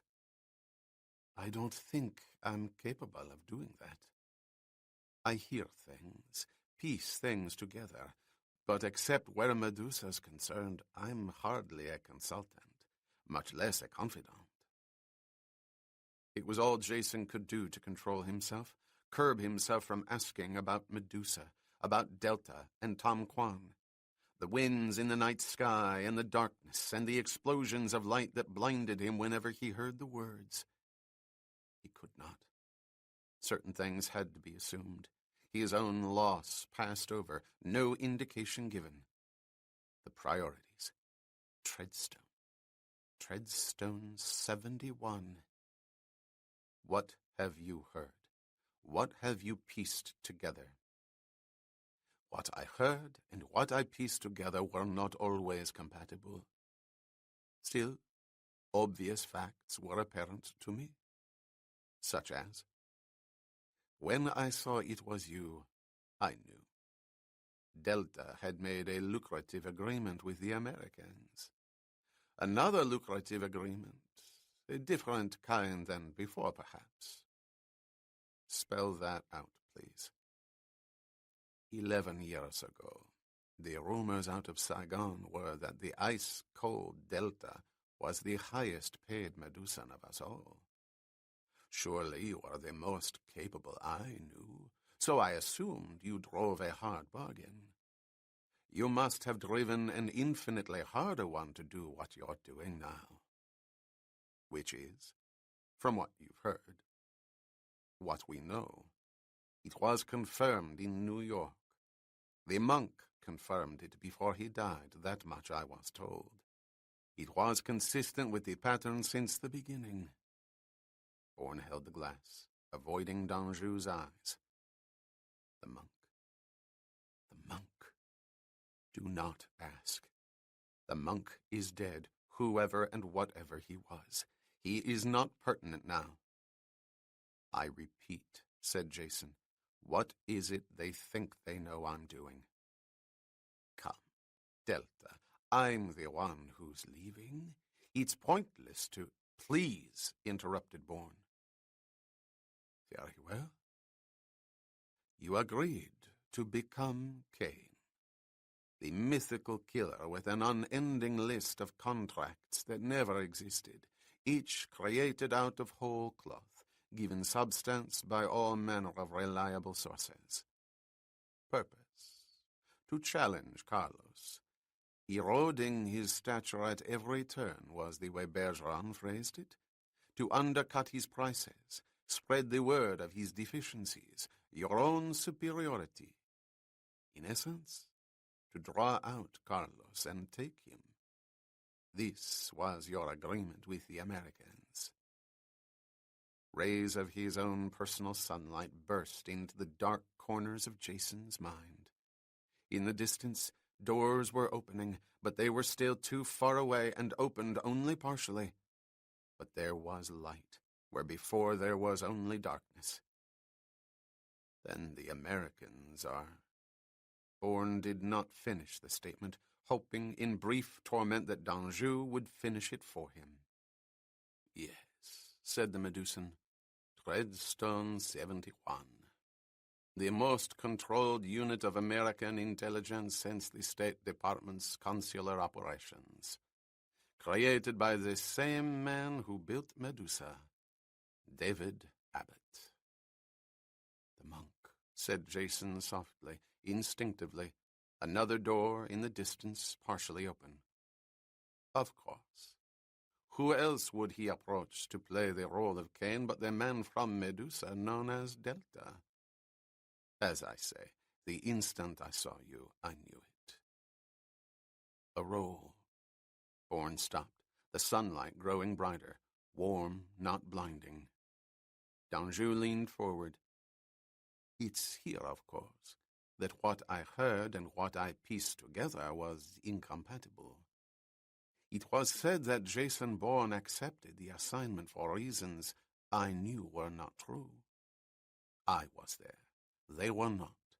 They could not know. What did they say? What did you hear? That you were an American intelligence officer, possibly military. Can you imagine? You, Delta, the man filled with contempt for so much, not the least of which was for most things American. I told Bergeron it was impossible, but I'm not sure he believed me. What did you tell him? What I believed. What I still believe. It wasn't money. No amount of money could have made you do it. It had to be something else. I think you did it for the same reason so many others agreed to Medusa 11 years ago. To clean a slate somewhere, to be able to return to something you had before that was barred to you. I don't know, of course, and I don't expect you to confirm it, but that's what I think. It's possible you're right, said Jason, holding his breath, the cool winds of release blowing into the mists. It made sense. A message was sent. This could be it. Find the message.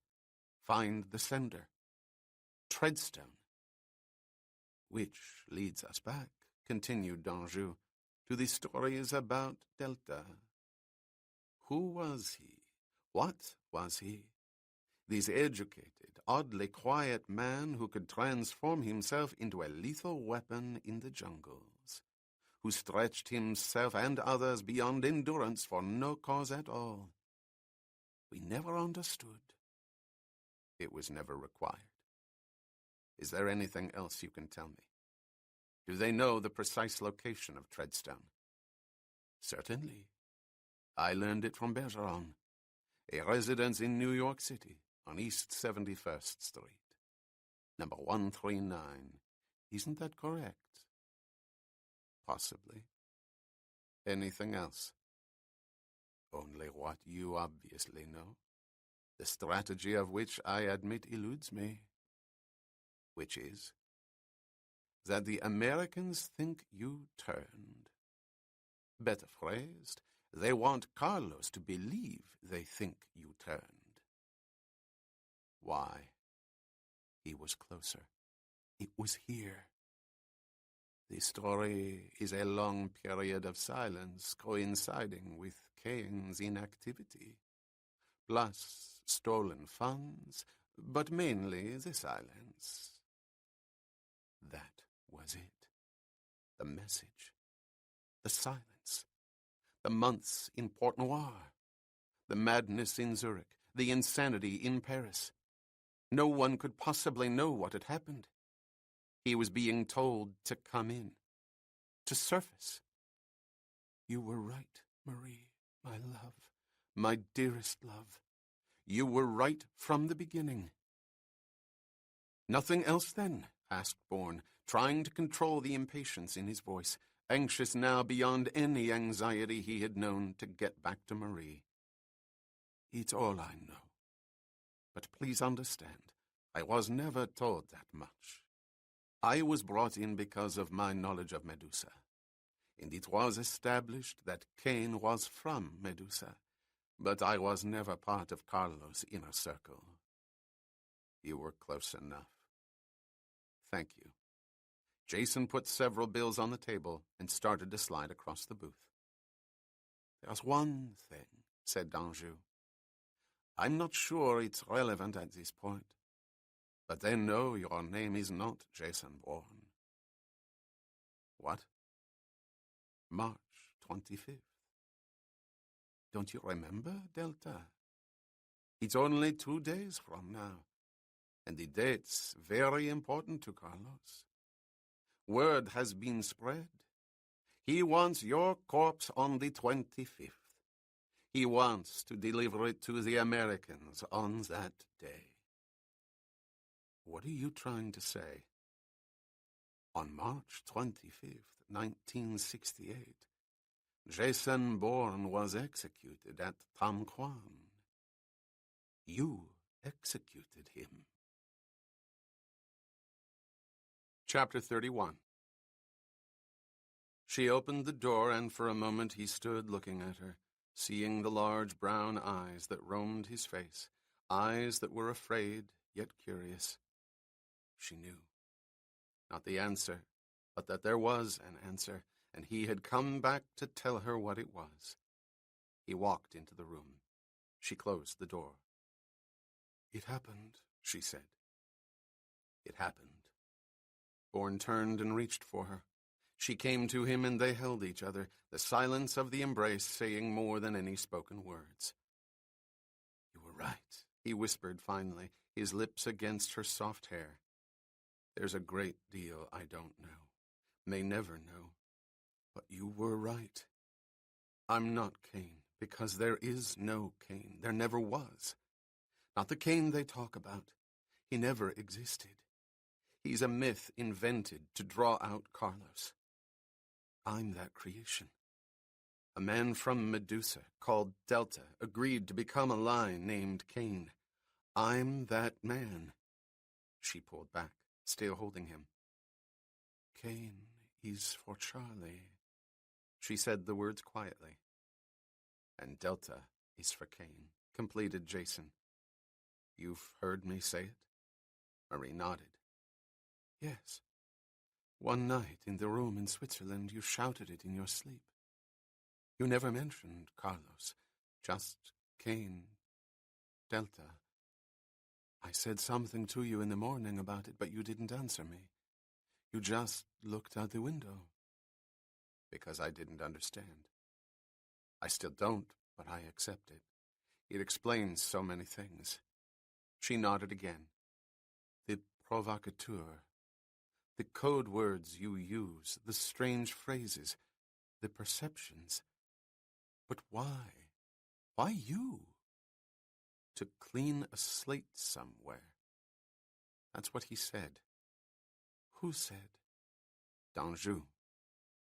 The man on the steps in Parc Monceau? The switchboard operator? The man from Medusa. I knew him in Medusa." "What did he say?" Bourne told her, and as he did, he could see in her the relief he had felt in himself.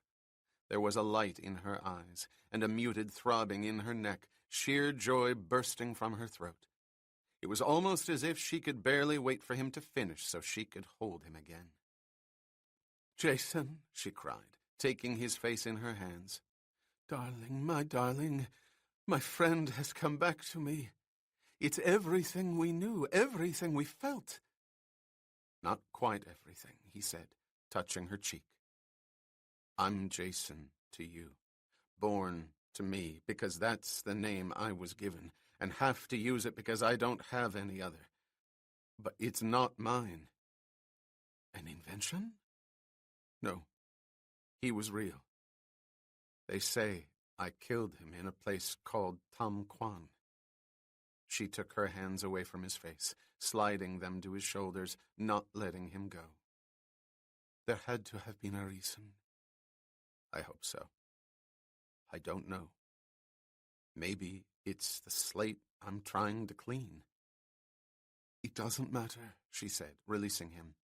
"It's in the past, over 10 years ago.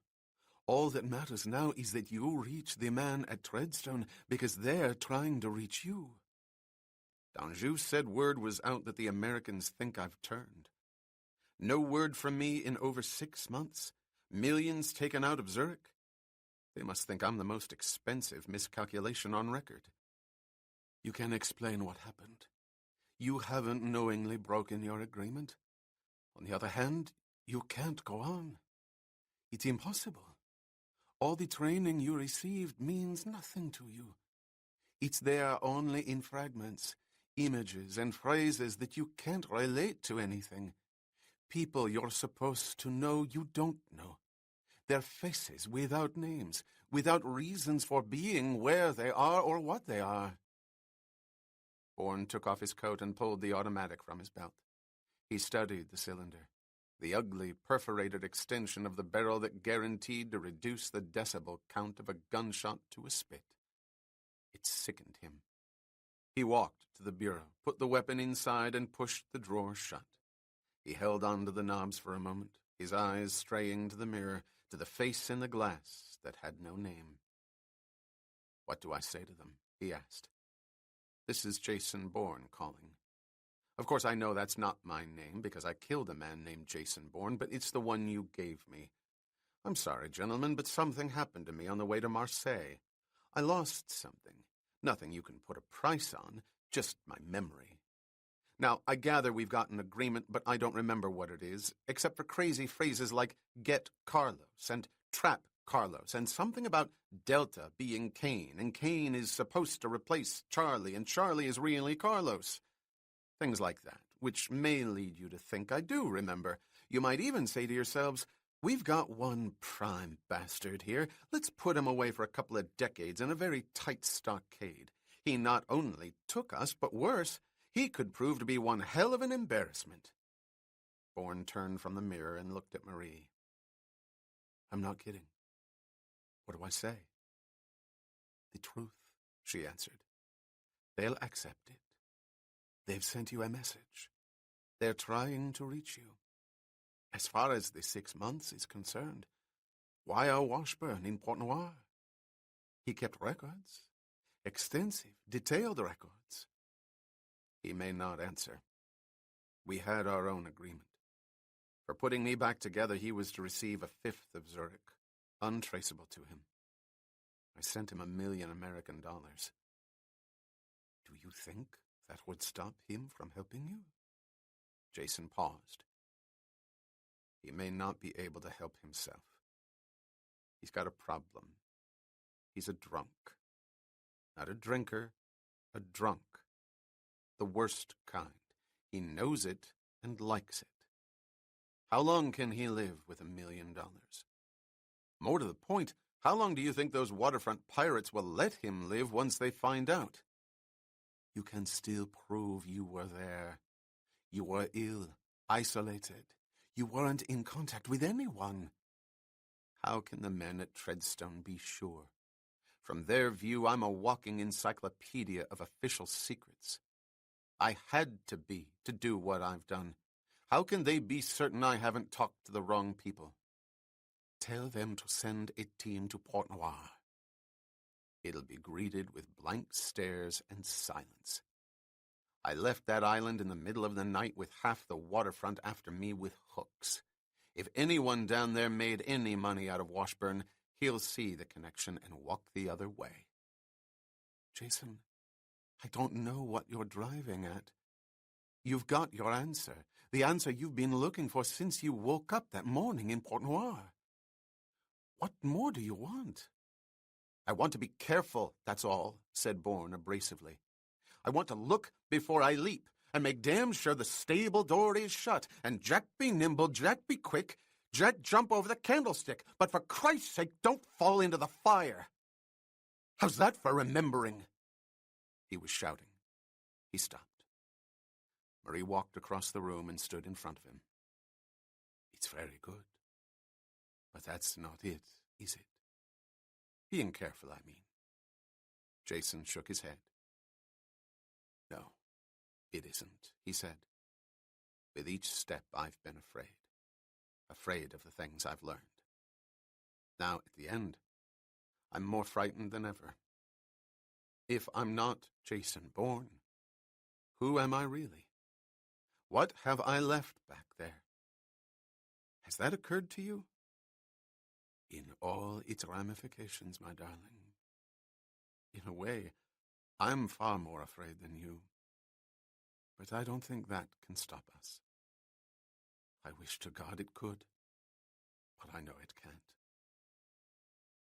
The attaché at the American Embassy on the Avenue Gabriel walked into the office of the first secretary and closed the door. The man at the desk looked up. You're sure it's him? I'm only sure he used the key words, said the attaché, crossing to the desk, a red-bordered index card in his hand. Here's the flag, he continued, handing the card to the first secretary. I've checked off the words he used, and if that flag's accurate, I'd say he's genuine. The man behind the desk studied the card. When did he use the name Treadstone? Only after I convinced him that he wasn't going to talk with anyone in U.S. intelligence unless he gave me a damn good reason. I think he thought it'd blow my mind when he said he was Jason Bourne. When I simply asked him what I could do for him, he seemed stuck, almost as if he might hang up on me. Didn't he say there was a flag out for him? I was waiting for it, but he never said it. According to that 8-word sketch, experienced field officer, possible defection or enemy detention, he could have just said the word flag and we would have been in sync. He didn't. Then maybe he's not genuine. The rest fits, though. He did say DC's been looking for him for more than 6 months. That was when he used the name Treadstone. He was from Treadstone. That's supposed to be the explosive.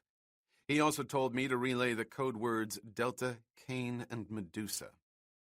The first 2 were on the flag. I checked them off. I don't know what Medusa means. I don't know what any of this means, said the first secretary, except that my orders are to hightail it down to communications, clear all scrambler traffic to Langley, and get a sterile patch to a spook named Conklin. Him I've heard of. The mean son of a bitch who got his foot blown off 10 or 12 years ago in Nam. He pushes very strange buttons over at the company. Also, he survived the purges, which leads me to think he's one man they don't want roaming the streets looking for a job. Or a publisher. Who do you think this Bourne is? Asked the attaché. I've never seen such a concentrated but formless hunt for a person in my whole 8 years away from the States. Someone they want very badly. The first secretary got up from the desk. Thanks for this. I'll tell DC how well you handled it. What's the schedule? I don't suppose he gave you a telephone number. No way. He wanted to call back in 15 minutes, but I played the harried bureaucrat. I told him to call me in an hour or so. That'd make it past 5 o'clock, so we could gain another hour or 2 by my being out to dinner. I don't know. We can't risk losing him. I'll let Conklin set up the game plan. He's the control on this.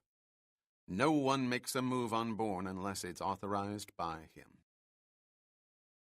Alexander Conklin sat behind the desk in his white-walled office in Langley, Virginia, and listened to the embassy man in Paris. He was convinced. It was Delta. The reference to Medusa was the proof, for it was a name no one would know but Delta. The bastard. He was playing the stranded agent, his controls at the Treadstone telephone not responding to the proper code words, whatever they were, because the dead could not talk. He was using the omission to get himself off the meat hook. The sheer nerve of the bastard was awesome. Bastard. Bastard. Kill the controls and use the kills to call off the hunt. Any kind of hunt. How many men had done it before, thought Alexander Conklin. He had. There had been a source control in the hills of Huangke, a maniac issuing maniacal orders, certain death for a dozen teams of Medusans on a maniacal hunt. A young intelligence officer named Conklin had crept back into Base Camp Kilo with a North Vietnamese rifle, Russian caliber, and had fired 2 bullets into the head of a maniac. There had been grieving and harsher security measures put in force, but the hunt was called off. There had been no fragments of glass found in the jungle paths of Base Camp Kilo, however. Fragments with fingerprints that irrefutably identified the sniper as an Occidental recruit from Medusa itself. There were such fragments found on 71st Street, but the killer did not know it. Delta did not know it. At one point, we seriously questioned whether he was genuine, said the embassy's first secretary, rambling on as if to fill the abrupt silence from Washington. An experienced field officer would have told the attaché to check for a flag, but the subject didn't. An oversight, replied Conklin, pulling his mind back to the brutal enigma that was Delta Cain. What are the arrangements? Initially, Bourne insisted on calling back in 15 minutes, but I instructed lower level to stall. For instance, we could use the dinner hour. the embassy man was making sure a company executive in Washington realized the perspicacity of his contributions. It would go on for the better part of a minute. Conklin had heard too many variations before. Delta. Why had he turned? The madness must have eaten his head away, leaving only the instincts for survival. He had been around too long. He knew that sooner or later they would find him, kill him. There was never any alternative. He understood that from the moment he turned, or broke, or whatever it was. There was nowhere to hide any longer. He was a target all over the globe. He could never know who might step out of the shadows and bring his life to an end. It was something they all lived with, the single most persuasive argument against turning. So another solution had to be found. Survival. The biblical Cain was the first to commit fratricide. Had the mythical name triggered the obscene decision? The strategy itself? Was it as simple as that? God knew it was the perfect solution. Kill them all. Kill your brother. Webb gone. The monk gone. The yachtsman and his wife. Who could deny the instructions Delta received, since these four alone relayed instructions to him? He had removed the millions and distributed them as ordered. Blind recipients he had assumed were intrinsic to the monk's strategy. Who was Delta to question the monk? The creator of Medusa, the genius who had recruited and created him. Cain. The perfect solution. To be utterly convincing, all that was required was the death of a brother, the proper grief to follow. The official judgment would be rendered. Carlos had infiltrated and broken Treadstone. The assassin had won, Treadstone abandoned. The bastard. So basically, I felt the game plan would come from you. The first secretary in Paris had finished. He was an ass, but Conklin needed him. One tune had to be heard while another was being played. You did the right thing, said a respectful executive in Langley. I'll let our people over here know how well you handled it. You were absolutely right. We need time, but Bourne doesn't realize it. We can't tell him either, which makes it tough. We're on sterile, so may I speak accordingly? Of course. Bourne's under pressure. He's been detained for a long period of time. Am I clear? The Soviets. Right up to the Lubyanka. His run was made by means of a double entry. Are you familiar with the term? Yes, I am. Moscow thinks he's working for them now. That's what they think. Conklin paused. And we're not sure. Crazy things happen in the Lubyanka. The first secretary whistled softly. That's a basket. How are you going to make a determination? With your help. But the classification priority is so high, it's above embassy, even ambassadorial level. You're on the scene. You were reached. You can accept the condition or not. That's up to you. If you do, I think a commendation might come right out of the Oval Office. Conklin could hear the slow intake of breath from Paris. I'll do whatever I can, of course. Name it. You already did. We want him stalled. When he calls back, talk to him yourself. Naturally, interrupted the embassy man. Tell him you relayed the codes. Tell him Washington is flying over an officer of record from Treadstone by military transport. Say D.C. wants him to keep out of sight and away from the embassy. Every route is being watched. Then ask him if he wants protection, and if he does, find out where he wants to pick it up. But don't send anyone. When you talk to me again, I'll have been in touch with someone over there. I'll give you a name then and an eye spot you can give to him. Eye spot? Visual identification. Something or someone he can recognize. One of your men? Yes, we think it's best that way. Beyond you, there's no point in involving the embassy. As a matter of fact, it's vital we don't, so whatever conversations you have shouldn't be logged. I can take care of that, said the first secretary. But how is the one conversation I'm going to have with him going to help you determine whether he's a double entry? Because it won't be one. It'll be closer to 10. 10? That's right. Your instructions to Bourne, from us through you, are that he's to check in on your phone every hour to confirm the fact that he's in safe territory. Until that last time, when you tell him the Treadstone officer has arrived in Paris and will meet with him. What will that accomplish? Asked the embassy man. He'll keep moving, if he's not ours. There are a half a dozen known deep-cover Soviet agents in Paris, all with tripped phones. If he's working with Moscow, the chances are he'll use at least one of them. We'll be watching. And if that's the way it turns out, I think you'll remember the time you spent all night at the embassy for the rest of your life. Presidential commendations have a way of raising a career man's grade level. Of course, you don't have too much higher to go. There's higher, Mr. Conklin interrupted the first secretary. The conversation was over. The embassy man would call back after hearing from Bourne. Conklin got up from the chair and limped across the room to a gray filing cabinet against the wall. He unlocked the top panel. Inside was a stapled folder containing a sealed envelope bearing the names and locations of men who could be called upon in emergencies. They had once been good men, loyal men, who for one reason or another could no longer be on a Washington payroll.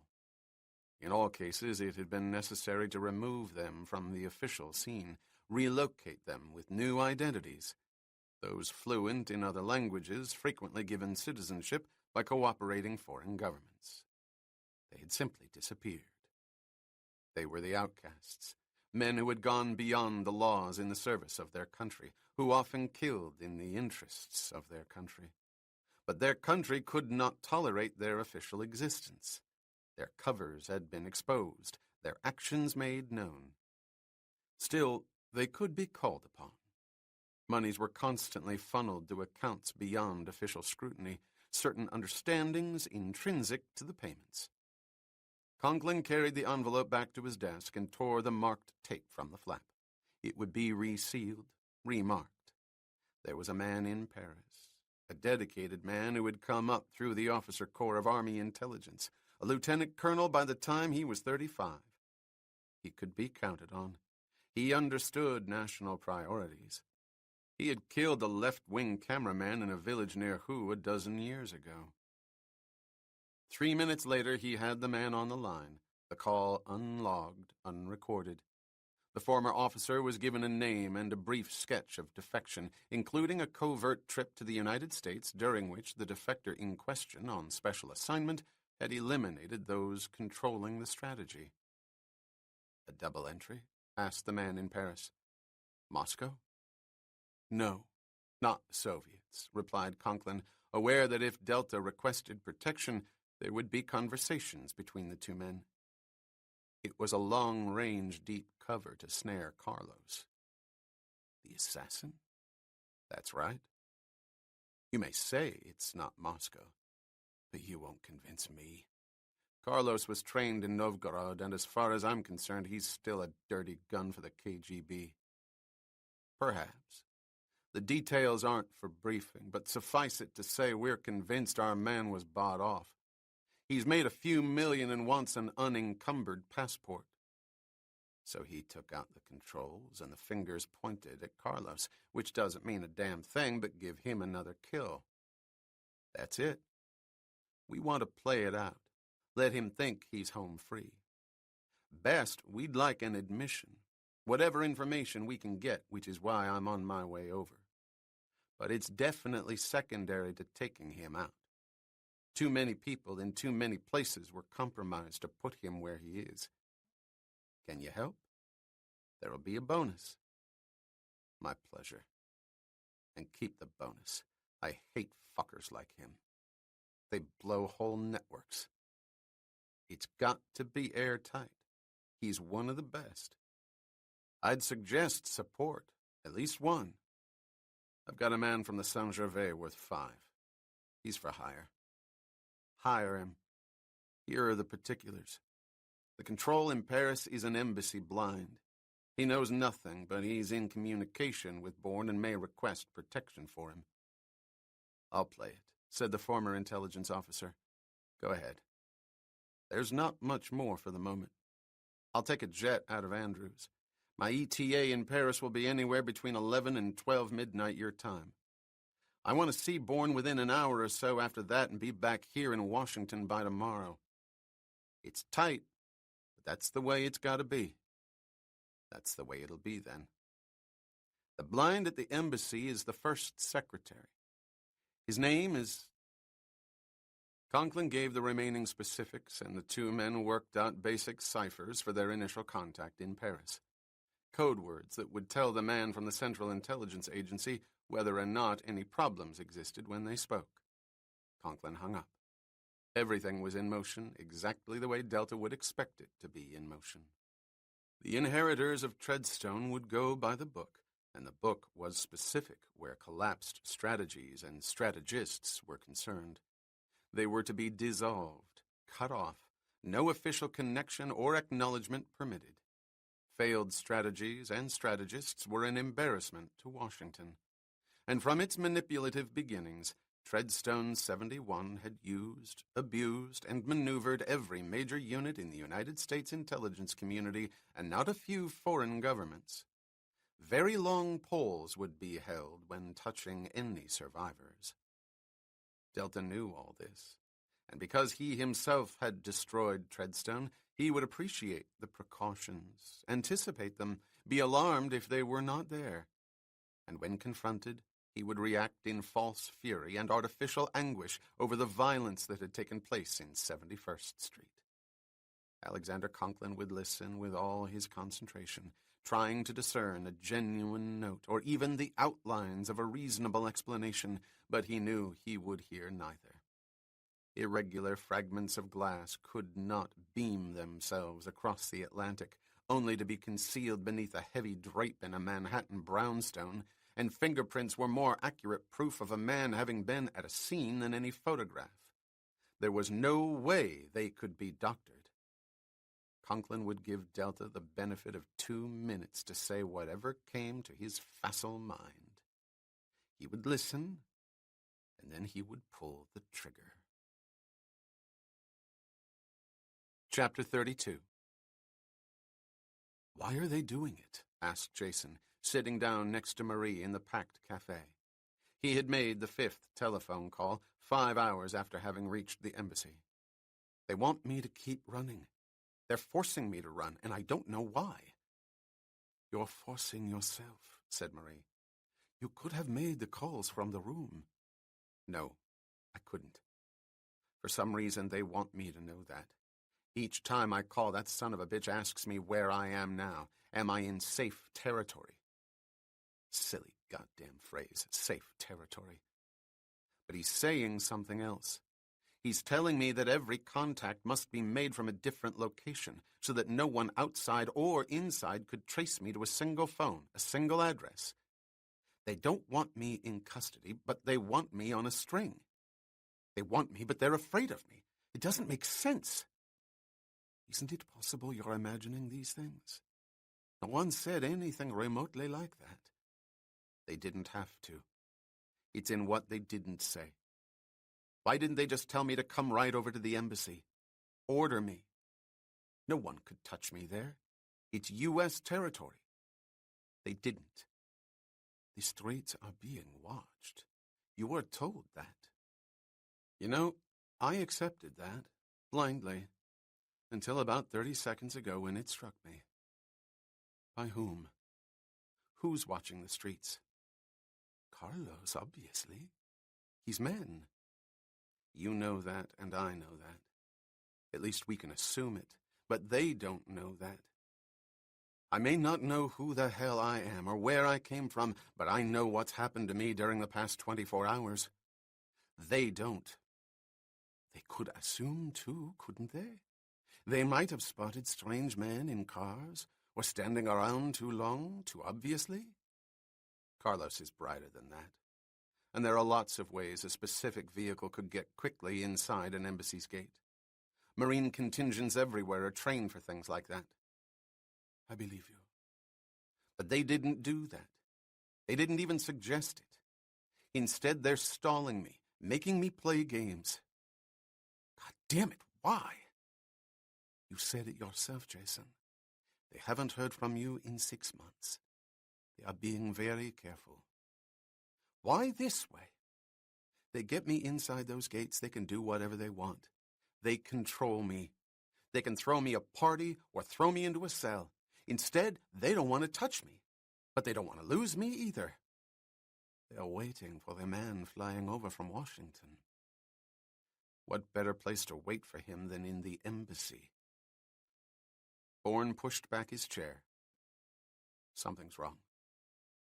Let's get out of here.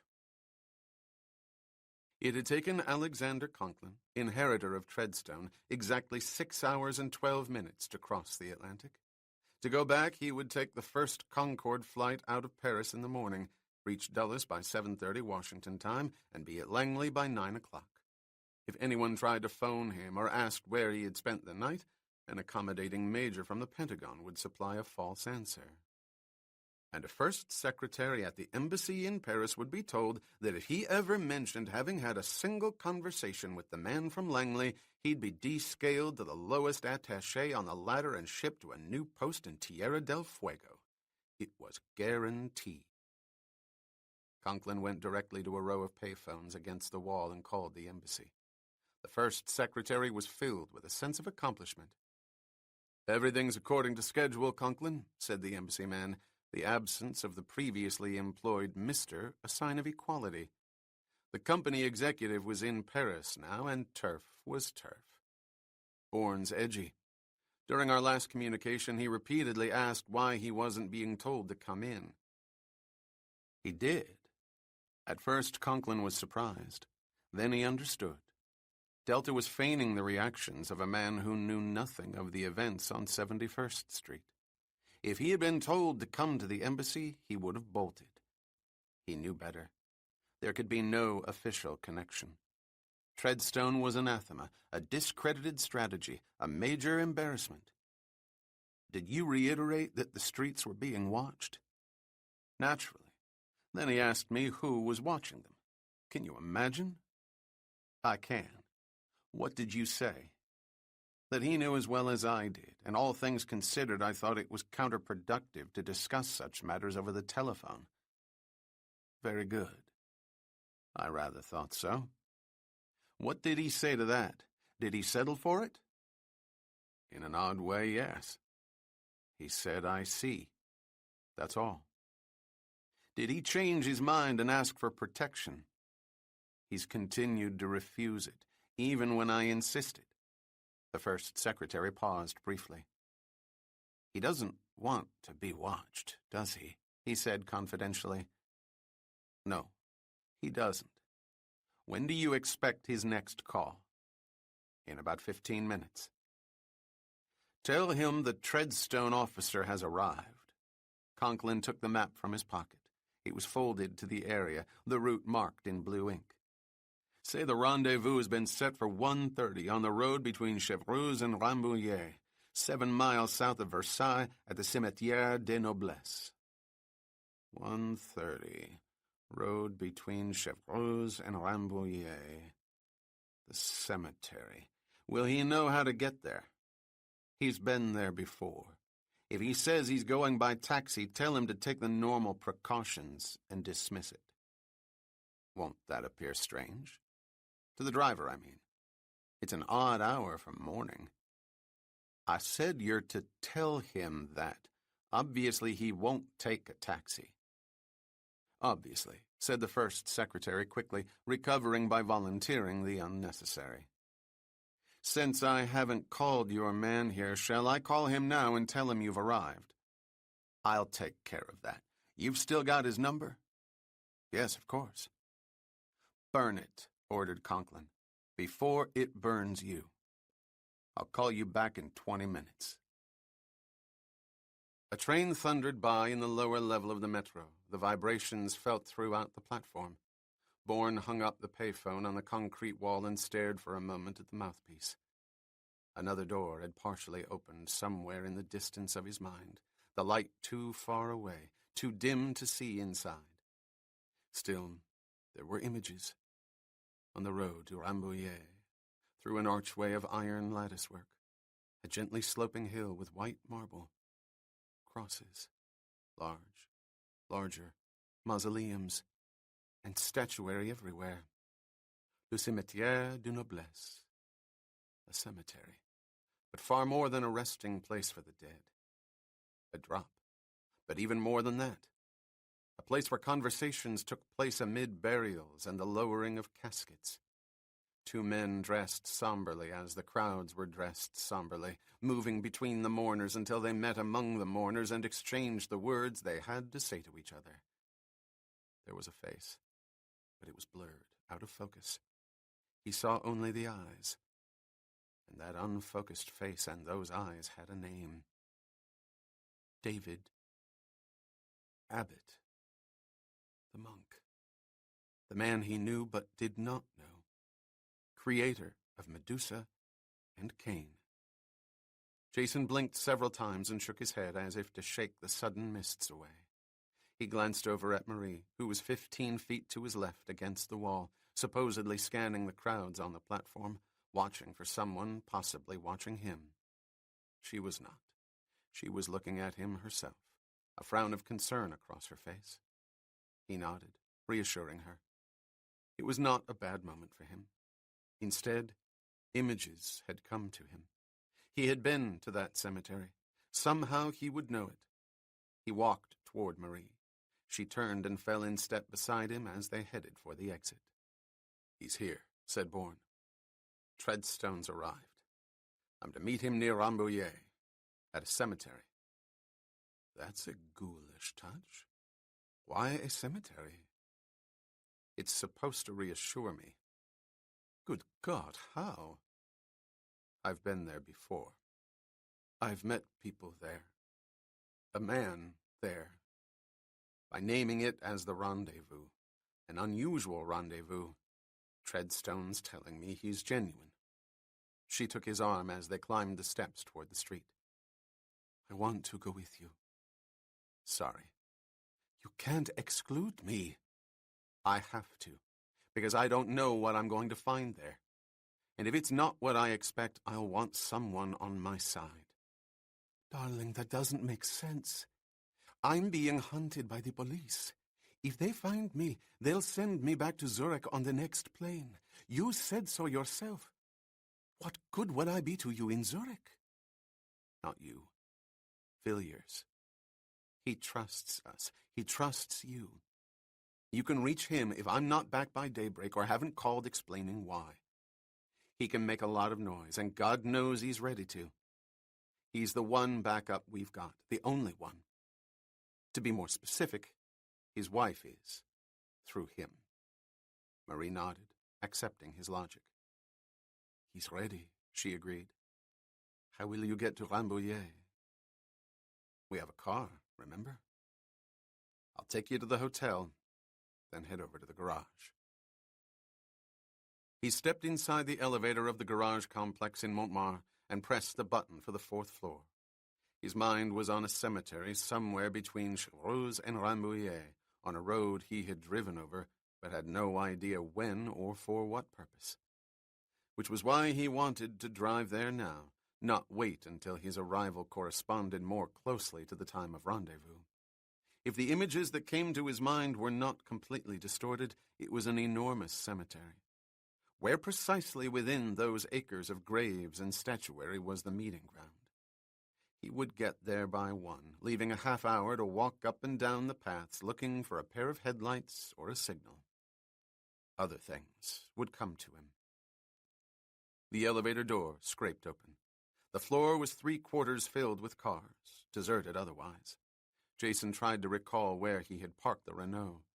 It was in a far corner, he remembered that, but was it on the right or the left? He started tentatively to the left. The elevator had been on his left when he had driven the car up several days ago. He stopped, logic abruptly orienting him. The elevator had been on his left when he had entered, not after he had parked the car. It had been diagonally to his right then. He turned, his movement rapid, his thoughts on a road between Chevreuse and Rambouillet. Whether it was the sudden, unexpected reversal of direction or an inexperienced surveillance, Bourne neither knew nor cared to dwell upon. Whichever, the moment saved his life, of that he was certain. A man's head ducked below the hood of a car in the second aisle on his right. That man had been watching him. An experienced surveillance would have stood up, holding a ring of keys he had presumably picked up from the floor or checked a windshield wiper, then walked away. The one thing he would not do was what this man did, risk being seen by ducking out of sight.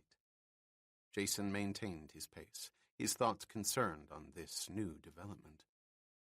Who was this man? How had he been found?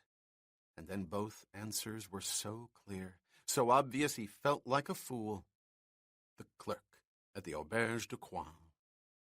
Carlos had been thorough, as he was always thorough, every detail of failure examined, and one of those details was a clerk on duty during a failure. Such a man bore scrutiny, then questioning. It would not be difficult. The show of a knife or a gun would be more than sufficient. Information would pour from the night clerk's trembling lips, and Carlos' army ordered to spread throughout the city, each district divided into sectors, hunting for a specific black Renault. A painstaking search, but not impossible, made easier by the driver, who had not bothered to switch license plates. For how many unbroken hours had the garage been watched? How many men were there? Inside, outside. How soon would others arrive? Would Carlos arrive? The questions were secondary. He had to get out. He could do without the car, perhaps, but the resulting dependency on unknown arrangements might cripple him. He needed transportation, and he needed it now. No taxi would drive a stranger to a cemetery on the outskirts of Rambouillet at 1 o'clock in the morning, and it was no time to rely on the possibility of stealing a car in the streets. He stopped, taking cigarettes and matches from his pockets. Then, striking a match, he cupped his hands and angled his head to protect the flame. In the corner of his eye, he could see a shadow, square-shaped, stocky.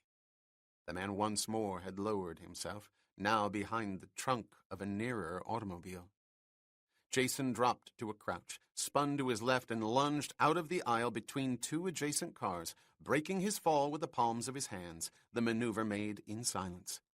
He crawled around the rear wheels of the automobile on his right, arms and legs working rapidly, quietly, down the narrow alley of vehicles, a spider scurrying across a web. He was behind the man now. He crept forward toward the aisle and rose to his knees, inching his face along smooth metal, and peered beyond a headlight. The heavy-set man was in full view, standing erect. He was evidently bewildered, for he moved hesitantly closer toward the Renault, his body low again, squinting to see beyond the windshield. What he saw frightened him further. There was nothing, no one. He gasped, the audible intake of breath a prelude to running. He had been tricked. He knew it and was not about to wait around for the consequences, which told Bourne something else. The man had been briefed on the driver of the Renault, the danger explained. The man began to race toward the exit ramp. Now. Jason sprang up and ran straight ahead across the aisle, between the cars to the second aisle, catching up with the running man, hurling himself at his back and throwing him to the concrete floor. He hammerlocked the man's thick neck, crashing the outsized skull into the pavement, the fingers of his left hand pressed into the man's eye sockets. "You have exactly 5 seconds to tell me who's outside," he said in French, remembering the grimacing face of another Frenchman in an elevator in Zurich. There had been men outside then, men who wanted to kill him then on the Bahnhofstrasse. "Tell me. Now." "A man. One man.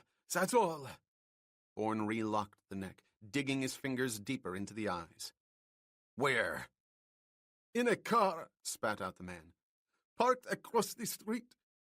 My God, you're choking me. You're blinding me. Not yet. You'll know it when and if I do both. What kind of car? Foreign. I don't know. Italian, I think. Or American. I don't know. Please. My eyes. Color.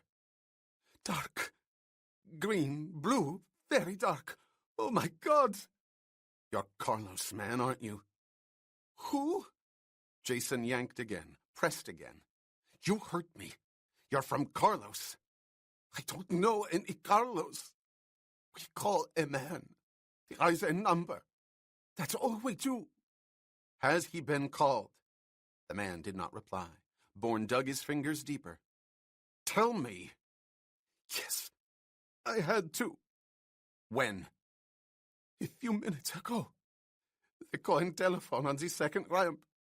My God, I can't see. Yes, you can. Get up. Jason released the man, pulling him to his feet. Get over to the car, quickly. Bourne pushed the man back between the stationary automobiles to the Renault's aisle. The man turned, protesting, helpless. You heard me. Hurry, shouted Jason. I'm only earning a few francs. Now you can drive for them. Bourne shoved him again toward the Renault. Moments later, the small black automobile careened down an exit ramp toward a glass booth with a single attendant and the cash register. Jason was in the back seat, his gun pressed against the man's bruised neck. Bourne shoved a bill and his dated ticket out the window. The attendant took both. Drive, said Bourne. Do exactly what I told you to do. The man pressed the accelerator, and the Renault sped out through the exit. The man made a screeching U-turn in the street, coming to a sudden stop in front of a dark green Chevrolet. A car door opened behind them. Running footsteps followed. Jules, que se passe-t-il? C'est toi qui conduis. A figure loomed in the open window. Bourne raised his automatic, pointing the barrel at the man's face. Take 2 steps back, he said in French. No more, just 2, and then stand still. He tapped the head of the man named Jules. Get out, slowly. We were only to follow you, protested Jules, stepping out into the street. Follow you and report your whereabouts.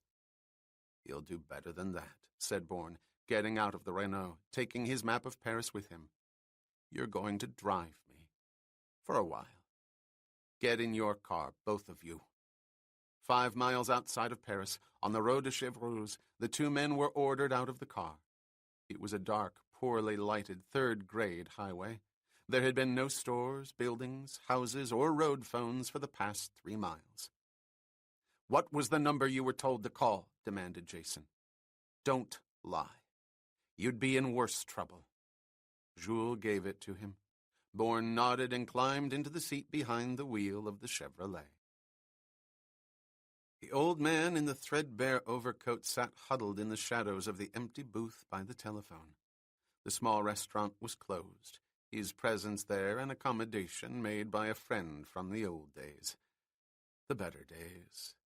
He kept looking at the instrument on the wall, wondering when it would ring. It was only a question of time, and when it did, he would in turn make a call, and the better days would return permanently. He would be the one man in Paris who was the link to Carlos. It would be whispered among the other old men, and respect would be his again. The high-pitched sound of the bell burst from the telephone, echoing off the walls of the deserted restaurant. The beggar climbed out of the booth and rushed to the phone, his chest pounding with anticipation. It was the signal. Cain was cornered. The days of patient waiting merely a preface to the fine life. He lifted the phone out of its curved recess. Yes. It's Jules, cried the breathless voice. The old man's face turned ashen, the pounding in his chest growing so loud he could barely hear the terrible things being said. But he had heard enough. He was a dead man. White-hot explosions joined the vibrations that took hold of his body.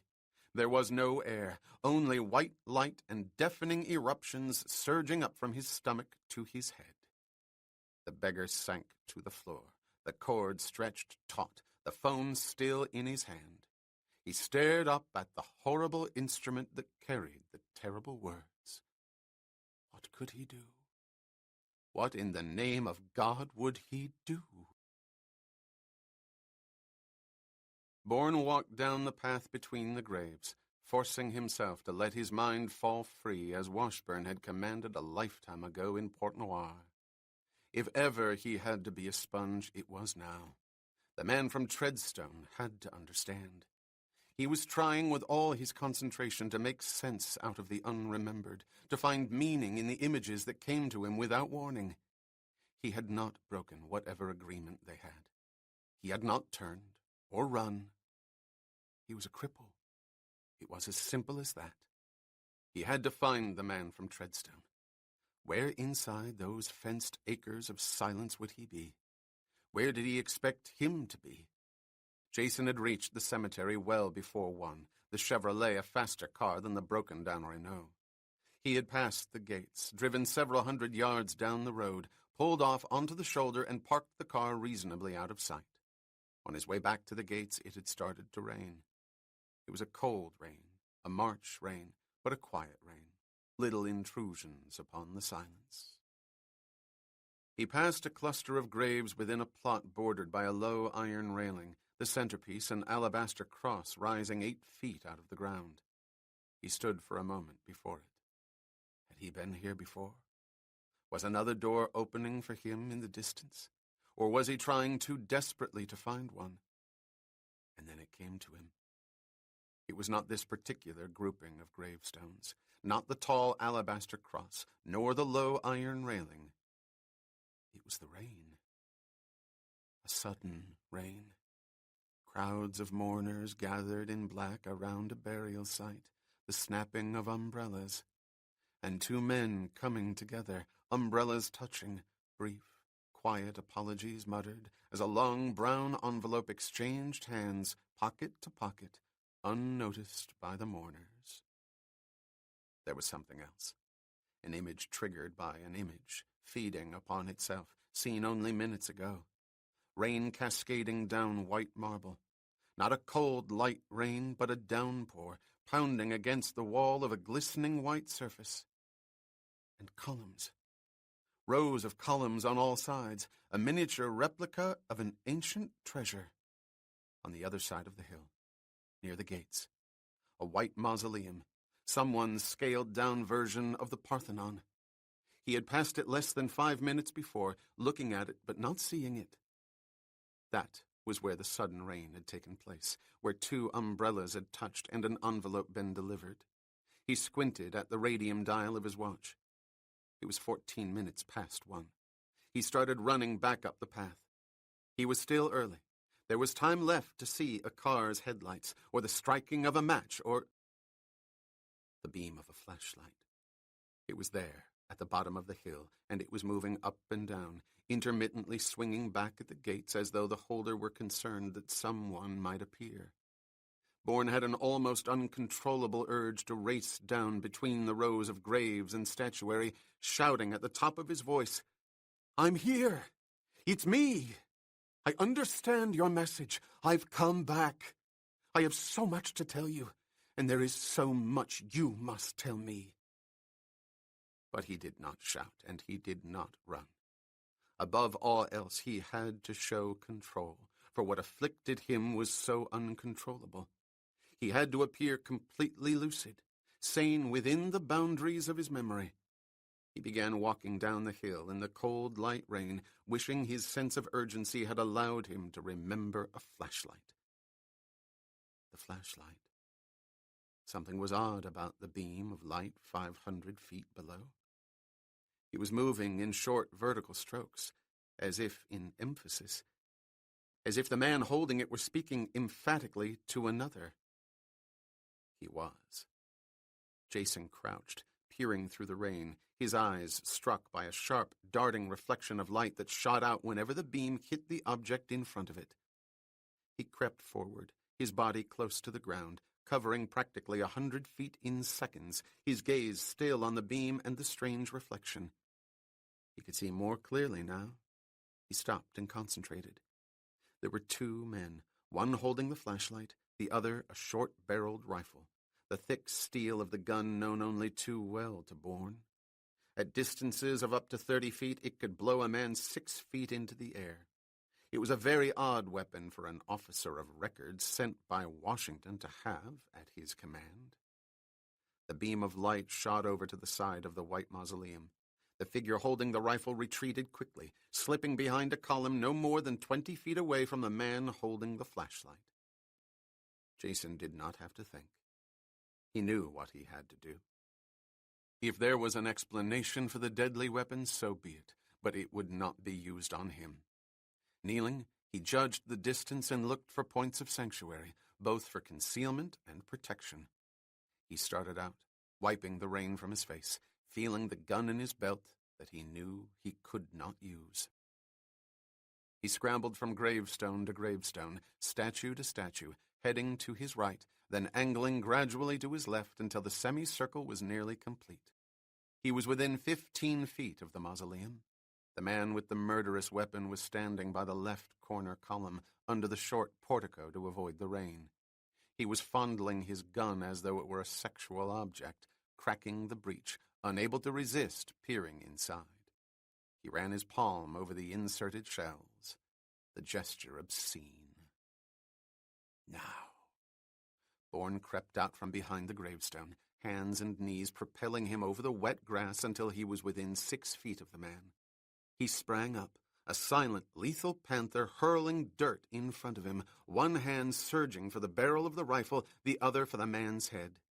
He reached both, grabbed both, clasping the barrel in the fingers of his left hand, the man's hair in his right. The head snapped back, throat stretched, sound muted.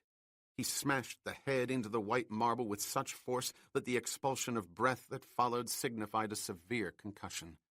The man went limp, Jason supporting him against the wall, permitting the unconscious body to slip silently to the ground between the columns. He searched the man, removing a .357 Magnum automatic from a leather case sewn into his jacket, a razor-sharp scaling knife from a scabbard on his belt, and a small .22 revolver from an ankle holster. Nothing remotely government issue. This was a hired killer, an arsenal on foot. Break his fingers. The words came back to Bourne. They had been spoken by a man in gold-rimmed glasses in a large sedan racing out of the Steppdeckstrasse. There was reason behind the violence. Jason grabbed the man's right hand and bent the fingers back until he heard the cracks. He did the same with the left. The man's mouth blocked, Bourne's elbow jammed between the teeth. No sound emerged above the sound of the rain, and neither hand could be used for a weapon or as a weapon, the weapons themselves placed out of reach in the shadows. Jason stood up and edged his face around the column. The Treadstone officer now angled the light directly into the earth in front of him. It was the stationary signal, the beam a lost bird was to home into. It might be other things also. The next few minutes would tell. The man turned toward the gate, taking a tentative step as though he might have heard something, and for the first time, Bourne saw the cane, observed the limp. The officer of record from Treadstone 71 was a cripple, as he was a cripple. Jason dashed back to the first gravestone, spun behind it, and peered around the marble edge. The man from Treadstone still had his attention on the gates. Bourne glanced at his watch. It was 1:27. Time remained. He pushed himself away from the grave, hugging the ground until he was out of sight, then stood up and ran, retracing the arch back to the top of the hill. He stood for a moment, letting his breathing and his heartbeat resume a semblance of normalcy, then reached into his pocket for a book of matches. Protecting it from the rain, he tore off a match and struck it. "Treadstone," he said, loud enough to be heard from below. "Delta." Kane is for Charlie, and Delta is for Kane. Why did the man from Treadstone use the name Delta rather than Kane? Delta was no part of Treadstone. He had disappeared with Medusa. Jason started down the hill, the cold rain whipping his face, his hand instinctively reaching beneath his jacket, pressing the automatic in his belt. He walked onto the stretch of lawn in front of the white mausoleum. The man from Treadstone limped toward him, then stopped, raising his flashlight, the harsh beam causing Bourne to squint and turn his head away. "It's been a long time," said the crippled officer, lowering the light. "The name's Conklin, in case you've forgotten." "Thank you. I had. It's only one of the things." "One of what things?" "That I've forgotten." "You remembered this place, though. I figured you would. I read Abbott's logs. It was here where you last met, last made a delivery. During a state burial for some minister or other, wasn't it?" "I don't know. That's what we have to talk about first. You haven't heard from me in over 6 months. There's an explanation." "Really? Let's hear it." "The simplest way to put it is that I was wounded, shot. The effects of the wounds causing a severe dislocation. Disorientation is a better word, I guess." "Sounds good. What does it mean?" "I suffered a memory loss. Total.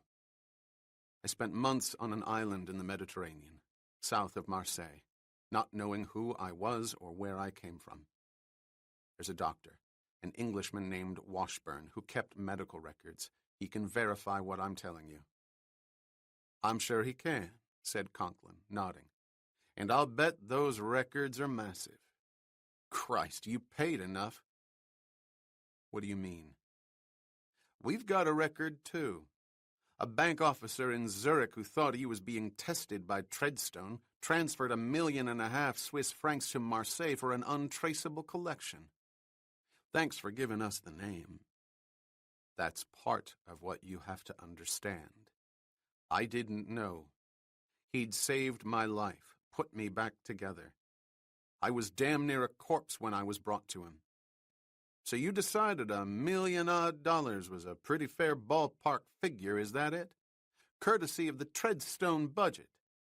I told you I didn't know. Treadstone didn't exist for me.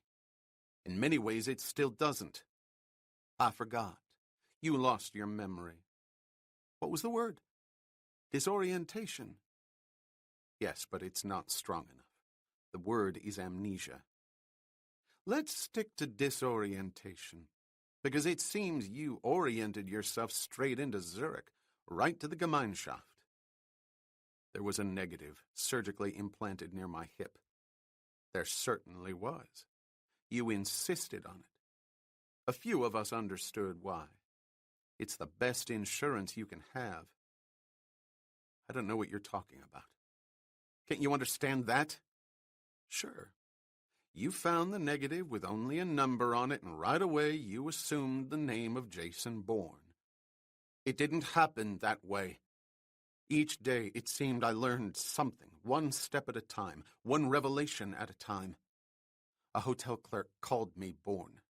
I didn't learn the name Jason until I went to the bank. Where you knew exactly what to do, interrupted Conklin. No hesitation at all. In and out. 4 million gone.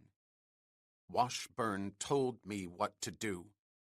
Then a woman came along who just happened to be a financial whiz kid to tell you how to squirrel away the rest. And before that, you took out Chernak in the Löwenstrasse, and 3 men we didn't know but figured they sure as hell knew you. And here in Paris, another shot in a bank transfer truck. Another associate? You covered every track, every goddamn track, until there was only one thing left to do. And you son of a bitch, you did it. Will you listen to me? Those men tried to kill me. They've been hunting me since Marseille. Beyond that, I honestly don't know what you're talking about. Things come to me at times. Faces, streets, buildings. Sometimes just images I can't place, but I know they mean something, only I can't relate to them. And names. There are names, but then no faces. God damn you. I'm an amnesiac. That's the truth. One of those names wouldn't be Carlos, would it? Yes, and you know it. That's the point.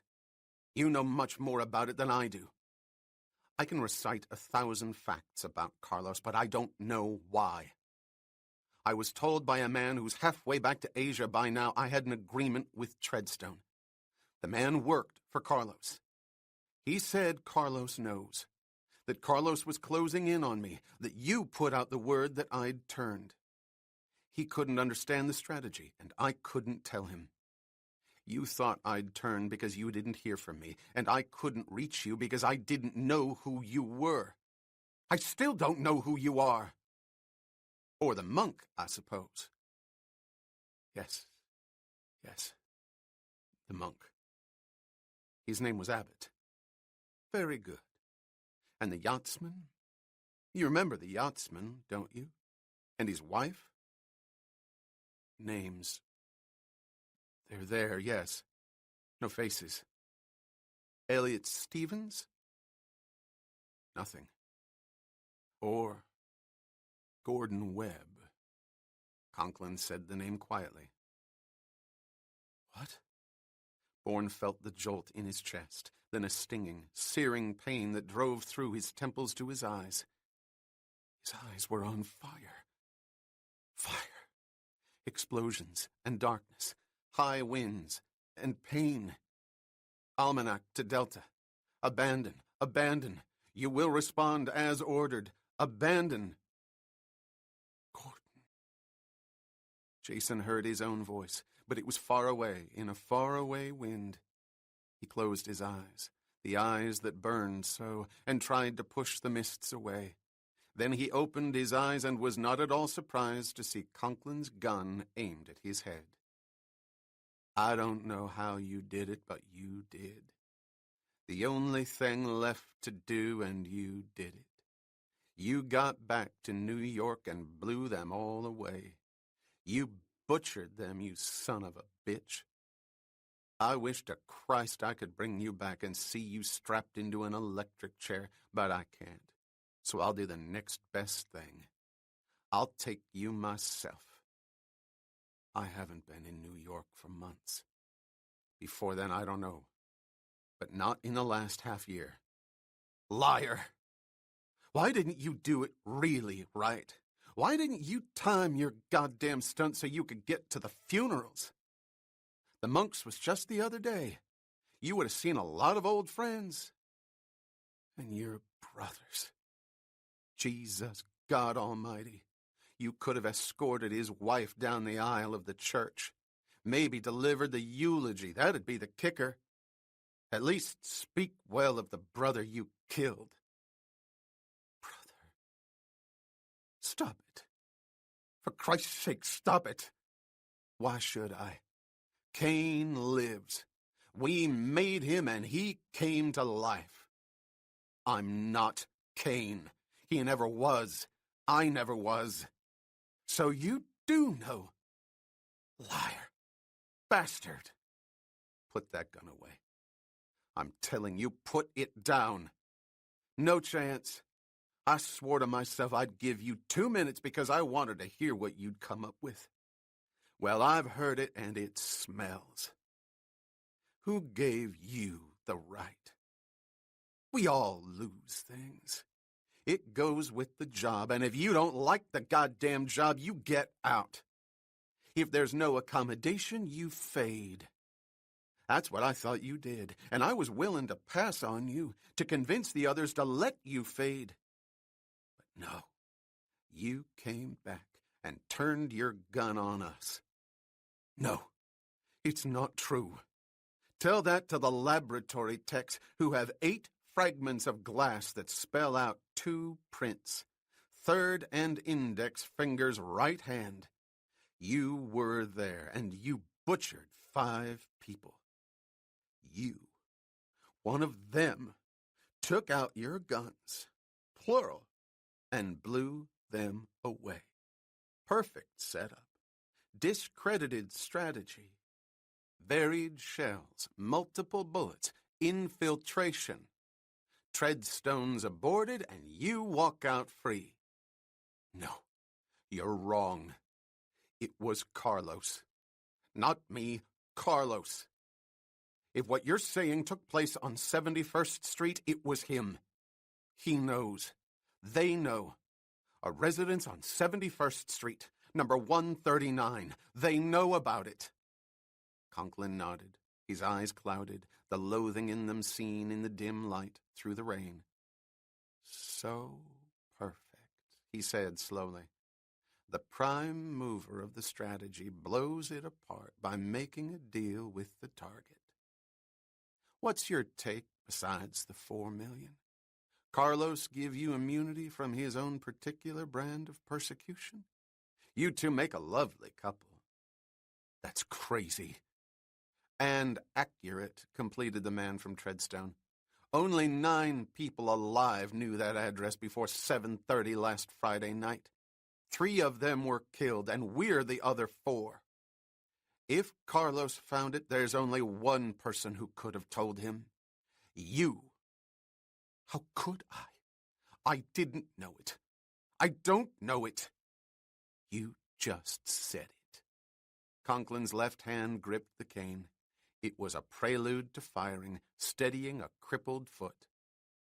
Don't! Shouted Bourne, knowing the plea was useless, spinning to his left as he shouted, his right foot lashing out at the wrist that held the gun. Chisa! Was the unknown word that was the silent scream in his head. Conklin fell back, firing wildly in the air, tripping over his cane. Jason spun around and down, now hammering his left foot at the weapon. It flew out of the hand that held it. Conklin rolled on the ground, his eyes on the far columns of the mausoleum, expecting an explosion from the gun that would blow his attacker into the air. No. The man from Treadstone rolled again, now to the right, his features in shock, his wild eyes focused on... There was someone else. Bourne crouched, diving diagonally backward as 4 gunshots came in rapid succession, 3 screeching ricochets spinning off beyond sound. He rolled over and over and over, pulling the automatic from his belt. He saw the man in the rain, a silhouetted figure rising above a gravestone. He fired twice. The man collapsed. 10 feet away, Conklin was thrashing on the wet grass, both hands spreading frantically over the ground, feeling for the steel of a gun. Bourne sprang up and raced over. He knelt beside the Treadstone man, one hand grabbing the wet hair, the other holding his automatic, its barrel pressed into Conklin's skull. From the far columns of the mausoleum came a prolonged, shattering scream. It grew steadily, eerily in volume, then stopped. That's your hired shotgun, said Jason, yanking Conklin's head to the side. Treadstone's taken on some very strange employees. Who was the other man? What death row did you spring him from? He was a better man than you ever were, replied Conklin, his voice strained, the rain glistening on his face, caught in the beam of the fallen flashlight 6 feet away on the ground. They all are. They've all lost as much as you lost, but they never turned. We can count on them. No matter what I say, you won't believe me. You don't want to believe me. Because I know what you are, what you did. You just confirmed the whole damn thing. You can kill me, but they'll get you. You're the worst kind. You think you're special. You always did. I saw you after Phnom Penh. Everybody lost out there, but that didn't count with you. It was only you, just you. Then in Medusa, no rules for Delta. The animal just wanted to kill. And that's the kind that turns. Well, I lost too, but I never turned. Go on. Kill me. Then you can go back to Carlos. But when I don't come back, they'll know. They'll come after you, and they won't stop until they get you. Go on. Shoot! Conklin was shouting, but Bourne could hardly hear him. Instead, he had heard 2 words, and the jolts of pain hammered at his temples. Phnom Penh. Phnom Penh. Death in the skies, from the skies, death of the young and the very young, screeching birds and screaming machines and the death-like stench of the jungle and a river. He was blinded again, on fire again. Beneath him, the man from Treadstone had broken away. His crippled figure was crawling in panic, lunging, his hands surging through the wet grass. Jason blinked, trying to force his mind to come back to him. Then instantly he knew he had to point the automatic and fire. Conklin had found his gun and was raising it. But Bourne could not pull the trigger. He dove to his right, rolling on the ground, scrambling toward the marble columns of the mausoleum. Conklin's gunshots were wild, the crippled man unable to steady his leg or his aim. Then the firing stopped, and Jason got to his feet, his face against the smooth, wet stone. He looked out, his automatic raised. He had to kill this man, for this man would kill him, kill Marie, link them both to Carlos. Conklin was hobbling pathetically toward the gates, turning constantly, the gun extended, his destination a car outside in the road. Bourne raised his automatic, the crippled figure in his gun sight. A split half-second and it would be over. His enemy from Treadstone dead, hope found with that death, for there were reasonable men in Washington. He could not do it. He could not pull the trigger. He lowered the gun, standing helpless by the marble column as Conklin climbed into his car. The car. He had to get back to Paris. There was a way. It had been there all along. She had been there. He rapped on the door, his mind racing, facts analyzed, absorbed, and discarded as rapidly as they came to him, a strategy evolving. Marie recognized the knock. She opened the door. Dear God, look at you. What happened? No time, he said, rushing toward the telephone across the room. It was a trap. They're convinced I turned, sold out to Carlos. What?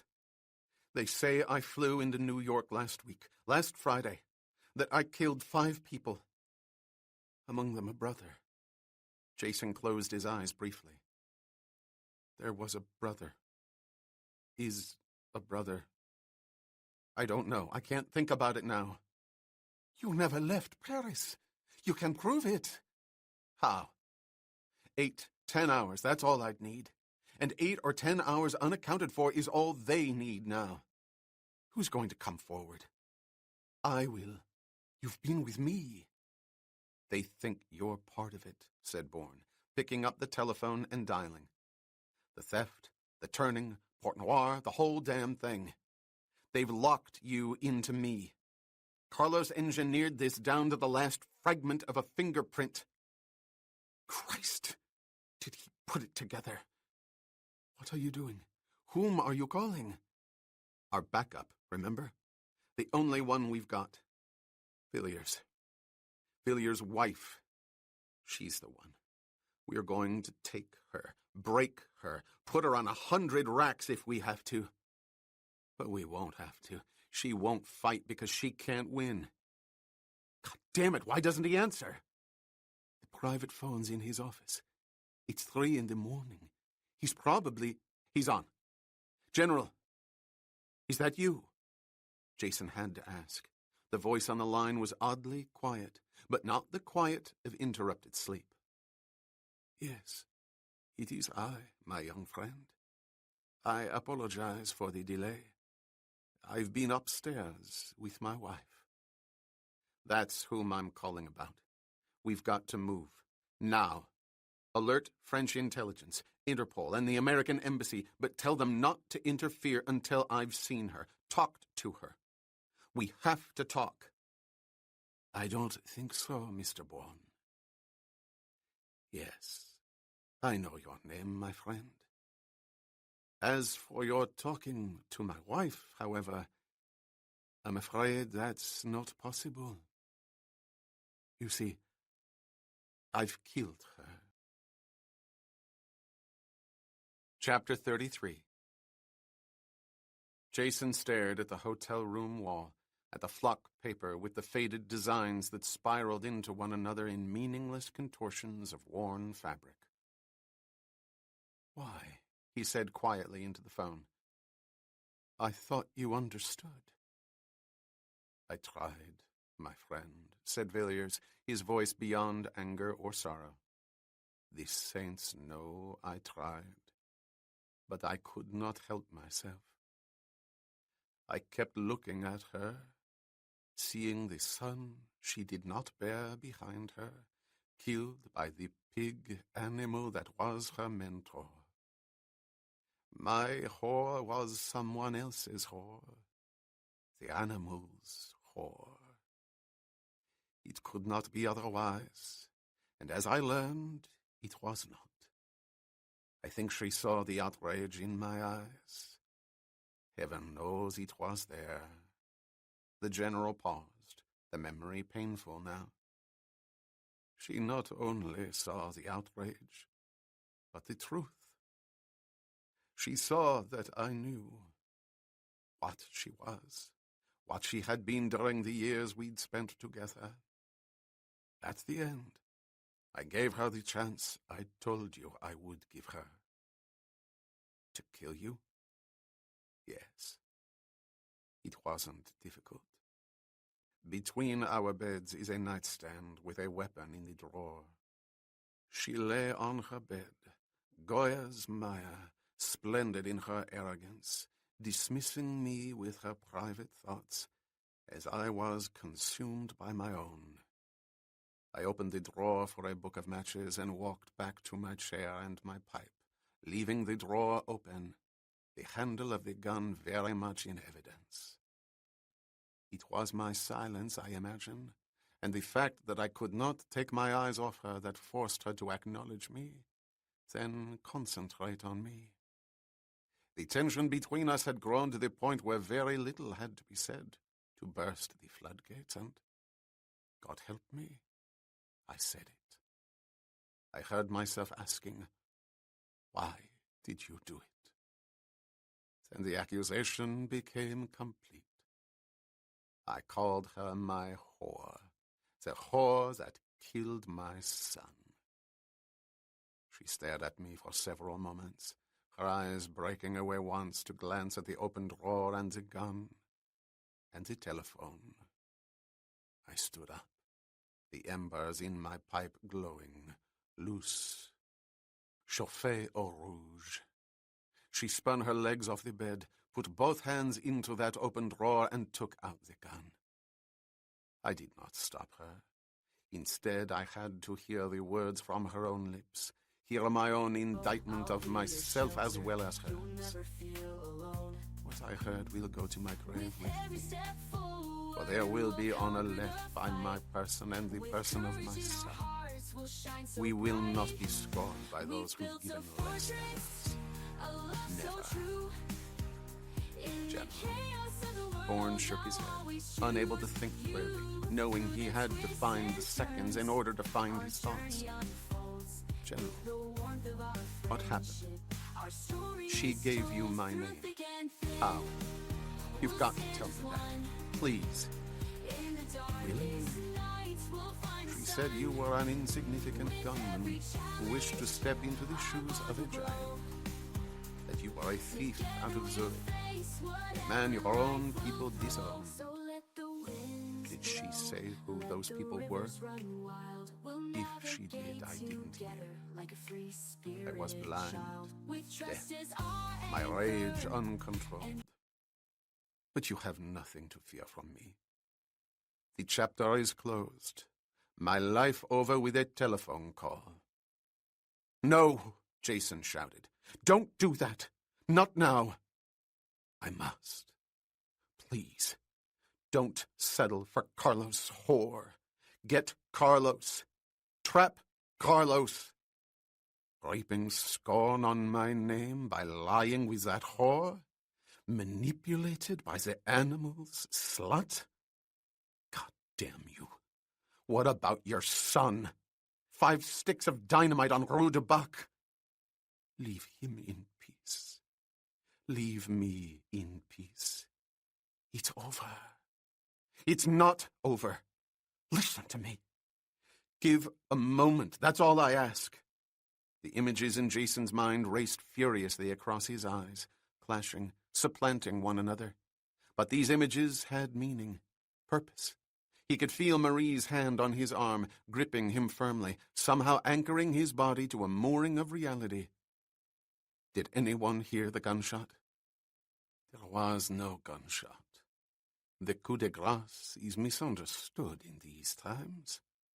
I prefer its original intent, to still the suffering of a wounded comrade or a respected enemy. It is not used for a whore. What do you mean? You said you killed her. I strangled her, forcing her eyes to look into mine as the breath went out of her body. She had your gun on you. Ineffective when one's eyes are burning from the loose embers of a pipe. It's immaterial now. She might have won. She did win if you let it stop here. Can't you see that? Carlos wins. She broke you, and you didn't have the brains to do anything but choke her to death. You talk about scorn? You're buying it all. There's nothing left but scorn. Why do you persist, Monsieur Bourne? Asked Villiers wearily. I expect no charity from you, nor from anyone. Simply leave me alone. I accept what is. You accomplish nothing. I will if I can get you to listen to me. Get Carlos. Trap Carlos. How many times do I have to say it? He's the one you want. He squares it all for you. And he's the one I need. Without him, I'm dead. We're dead. For God's sake, listen to me. I would like to help you, but there's no way I can. Or will, if you like. There is. The images came into focus. He knew where he was going. The meaning and the purpose came together. Reverse the trap. Walk away from it untouched, with everything you've got in place. I don't understand. How is that possible? You didn't kill your wife. I did. Jason!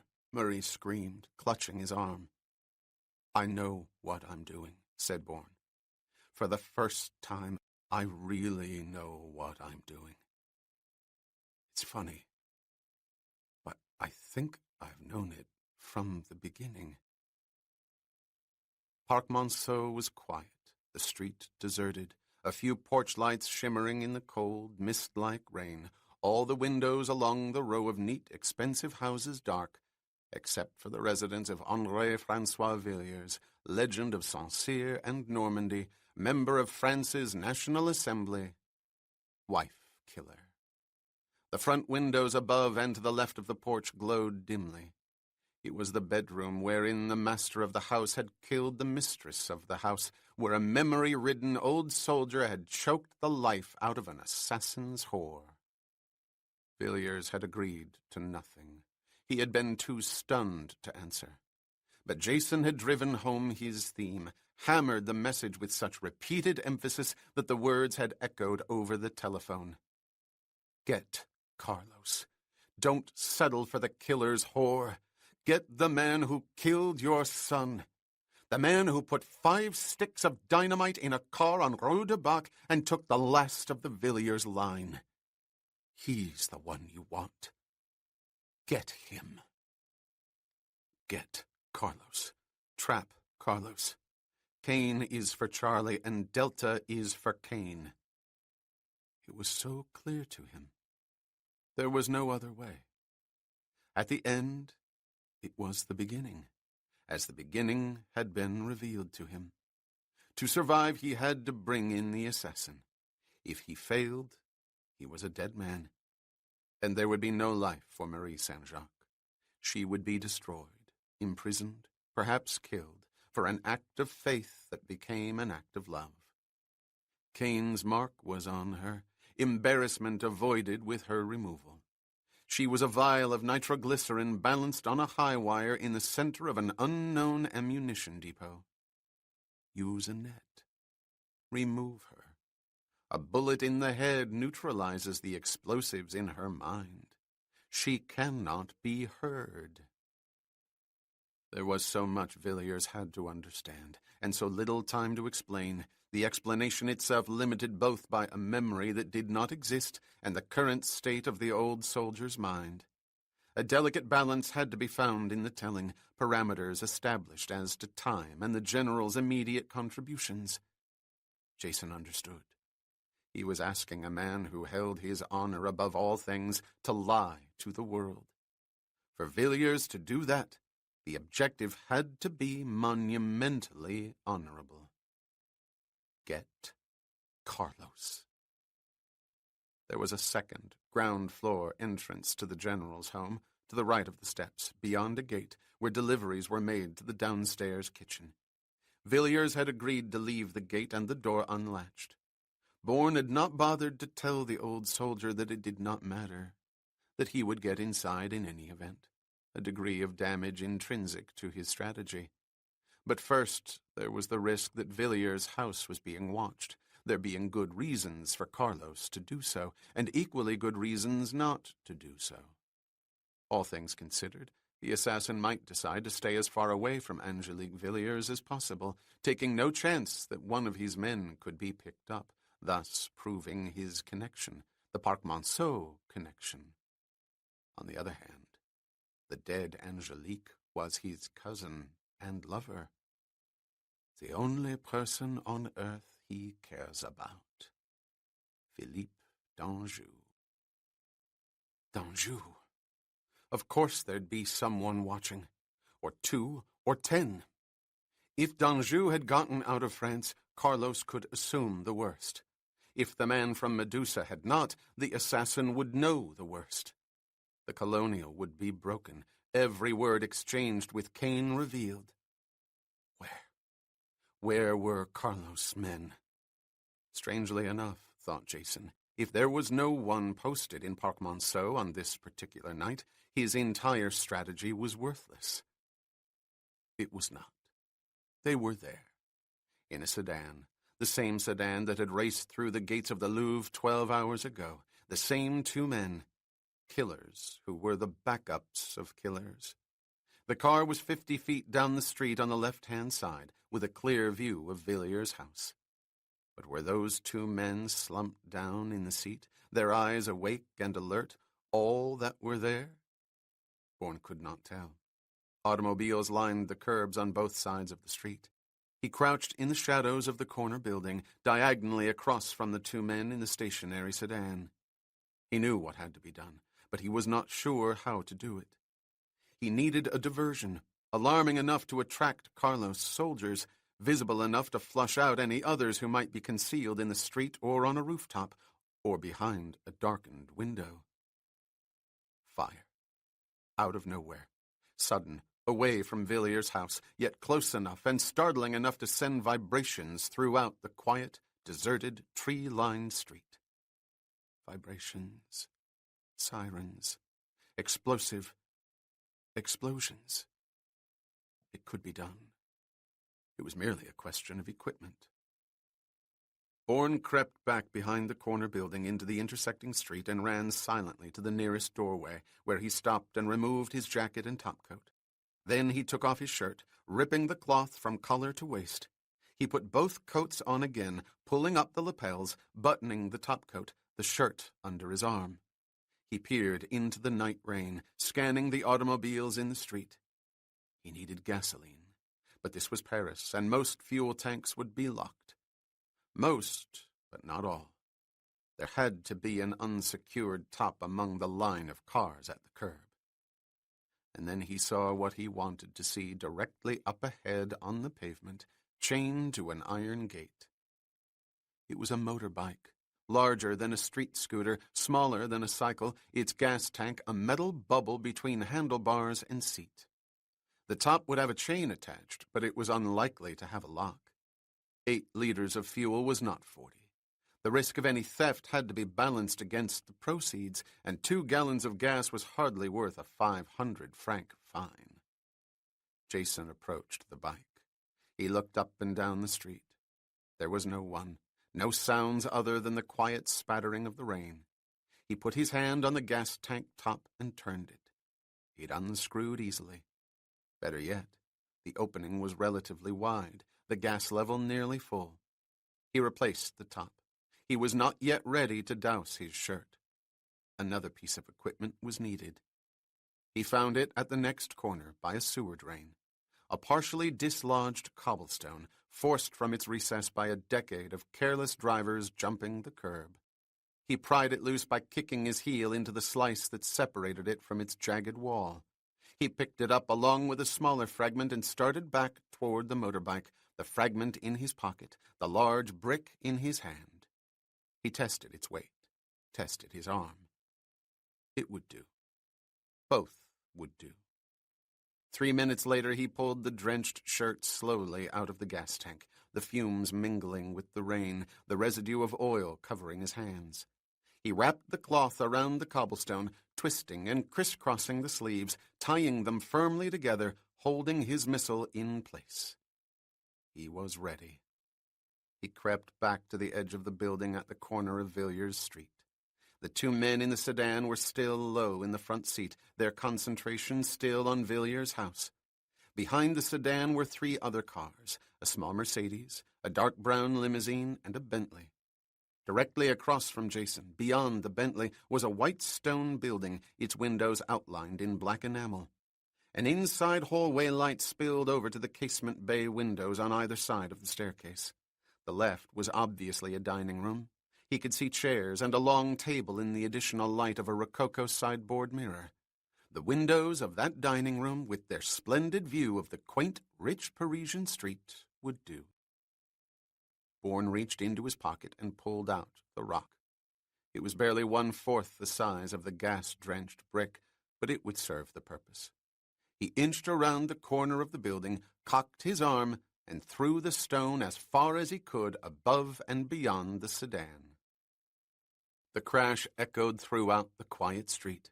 It was followed by a series of cracks as the rock clattered across the hood of a car and dropped to the pavement. The 2 men in the sedan bolted up. The man next to the driver opened his door, his foot plunging down to the pavement, a gun in his hand. The driver lowered the window, then switched on the headlights. The beams shot forward, bouncing back in blinding reflection off the metal and the chrome of the automobile in front. It was a patently stupid act, serving only to point up the fear of the men stationed in Parc Monceau. Now. Jason raced across the street, his attention on the 2 men whose hands were covering their eyes, trying to see through the glare of the reflected light. He reached the trunk of the Bentley, the cobblestone brick under his arm, a matchbook in his left hand, a cluster of torn-off matches in his right. He crouched, struck the matches, lowered the brick to the ground, then picked it up by an extended sleeve. He held the burning matches beneath the gas-soaked cloth. It burst instantly into flame. He rose quickly, swinging the brick by the sleeve, and dashed over the curb, hurling his missile toward the bulging framework of the casement window with all his strength, racing beyond the edge of the building as impact was made. The crash of shattering glass was a sudden intrusion on the rain-soaked stillness of the street. Bourne raced to his left across the narrow avenue, then back toward Villiers' block, again finding the shadows he needed. The fire spread, fanned by the wind from the broken window, leaping up into the willowy backing of the drapes. Within 30 seconds the room was a flaming oven, the fire magnified by the huge sideboard mirror. Shouts erupted, windows lighted up nearby, then farther down the street. A minute passed and the chaos grew. The door of the flaming house was yanked open and figures appeared. An elderly man in a nightshirt, a woman in a negligee and one slipper, both in panic. Other doors opened, Other figures emerged, adjusting from sleep to chaos, some racing toward the fire-swept residence. A neighbor was in trouble.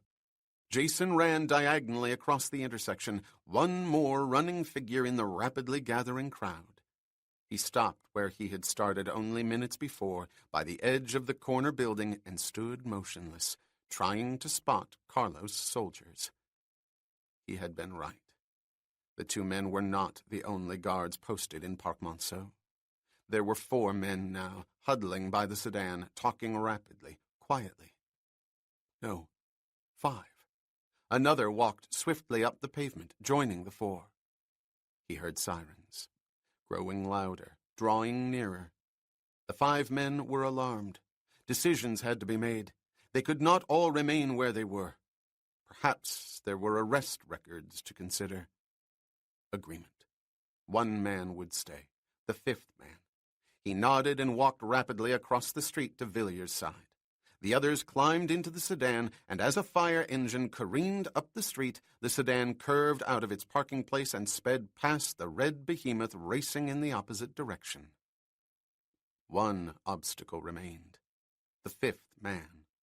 Jason rounded the building, spotting him halfway between the corner and Villiers' house.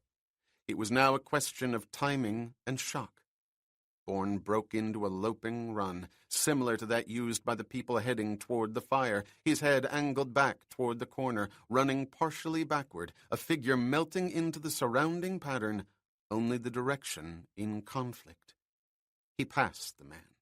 He had not been noticed, but he would be noticed if he continued to the downstairs gate of Villiers' house and opened it. The man was glancing back and forth, concerned, bewildered, perhaps frightened by the fact that now he was the only patrol in the street. He was standing in front of a low railing. Another gate, another downstairs entrance to another expensive house in Parc Monceau. Jason stopped, taking 2 rapid side steps toward the man, then pivoted, his balance on his left foot, his right lashing out at the 5th man's midsection, pummeling him backward over the iron rail.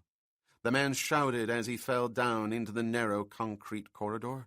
Bourne leaped over the railing, the knuckles of his right hand rigid, the heels of both feet pushed forward. He landed on the man's chest, the impact breaking the ribs beneath him, his knuckles smashing into the man's throat. Carlos' soldier went limp. He would regain consciousness long after someone removed him to a hospital. Jason searched the man. There was a single gun strapped to his chest. Bourne took it out and put it into his topcoat pocket. He would give it to Villiers. Villiers. The way was clear. He climbed the staircase to the 3rd floor. Halfway up the steps, he could see a line of light at the bottom of the bedroom door. Beyond that door was an old man who was his only hope. If ever in his life, remembered and unremembered, he had to be convincing, it was now. And his conviction was real. There was no room for the chameleon now. Everything he believed was based on one fact. Carlos had to come after him. It was the truth. It was the trap. He reached the landing and turned to his left toward the bedroom door. He paused for a moment, trying to dismiss the echo in his chest. It was growing louder, the pounding more rapid. Part of the truth. Not all of it. No invention, simply omission. An agreement, a contract with a group of men, honorable men who were after Carlos. That was all Villiers had to know. It was what he had to accept. He could not be told he was dealing with an amnesiac, for in that loss of memory might be found a man of dishonor. The legend of Saint-Cyr, Algeria, and Normandy would not accept that. Not now, here, at the end of his life. Oh God, the balance was tenuous. The line between belief and disbelief so thin. As thin as it was for the man-corpse whose name was not Jason Bourne. He opened the door and stepped inside, into an old man's private hell. Outside, beyond draped windows, the sirens raged and the crowds shouted. Spectators in an unseen arena, jeering the unknown, oblivious to its unfathomable cause. Jason closed the door and stood motionless. The large room was filled with shadows, the only light a bedside table lamp. His eyes greeted by a sight he wished he did not have to see. Villiers had dragged a high-backed desk chair across the room and was sitting on it at the foot of the bed, staring at the dead woman sprawled over the covers. Angelique Villiers' bronzed head was resting on the pillow, her eyes wide, bulging out of their sockets. Her throat was swollen, the flesh a reddish purple, the massive bruise having spread throughout her neck. Her body was still twisted, in contrast to the upright head, contorted in furious struggle, her long bare legs stretched out, her hips turned, the negligee torn, her breasts bursting out of the silk. Even in death, sensual. There had been no attempt to conceal the whore. The old soldier sat like a bewildered child, punished for an insignificant act, the meaningful crime having escaped his tormentor's reasoning, and perhaps his own. He pulled his eyes away from the dead woman and looked at Bourne. "What happened outside?" he asked in a monotone. "Men were watching your house. Carlos' men, 5 of them. I started a fire up the block. No one was hurt. All but 1 man left. I took him out." "You're resourceful, Monsieur Bourne." "I'm resourceful," agreed Jason. "But they'll be back. The fire'll be out, and they'll come back. Before then, if Carlos puts it together, and I think he will, if he does, he'll send someone in here. He won't come himself, of course, but one of his guns will be here. When that man finds you, and her, he'll kill you. Carlos loses her, but he still wins. He wins a second time. He's used you through her, and at the end, he kills you. He walks away, and you're dead. People can draw whatever conclusions they like, but I don't think they'll be flattering. You're very precise, assured of your judgment. I know what I'm talking about. I'd prefer not to say what I'm going to say, but there's no time for your feelings. I have none left. Say what you will. Your wife told you she was French, didn't she?" "Yes, from the south. Her family was from Barros, near the Spanish border.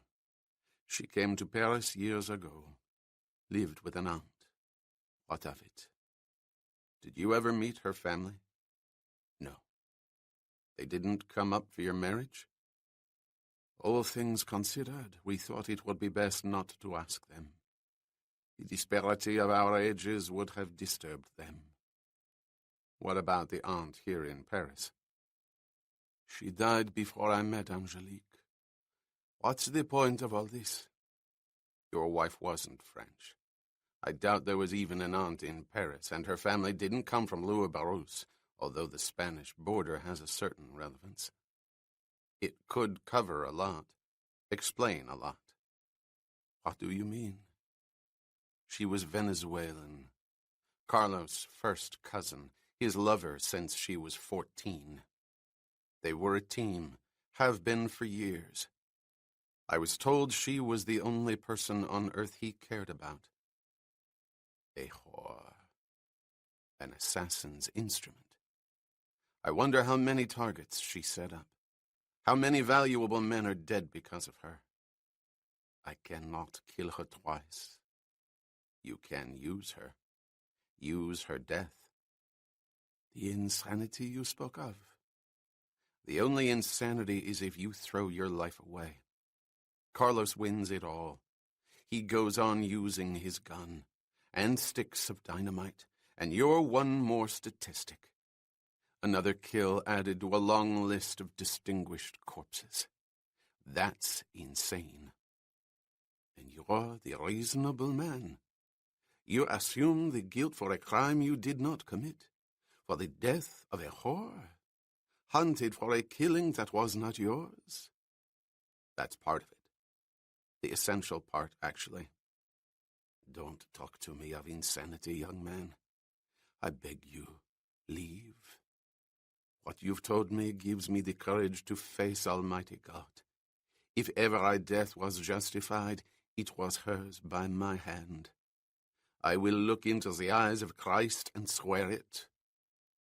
"You've written yourself out, then," said Jason, noticing for the first time the bulge of a weapon in the old man's jacket pocket.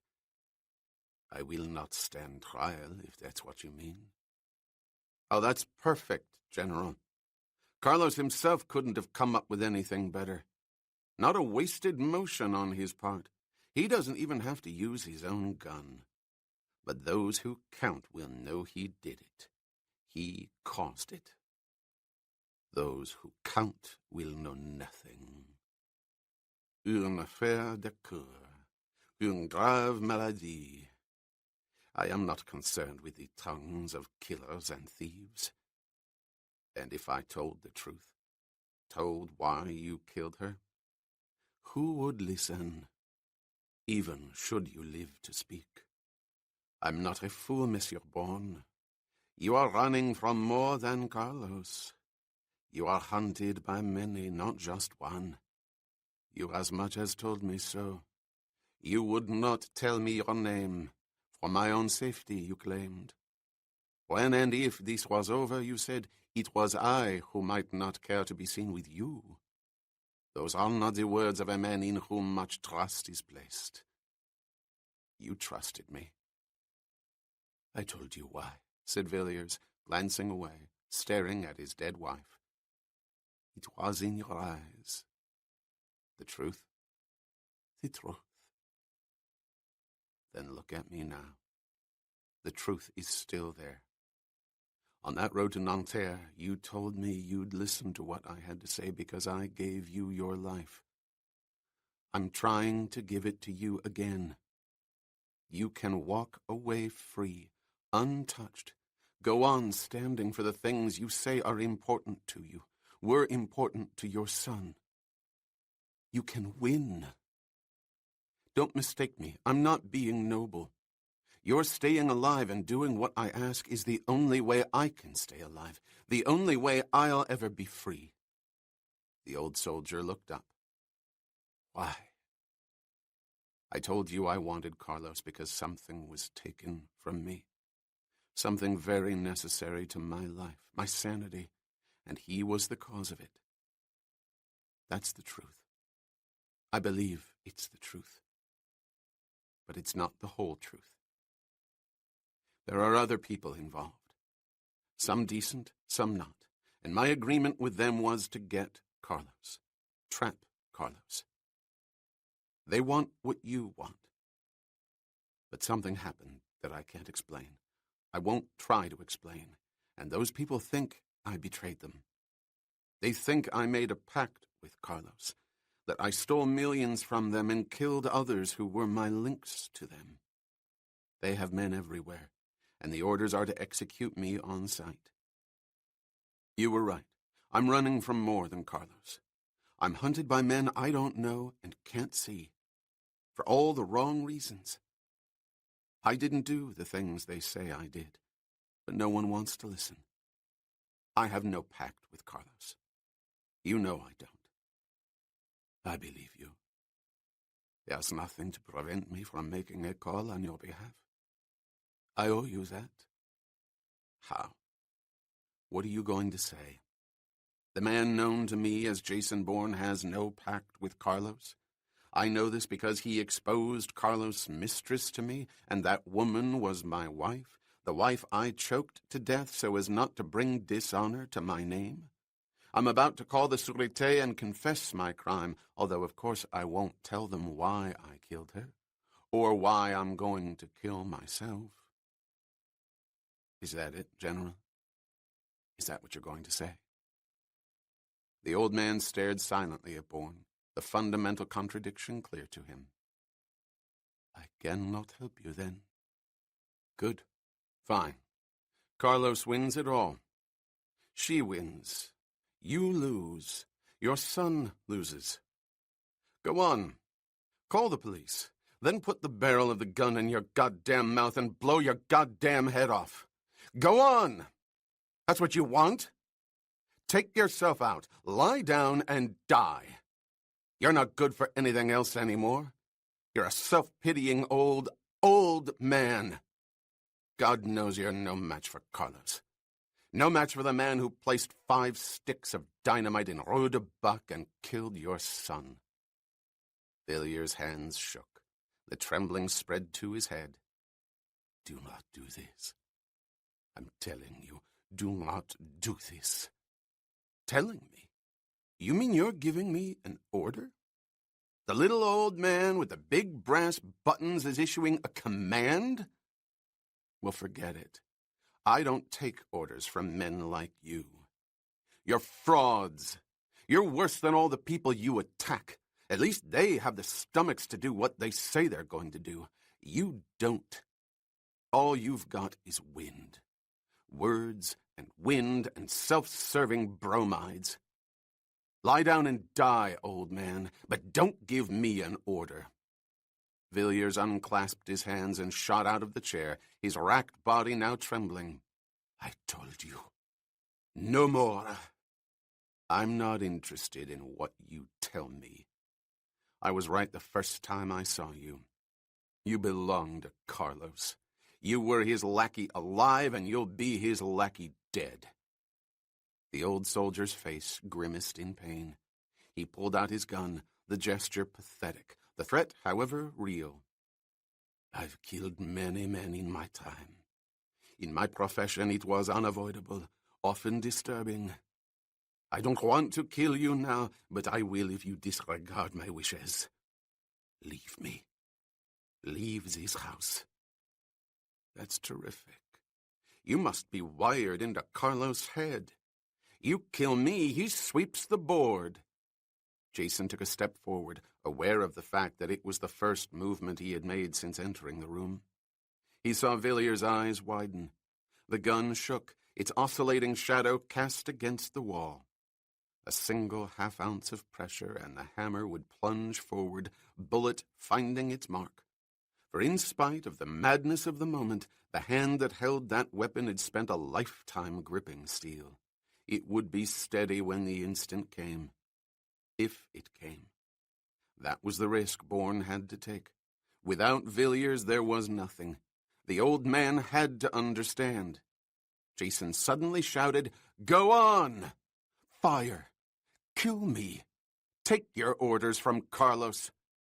You're a soldier. You've got your orders. Carry them out. The trembling in Villiers' hand increased, the knuckles white as the gun rose higher, its barrel now leveled at Bourne's head. And then Jason heard the whisper from an old man's throat. Vous êtes un soldat. Arrêtez. Arrêtez. What? I am a soldier. Someone said that to me recently. Someone very dear to you. Villiers spoke quietly. She shamed an old warrior into remembering who he was, who he had been. On dit que vous êtes un géant. Je le crois. She had the grace, the kindness to say that to me also. She had been told I was a giant, and she believed it. She was wrong. Almighty God, she was wrong. But I shall try. Andre Villiers lowered the gun. There was dignity in the submission. A soldier's dignity. A giant's. What would you have me do? Jason breathed again. Force Carlos into coming after me. But not here, not in Paris, not even in France. Where then? Jason held his place. Can you get me out of the country? I should tell you I'm wanted. My name and description by now are on every immigration desk and border check in Europe. For the wrong reasons. For the wrong reasons. I believe you. There are ways. The conseiller militaire has ways, and will do as I ask. With an identity that's false? Without telling them why? My word is enough. I've earned it. Another question. That aide of yours you talked about. Do you trust him? Really trust him? With my life, above all men. With another's life? One you correctly said was very dear to me? Of course. Why? You'll travel alone? I have to. She'd never let me go. You'll have to tell her something. I will. That I'm underground here in Paris or Brussels or Amsterdam. Cities where Carlos operates. But she has to get away. Our car was found in Montmartre. Carlos' men are searching every street, every flat, every hotel. You're working with me now. Your aide will take her into the country. She'll be safe there. I'll tell her that. I must ask the question now. What happens if you don't come back? Bourne tried to keep the plea out of his voice. I'll have time on the plane. I'll write out everything that's happened, everything that I remember. I'll send it to you and you make the decisions. With her. She called you a giant. Make the right decisions. Protect her. Vous êtes un soldat. Arrêtez. You have my word. She'll not be harmed. That's all I can ask. Villiers threw the gun on the bed. It landed between the twisted bare legs of the dead woman. The old soldier coughed abruptly, contemptuously, his posture returning. To practicalities, my young wolf-pack, he said, authority coming back to him awkwardly, but with definition. What's this strategy of yours? To begin with, you're in a state of collapse, beyond shock. You're an automaton walking around in the dark, following instructions you can't understand but have to obey. Not very different from reality, wouldn't you say? Interrupted Villiers. Before a young man with truth in his eyes forced me to listen to him. But how is this perceived state brought about? And why? All you know, all you remember, is that a man broke into your house during the fire and smashed his gun into your head. You fell unconscious. When you woke up, you found your wife dead, strangled, a note by her body. It's what's in the note that's driven you out of your mind. What would that be? Asked the old soldier cautiously. The truth, said Jason. The truth you can't ever permit anyone to know. What she was to Carlos, what he was to her. The killer who wrote the note left a telephone number, telling you that you could confirm what he's written. Once you were satisfied, you could destroy the note and report the murder any way you like. But for telling you the truth, for killing the whore who was so much a part of your son's death, he wants you to deliver a written message. To Carlos? No, he'll send a relay. Thank God for that. I'm not sure I could go through with it knowing it was him. The message will reach him. What is it? I'll write it out for you. You can give it to the man he sends. It's got to be exact, both in what it says and what it doesn't say. Bourne looked over at the dead woman, at the swelling in her throat. Do you have any alcohol? A drink? No, rubbing alcohol. Perfume will do. I'm sure there's rubbing alcohol in the medicine cabinet. Would you mind getting it for me? Also a towel, please. What are you going to do? Put my hands where your hands were. Just in case, although I don't think anyone will question you. While I'm doing that, call whomever you have to call to get me out. The timing's important. I have to be on my way before you call Carlos Relay, long before you call the police. They'd have the airports watched. I can delay until daybreak, I imagine. An old man's state of shock, as you put it. Not much longer than that. Where will you go? New York. Can you do it? I have a passport identifying me as a man named George Washburn. It's a good job. Making mine far easier. You'll have diplomatic status, pre-clearance on both sides of the Atlantic. As an Englishman, the passport's British. As a NATO accommodation, conseiller channels, you are part of an Anglo-American team engaged in military negotiations. We favor your swift return to the United States for further instructions. It's not unusual and sufficient to get you rapidly past both immigration points. Good. I've checked the schedules.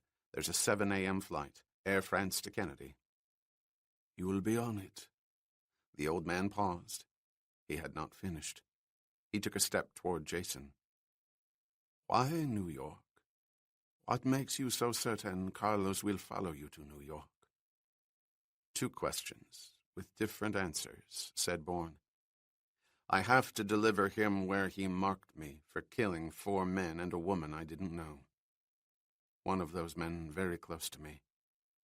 Very much a part of me, I think. I don't understand you. I'm not sure I do either. There's no time. It'll all be in what I write down for you on the plane. I have to prove Carlos knew. A building in New York, where it all took place. They've got to understand. He knew about it. Trust me. I do. The second question, then. Why will he come after you? Jason looked again at the dead woman on the bed. Instinct, maybe. I've killed the one person on earth he cares about. If she were someone else and Carlos killed her, I'd follow him across the world until I found him. He may be more practical. I think that was your point to me. There's something else, replied Jason, taking his eyes away from Angelique Villiers. He has nothing to lose, everything to gain. No one knows what he looks like, but he knows me by sight. Still, he doesn't know my state of mind. He's cut me off, isolated me, turned me into someone I was never meant to be. Maybe he was too successful. Maybe I'm mad, insane. God knows killing her was insane. My threats are irrational. How much more irrational am I? An irrational man, an insane man, is a panicked man. He can be taken out. Is your threat irrational? Can you be taken out? I'm not sure. I only know I don't have a choice. He did not. At the end, it was as the beginning. Get Carlos. Trap Carlos. Cain is for Charlie, and Delta is for Cain. The man and the myth were finally one, images and reality fused. There was no other way. 10 minutes had passed since he had called Marie, lied to Marie, and heard the quiet acceptance in her voice, knowing it meant she needed time to think. She had not believed him, but she believed in him. She, too, had no choice. And he could not ease her pain. There had been no time. There was no time. Everything was in motion now. Villiers was downstairs calling an emergency number at France's conseiller militaire, arranging for a man with a false passport to fly out of Paris with diplomatic status. In less than 3 hours, a man would be over the Atlantic, approaching the anniversary of his own execution. It was the key. It was the trap. It was the last irrational act, insanity, the order of that date. Bourne stood by the desk. He put down the pen and studied the words he had written on a dead woman's stationery. They were the words a broken, bewildered old man was to repeat over the telephone to an unknown relay who would demand the paper and give it to Ilyich Ramirez Sanchez. I killed your bitch whore, and I'll come back for you. There are 71 streets in the jungle. A jungle as dense as Tom Quan, But there was a path you missed, a vault in the cellars you did not know about, just as you never knew about me on the day of my execution 11 years ago. One other man knew, and you killed him. It doesn't matter. In that vault are documents that will set me free. Did you think I'd become Cain without that final protection? Washington won't dare touch me. It seems right that on the date of Bourne's death, Cain picks up the papers that guarantee him a very long life. You marked Cain. Now I mark you. I'll come back, and you can join the whore. Delta. Jason dropped the note on the desk and walked over to the dead woman. The alcohol was dry, the swollen throat prepared. He bent down and spread his fingers, placing his hands where another's had been placed. Madness. Chapter 34. Early light broke over the spires of the church in Levallois-Perret in northwest Paris, the March morning cold, the night rain replaced by mist. A few old women, returning to their flats from all-night cleaning shifts in the city proper, trudged in and out of the bronze doors, holding railings and prayer books, devotions about to begin or finished with, precious sleep to follow before the drudgery of surviving the daylight hours. Along with the old women were shabbily dressed men, most also old, others pathetically young, holding overcoats together, seeking the warmth of the church, these clutching bottles in their pockets, precious oblivion extended, another day to survive. One old man, however, did not float in the trance-like movements of the others. He was an old man in a hurry. There was reluctance, even fear, perhaps, in his lined, sallow face, but no hesitation in his progress up the steps and through the doors, past the flickering candles and down the far left aisle of the church. It was an odd hour for a worshipper to seek confession. Nevertheless, this old beggar went directly to the first booth, parted the curtain, and slipped inside. "Angelus Domini, did you bring it?" the whisper demanded, the priestly silhouette behind the curtain trembling with rage. "Yes." He thrust it in my hand like a man in a stupor, weeping, telling me to get out. He's burned Cain's note to him and says he'll deny everything if a single word is ever mentioned. The old man shoved the pages of writing paper under the curtain. "He used her stationery." The assassin's whisper broke.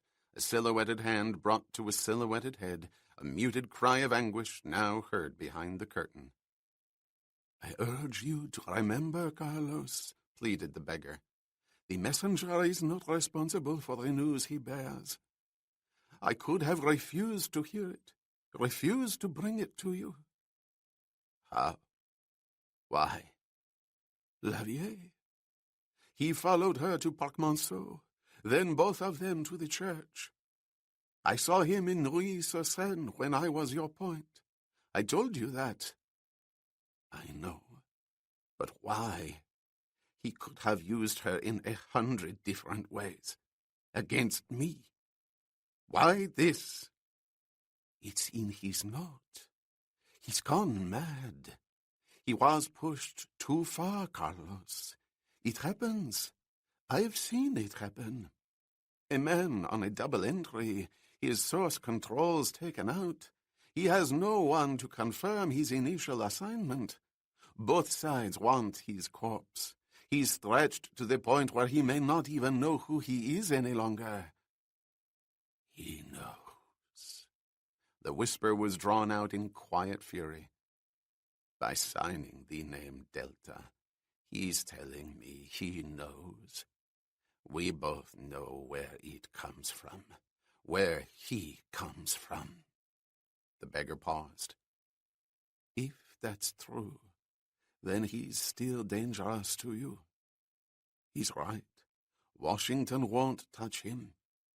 It may not want to acknowledge him, but it will call off its hangman. It may even be forced to grant him a privilege or two in return for his silence."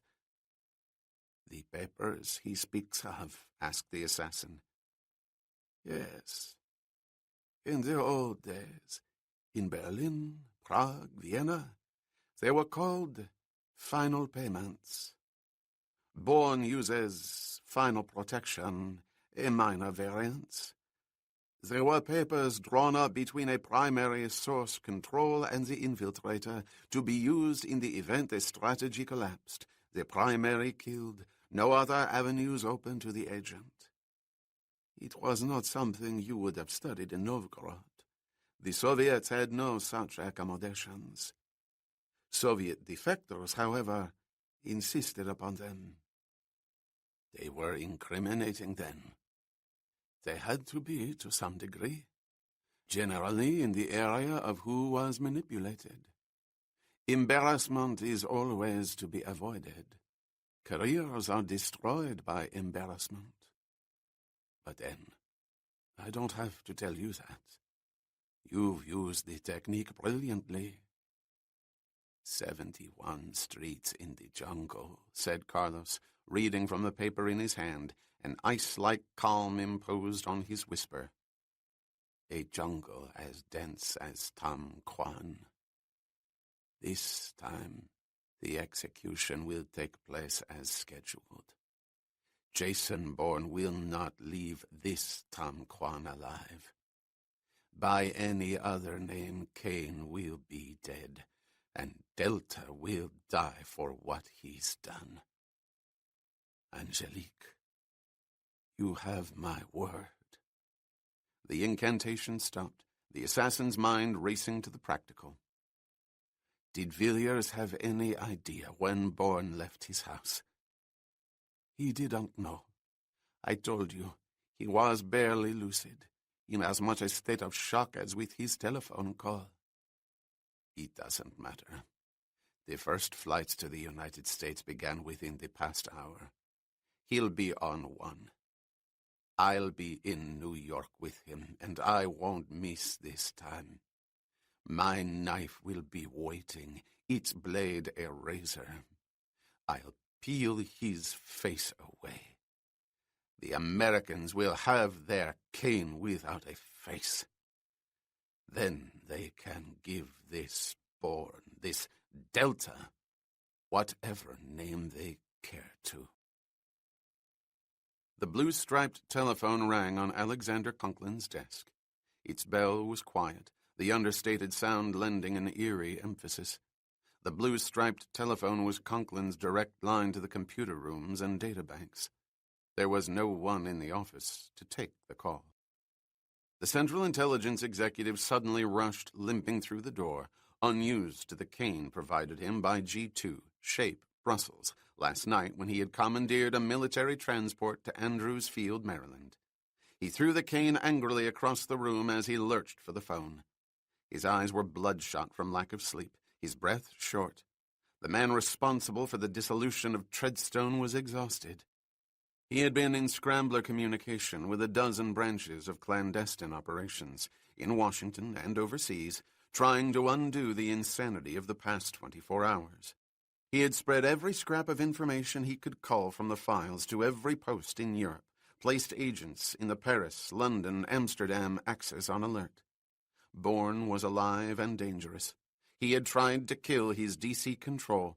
He could be anywhere within 10 hours of Paris. All airports and train stations were to be covered, all underground networks activated. Find him. Kill him. Yes? Conklin braced himself against the desk and picked up the phone.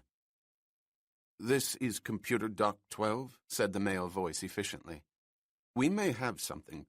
At least, State doesn't have any listing on it." "What, for Christ's sake?" "The name you gave us 4 hours ago. Washburn." "What about it?" A George P. Washburn was pre-cleared out of Paris and into New York on an Air France flight this morning. Washburn's a fairly common name. He could be just a businessman with connections, but it was flagged on the readout, and since the status was NATO diplomatic, we checked with State. They never heard of him. There's no one named Washburn involved with any ongoing NATO negotiations with the French government from any member nation. Then how the hell was he pre-cleared? Who gave him the diplomatic? We checked back through Paris. It wasn't easy. Apparently, it was an accommodation of the Conseiller Militaire. They're a quiet bunch. The Conseiller? Where do they get off clearing our people? It doesn't have to be our people or their people. It can be anybody. Just a courtesy from the host country, and that was a French carrier. It's one way to get a decent seat on an overbooked plane. Incidentally, Washburn's passport wasn't even U.S. It was British. There's a doctor, an Englishman named Washburn. It was him. It was Delta, and France's conseiller had cooperated with him. But why New York? What was in New York for him? And who placed so high in Paris would accommodate Delta? What had he told them? Oh, Christ. How much had he told them? When did the flight get in? Asked Conklin. 10:37 this morning, a little over an hour ago. All right, said the man whose foot had been blown off in Medusa as he slid painfully around the desk into his seat. You've delivered, and now I want this scratched from the reels. Delete it. Everything you gave me. Is that clear? Understood, sir. Deleted, sir. Conklin hung up. New York. New York? Not Washington, but New York. There was nothing in New York any longer. Delta knew that. If he was after someone in Treadstone, if he was after him, he would have taken a flight directly to Dulles. What was in New York? And why had Delta deliberately used the name Washburn? It was the same as telegraphing a strategy. He knew the name would be picked up sooner or later. Later, after he was inside the gates. Delta was telling whatever was left of Treadstone that he was dealing from strength. He was in a position to expose not only the Treadstone operation, but he could go God knows how much further. Whole networks he had used as Kane, listening posts, and airsats consulates that were no more than electronic espionage stations. Even the bloody specter of Medusa. His connection inside the Conseiller was his proof to Treadstone how high up he had traveled. His signal that if he could reach within so rarefied a group of strategists, nothing could stop him. God damn it, stop him from what? What was the point? He had the millions. He could have faded. Conklin shook his head, remembering. There had been a time when he would have let Delta fade. He had told him so 12 hours ago in a cemetery outside of Paris. A man could take only so much, and no one knew that better than Alexander Conklin, once among the finest covert field officers in the intelligence community. Only so much. The sanctimonious bromides about still being alive grew stale and bitter with time. It depended on what you were before, what you became with your deformity. Only so much. But Delta did not fade. He came back with insane statements, insane demands. Crazy tactics no experienced intelligence officer would even contemplate. For no matter how much explosive information he possessed, no matter how high he penetrated, no sane man walked back into a minefield surrounded by his enemies. And all the blackmail in the world could not bring you back. No sane man. No sane man. Conklin sat slowly forward in his chair. I'm not Kane. He never was. I never was. I wasn't in New York. It was Carlos. Not me, Carlos. If what you're saying took place on 71st Street, it was him. He knows. But Delta had been at the brownstone on 71st Street. Prince, third and index fingers, right hand. And the method of transport was now explained. Air France, conseiller cover. Fact, Carlos could not have known. Things come to me. Faces, streets, buildings. Images I can't place. I know 1,000 facts about Carlos, but I don't know why. Conklin closed his eyes. There was a phrase, a simple code phrase that had been used at the beginning of Treadstone. What was it? It came from Medusa. Cain is for Charlie, and Delta is for Cain. That was it. Cain for Carlos. Delta Bourne became the Cain that was the decoy for Carlos. Conklin opened his eyes. Jason Bourne was to replace Ilyich Ramirez Sanchez. That was the entire strategy of Treadstone 71. It was the keystone to the whole structure of deception, the parallax that would draw Carlos out of position into their sights. Bourne. Jason Bourne. The totally unknown man, a name buried for over a decade, a piece of human debris left in a jungle. But he had existed. That, too, was part of the strategy. Conklin separated the folders on his desk until he found the one he was looking for. It had no title, only an initial and 2 numbers followed by a black X, signifying that it was the only folder containing the origins of Treadstone. T-71X, the birth of Treadstone 71. He opened it, almost afraid to see what he knew was there. Date of execution, Tom Quan Sector, March 25th. Conklin's eyes moved to the calendar on his desk. March 24th. Oh, my God, he whispered, reaching for the telephone.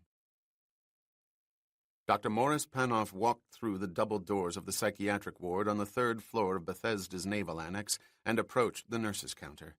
He smiled at the uniformed aide shuffling index cards under the stern gaze of the head floor nurse standing beside her.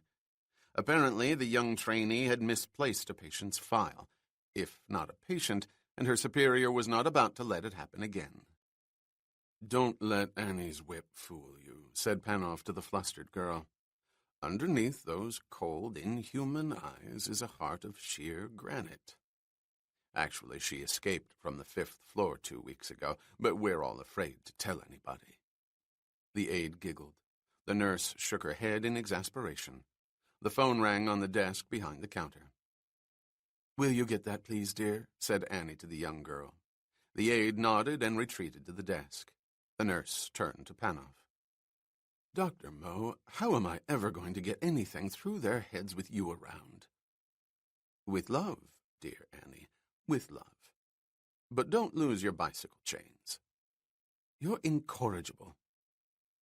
Tell me, how's your patient in 5A? I know you're worried about him." "I'm still worried." "I hear you stayed up all night."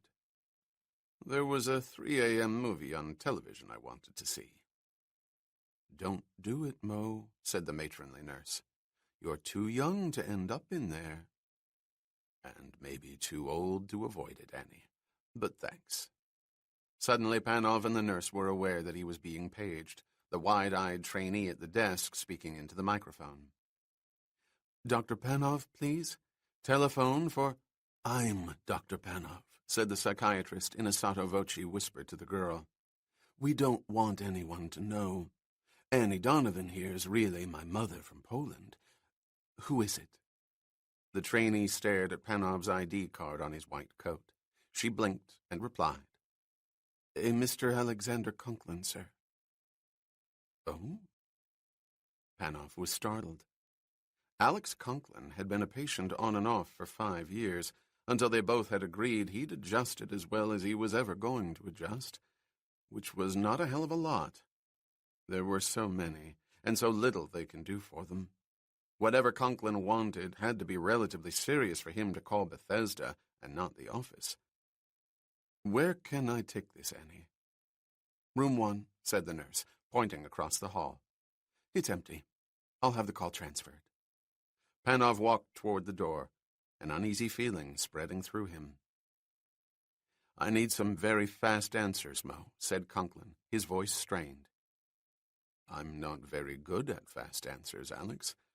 Why not come in and see me this afternoon? It's not me. It's someone else. Possibly. No games, please. I thought we'd gone beyond that. No games.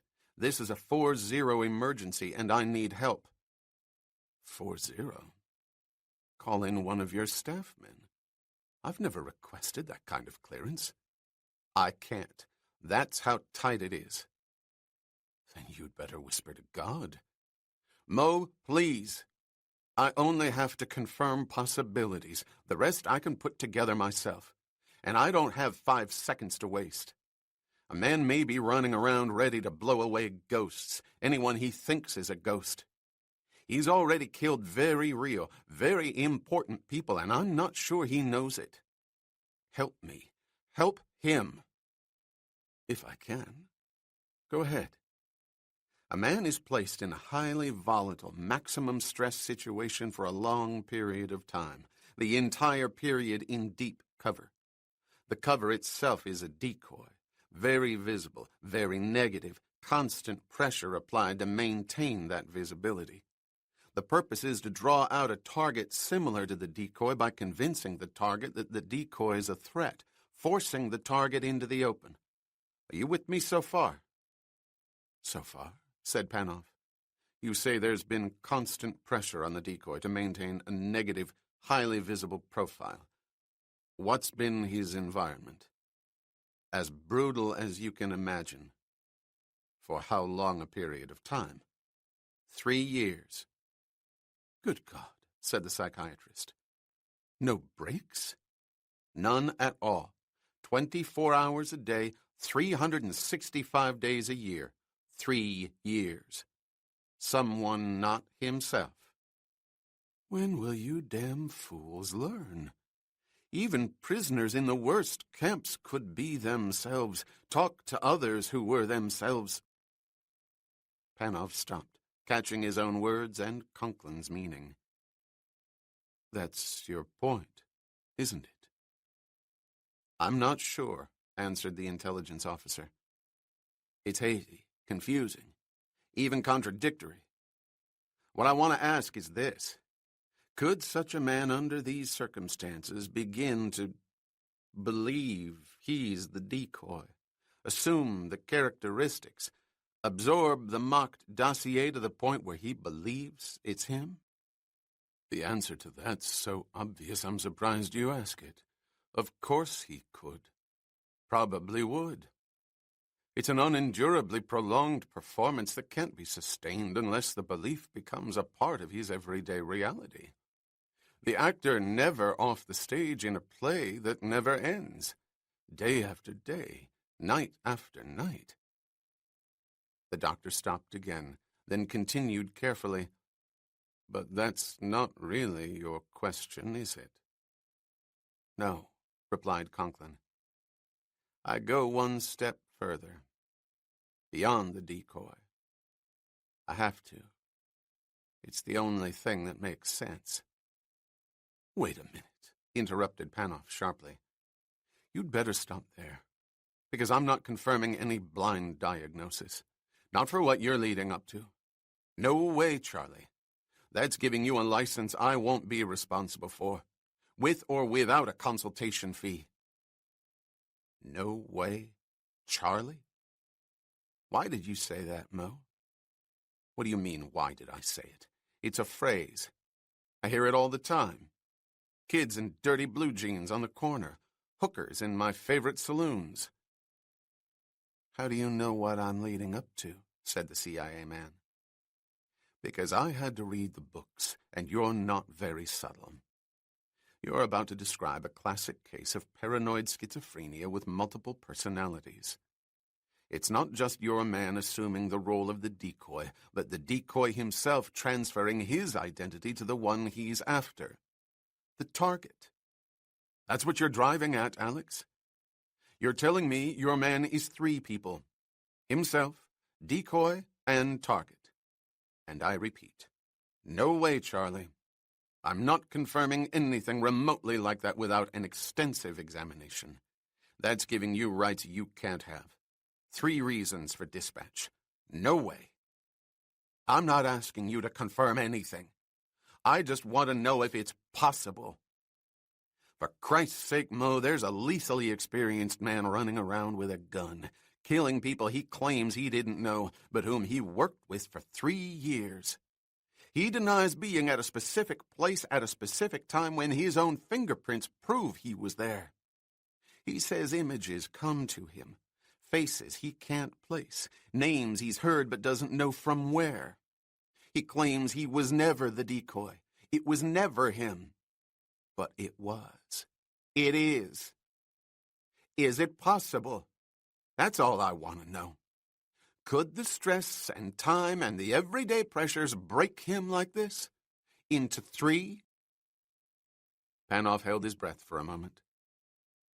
It's possible, he said softly. If your facts are accurate, it's possible. That's all I'll say, because there are too many other possibilities. Thank you. Conklin paused. A last question. Say there was a date, a month, and a day that was significant to the mocked dossier, the decoy's dossier. You'd have to be more specific. I will. It was the date when the man whose identity was taken for decoy was killed. Then obviously not part of the working dossier, but known to your man. Am I following you? Yes, he knew it. Let's say he was there. Would he remember it? Not as the decoy, but as one of the other 2? Assuming the target was also aware of it, or that he'd communicated it through his transference, yes. There's also a place where the strategy was conceived, where the decoy was created. If our man was in the vicinity of that place, and the date of death was close at hand, would he be drawn to it? Would it surface and become important to him? It would, if it was associated with the original place of death. Because the decoy was born there. It's possible. It would depend on who he was at the moment. Suppose he was the target. And knew the location? Yes, because another part of him had to. Then he'd be drawn to it. It would be a subconscious compulsion. Why? To kill the decoy. He'd kill everything in sight, but the main objective would be the decoy. Himself. Alexander Conklin replaced the phone, his non-existent foot throbbing, his thoughts so convoluted he had to close his eyes again to find a consistent strain. He had been wrong in Paris, in a cemetery outside of Paris. He had wanted to kill a man for the wrong reasons, the right ones beyond his comprehensions.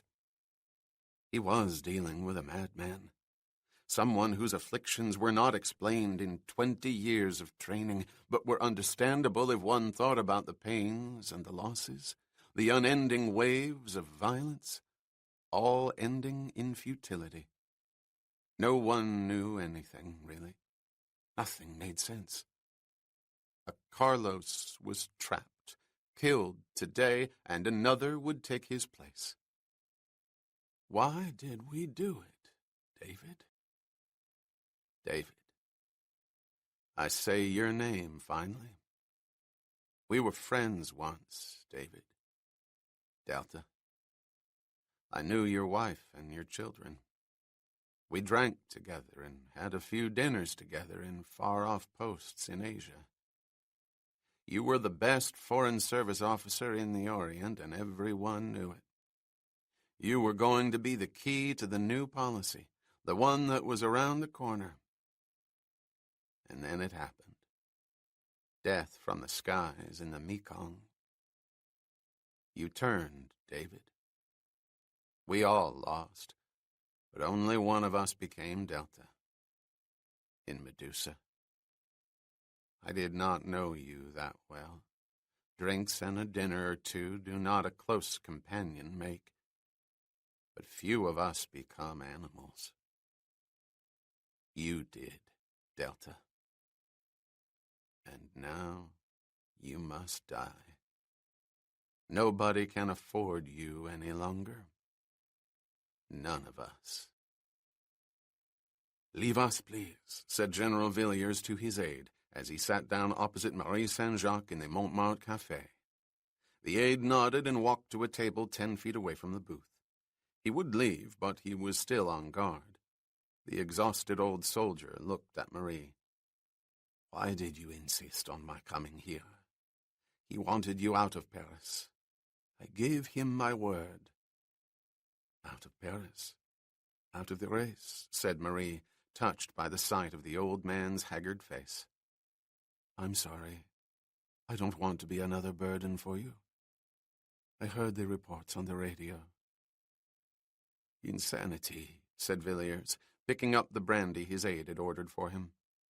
3 hours with the police, living a terrible lie, condemning a man for a crime that was mine alone. The description was accurate, uncannily accurate. No one could miss him.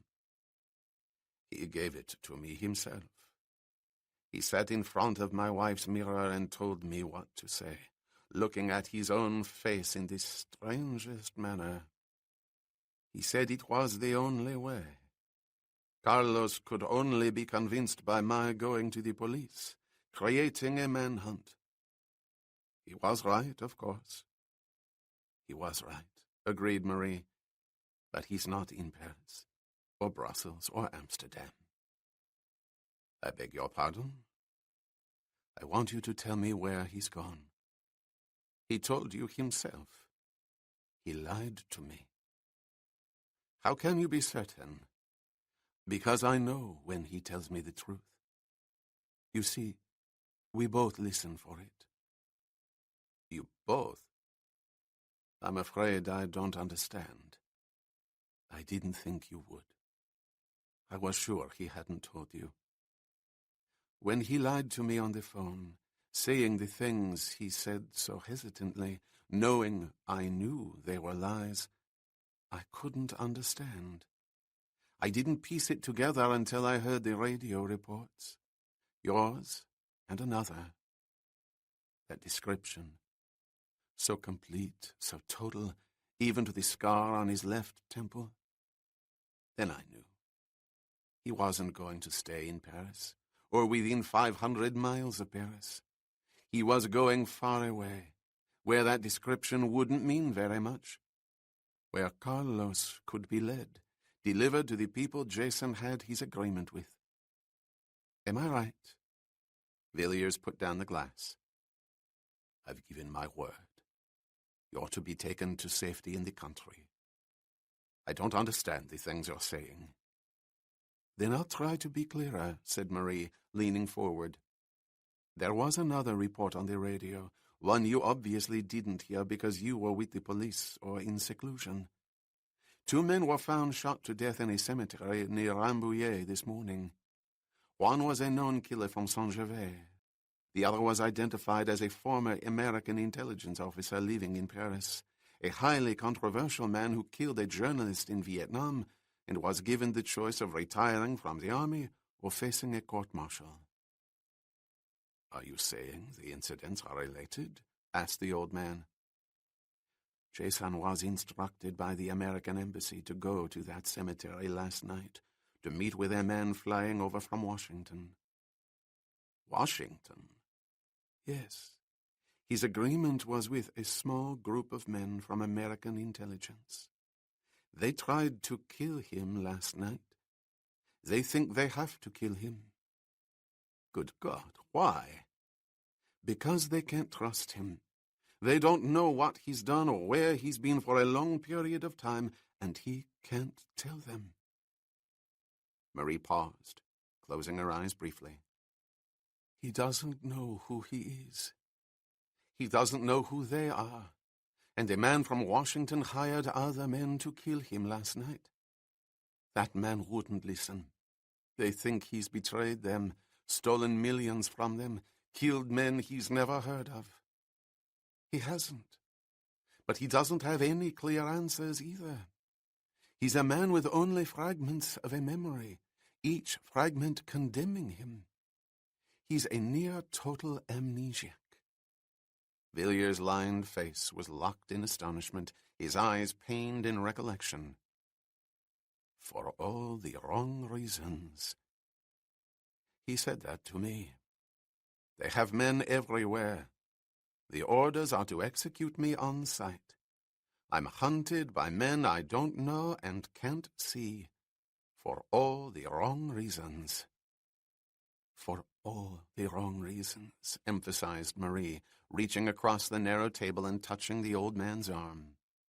And they do have men everywhere, men ordered to kill him on sight. Wherever he goes, they'll be waiting. How will they know where he's gone? He'll tell them. It's part of his strategy, and when he does, they'll kill him. He's walking into his own trap. For several moments, Villiers was silent, his guilt overwhelming. Finally, he spoke in a whisper. Almighty God, what have I done? What you thought was right, what he convinced you was right. You can't blame yourself. Or him, really.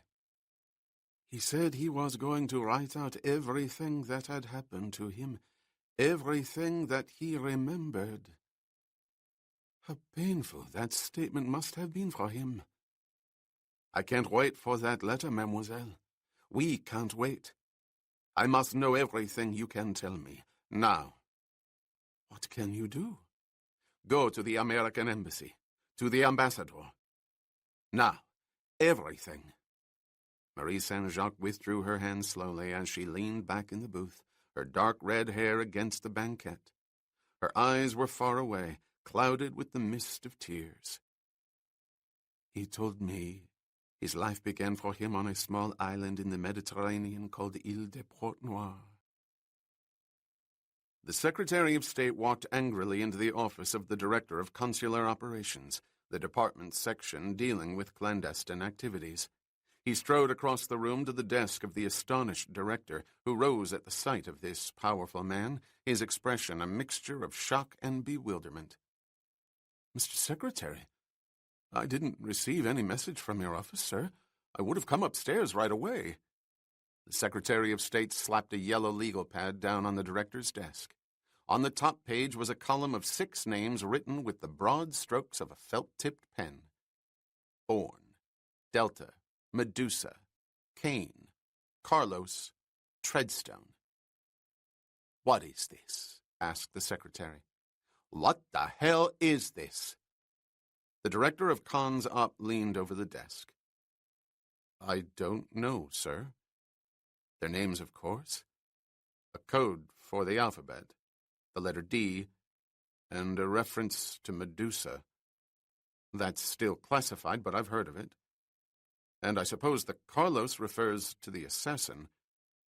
I wish we knew more about him. But I've never heard of Bourne or Kane or Treadstone. Then come up to my office and listen to a tape of a telephone conversation that I've just had with Paris, and you'll learn all about them, exploded the Secretary of State. There are extraordinary things on that tape, including killings in Ottawa and Paris, and some very strange dealings our first secretary in the Montagne had with a CIA man. There's also outright lying to the authorities of foreign governments, to our own intelligence units, and to the European newspapers, with neither the knowledge nor the consent of the Department of State. There's been a global deception that spread misinformation throughout more countries than I want to think about. We're flying over, under a deep diplomatic, a Canadian woman, an economist for the government in Ottawa who's wanted for murder in Zurich.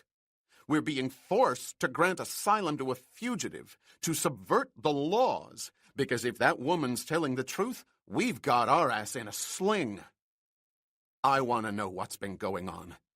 Cancel everything on your calendar, and I mean everything. You're spending the rest of the day and all night, if you have to, digging this damn thing out of the ground. There's a man walking around who doesn't know who he is, but with more classified information in his head than 10 intelligence computers. It was past midnight when the exhausted director of consular operations made the connection. He had nearly missed it. The first secretary at the embassy in Paris, under threat of instant dismissal, had given him Alexander Conklin's name. But Conklin was nowhere to be found. He had returned to Washington on a military jet out of Brussels in the morning, but had signed out of Langley at 1:22 in the afternoon, leaving no telephone number, not even an emergency number where he could be reached. And from what the director had learned about Conklin, that omission was extraordinary. The CIA man was what was commonly referred to as a shark killer. He directed individual strategies throughout the world where defection and treason were suspected. There were too many men in too many stations who might need his approval or disapproval at any given moment. It was not logical he would sever that cord for 12 hours. What was also unusual was the fact that his telephone logs had been scratched. There were none for the past 2 days, and the Central Intelligence Agency had very specific regulations concerning those logs. Traceable accountability was the new order of the new regime.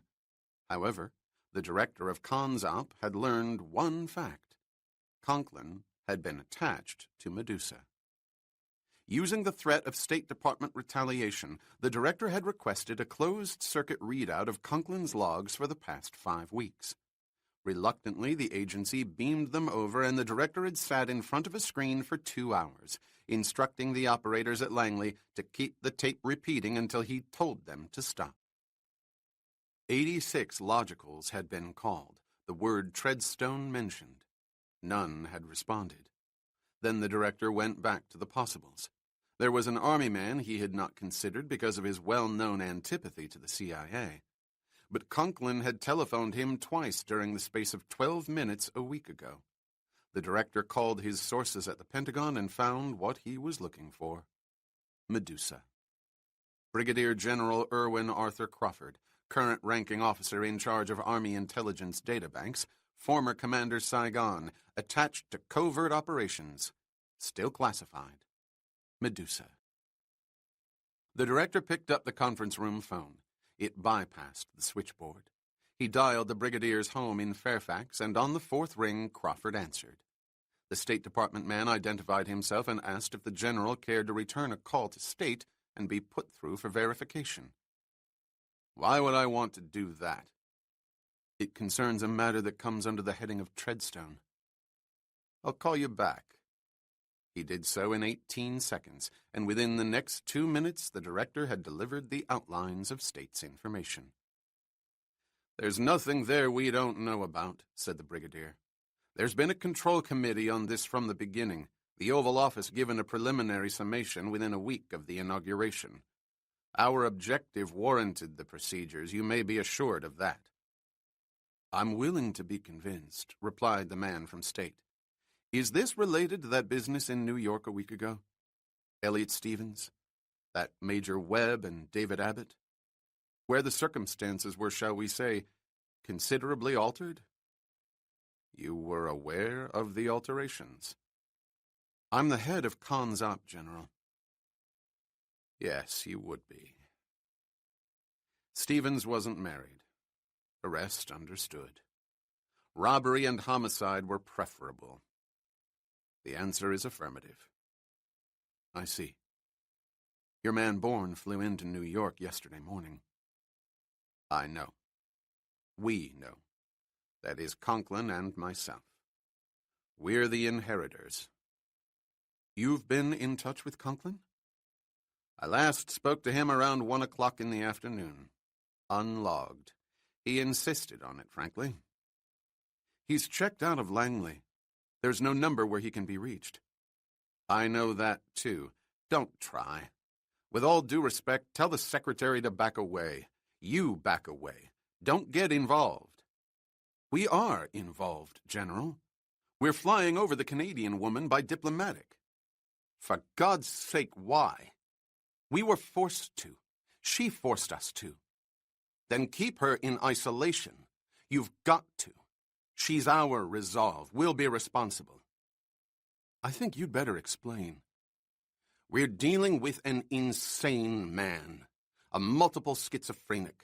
He's a walking firing squad. He could kill a dozen innocent people with one outburst, one explosion in his own head, and he wouldn't know why. How do you know? Because he's already killed. That massacre in New York? It was him. He killed Stevens, the monk, Webb. Above all, Webb, and 2 others you never heard of. We understand now. He wasn't responsible, but that can't change anything. Leave him to us, to Conklin. Bourne? Yes. We have proof. Prints. They were confirmed by the Bureau. It was him. Your man would leave prints? He did. He couldn't have, said the man from State finally. What? Tell me, where did you come up with the conclusion of insanity?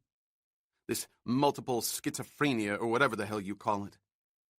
Conklin spoke to a psychiatrist, one of the best, an authority on stress breakdowns. Alex described the history, and it was brutal. The doctor confirmed our suspicions, Conklin's suspicions. He confirmed them? Asked the director, stunned. Yes. Based on what Conklin said, on what he thought he knew? There's no other explanation.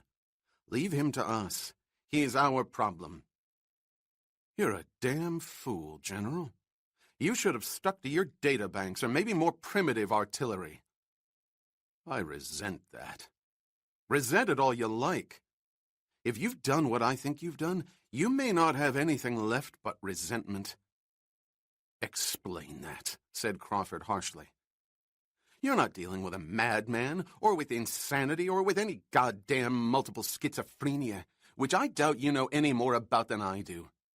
You're dealing with an amnesiac, a man who's been trying for months to find out who he is and where he comes from.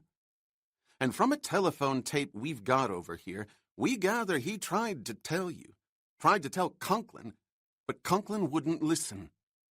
None of you would listen. You sent a man out in deep cover for 3 years. 3 years to pull in Carlos, and when the strategy broke, you assumed the worst. Amnesia? No, you're wrong. I spoke to Conklin. He did listen. You don't understand. We both knew. I don't want to hear his name, broke in the director of consular operations. The general paused. We both knew Bourne years ago. I think you know from where. You read the name off to me. He was the strangest man I ever met, as close to being paranoid as anyone in that outfit. He undertook missions, risks no sane man would accept. Yet he never asked for anything. He was filled with so much hate. And that made him a candidate for a psychiatric ward 10 years later? 7 years, corrected Crawford. I tried to prevent his selection in Treadstone, but the monk said he was the best. I couldn't argue with that, not in terms of expertise, but I made my objections known. He was psychologically a borderline case. We knew why. I was proven right. I stand on that. You're not going to stand on anything, General. You're going to fall right on your iron ass, because the monk was right. Your man is the best, with or without a memory. He's bringing in Carlos, delivering him right to your goddamn front door. That is, he's bringing him in unless you kill Bourne first. Crawford's low, sharp intake of breath was precisely what the director was afraid he might hear. He continued, You can't reach Conklin, can you? He asked. No. He's gone under, hasn't he? Made his own arrangements. Payments funneled through third and fourth parties unknown to each other, the source untraceable, all connections to the agency and Treadstone obliterated.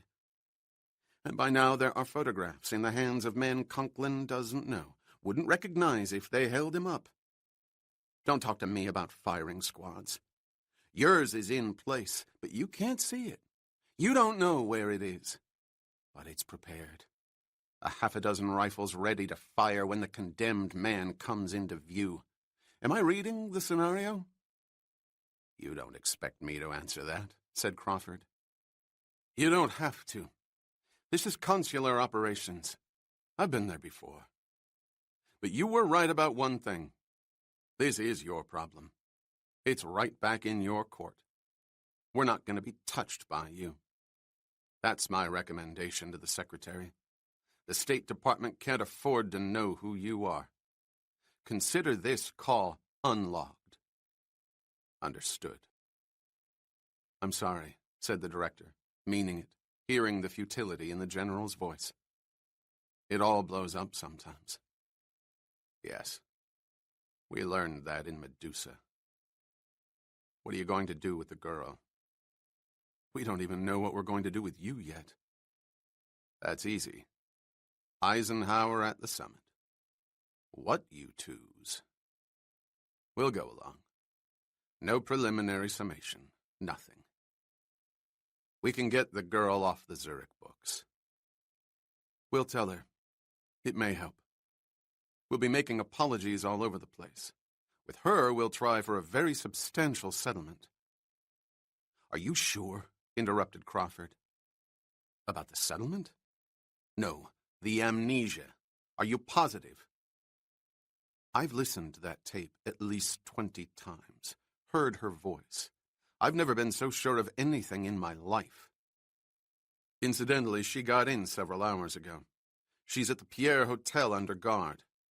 We'll bring her down to Washington in the morning after we figure out what we're going to do. Wait a minute. The general's voice rose. Not tomorrow. She's here? Can you get me clearance to see her? Don't dig that grave of yours any deeper, General. The fewer names she knows, the better. She was with Bourne when he was calling the embassy. She's aware of the first secretary, probably Conklin by now. He may have to take the fall himself. Stay out of it. You just told me to play it out. Not this way. You're a decent man. So am I. We're professionals. You don't understand. We have photographs, yes, but they may be useless. They're 3 years old, and Bourne's changed drastically. It's why Conklin's on the scene. Where, I don't know, but he's there. He's the only one who's seen him, but it was night, raining. She may be our only chance. She's been with him, living with him for weeks. She knows him. It's possible that she'd recognize him before anyone else. I don't understand. I'll spell it out. Among Bourne's many, many talents is the ability to change his appearance, melt into a crowd or a field or a cluster of trees, be where you can't see him. If what you say is so, he wouldn't remember. But we used to have a word for him in Medusa. His men used to call him a chameleon. That's your king, General. It was our Delta. There was no one like him. And that's why the girl can help you. Now, clear me. Let me see her, talk to her. By clearing you, we acknowledge you. I don't think we can do that. For God's sake, you just said we were decent men. Are we? We can save his life. Maybe. If she's with me and we find him, we can get him out of there. There. Are you telling me you know exactly where he's going to be? Yes. How? Because he wouldn't go anywhere else. And the time span? Asked the incredulous director of consular operations. You know when he's going to be there? Yes. today. It's the date of his own execution. Chapter 35. Rock music blared from the transistor radio with tin-like vibrations as the long-haired driver of the yellow cab slapped his hand against the rim of the steering wheel and jolted his jaw with the beat. The taxi edged east on 71st Street, locked into the line of cars that began at the exit of the East River Drive. Tempers flared as engines roared in place and cars lurched forward only to slam to sudden stops, inches away from bumpers in front. It was 8:45 in the morning. New York's rush-hour traffic, as usual, a contradiction in terms. Bourne wedged himself into the corner of the back seat and stared at the tree-lined street beneath the rim of his hat and through the dark lenses of his sunglasses. He had been there. It was all indelible. He had walked the pavements, seen the doorways and the storefronts and the walls covered with ivy. So out of place in the city, yet so right for this street. He had glanced up before and had noticed the roof gardens, relating them to a gracious garden several blocks away toward the park, beyond a pair of elegant French doors at the far end of a large, complicated room. That room was inside a tall, narrow building of brown, jagged stone, with a column of wide, lead-paned windows rising 4 stories above the pavement. Windows made of thick glass that refracted light both inside and out in subtle flashes of purple and blue. Antique glass, perhaps? Ornamental glass? Bulletproof glass. A brownstone residence with a set of thick outside steps.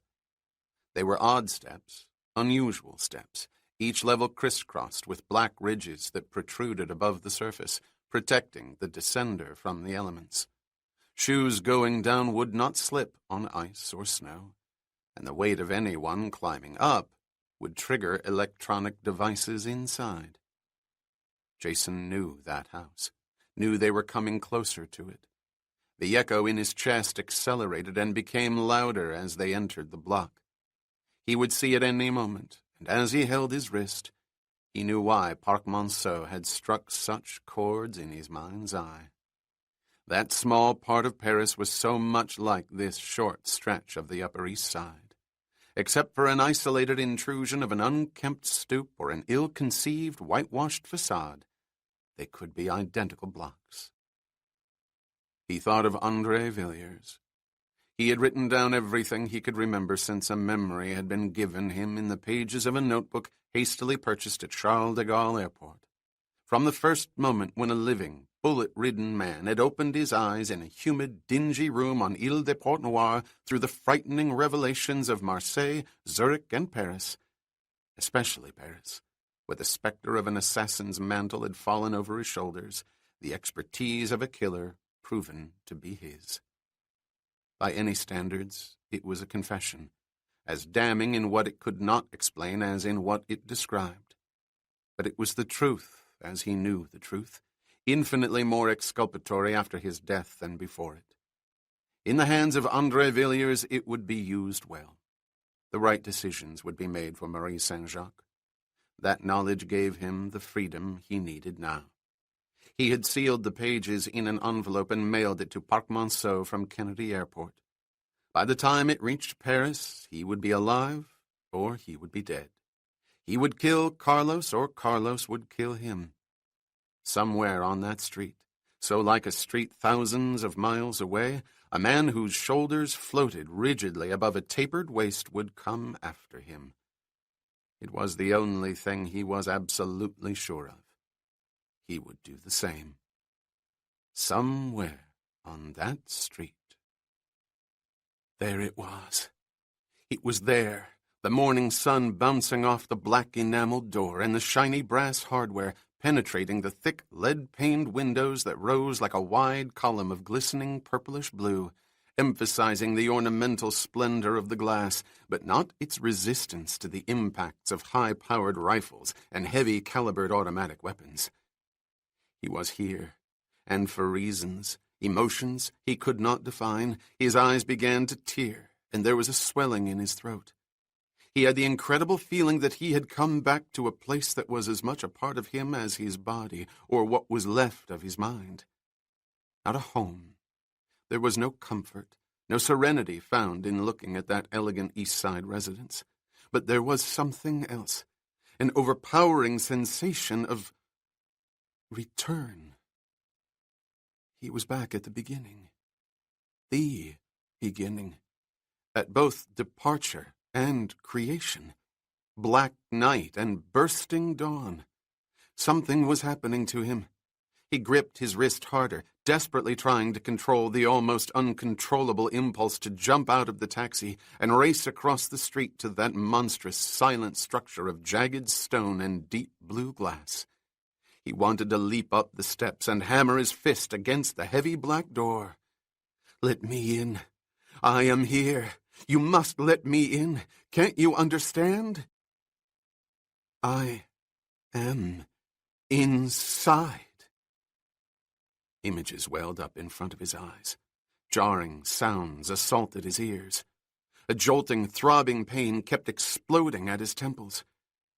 He was inside a dark room. That room, staring at a screen, at other inner images that kept flashing on and off in rapid, blinding succession. Who is he? Quickly. You're too late. You're a dead man. Where is this street? What does it mean to you? Whom did you meet there? What? Good. Keep it simple. Say as little as possible. Here's a list. 8 names. Which are contacts? Quickly. Here's another. Methods of matching kills. Which are yours? No. Delta might do that, not Kane. You are not Delta. You are not you. You are Kane. You are a man named Bourne, Jason Bourne. You slipped back. Try again. Concentrate. Obliterate everything else. Wipe away the past. It does not exist for you. You are only what you are here. Became here. Oh, God. Marie had said it. Maybe you just know what you've been told, over and over and over again, until there was nothing else. Things you've been told, but you can't relive, because they're not you. The sweat rolled down his face, stinging his eyes, as he dug his fingers into his wrist, trying to push the pain and the sounds and the flashes of light out of his mind. He had written Carlos that he was coming back for hidden documents that were his final protection. At that time, the phrase had struck him as weak. He had nearly crossed it out, wanting a stronger reason for flying to New York. Yet instinct had told him to let it stand. It was a part of his past, somehow. Now he understood. His identity was inside that house. His identity. And whether Carlos came after him or not, he had to find it. He had to. It was suddenly insane. He shook his head violently back and forth, trying to suppress the compulsion, to still the screams that were all around him. Screams that were his screams, his voice. Forget Carlos. Forget the trap. Get inside that house. It was there. It was the beginning. Stop it. The irony was macabre. There was no final protection in that house, only a final explanation for himself. And it was meaningless without Carlos. Those who hunted him knew it and disregarded it. They wanted him dead because of it. But he was so close. He had to find it. It was there. Bourne glanced up. The long-haired driver was watching him in the rearview mirror. "Migraine," said Jason curtly. "Driver on the block. To this block again. I'm early for my appointment. I'll tell you where to let me off." "It's your wallet, mister." The brownstone was behind them now, passed quickly in a sudden, brief break in the traffic. Bourne swung around in the seat and looked at it through the rear window. The seizure was receding, the sights and sound of personal panic fading. Only the pain remained, but it too would diminish. He knew that. It had been an extraordinary few minutes. Priorities had become twisted. Compulsion had replaced reason. The pull of the unknown had been so strong that for a moment or two he had nearly lost control. He could not let it happen again. The trap itself was everything. He had to see that house again. He had to study it again. He had all day to work, to refine his strategy, his tactics for the night, but a second, calmer appraisal was in order now. Others would come during the day, closer appraisals. The chameleon in him would be put to work. 16 minutes later, it was obvious that whatever he intended to study no longer mattered. Suddenly, everything was different. Everything had changed. The line of traffic in the block was slower, another hazard added to the street. A moving van had parked in front of the brownstone. Men in coveralls stood smoking cigarettes and drinking coffee, putting off that moment when work was to commence. The heavy black door was open, and a man in a green jacket, the moving company's emblem above the left pocket, stood in the foyer, a clipboard in his hand. Treadstone was being dismantled. In a few hours it could be gutted, a shell. It couldn't be. They had to stop. Jason leaned forward, money in his hand, the pain gone from his head. All was movement now. He had to reach Conklin in Washington. Not later, not when the chess pieces were in place, but right now. Conklin had to tell them to stop. His entire strategy was based on darkness. Always darkness. The beam of a flashlight shooting out of first one alleyway, then another, then against dark walls and up to darkened windows. Orchestrated properly, swiftly, darting from one position to another. An assassin would be drawn to a stone building at night. At night. It would happen at night, not now. He got out. "Hey, mister," yelled the driver through the open window. Jason bent down. "What is it?" "I just wanted to say thanks. This makes my—" A spit over his shoulder, followed by a cough that was the start of a scream. Bourne stared at the driver, at the stream of blood that had erupted over the man's left ear. The man was dead, killed by a bullet meant for his fare, fired from a window somewhere in that street. Jason dropped to the ground, then sprang to his left, spinning toward the curb. Two more spits came in rapid succession, the first embedded in the side of the taxi, the second exploding the asphalt.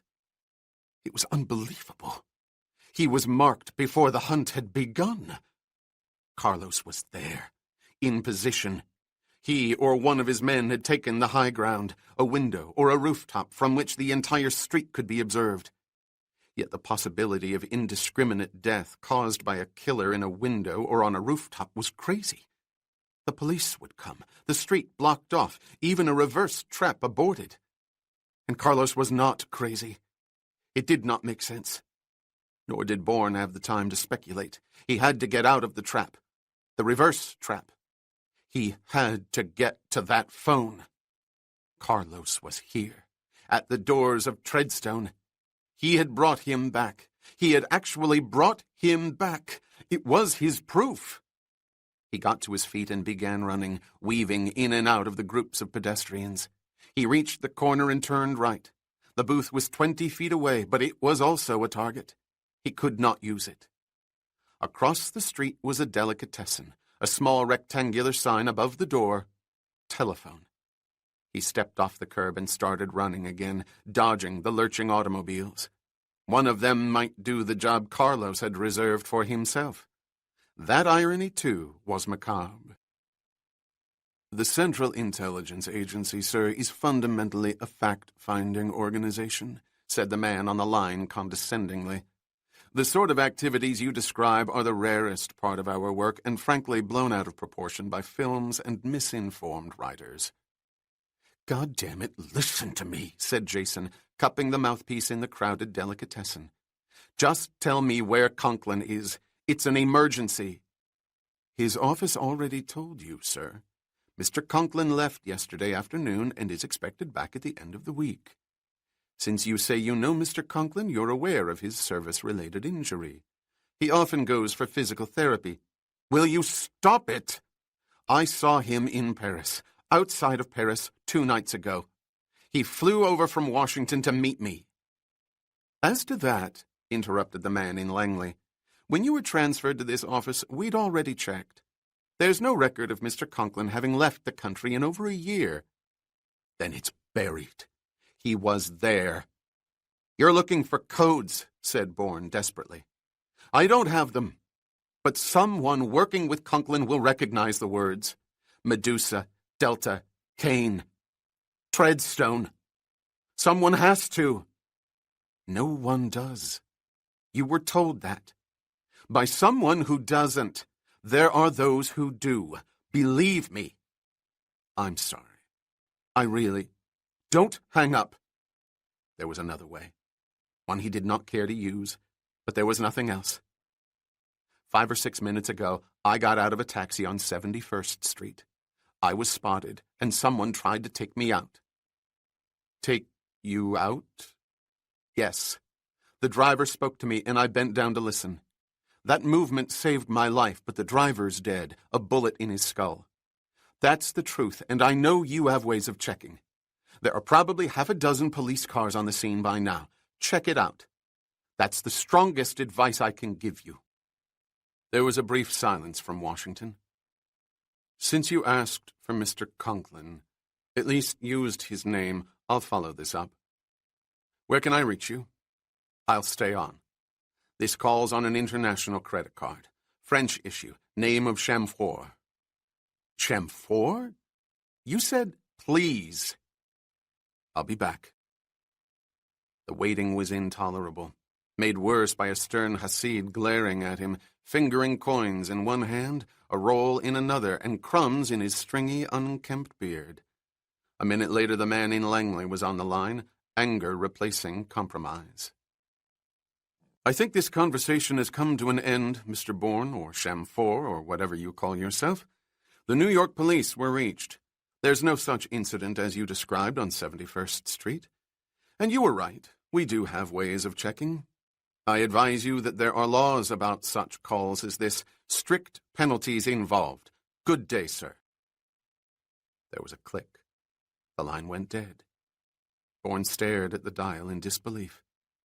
For months the men in Washington had searched for him, wanted to kill him for the silence they could not understand. Now, when he presented himself, presented them with the sole objective of his 3-year agreement, he was dismissed. They still would not listen. But that man had listened, and he had come back on the line denying a death that had taken place only minutes ago. It could not be. It was insane. It had happened. Jason put the phone back on the hook, tempted to bolt from the crowded delicatessen. Instead, he walked calmly toward the door, excusing himself through the rows of people lined up at the counter, his eyes on the glass front, scanning the crowds on the sidewalk. Outside, he removed his topcoat, carrying it over his arm, and replaced the sunglasses with his tortoise-shells. Minor alterations, but he would not be where he was going long enough for them to be a major mistake. He hurried across the intersection toward 71st Street. At the far corner, he fell in with a group of pedestrians waiting for the light. He turned his head to the left, his chin pressed down into his collarbone. The traffic was moving, but the taxi was gone. It had been removed from the scene with surgical precision, a diseased, ugly organ cut from the body, the vital functions in normal process. It showed the precision of a master assassin who knew precisely when to go in swiftly with a knife. Bourne turned quickly, reversing his direction, and began walking south. He had to find a store. He had to change his outer skin. The chameleon could not wait. Marie Saint-Jacques was angry as she held her place across the room from Brigadier General Irwin Arthur Crawford in the suite at the Pierre Hotel. "You wouldn't listen," she accused. "None of you would listen. Have you any idea what you've done to him?" "All too well," replied the officer. the apology in his acknowledgement, not his voice. I can only repeat what I've told you. We didn't know what to listen for. The differences between the appearance and the reality were beyond our understanding, obviously beyond his own. And if beyond his, why not ours? He's been trying to reconcile the appearance and reality, as you call it, for 7 months. And all you could do was send out men to kill him. He tried to tell you. What kind of people are you? Flawed, Miss Saint-Jacques. Flawed but decent, I think. It's why I'm here. The time span's begun, and I want to save him if I can, if we can. God, you make me sick. Marie stopped. She shook her head and continued softly. I'll do whatever you ask, you know that. Can you reach this Conklin? I'm sure I can. I'll stand on the steps of that house until he has no choice but to reach me. He may not be our concern, however. Carlos? Perhaps others. What do you mean? I'll explain on the way. Our main concern now, our only concern now, is to reach Delta. Jason? Yes, the man you call Jason Bourne. And he's been one of you from the beginning, said Marie. There were no slates to clean, no payments or pardons bargained for. None. You'll be told everything in time, but this is not the time. I've made arrangements for you to be in an unmarked government car diagonally across from the house. We have binoculars for you. You know him better than anyone now. Perhaps you'll spot him. I pray to God you do. Marie went quickly to the closet and got her coat. He said to me one night that he was a chameleon. He remembered? Interrupted Crawford. Remembered what? Nothing. He had a talent for moving in and out of difficult situations without being seen. That's all I meant. Wait a minute. Marie approached the army man, her eyes suddenly riveted on his again. You say we have to reach Jason. But there's a better way. Let him come to us. To me. Put me on the steps of that house. He'll see me, get word to me. Giving whoever's out there 2 targets? You don't know your own man, General. I said, get word to me. He'll send someone. Pay a man or a woman on the street to give me a message. I know him. He'll do it. It's the surest way. I can't permit it. Why not? You've done everything else stupidly, blindly. Do one thing intelligently. I can't. It might even solve problems you're not aware of, but I can't do it. Give me a reason. If Delta's right, if Carlos has come after him and is in the street, the risk is too great. Carlos knows you from photographs. He'll kill you. I'm willing to take that risk. I'm not. I'd like to think I'm speaking for my government when I say that. I don't think you are, frankly. Leave it to others. May we go, please?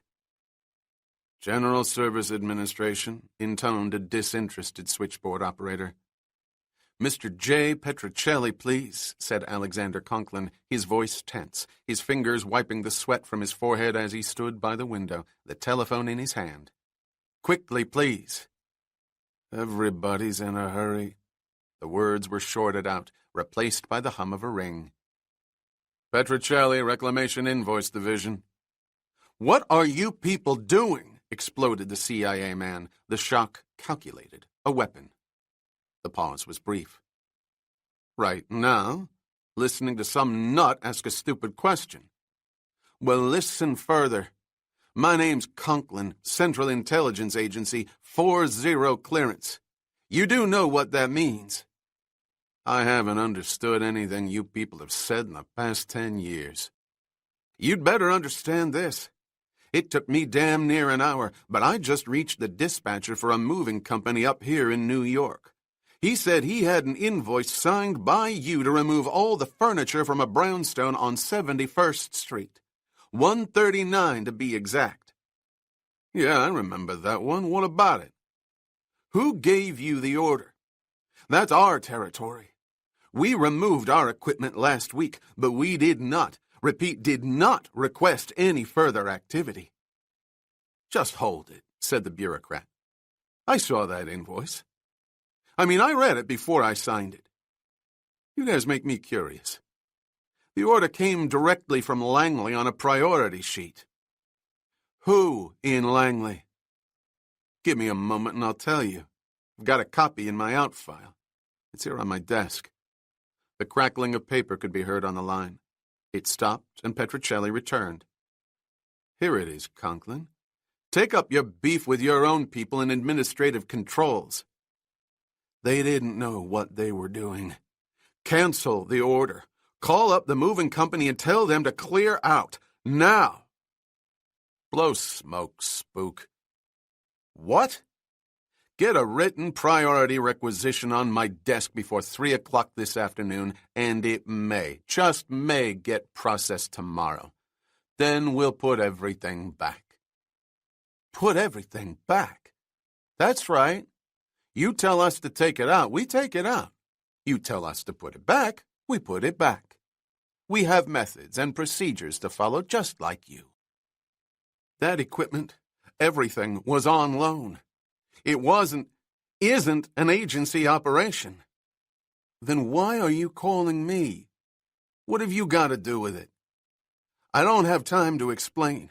Just get those people out of there. Call New York and get them out. Those are 4-0 orders. Make them 104 and you can still blow smoke. Look, Conklin, we both know you can get what you want if I get what I need. Do it right. Make it legitimate. I can't involve the agency. You're not going to involve me either. Those people have got to get out. I'm telling you. Conklin stopped, his eyes on the brownstone below and across the street, his thoughts suddenly paralyzed.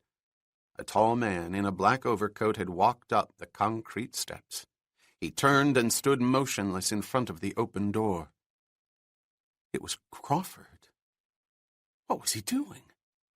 What was he doing here? He had lost his senses. He was out of his mind. He was a stationary target. He could break the trap. Conklin? Conklin? The voice floated up out of the phone as the CIA man hung up. Conklin turned to a stocky man 6 feet away at an adjacent window. In the man's large hand was a rifle, a telescopic sight secured to the barrel. Alex did not know the man's name, and he did not want to know it. He had paid enough not to be burdened. "Do you see that man down there in the black overcoat standing by the door?" he asked. "I see him. He's not the one we're looking for. He's too old." "Get over there and tell him there's a cripple across the street who wants to see him." Bourne walked out of the used clothing store on 3rd Avenue, pausing in front of the filthy glass window to appraise what he saw. It would do. Everything was coordinated. The black wool knit hat covered his head to the middle of his forehead. The wrinkled, patched army field jacket was several sizes too large. The red checked flannel shirt, the wide bulging khaki trousers, and the heavy work shoes with the thick rubber soles and huge rounded toes were all of a piece. He only had to find a walk to match the clothing. The walk of a strong, slow-witted man whose body had begun to show the effects of a lifetime of physical strain, whose mind accepted the daily inevitability of hard labor, reward found with a six-pack at the end of the drudgery. He would find that walk. He had used it before.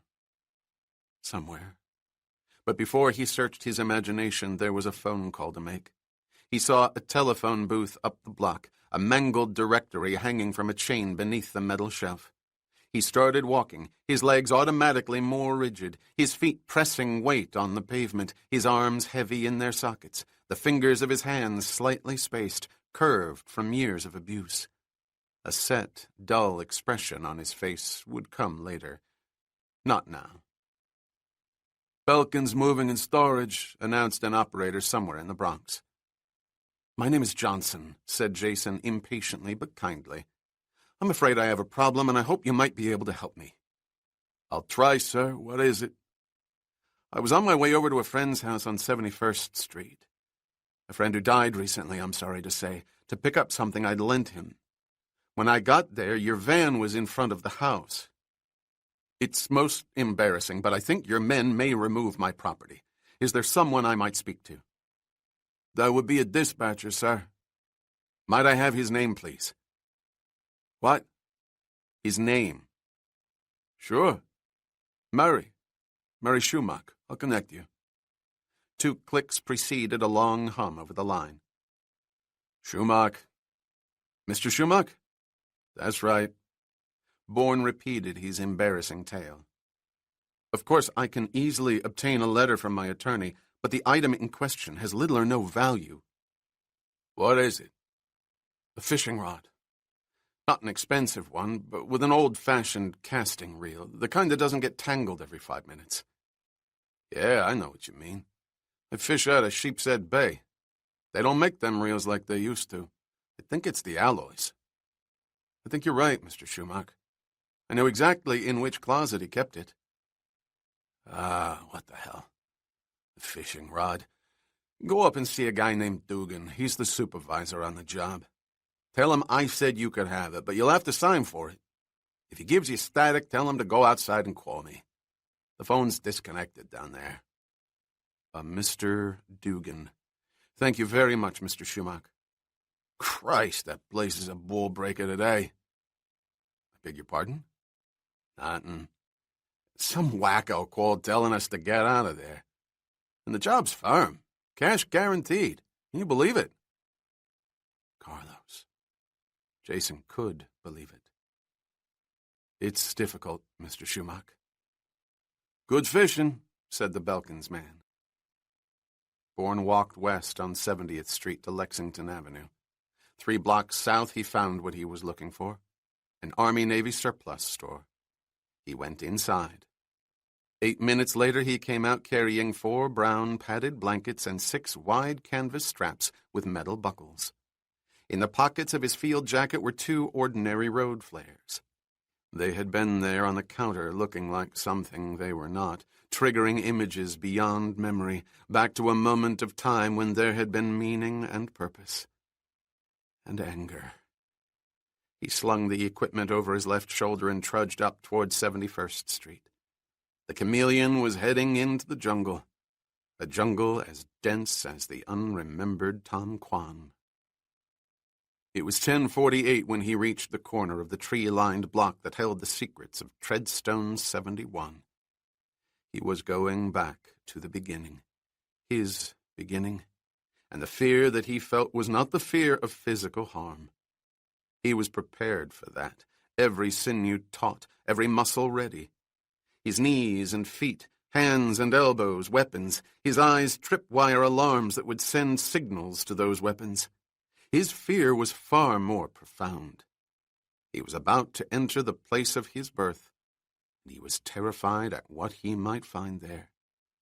Remember there. Stop it. The trap is everything.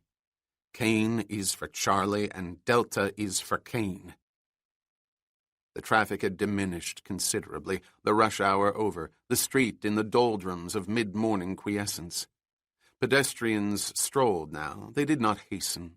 Automobiles swung leisurely around the moving van, angry horns replaced by brief grimaces of irritation. Jason crossed with the light to the Treadstone side. The tall, narrow structure of brown, jagged stone and thick blue glass was 50 yards down the block. Blankets and straps in place, an already weary, slow-witted laborer walked behind a well-dressed couple toward it.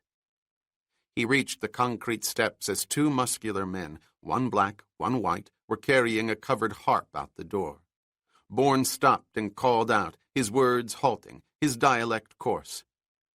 "Hey, where's Dugan?" "What the hell do you think?" replied the white, angling his head around. "Sitting in a fucking chair." "He ain't gonna lift nothing heavier than that clipboard, man," added the black. "He's an executive. Ain't that right, Joey?" He's a crumble is what he is. What you got there?"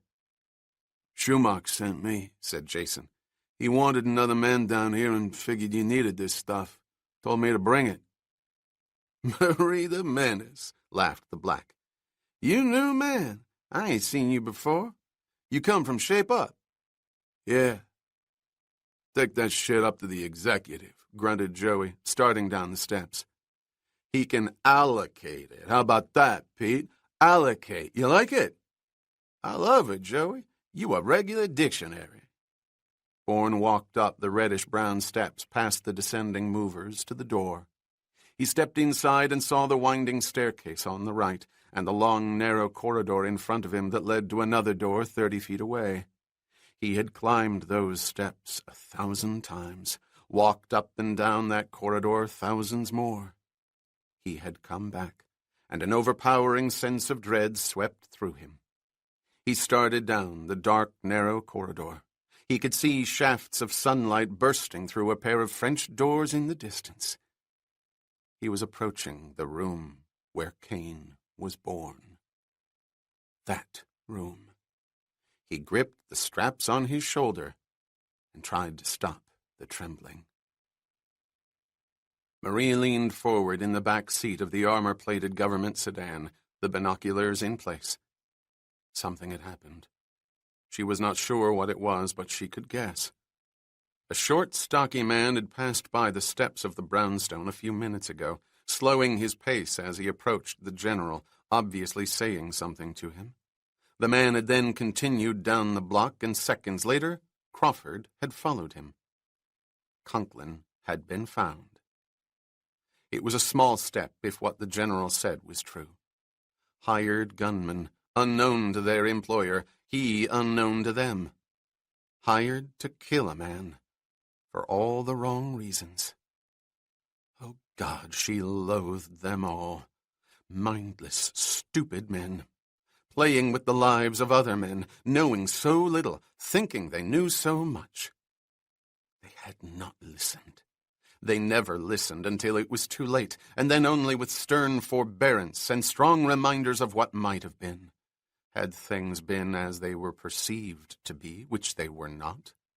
The corruption came from blindness, the lies from obstinacy and embarrassment. Do not embarrass the powerful. The napalm said it all. Marie focused the binoculars. A Belkins man was approaching the steps, blankets and straps over his shoulder, walking behind an elderly couple, obviously residents of the block, out for a stroll. The man in the field jacket and the black knit hat stopped. He began talking to two other movers carrying a triangular-shaped object out the door. What was it? There was something odd. She could not see the man's face. It was hidden from view, but there was something about the neck, the angle of the head. What was it? The man started up the steps. A blunt man, weary of his day before it had begun. A slovenly man. Marie removed the binoculars. She was too anxious, too ready to see things that were not there. Oh God, my love, my Jason, where are you? Come to me. Let me find you. Do not leave me for these blind, mindless men. Do not let them take you from me. Where was Crawford? He had promised to keep her informed of every move, everything. She had been blunt. She did not trust him, any of them. She did not trust their intelligence, that word spelled with a lowercase I. He had promised. Where was he? She spoke to the driver. Will you put down the window, please? It's stifling in here. Sorry, miss, replied the civilian-clothed army man. I'll turn on the air conditioning for you, though. The windows and doors were controlled by buttons only the driver could reach. She was in a glass and metal tomb in a sun-drenched, tree-lined street. I don't believe a word of it, said Conklin, limping angrily across the room back to the window. He leaned against the sill, looking out, his left hand pulled up to his face, his teeth against the knuckle of his index finger. Not a goddamn word. You don't want to believe it, Alex, countered Crawford. The solution is so much easier. It's in place and so much simpler. You didn't hear that tape. You didn't hear Villiers. I've heard the woman. She's all I have to hear. She said we didn't listen. You didn't listen. Then she's lying. Awkwardly, Conklin spun around. Christ, of course she's lying. Why wouldn't she? She's his woman. She'll do anything to get him off the meat hook. You're wrong, and you know it.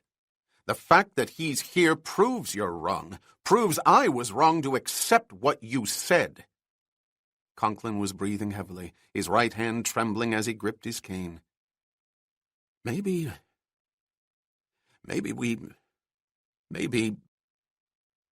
He did not finish. Instead, he looked at Crawford helplessly. We ought to let the solution stand, asked the officer quietly. You're tired, Alex. You haven't slept for several days. You're exhausted. I don't think I heard that. No. The CIA man shook his head, his eyes closed, his face reflecting his disgust. No, you didn't hear it, and I didn't say it. I just wish I knew where the hell to begin. I do, said Crawford, going to the door and opening it. Come in, please. The stocky man walked in, his eyes darting to the rifle leaning against the wall. He looked at the two men, appraisal in his expression. What is it? The exercise has been called off, Crawford said. I think you must have gathered that. What exercise? I was hired to protect him. The gunman looked at Alex. You mean you don't need protection anymore, sir? You know exactly what we mean, broke in Conklin. All signals are off, all stipulations. What stipulations? I don't know about any stipulations. The terms of my employment are very clear. I'm protecting you, sir. Good. Fine, said Crawford. Now what we have to know is who else out there is protecting him. Who else where? Outside this room, this apartment. In other rooms, on the street, in cars, perhaps. We have to know. The stocky man walked over to the rifle and picked it up. I'm afraid you gentlemen have misunderstood. I was hired on an individual basis. If others were employed, I'm not aware of them. You do know them, shouted Conklin. Who are they? Where are they? I haven't any idea, sir. The courteous gunman held the rifle in his right arm, the barrel angled down toward the floor. He raised it perhaps 2 inches, no more than that, the movement barely perceptible. If my services are no longer required, I'll be leaving. Can you reach them? Interrupted the brigadier. We'll pay generously. I've already been paid generously, sir. It would be wrong to accept money for a service I can't perform, and pointless for this to continue. A man's life is at stake out there, shouted Conklin. So's mine, said the gunman, walking to the door, the weapon raised higher. Goodbye, gentlemen. He let himself out. Jesus! Roared Alex, swinging back to the window, his cane clattering against a radiator. What do we do? To start with, get rid of that moving company. I don't know what part it played in your strategy, but it's only a complication now. I can't. I tried. I didn't have anything to do with it. Agency controls picked up our sheets when we had the equipment taken out. They saw that a store was being closed up and told GSA to get us the hell out of there. With all deliberate speed, said Crawford, nodding. The monk covered that equipment by signature. His statement absolves the agency. It's in his files. That'd be fine if we had 24 hours. We don't even know if we've got 24 minutes. We'll still need it. There'll be a Senate inquiry. Closed, I hope. Rope off the street. What? You heard me. Rope off the street. Call in the police. Tell them to rope everything off. Through the agency? This is domestic. Then I will. Through the Pentagon, from the Joint Chiefs, if I have to. We're standing around making excuses when it's right in front of our eyes. Clear the street. Rope it off. Bring in a truck with a public address system. Put her in it. Put her on a microphone. Let her say anything she likes. Let her scream her head off. She was right. He'll come to her. Do you know what you're saying? Asked Conklin. There'll be questions. Newspapers, television, radio. Everything will be exposed. Publicly. I'm aware of that, said the brigadier. I'm also aware that she'll do it for us if this goes down. She may do it anyway, no matter what happens, but I'd rather try to save a man I didn't like, didn't approve of. But I respected him once, and I think I respect him more now. What about another man? If Carlos is really out there, you're opening the gates for him. You're handing him his escape. We didn't create Carlos. We created Cain and we abused him. We took his mind and his memory. We owe him. Go down and get the woman. I'll use the phone. Bourne walked into the large library with the sunlight streaming through the wide, elegant French doors at the far end of the room. Beyond the panes of glass were the high walls of the garden. All around him objects too painful to look at. He knew them and did not know them. They were fragments of dreams, but solid, to be touched, to be felt, to be used. Not ephemeral at all. A long hatch table where whiskey was poured. Leather armchairs where men sat and talked. Bookshelves that housed books and other things, concealed things that appeared with the touch of buttons. It was a room where a myth was born, a myth that had raced through Southeast Asia and exploded in Europe. He saw the long, tubular bulge in the ceiling, and the darkness came, followed by flashes of light and images on a screen and voices shouting in his ears. Who is he? Quick! You're too late. You're a dead man. Where is this street? What does it mean to you? Whom did you meet there? Methods of kills. Which are yours? No, you are not Delta. You are not you. You are only what you are here, became here. Hey, who the hell are you? The question was shouted by a large, red-faced man seated in an armchair by the door, a clipboard on his knees. Jason had walked right past him. You Dugan? Bourne asked. Yeah? Schumacher sent me. Said you needed another man. What for? I got 5 already, and this fucking place has hallways so tight you can't hardly get through 'em. They're climbing asses now. I don't know. Schumacher sent me, that's all I know. He told me to bring this stuff. Bourne let the blankets and the straps fall to the floor. Murray sends new junk? I mean, that's new. I know. Schumacher sent you. Ask Schumacher. You can't. He said to tell you he was heading out to Sheep's Head. Be back this afternoon. Oh, that's great. He goes fishing and leaves me with the shit. You're new. You a crumb ball from the shape up? Yeah. That Murray's a beaut. All I need's another crumb ball. 2 wise-ass stiffs and now 4 crumb balls. You want me to start in here? I can start in here. No, asshole. Crumb balls start at the top. You ain't heard? It's further away, capiche? Yeah, I capiche. Jason bent down for the blankets and the straps. "Leave that junk here. You don't need it. Get upstairs, top floor, and start with the single wood units. As heavy as you can carry, and don't give me no union bullshit." Bourne circled the landing on the second floor and climbed the narrow staircase to the third, as if drawn by a magnetic force beyond his understanding.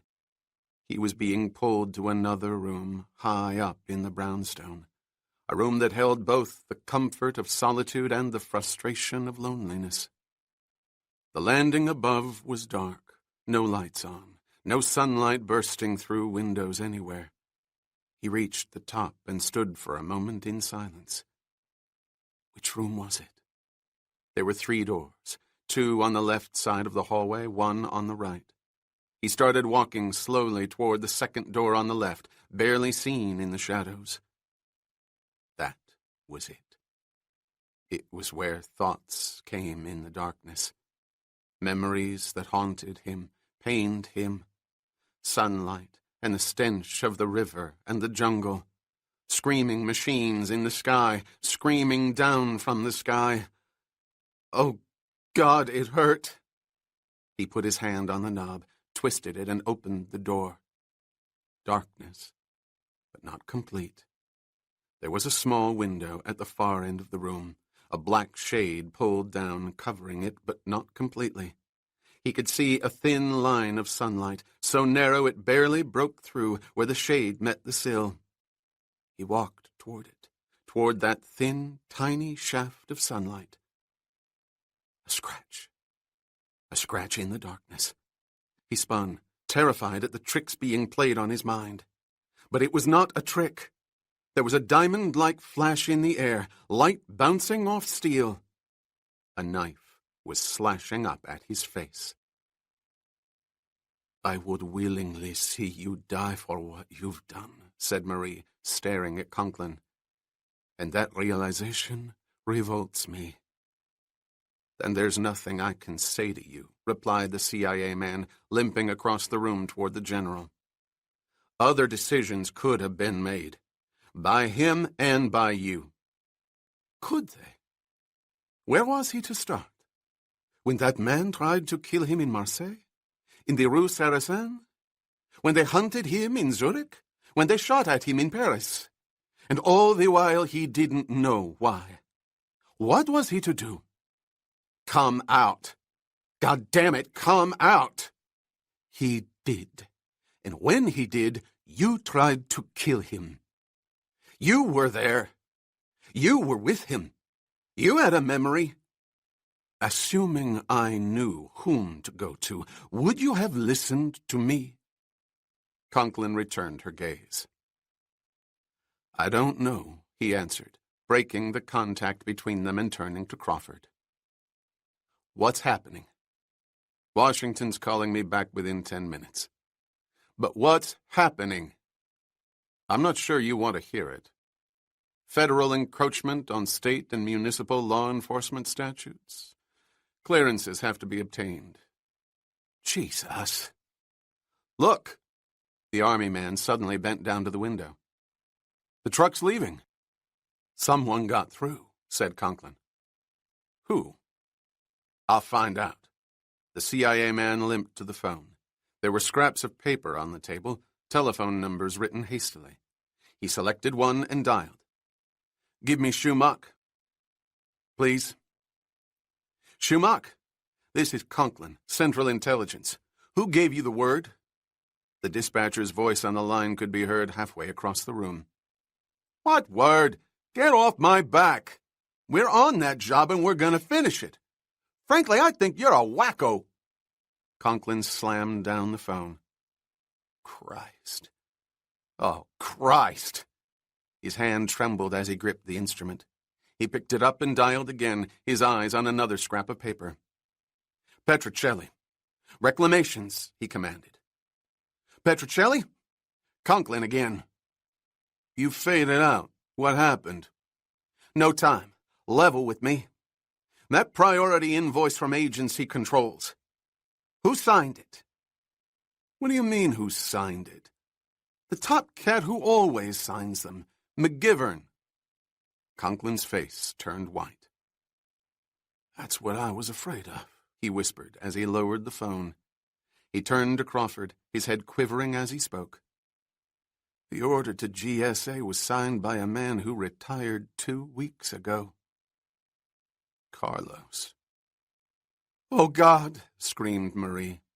"The man carrying the blankets, the straps. The way he held his head, his neck, angled to the right.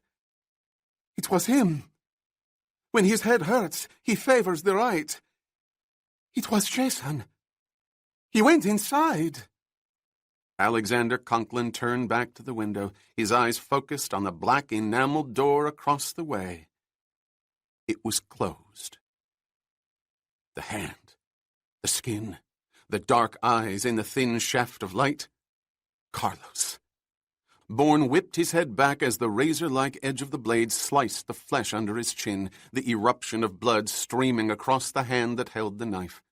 He lashed his right foot out, catching his unseen attacker in the kneecap, then pivoted and plunged his left heel into the man's groin. Carlos spun, and again the blade came out of the darkness, now surging toward him, the line of assault directly at his stomach. Jason sprang back off the ground, crossing his wrists, slashing downward, blocking the dark arm that was an extension of the handle. He twisted his fingers inward, yanking his hands together, vicing the forearm beneath his blood-soaked neck, and wrenched the arm diagonally up. The knife creased the cloth of his field jacket and once above his chest.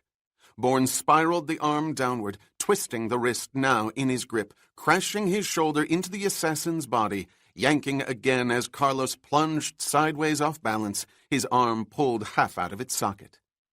Jason heard the clatter of the knife on the floor. He lurched toward the sound, at the same time reaching into his belt for his gun. It caught on the cloth. He rolled on the floor, but not quickly enough. The steel toe of a shoe crashed into the side of his head, his temple, and shock waves bolted through him. He rolled again, faster, faster, until he smashed into the wall. Coiling upward on his knee, trying to focus through the weaving, obscure shadows in the near-total darkness. The flesh of a hand was caught in the thin line of light from the window. He lunged at it, his own hands now claws, his arms battering rams. He gripped the hand, snapping it back, breaking the wrist. A scream filled the room. A scream and the hollow, lethal cough of a gunshot. An ice-like incision had been made in Bourne's upper left chest, the bullet lodged somewhere near his shoulder blade. In agony, he crouched and sprang again, pummeling the killer with a gun into the wall above a sharp-edged piece of furniture. Carlos lunged away as 2 more muted shots were fired wildly. Jason dove to his left, freeing his gun, leveling it at the sounds in the darkness. He fired, the explosion deafening, useless. He heard the door crash shut. The killer had raced out into the hallway. Trying to fill his lungs with air, Bourne crawled toward the door. As he reached it, instinct commanded him to stay at the side and smash his fist into the wood at the bottom. What followed was the core of a terrifying nightmare. There was a short burst of automatic gunfire as the paneled wood splintered, fragments flying across the room. The instant it stopped, Jason raised his own weapon and fired diagonally through the door. The burst was repeated. Bourne spun away, pressing his back against the wall. The eruption stopped, and he fired again. There were now 2 men, inches from each other, wanting above all to kill each other. Kane is for Charlie, and Delta is for Kane. Get Carlos. Trap Carlos. Kill Carlos. And then they were not inches from each other. Jason heard racing footsteps, then the sounds of a railing being broken as a figure lurched down the staircase. Carlos was racing below. The pig animal wanted support. He was hurt. Bourne wiped the blood from his face, from his throat, and moved in front of what was left of the door. He pulled it open and stepped out into the narrow corridor, his gun leveled in front of him. Painfully, he made his way toward the top of the dark staircase. Suddenly, he heard shouts below. "What the hell you doing, man? Pete! Pete!" Two metallic coughs filled the air. "Joey! Joey!" A single spit was heard. Bodies crashed to a floor somewhere below. "Jesus! Jesus, mother of—" Two metallic coughs again, followed by a guttural cry of death. A third man was killed. What had that third man said? Two wise-ass stiffs and now 4 crumballs. The moving van was a Carlos operation. The assassin had brought 2 soldiers with him, the first 3 crumballs from the shape-up. 3 men with weapons, and he was one with a single gun, cornered on the top floor of the brownstone. Still, Carlos was inside. Inside. If he could get out, it would be Carlos who was cornered. If he could get out. Out! There was a window at the front end of the hallway, obscured by a black shade. Jason veered toward it, stumbling, holding his neck, creasing his shoulder so to blunt the pain in his chest. He ripped the shade from its spindle. The window was small. The glass here, too, thick, prismatic blocks of purple and blue light shooting through it. It was unbreakable, the frame riveted in place. There was no way he could smash a single pane. And then his eyes were drawn below to 71st Street. The moving van was gone. Someone had to have driven it away. One of Carlos' soldiers. That left 2. 2 men, not 3. And he was on the high ground. There were always advantages on the high ground. Grimacing, bent partially over, Bourne made his way to the first door on the left. It was parallel to the top of the staircase. He opened it and stepped inside. From what he could see, it was an ordinary bedroom. Lamps, heavy furniture, pictures on the walls. He grabbed the nearest lamp, ripped the cord from the wall, and carried it out to the railing. He raised it above his head and hurled it down, stepping back as metal and glass crashed below. There was another burst of gunfire, the bullets shredding the ceiling, cutting a path in the plaster. Jason screamed, letting the scream fade into a cry, the cry into a prolonged, desperate wail, and then silence. He edged his way to the rear of the railing. He waited. Silence. It happened. He could hear the slow, cautious footsteps. The killer had been on the second-floor landing. The footsteps came closer, became louder. A faint shadow appeared on the dark wall. Now. Bourne sprang out of his recess and fired 4 shots in rapid succession at the figure on the staircase. A line of bullet holes and eruptions of blood appeared diagonally across the man's collar. The killer spun, roaring in anger and pain as his neck arched back and his body plummeted down the steps until it was still, sprawled face up across the bottom 3 steps. In his hands was a deadly automatic field machine gun with a rod and brace for a stock. Now! Jason ran over to the top of the staircase and raced down, holding the railing, trying to keep whatever was left of his balance. He could not waste a moment. He might not find another. If he was going to reach the second floor, it was now, in the immediate aftermath of the soldier's death. And as he leaped over the dead body, Bourne knew it was a soldier. It was not Carlos. The man was tall, and his skin was white, very white, his features Nordic or Northern European, in no way Latin. Jason ran into the hallway of the second floor, seeking the shadows, hugging the wall. He stopped, listening. There was a sharp scrape in the distance, a brief scratch from below. He knew what he had to do now. The assassin was on the first floor, and the sound had not been deliberate. It had not been loud enough or prolonged enough to signify a trap. Carlos was injured. A smashed kneecap or a broken wrist could disorient him to the point where he might collide with a piece of furniture or brush against a wall with a weapon in his hand, briefly losing his balance as Bourne was losing his. It was what he needed to know. Jason dropped to a crouch and crept back to the staircase, to the dead body sprawled across the steps. He had to pause for a moment.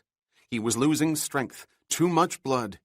He tried to squeeze the flesh at the top of his throat and press the wound in his chest. Anything to stem the bleeding. It was futile.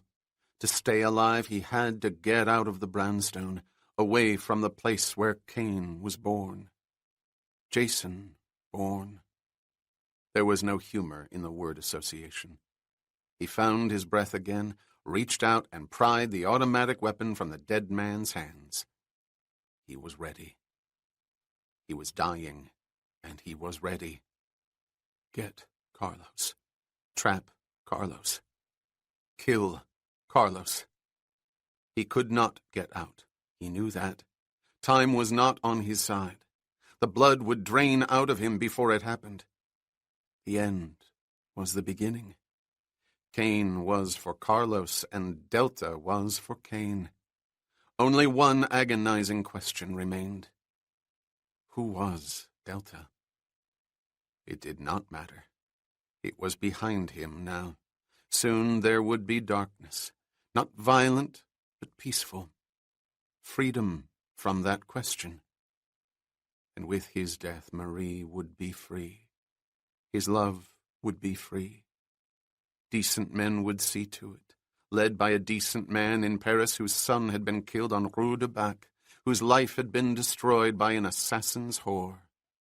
Within the next few minutes, thought Jason, silently checking the clip in the automatic weapon, he would fulfill his promise to that man, carry out the agreement he had with men he did not know. By doing both, the proof was his. Jason Bourne had died once on this day. He would die again, but would take Carlos out with him. He was ready.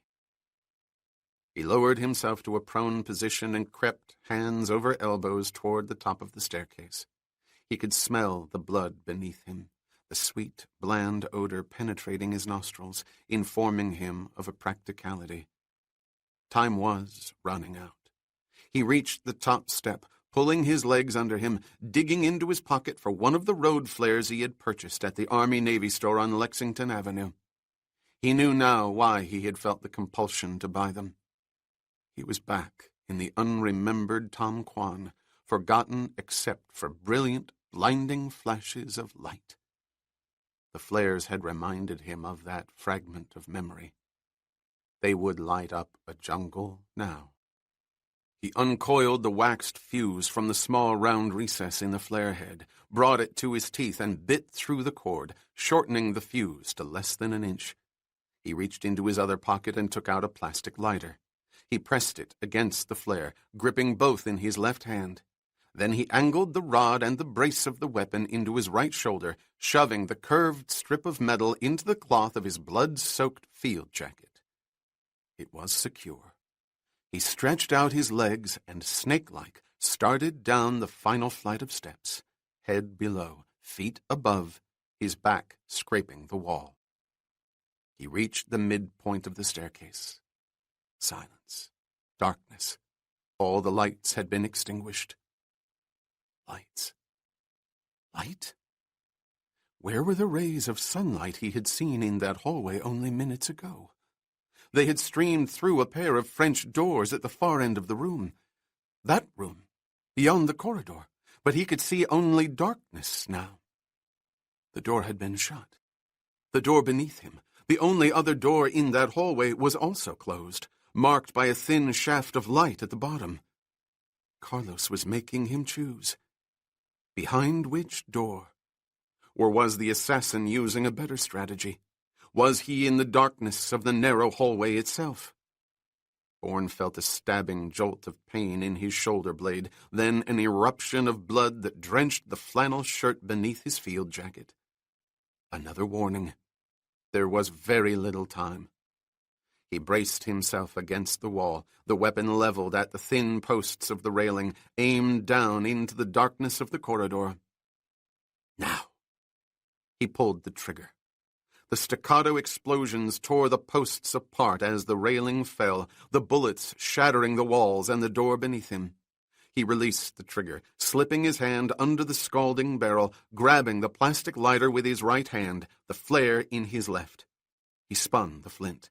The wick took fire, and he put it to the short fuse. He pulled his hand back to the weapon and squeezed the trigger again, blowing away everything below. A glass chandelier crashed to a floor somewhere. Singing whines of ricochets filled the darkness. And then, light. Blinding light as the flare ignited, firing the jungle, lighting up the trees and the walls, the hidden paths and the mahogany corridors. The stench of death and the jungle was everywhere. And he was there. Almanac to Delta. Almanac to Delta. Abandon. Abandon. Never. Not now. Not at the end. Cain is for Carlos and Delta is for Cain. Trap Carlos. Kill Carlos. Bourne rose to his feet, his back pressed against the wall, the flare in his left hand, the exploding weapon in his right. He plunged down into the carpeted underbrush, kicking the door in front of him open, shattering silver frames and trophies that flew off tables and shelves into the air. Into the trees. He stopped. There was no one in that quiet, soundproof, elegant room. No one in the jungle path. He spun around and lurched back into the hallway, puncturing the walls with a prolonged burst of gunfire. No one. The door at the end of the narrow, dark corridor. Beyond was the room where Cain was born. Where Cain would die, but not alone. He held his fire, shifting the flare to his right hand beneath the weapon, reaching into his pocket for the second flare. He pulled it out and again uncoiled the fuse and brought it to his teeth, severing the cord, now millimeters from its point of contact with the gelatinous incendiary. He shoved the first flare to it. The explosion of light was so bright it pained his eyes. Awkwardly, he held both flares in his left hand and, squinting, his legs and arms losing the battle for balance, approached the door. It was open, the narrow crack extending from top to bottom on the lock side. The assassin was accommodating, but as he looked at that door, Jason instinctively knew one thing about it that Carlos did not know. It was a part of his past, a part of the room where Cain was born. He reached down with his right hand, bracing the weapon between his forearm and his hip, and gripped the knob. Now. He shoved the door open 6 inches and hurled the flares inside. A long staccato burst from a Sten gun echoed throughout the room, throughout the entire house, 1,000 dead sounds forming a running chord beneath as sprays of bullets embedded in a lead shield backed by a steel plate in the door. The firing stopped. A final clip expended. Now. Bourne whipped his hand back to the trigger, crashed his shoulder into the door, and lunged inside, firing in circles as he rolled on the floor, swinging his legs counterclockwise. Gunshots were returned wildly as Jason honed his weapon toward the source. A roar of fury burst from blindness across the room. It accompanied Bourne's realization that the drapes had been drawn, blocking out the sunlight from the French doors. Then, why was there so much light? Magnified light beyond the sizzling blindness of the flares. It was overpowering, causing explosions in his head, sharp bolts of agony at his temples. The screen. The huge screen was pulled down from its bulging recess in the ceiling, drawn taut to the floor, the wide expanse of glistening silver a white-hot shield of ice-cold fire. He plunged behind the large hatch table to the protection of a copper dry bar. He rose and jammed the trigger back in another burst, a final burst. The last clip had run out. He hurled the weapon by its rod stock across the room at the figure in white overalls and a white silk scarf that had fallen below his face. The face. He knew it. He had seen it before. Where? Was it Marseille? Yes. No. Zurich? Paris? Yes and no. Then it struck him at that instant in the blinding, vibrating light that the face across the room was known to many, not just him. But from where? Where? As so much else, he knew it and did not know it. But he did know it. It was only the name he could not find. He spiraled back off his feet, behind the heavy copper dry bar. Gunshots came. 2, 3, the second bullet tearing the flesh of his left forearm. He pulled his automatic from his belt. He had 3 shots left. One of them had to find its mark. Carlos. There was a debt to pay in Paris and a contract to fulfill, his love far safer with the assassin's death. He took the plastic lighter from his pocket, ignited it, and held it beneath a bar rag suspended from a hook. The cloth caught fire. He grabbed it and threw it to his right as he dove to his left. Carlos fired at the flaming rag as Bourne spun to his knees, leveling his gun, pulling the trigger twice.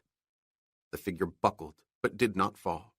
Instead, he crouched, then sprang like a white panther diagonally forward, his hands outstretched. What was he doing? Then Jason knew. The assassin gripped the edge of the huge silver screen, ripping it from its metal bracket in the ceiling, pulling it downward with all his weight and strength. It floated down above Bourne, filling his vision, blocking everything else from his mind. He screamed as the shimmering silver descended over him, suddenly more frightened of it than of Carlos or of any other human being on the earth. It terrified him, infuriated him, splitting his mind in fragments. Images flashed across his eyes, and angry voices shouted in his ears. He aimed his gun and fired at the terrible shroud. As he slashed his hand against it wildly, pushing the rough silver cloth away, he understood. He had fired his last shot. His last. As a legend named Cain, Carlos knew by sight and by sound every weapon on earth. He had counted the gunshots. The assassin loomed above him, the automatic in his hand aimed at Jason's head.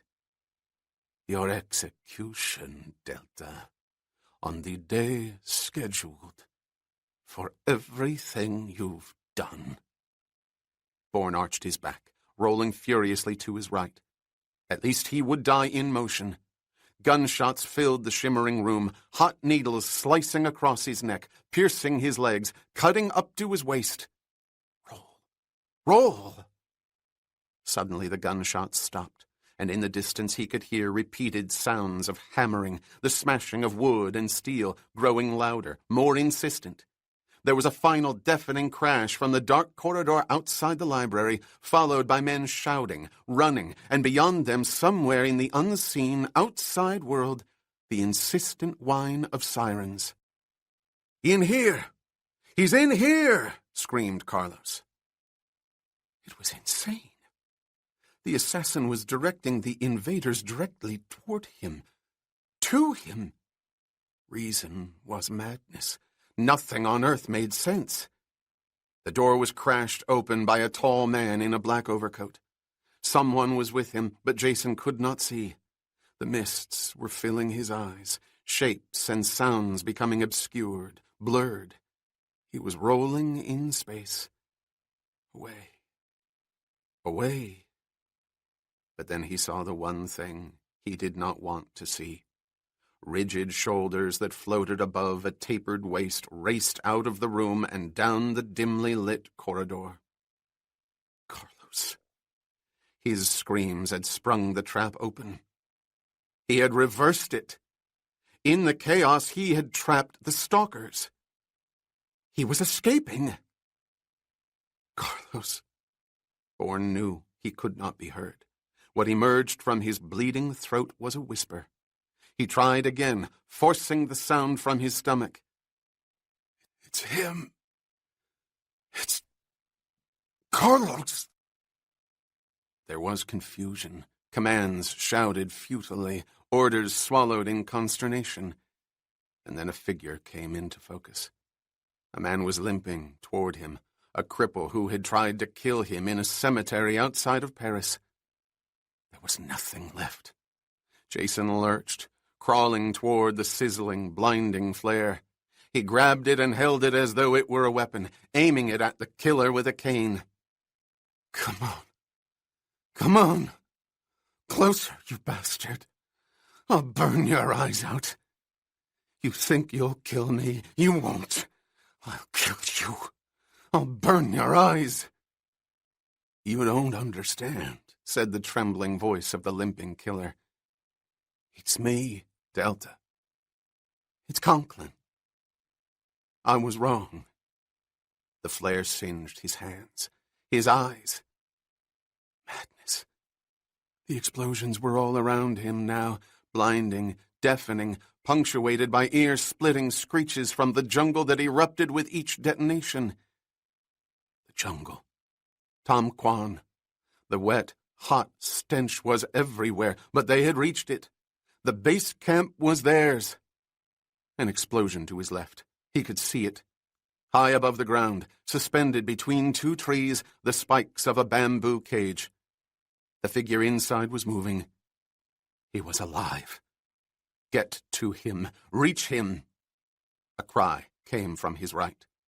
Breathing, coughing in the smoke, a man was limping toward the dense underbrush, a rifle in his hand. It was him. The blonde hair caught in the light, a foot broken from a parachute jump. The bastard.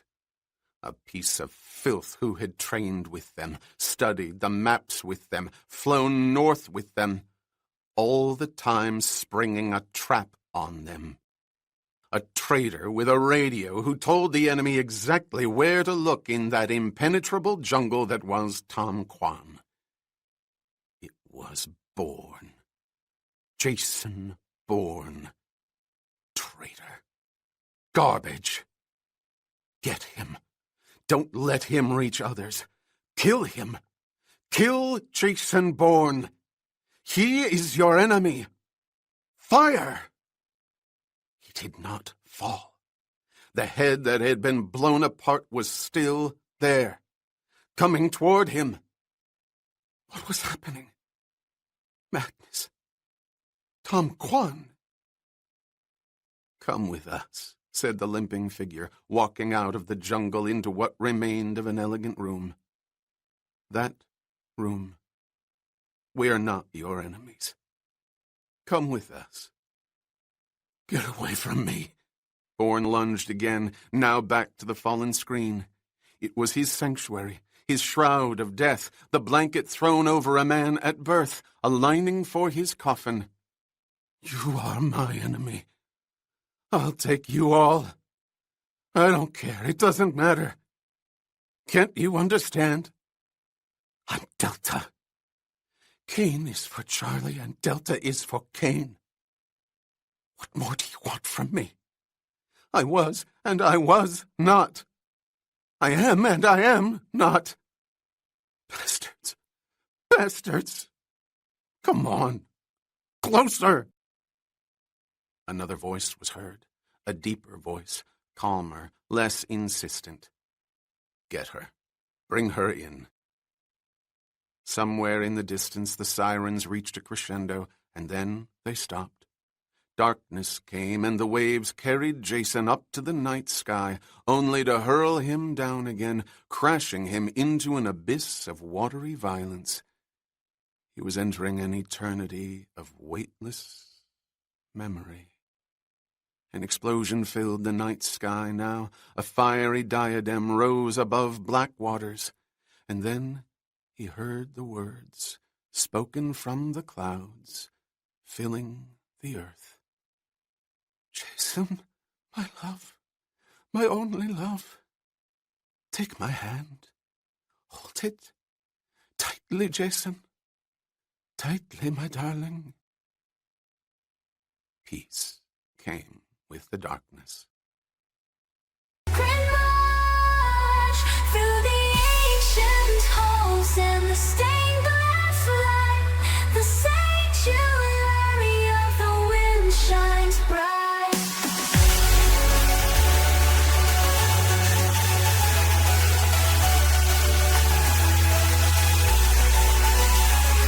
The sanctuary of the wind in the heart of prayer.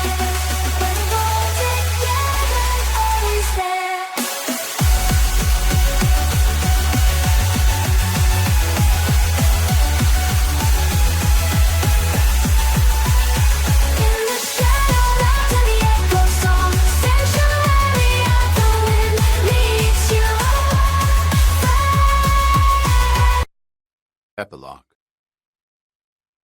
Brigadier General Crawford put the file folder down on the couch beside him. "I don't need this," he said to Marie Saint-Jacques, who sat across from him in a straight-back chair.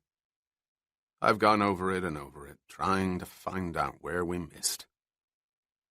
"You presumed where no one should," said the only other person in the hotel suite. He was Dr. Morris Panoff, psychiatrist. He stood by the window, the morning sun streaming in, putting his expressionless face in shadow. "I allowed you to presume, and I'll live with it for the rest of my life." "It's nearly 2 weeks now," said Marie impatiently. "I'd like specifics. I think I'm entitled to them." "You are. It was an insanity called clearance." "Insanity," agreed Panoff. "Protection also," added Crawford. "I subscribe to that part. It has to continue for a very long time." "Protection?" Marie frowned.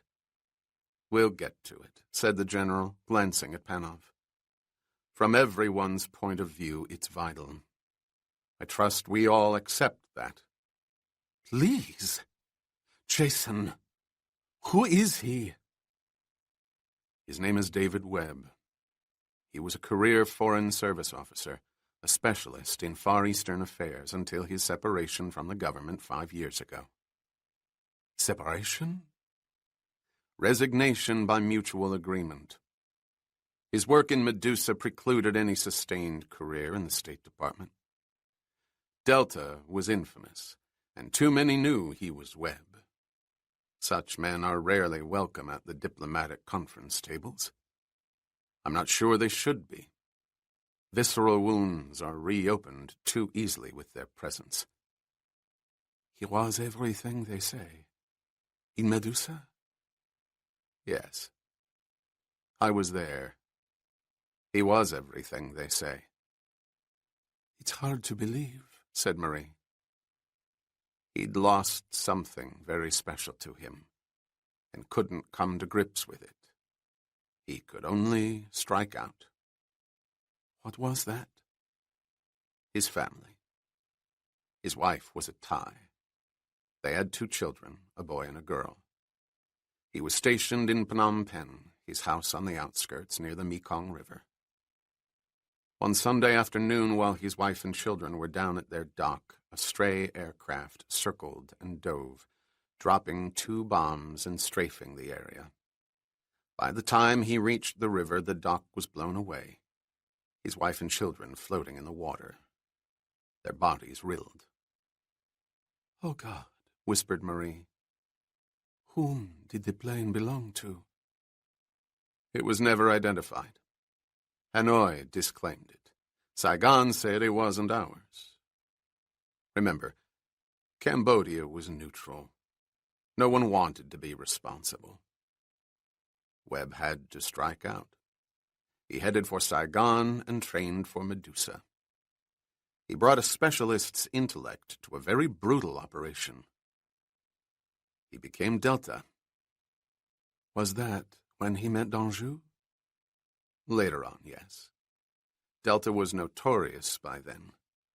North Vietnamese intelligence had put an extraordinary price on his head, and it's no secret that among our own people a number hoped they'd succeed. Then Hanoi found out that Webb's younger brother was an army officer in Saigon, and having studied Delta, knowing the brothers were close, decided to mount a trap. They had nothing to lose. They kidnapped Lieutenant Gordon Webb and took him north, sending back a Kong informant with word that he was being held in the Tam Quan sector.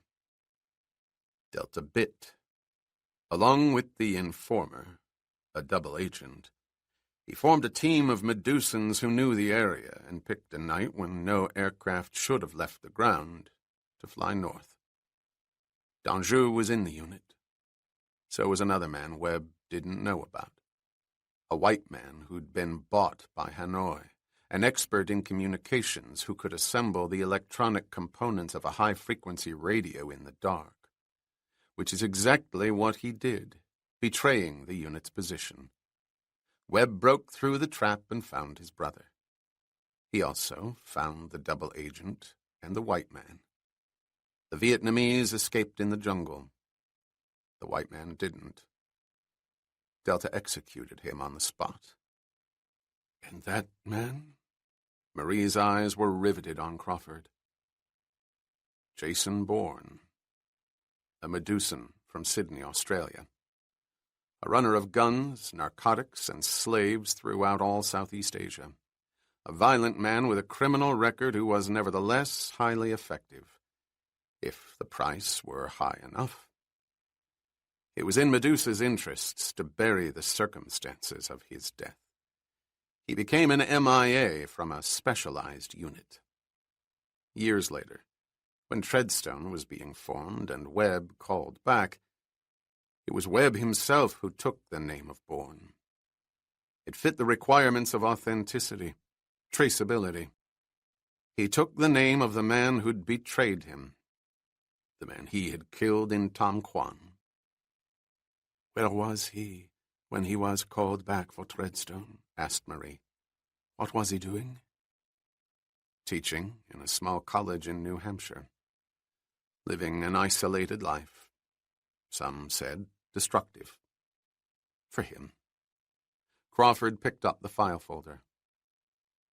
Those are the essential facts, Miss Saint-Jacques. Other areas will be covered by Dr. Panov, who's made it clear that my presence is not required. There is, however, one remaining detail which must be thoroughly understood. It's a direct order from the White House. The protection, said Marie, her words a statement. Yes. Wherever he goes, regardless of the identity he assumes or the success of his cover, he'll be guarded around the clock. For as long as it takes, even if it never happens. Please explain that. He's the only man alive who's ever seen Carlos. As Carlos.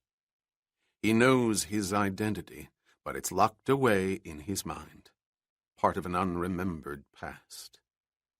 We understand from what he says that Carlos is someone known to many people, a visible figure in a government somewhere, or in the media, or international banking, or society. It fits with a prevalent theory. The point is, one day that identity may come into focus for Webb. We realize you've had several discussions with Dr. Panov. I believe he'll confirm what I've said. Marie turned to the psychiatrist. Is it true, Mo? It's possible, said Panov. Crawford left, and Marie poured coffee for the two of them. Panov went to the couch where the brigadier had been sitting. It's still warm, he said, smiling. Crawford was sweating right down to his famous backsides. He has every right to. They all do. What's going to happen? Nothing. Absolutely nothing until I tell them they can go ahead. And that may not be for months. A couple of years, for all I know. Not until he's ready. For what? The questions. And photographs. Volumes of them. They're compiling a photographic encyclopedia based on the loose description he gave them. Don't get me wrong. One day he'll have to begin. He'll want to. We'll all want him to. Carlos has to be caught, and it's not my intention to blackmail them into doing nothing. Too many people have given too much. He's given too much. But right now he comes first.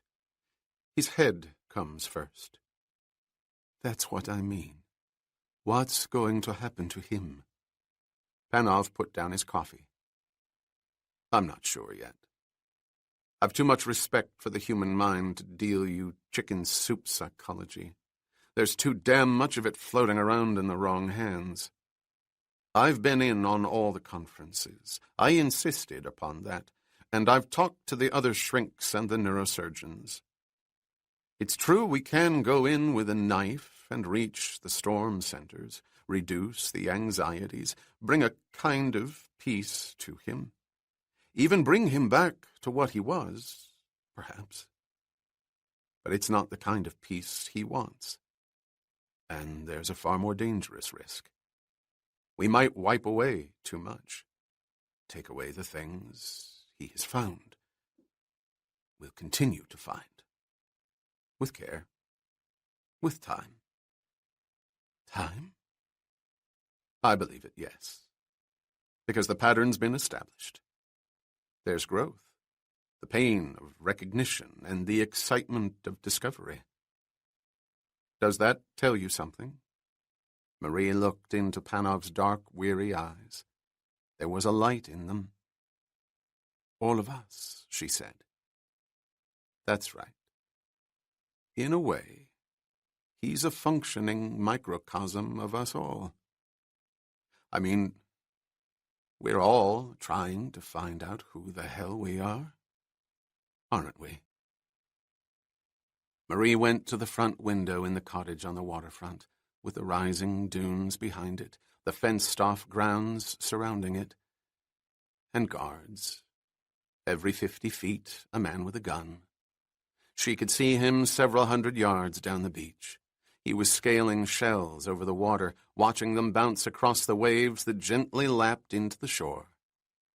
The weeks had been good to him, for him. His body was scarred but whole again, firm again. The nightmares were still there, and moments of anguish kept coming back during the daylight hours, but somehow it was all less terrifying. He was beginning to cope. He was beginning to laugh again.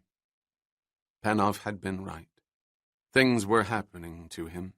Images were becoming clearer, meaning found where there had been no meaning before. Something had happened now. Oh God, what was it? He had thrown himself into the water and was thrashing around, shouting.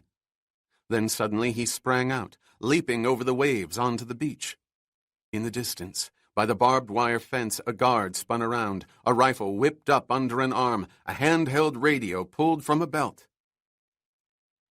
He began racing across the wet sand toward the house, his body lurching, swaying, his feet digging furiously into the soft surface, sending up sprays of water and sand behind him. What was it?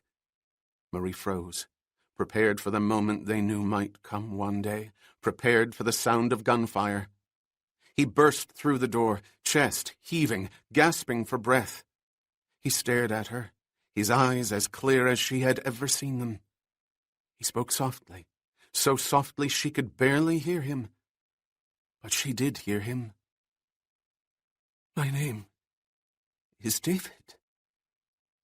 She walked slowly toward him. Hello, David, she said. You have been listening to an Orion Publishing audiobook. To find out more about Orion's audiobooks, please go to the website at orionbooks.co.uk.